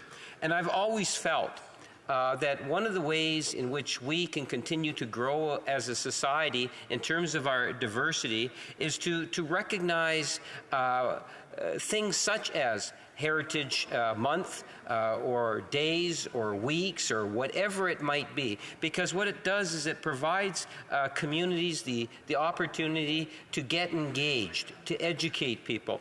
So, for example, we have seen in recent years Heritage Month being designated for the Filipino community. We've seen it in regards to Sikh Heritage Month. Both of those months I get involved. Bill 232 is designating the month of April as Arab Heritage Month. And I feel very confident that what will happen as a direct result of the passage of this legislation, that you will see organizations that will in fact organize educational opportunities throughout the country in regards to our Arab community, in particular, with hopefully a focus on faith, Madam Speaker. My understanding is it's over 90% of people of Arab ancestry are of Muslim faith. And that is a faith in which I have gotten to know personally over the last number of years. In fact, I was always impressed with my co-campaign manager, who actually has the entire Quran memorized, Madam Speaker, which is no easy feat. And he is not alone. It shows the sense of commitment that many members of the community have when it comes to the Muslim faith. And at the end of the day, when I look at these resolutions and bills that we pass, as I say, I truly believe that through that we see more educational opportunities. And I could only cite personal examples in terms of Winnipeg North, where we will have a Heritage Week in recognition of Philippine heritage, where there will be a number of different organizations that will come together and highlight the Filipino heritage community. community in Winnipeg. In fact, I will start off with something on June 1. Well, I suspect that the Filipino heritage community, which I love and care deeply about, as I do all communities in which make up our country of great diversity, I suspect you will see things of that nature occurring in our Arab communities, where you will have literally dozens of organizations that have been there to serve the community that will, in fact, put on special events. And through those special events, they will invite members of the community and members outside of the community to partake in, Madam Speaker. And by doing that, I believe that we will have more people engaged and becoming better acquainted with the many different customs and heritage of our community. And by doing that, ultimately, I think that we have a better society. During the 90s, I always talked about the issue of racism when we had the Manitoba Intercultural Council that came out and saying that the best way to combat racism and intolerance is through education. And I do believe that we are affording public schools and other organizations the opportunity to say, look, if we want to put some emphasis on the Muslim faith or any other issue, Madam Speaker, that they can identify that we have a community in the month of April where it's recognized through the House of Commons as Arab Heritage Month, that they can use that as a focal point in order to be able to have a special event in a public school where you can get young children engaged. At least it affords them that opportunity. I have seen firsthand where things that have taken place on the floor of the House of Commons has been adopted in our communities and taken advantage of to the degree in which, because of that, events take place. And I think that that is where the real benefit of legislation of this nature is, Madam Speaker. So, on that note, I would encourage members, as they have done in past, in recognizing heritage resolutions and legislation to support Bill 232. I do applaud the member from Ottawa South for taking the initiative that I know is very important to him personally, in recognizing just how important it is that this particular community, like other communities, be acknowledged by having a Heritage Month designation, which will no doubt allow for a lot more activities across Canada that will highlight just how important and this community is to our Canadian makeup, Madam Speaker. So with those few words, I look forward to its passage. Thank you. The honourable member for Kamloops, Thompson Caribou. Thank you. It's always nice to hear one voice say bravo when I stand, Madam Speaker. And as always, it is a pleasure to stand and rise in the House of Commons for the people of Kamloops, Thompson Caribou, especially on an issue such as this. Madam Speaker, make no mistake, heritage is something that is very important to me. When people say, where are you from? I may say, well, I grew up in North Kamloops, British Columbia, but my heritage comes from so much further than that. Both of my parents came from southern Italy. I recently did an ancestry DNA test that found I was 89% Calabrese Italian, so very far south Italy. And as some may know in this House, that the Speaker, who ordinarily occupies the chair during question period, that my mother's family came from the same small town as his family, so our grandfathers may well have known each other. My grandfather may well have known his father. They may have been acquainted in a small town of about 1,800, I believe.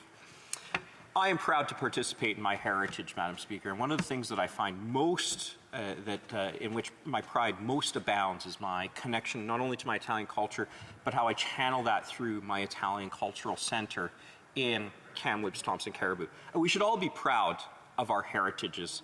One thing that I really loved about growing up in North Kamloops was the confluence of all of these different heritages. And I came to realize that that's what really defined Canada. And part of being proud of our heritage is also being proud of other people's heritages. And that's why it is a source of pride with which I stand in this chamber, the People's Chamber, in support of this bill. I thank the member for Ottawa South for bringing this forward. In preparing this speech, I came to learn that our neighbors to the south designated April of this last year, 2021, as Arab Heritage Month. One of the things that I've come to realize in volunteering through my cultural center is that we often have different people of different heritages who come through, and learning and seeing the pride. And as I return back to this point, one thing that I really love to emphasize about Canada is the different heritages that we all have here. I was at an event not long ago that was put on in my riding by people of African heritage. And I was asked to give a few words when I was there.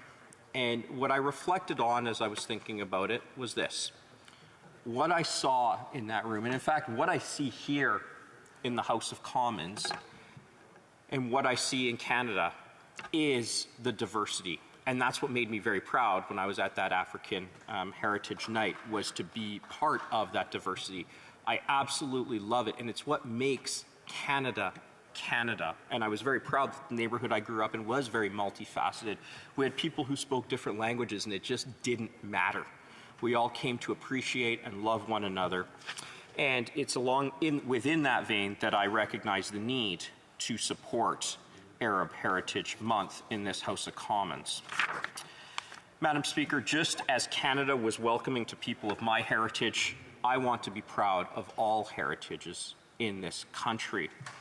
42% of Canadians of Arab heritage are under 24. What a bright future. I was thinking back to my own history, and for those in the House, many of whom don't know me, I wasn't political whatsoever. This is essentially my first elected position. Oh, I'm getting the cutoff time.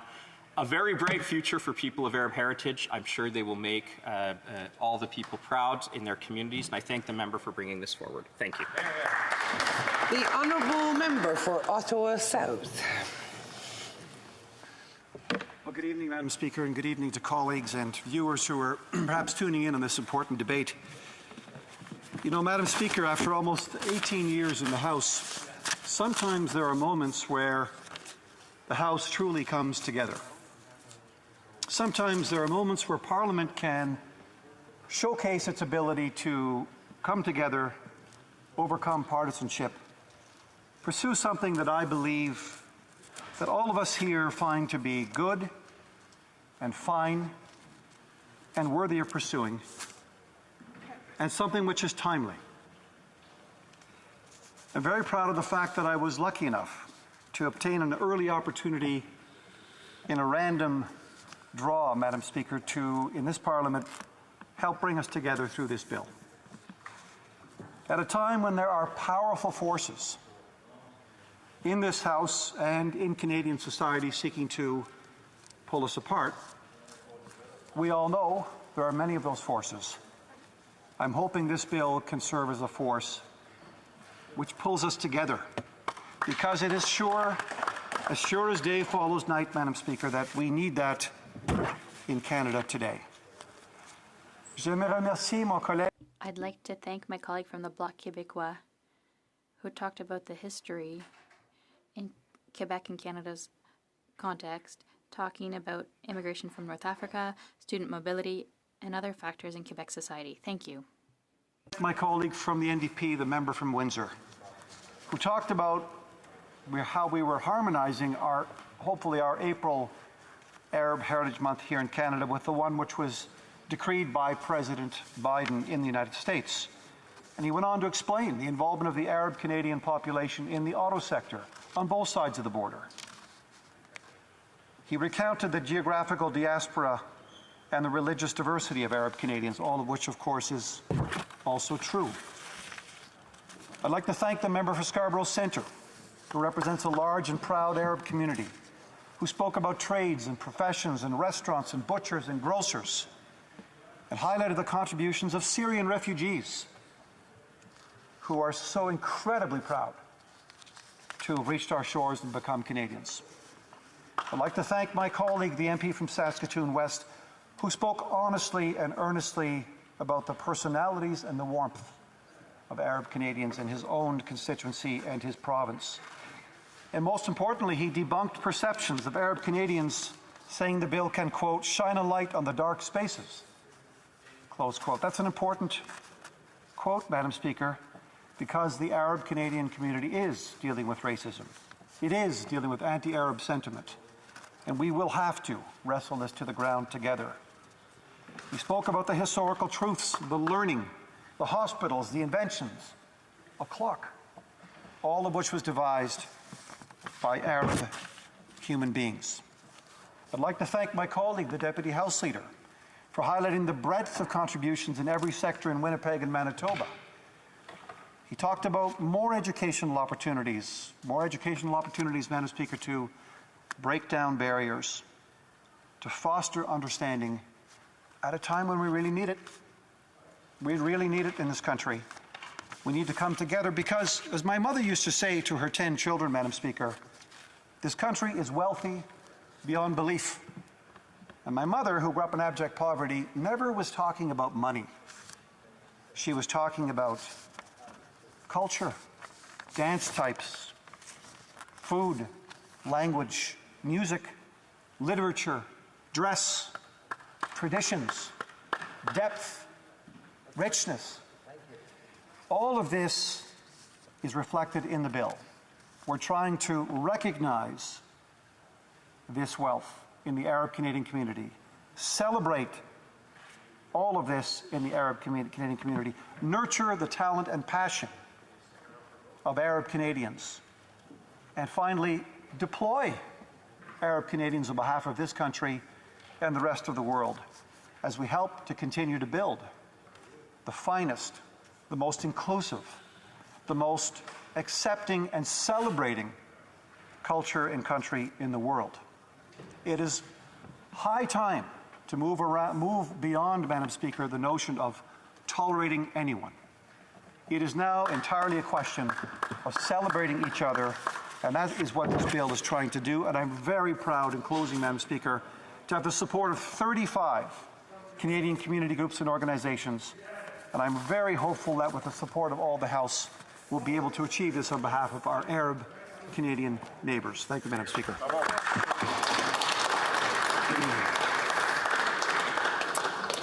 It being 6:31, the time provided for debate has expired. Accordingly, the question is as follows. Mr. McGuinty, seconded by Ms. Gayabaga, move that Bill C-232, an act respecting Arab Heritage Month, be now read a second time and referred to the Standing Committee on Canadian Heritage. If a member of a recognized party present in the House wishes to request a recorded division or that the motion be adopted on division, I would invite them to rise and indicate it to the chair. The Honourable Member for Barrie-Innisfil. Thank you, Madam Speaker. Request a recorded division. Thank you. Conformément, pursuant to order made on Thursday, November 25th, 2021, the division stands deferred until Wednesday, May 18, 2022, at the expiry of the time provided for oral questions. I have the honour to inform the House that a message has been received from the Senate informing this House that the Senate has passed the following bill to which the concurrence of the House is desired. Bill S-245, an act to amend the Citizenship Act, granting citizenship to certain Canadians. Orders of the day. The Honourable House Leader for the Government. Thank you very much, Madam Speaker. Much appreciated, Madam Speaker. I move, seconded by the Minister of Intergovernmental Affairs, Infrastructure and Communities, that in relation to Bill C-14, an act to amend the Constitution Act 1867, electoral representation. Not more than one further sitting day shall be allotted to the consideration at second reading stage of the bill, and that 15 minutes before the expiry of the time provided for government orders on the day allotted to the consideration at second reading stage of the said bill, any proceedings before the House shall be interrupted, if required for the purposes of this order, and in turn every question necessary for the disposal of the said stage of the bill shall be put forthwith and successively without further debate or amendment. What a great idea.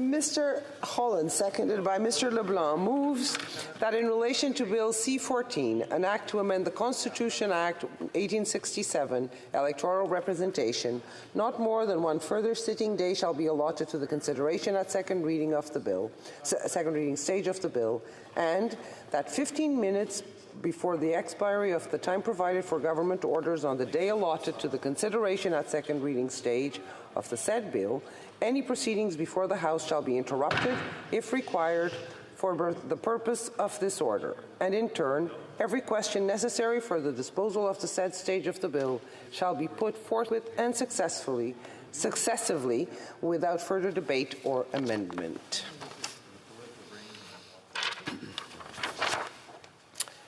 Conformément à l'article Pursuant to 67(1) of the Standing Order, there will be a 30-minute period.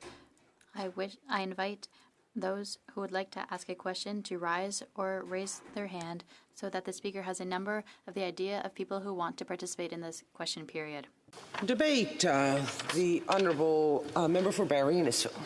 Thank you, Madam Speaker. Obviously, I rise disappointed in the government's action.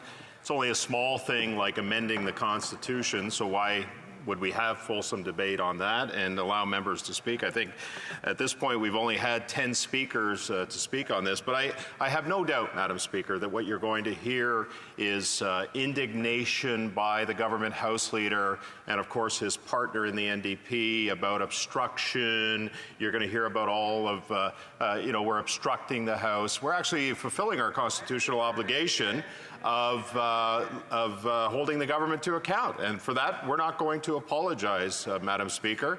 Motion 11 allowed for the government to extend hours to not just have fulsome debate, but also to make sure that those issues that are important to Her Majesty's loyal opposition and indeed other opposition parties were debated in this House. So you'll spare me if I cry crocodile tears for what the government is about to talk about, and certainly their partners in the NDP will be talking about. This is all about democracy in decline. I was very pleased to hear the Minister of Infrastructure agree with that fact.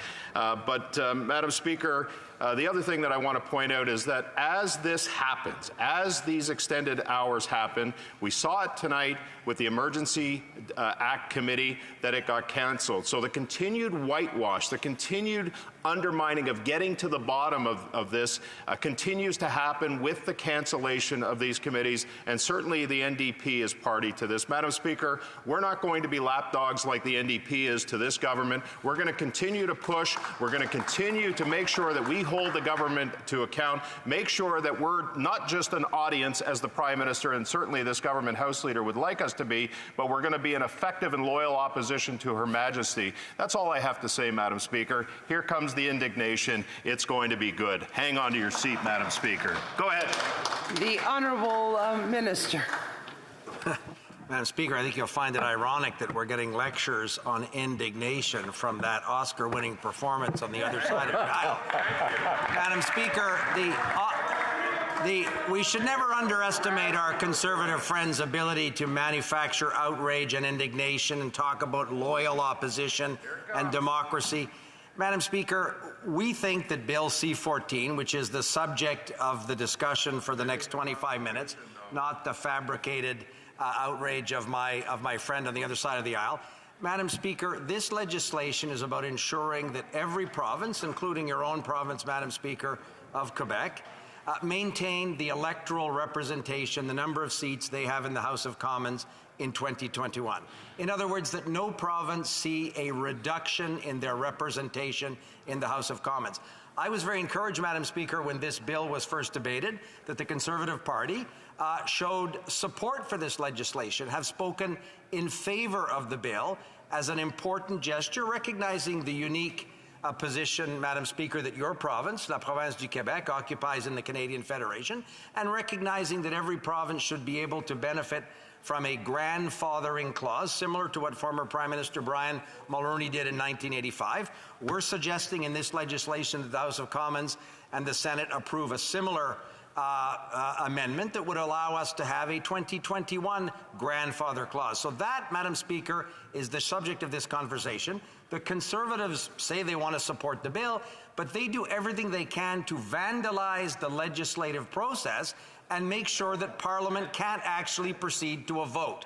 So what we're saying tonight, Madam Speaker, is it's time for members to stand in their places and vote on this legislation, and we're very confident that the Conservatives who manufactured this outrage will in the end stand up and vote for this process, and we're making this possible for them tonight. Questions and comments? L'honorable député de... The Honourable Member for Repentigny. L'honorable député de... The Honourable Member for Repentigny. Thérèse de Blainville.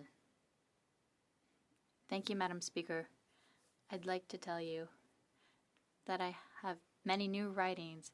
It's great. All of my colleagues' writings. It's great. Listen, I think C-14 deserves debate. We should continue debate on this issue. It's not just about the number of seats. I think the debate should continue. This is a democracy. I have a question on time allocation, which happens week after week. And that this should be an exception to the rule. And now it's happening repeatedly.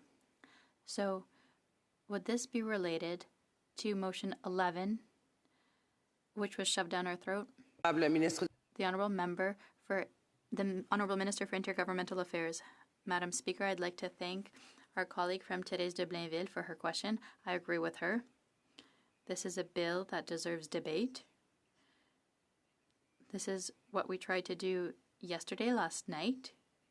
We saw what the Conservatives did. The official opposition proposed motions so that there would be a 30-minute bell to ensure that there would not be debate, while saying that they want to continue the debate. So the best way to continue debate, Madam Speaker, is to not have a series of procedural games that block Parliament from discussing and debating this important matter, as our colleague from Thérèse de Blainville indicated. We look forward to debate continuing at the PROC committee, when I hope the bill will come back to the House of Commons at report stage, at third reading. So we will have many opportunities to hear our colleagues, to debate this bill. And Madam Speaker, I think our colleague from Thérèse de Blainville understands very well that this has nothing to do with motion 11. It is to ensure that provinces of our federation, including her province of Quebec, keep their representation, 78 seats. I know that the Bloc is in favor of maintaining the 78 seats for the province of Quebec, and that's what we are trying to do here. Thank you, Madam Speaker. Member for New Westminster, Burnaby. Thank you very much, Madam Speaker. I think never has the official opposition House Leader spoken truer words when, in referring to the Conservative Party, he talked about the decline of the democracy. We've seen now over 6 months, Conservatives, ever since we passed unanimously the ban on conversion therapy, and there was a revolt in the Conservative backbench, it blocked every single piece of legislation. C9, teachers and farmers were looking for supports. They refused to let it through. And now they're blocking C-14. And the reality is, Madam Speaker, as you saw last night, the official opposition House Leader referred to vigorous debate. What Conservatives wanted us to debate at a cost of tens of thousands of dollars last night for hour after hour was which Conservative MP would speak. We had vote. I apologize for interrupting, but can we stop with the imitation of animals in the House, please? The Honourable Member for New Westminster, Burnaby. Thank you very much, Madam Speaker. And this is the overall decline of Conservative morals and scruples, is that they are willing to have the entire Parliament of Canada subject to a debate within the Conservative Party of which Conservative MP should speak. This was a complete, colossal waste of time of the House of Commons. Every single Conservative MP participated in what was a travesty, Madam Speaker. So instead of debating legislation, we were debating which member, which faction in the Conservative Party would actually speak, and they held us up for hours on that absolutely irresponsible evening. So, Madam Speaker, my question through you to my colleague is simply this. What has happened to the Conservative Party? Why do they show such complete disrespect for the legislative process? Why do they waste taxpayers' money hour after hour with these procedural childish games of having all members of Parliament decide which Conservative MP should speak? Honourable Minister for Intergovernmental Affairs. Madam Speaker, I want to thank our colleague from New Westminster, Burnaby, for his comments, for his question. As colleagues know, Madam Speaker, he is a senior member of this House. He's served the province of British Columbia and the citizens of New Westminster, Burnaby well for a long time. I've had the privilege to work with him when I was an opposition House Leader as well, when we sat, for example, on the Board of Internal Economy and other bodies of this House. We have worked well together. And I think, Madam Speaker, our colleague from New Westminster, Burnaby, identifies a fundamental challenge. When the Conservative Party say they oppose, for example, this necessary measure to bring this legislation to a vote, they, of course, will oppose that. But at the same time, they're not interested in participating constructively in debating the legislation. And our colleague from New Westminster, Burnaby, identified what I think was a shambolic and appalling performance last night, where 30-minute bells and vote after vote, the House of Commons was pronouncing on which Conservative member would make a speech, all designed to ensure that legislation, which they will ultimately support, doesn't actually come to a vote. So if we're looking for a reason to point to dysfunction in the House of Commons, Madam Speaker, think about this. The official opposition supports a particular piece of legislation, is desperately trying to make sure it actually doesn't come to a vote so it might be adopted, and would in fact preserve, for example, the seat allocation, Madam Speaker, in your province of Quebec and other provinces. And at the same time, they insist on having vote after vote after vote to decide which Conservative member will make a speech designed to delay the legislation from coming to a vote. So, Madam Speaker, it is unfortunate that it's come to this. The government House Leader, I think, has taken his responsibility seriously. We hope that parliamentarians in the Senate and in the House of Commons can discuss this legislation, can consider it in committee, can debate it at report stage and third reading. But we think it's important also, Madam Speaker, to allow the electoral boundaries commissions, which have been set up under law and are operating right now, to have clarity in terms of what will be the number of seats in provinces like yours, Madam Speaker, and that's why this is somewhat urgent that Parliament have a chance to pronounce itself on this legislation. The Honourable Member for North Okanagan South Shuswap. Thank you, Madam Speaker. And I'm flabbergasted by the indignancy of the Liberal side on this debate. He speaks about dysfunction in the House. It is their House as government to manage. And it's obvious that they're so dysfunctional at managing the House, they can't get legislation through. Last night, they adjourned the House 2.5 hours early after canceling committees so that we could have interpretation services available, other House services required, and yet they sent those people home early. Sent this whole House home 2.5 hours early after they had scheduled to sit until midnight last night. We have to really question what is behind their this determination to serve time allocation notice on this bill. What's coming behind this? We've seen previous legislation, C10, now C11, that's going to be coming through for debate. Is this an effort to get things out of the way so that they can push that forward through time allocation as well?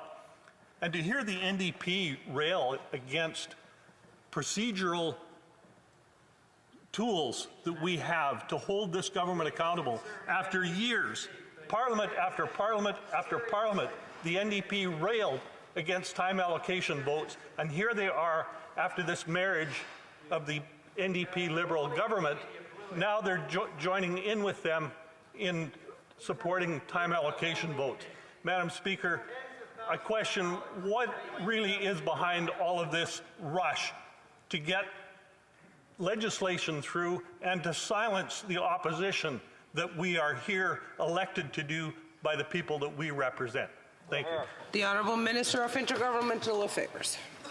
Yeah, Madam Speaker, far from wanting to silence the official opposition, we're actually trying to help them have an opportunity to vote on this legislation.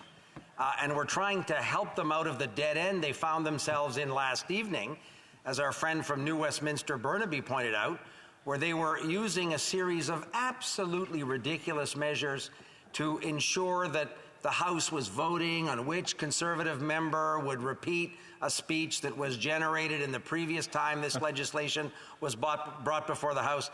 Madam Speaker, our Conservative colleague asked what is behind this. I'll be very clear what's behind this.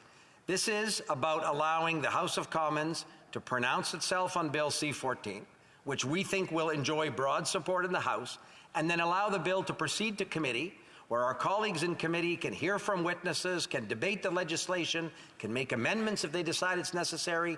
The bill can come back to the House of Commons, Madam Speaker, in the normal legislative process with which you're extremely familiar. And then finally, our friends in the other place will also have an opportunity to study the legislation as well.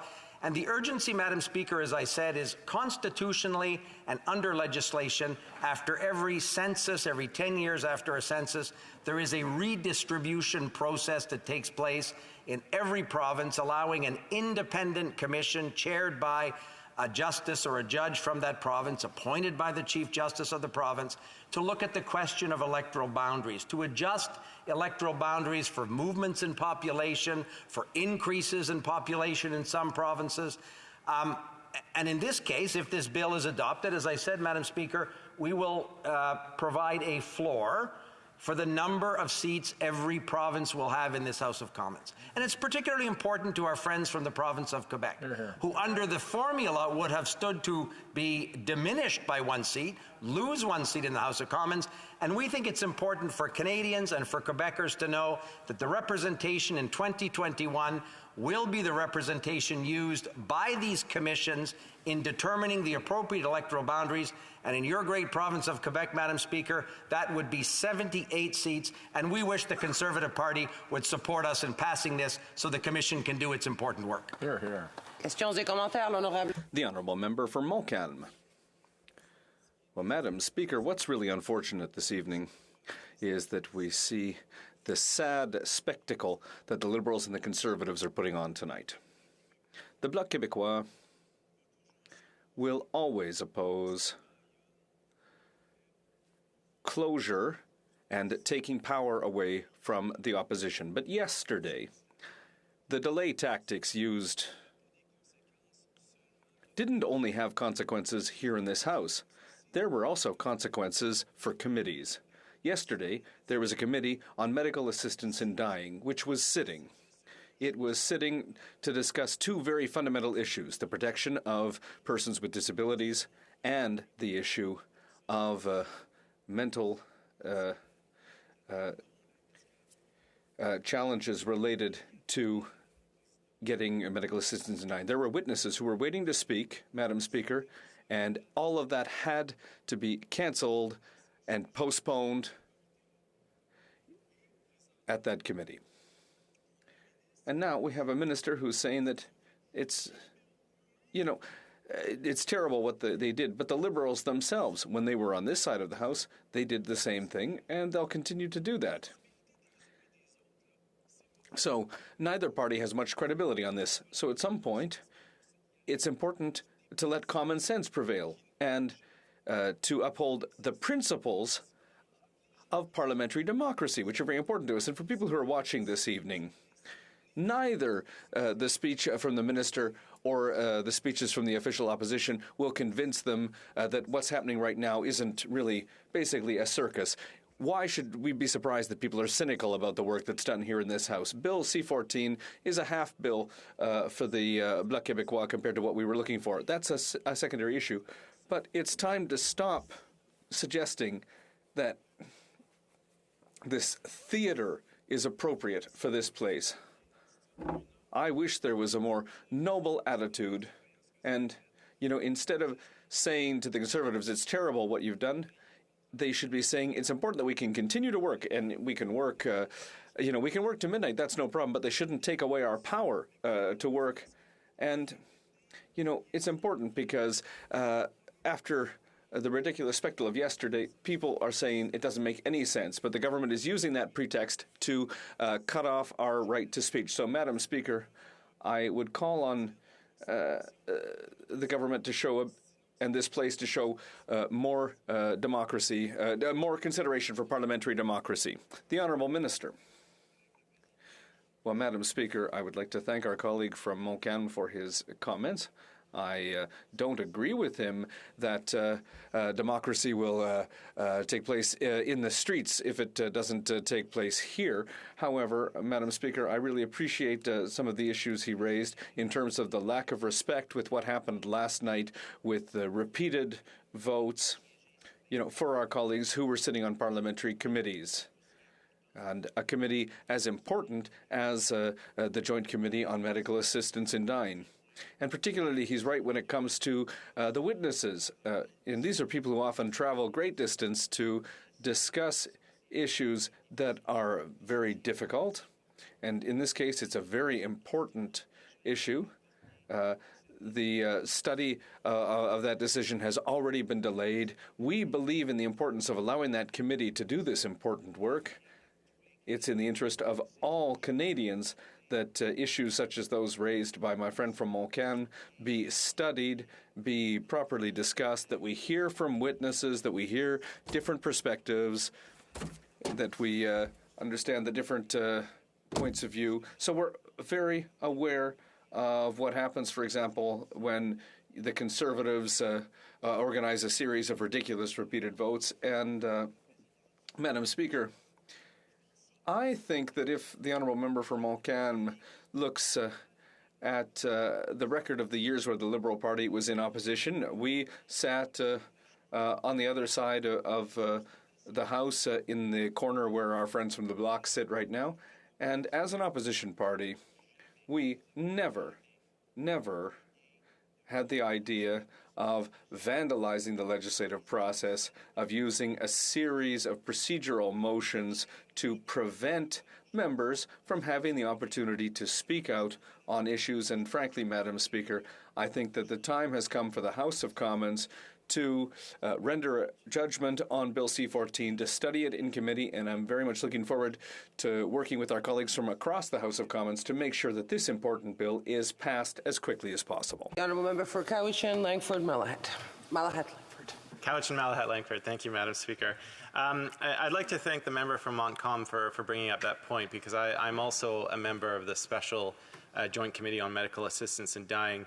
And what I saw last night was a travesty of the legislative process. We did have very important witnesses, a very delicate subject matter to cover in protection of persons with disabilities. And the antics I saw in the House, debating which Conservative member needs to be heard, while we've got witnesses who are trying to report their important life experiences to our committee so that we can table a comprehensive report on a very delicate subject matter, that was a travesty.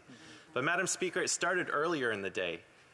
If you'll recall, yesterday, it being a Monday, routine proceedings started right after question period, and the Conservatives decided to move debate on a committee report something that was unanimously agreed at that committee by all parties. When it came to the member for London Fanshawe, she gave a short 2-minute speech and then asked for unanimous consent for the House to adopt that committee report. And the Conservatives refused unanimous consent, showing that they just wanted to continue delaying the business of the House. Now, I'll end here, Madam Speaker.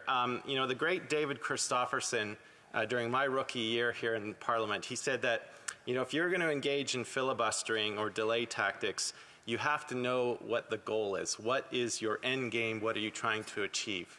And unfortunately, what I see from my Conservative colleagues is a rudderless ship flailing around with no end game in sight. And I just wish that they would clearly state what their legislative goals in this session are, so the rest of us here can get to work and do that work on behalf of the constituents who sent us here. Thank you. The Honourable Minister of Intergovernmental Affairs. Well, Madam Speaker, thank you again. And our colleague from Cowichan, Malahat, Langford, I think, again reinforced the unfortunate circumstance at the Joint Committee looking at medical assistance in dying. I entirely associate myself with his view that the inability of those witnesses to be heard on an issue as important to Canadians and as sensitive as medical assistance in dying is exactly what this House of Commons should not do. If we set up a committee like that, if colleagues want to serve effectively, honorably on a committee like that, to represent their constituents, to represent their colleagues in this House, and to do that important work, which includes necessarily hearing from Canadians, as I said, with different perspectives, Madam Speaker, in some cases with professional experience. Anything that would ensure that that important work is disrupted is disrespectful to those witnesses. It's disrespectful for colleagues in this House, and it's also disrespectful for our colleagues who serve in the other place, who are also working with colleagues from the House of Commons, Madam Speaker, on this committee. So what the Conservatives did last evening with those series of votes, I think, is what has made it important for the government tonight to take this necessary step to ensure that the debate, if the Conservatives were really interested in debate, they would have actually debated the bill last night, not debated, as our friends have said, which Conservative member should be heard in order to delay the thing coming to a vote. But we think the House of Commons should have an opportunity to vote on this bill. I'm confident that the members that are seeking to disrupt and vandalize the legislative process will ultimately vote for the bill. So if we ever wondered if it was ridiculous, Madam Speaker, when they end up voting for a bill that they absolutely did everything they possibly could to ensure would never be adopted, I think one can see perhaps, as my friend from Cowichan, Malahat, Langford said in referring to our former colleague, David Christopherson, I don't think they know what the ultimate legislative objective is other than to try and burn it down. I think that's the objective. If you can sort of start the fire and then pretend you can show up with the hose to put it out, Madam Speaker, that's not the way that the parliamentary process was worked. You can't be the fire chief and the pyromaniac at the same time. And I think, Madam Speaker, it's important for the House to proceed to a vote. The Honourable Member for Prince George, Peace River, Northern Rockies. Yeah, thank you, Madam Speaker. And any Canadians I know from my riding that have been watching the debate over the last couple of years with this government is really seeing them run roughshod across the democratic process. And then we hear them lecture us about how bad the Conservative Party is, call us all kinds of names. We have a Prime Minister and Liberal Party that thinks they're a majority government. And then we hear from the NDP down the way who thinks they're the Liberal Party. And again, once again, instead of standing in opposition to this government and running roughshod over democracy, they're carrying their water again. I hate to overuse that term, carrying their water, but my goodness, to hear them again supporting what this government is doing, and then we hear the same from the Bloc. The Conservative Party, Madam Speaker, is the only party, the only group in Parliament doing their job, doing our job, being opposition to this out-of-control Liberal government. So my question is to this minister, you know, they represent the party, the Liberal Party. I guess I would ask a simple question. When will you represent Canadians once again? Thank you. Honourable Minister of Intergovernmental Affairs. Now, Speaker, I hope our colleague wasn't asking you when you will represent Canadians, because I think, Madam Speaker, not only do you represent very well the people of your great Quebec constituency, but you represent all Canadians when you sit in that chair. So I can't imagine my colleague would be casting that aspersion on you, Madam Speaker, because that would be inappropriate. Madam Speaker, the level of manufactured indignation and fake outrage from the Conservatives about parliamentary procedures that actually allow the House of Commons to pronounce itself on legislation. I sat, Madam Speaker, as you will remember, also in opposition on the other side of the House, and we watched a government House leader at the time called Peter Van Loan. Now, Peter Van Loan, Madam Speaker, so many times introduced, it was over 100 times. Over 100 times, Madam Speaker, imagine. A Conservative House leader, these great professors of democratic principles, 100 times, Peter Van Loan introduced time allocation or closure measures in this House of Commons. In fact, the Chief Government Whip at the time, Madam Speaker, wrote a manual of how to ensure that parliamentary committees, standing committees, can be driven completely into the ditch. It was sort of a how-to manual of what to do if something goes wrong in the committee. Here's how you ensure the whole thing grinds directly into the ditch. So, Madam Speaker, these are the authors of those kind of documents. I think Peter Van Loan so many times moved time allocation and closure that the words are actually carved into the desk to the right of where I seat, Madam Speaker. I think if you lift the desk, you'll see Peter Van Loan has engraved in that desk all of the words necessary to bring time allocation and closure, because, Madam Speaker, that's what the Conservatives did in government, and now in opposition they do everything they can to ensure that the government agenda, which is important to Canadians, cannot advance to a legislative vote and to allow the House of Commons to pronounce itself on legislation. So when my colleague, Madam Speaker, says, when are we going to start working for Canadians? We've never stopped working for Canadians, Madam Speaker. Comments, the Honourable Member for New Westminster Burnaby. A very Thank you brief very question. much, Madam Speaker. And my colleague asked who amongst the Conservatives is a firefighter. And the reality is they're all pyromaniacs. We've seen over the course of the last few months how they have blocked systematically every single piece of legislation. We're talking about teachers and farmers asking members of Parliament to pass legislation like they did on Bill C-9. They never offered an explanation. They never said, well, we're blocking it because there's a reason for it. They just blocked for blocking's sake, Madam Speaker. And what we've seen now after last night's travesty is a group that seems to have as its only goal anarchy and chaos in the House of Commons. My question to my colleague is, why? And the Honourable Inter-Parliamentary Minister of Intergovernmental Affairs, a very short answer. Madam Speaker, I'll be brief because I obviously agree with my colleague from New Westminster Burnaby when he characterized what is really a very unfortunate series of procedural shenanigans the Conservatives have participated in.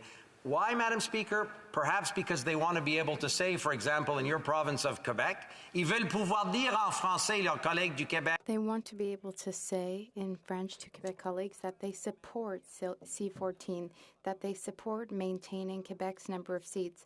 But in the House of Commons and in their English comments, they do everything they can to prevent this bill from coming to a vote. Il est de mon devoir d'interrompre.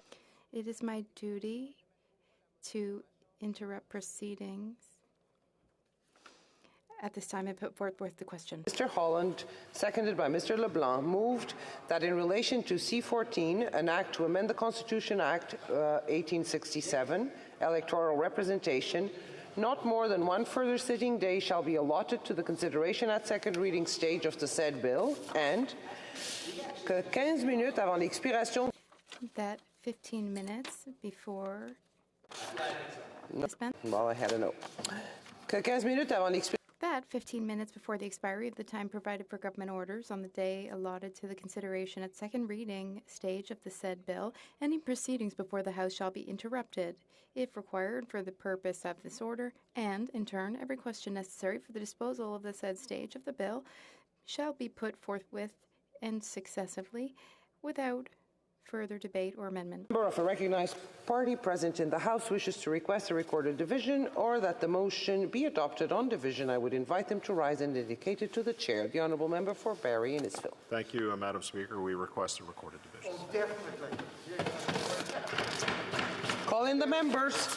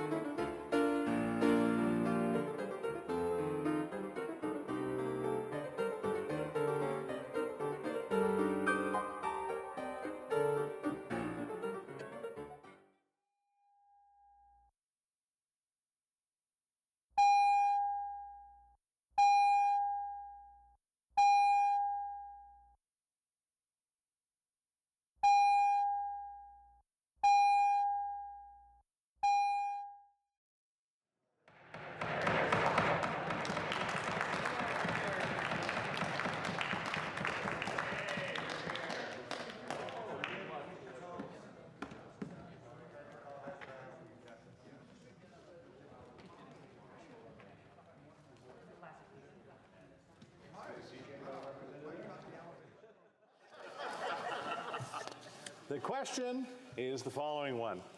Mr. Holland and seconded by Mr. LeBlanc move that in relation to C-14, an act to amend the Constitution Act 1867, electoral representation, not more than one further sitting day shall be allowed to the consideration of the second reading stage of the said bill. May I dispense? All right, thank you. Did I get everything?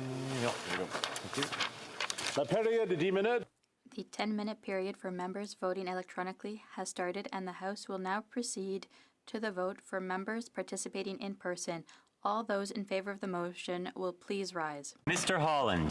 Mr. Holland. Ms. Tassi. Miss Tassi.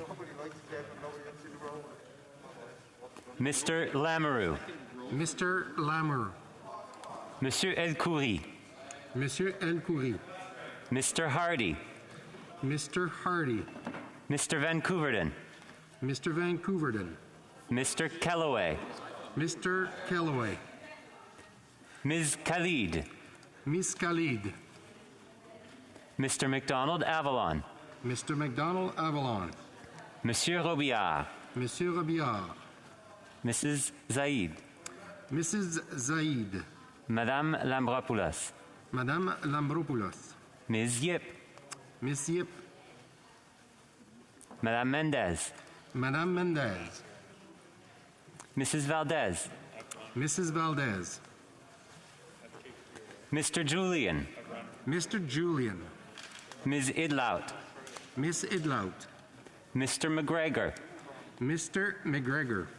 Monsieur Bouleris. Monsieur Bouleris. Mr. Desjardins. Mr. Desjardins.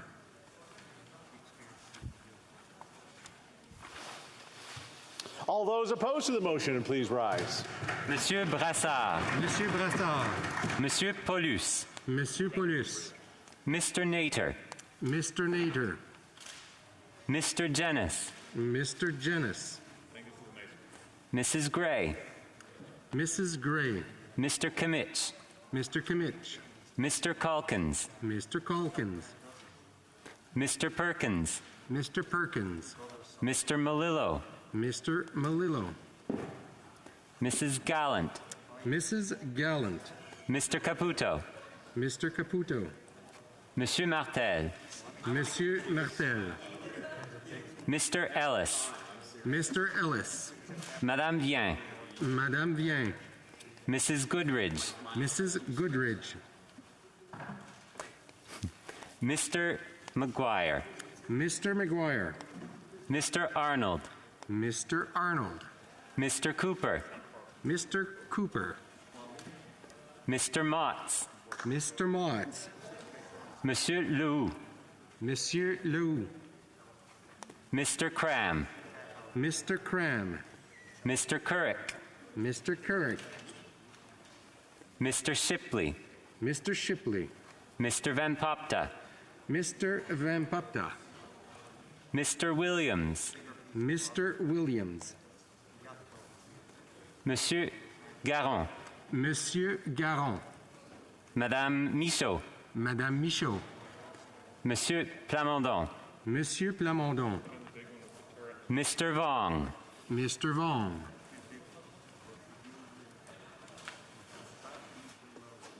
The House will now wait for the electronic voting period to end before resuming its proceedings.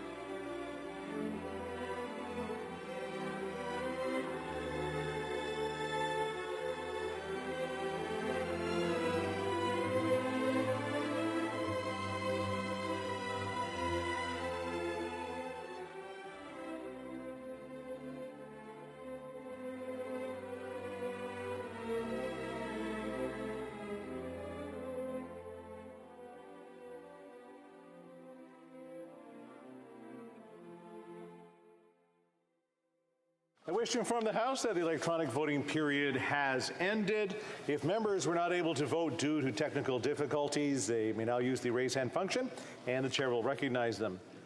Madame Qualtrough. Mr. Speaker, I vote yes. Yay. Ms. Qualtrough, yeas. Mr. McKinnon.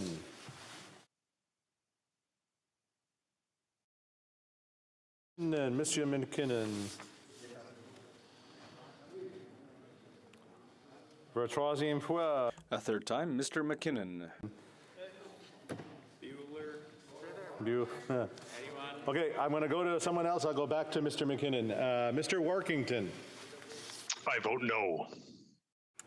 Mr. Workington, nays, contre. Okay, Monsieur. We'll try again, Mr. McKinnon. Je le vois, mais I can see him with a thumbs up. Thumbs up, thumbs down, s'il vous plaît. He's muted right now. Yep, you're still muted. You're showing muted. On va essayer une autre fois. We'll try again. Mr. McKinnon, unmute. Yep. Ça vaut la vote, hein? Non, on t'entend pas. No, I'm afraid we can't hear you. Can you give a thumbs up? Thumbs up, thumbs down. I can see him here. There, thumbs up. Monsieur McKinnon gets no. Yeas, pour. Okay, et quelqu'un d'autre? All good. The table will now compile the results of the vote.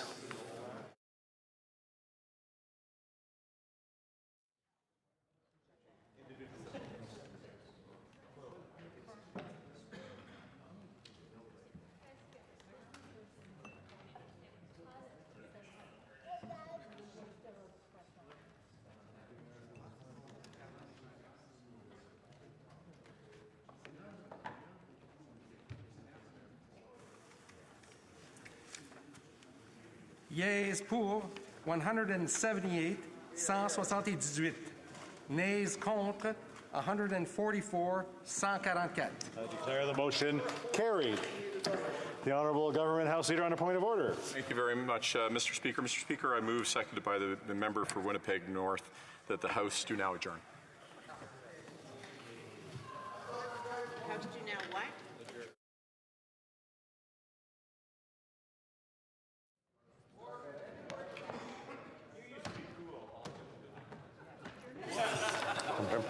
Mr. Holland, seconded by Mr. Lemery, moves that the House do now adjourn. Pursuant to order made on Monday, May 2nd, 2022, that motion is deemed adopted. Accordingly, the House stands adjourned until tomorrow at 2 p.m. pursuant to Standing Order 24-1. Have a very safe and lovely evening, everyone.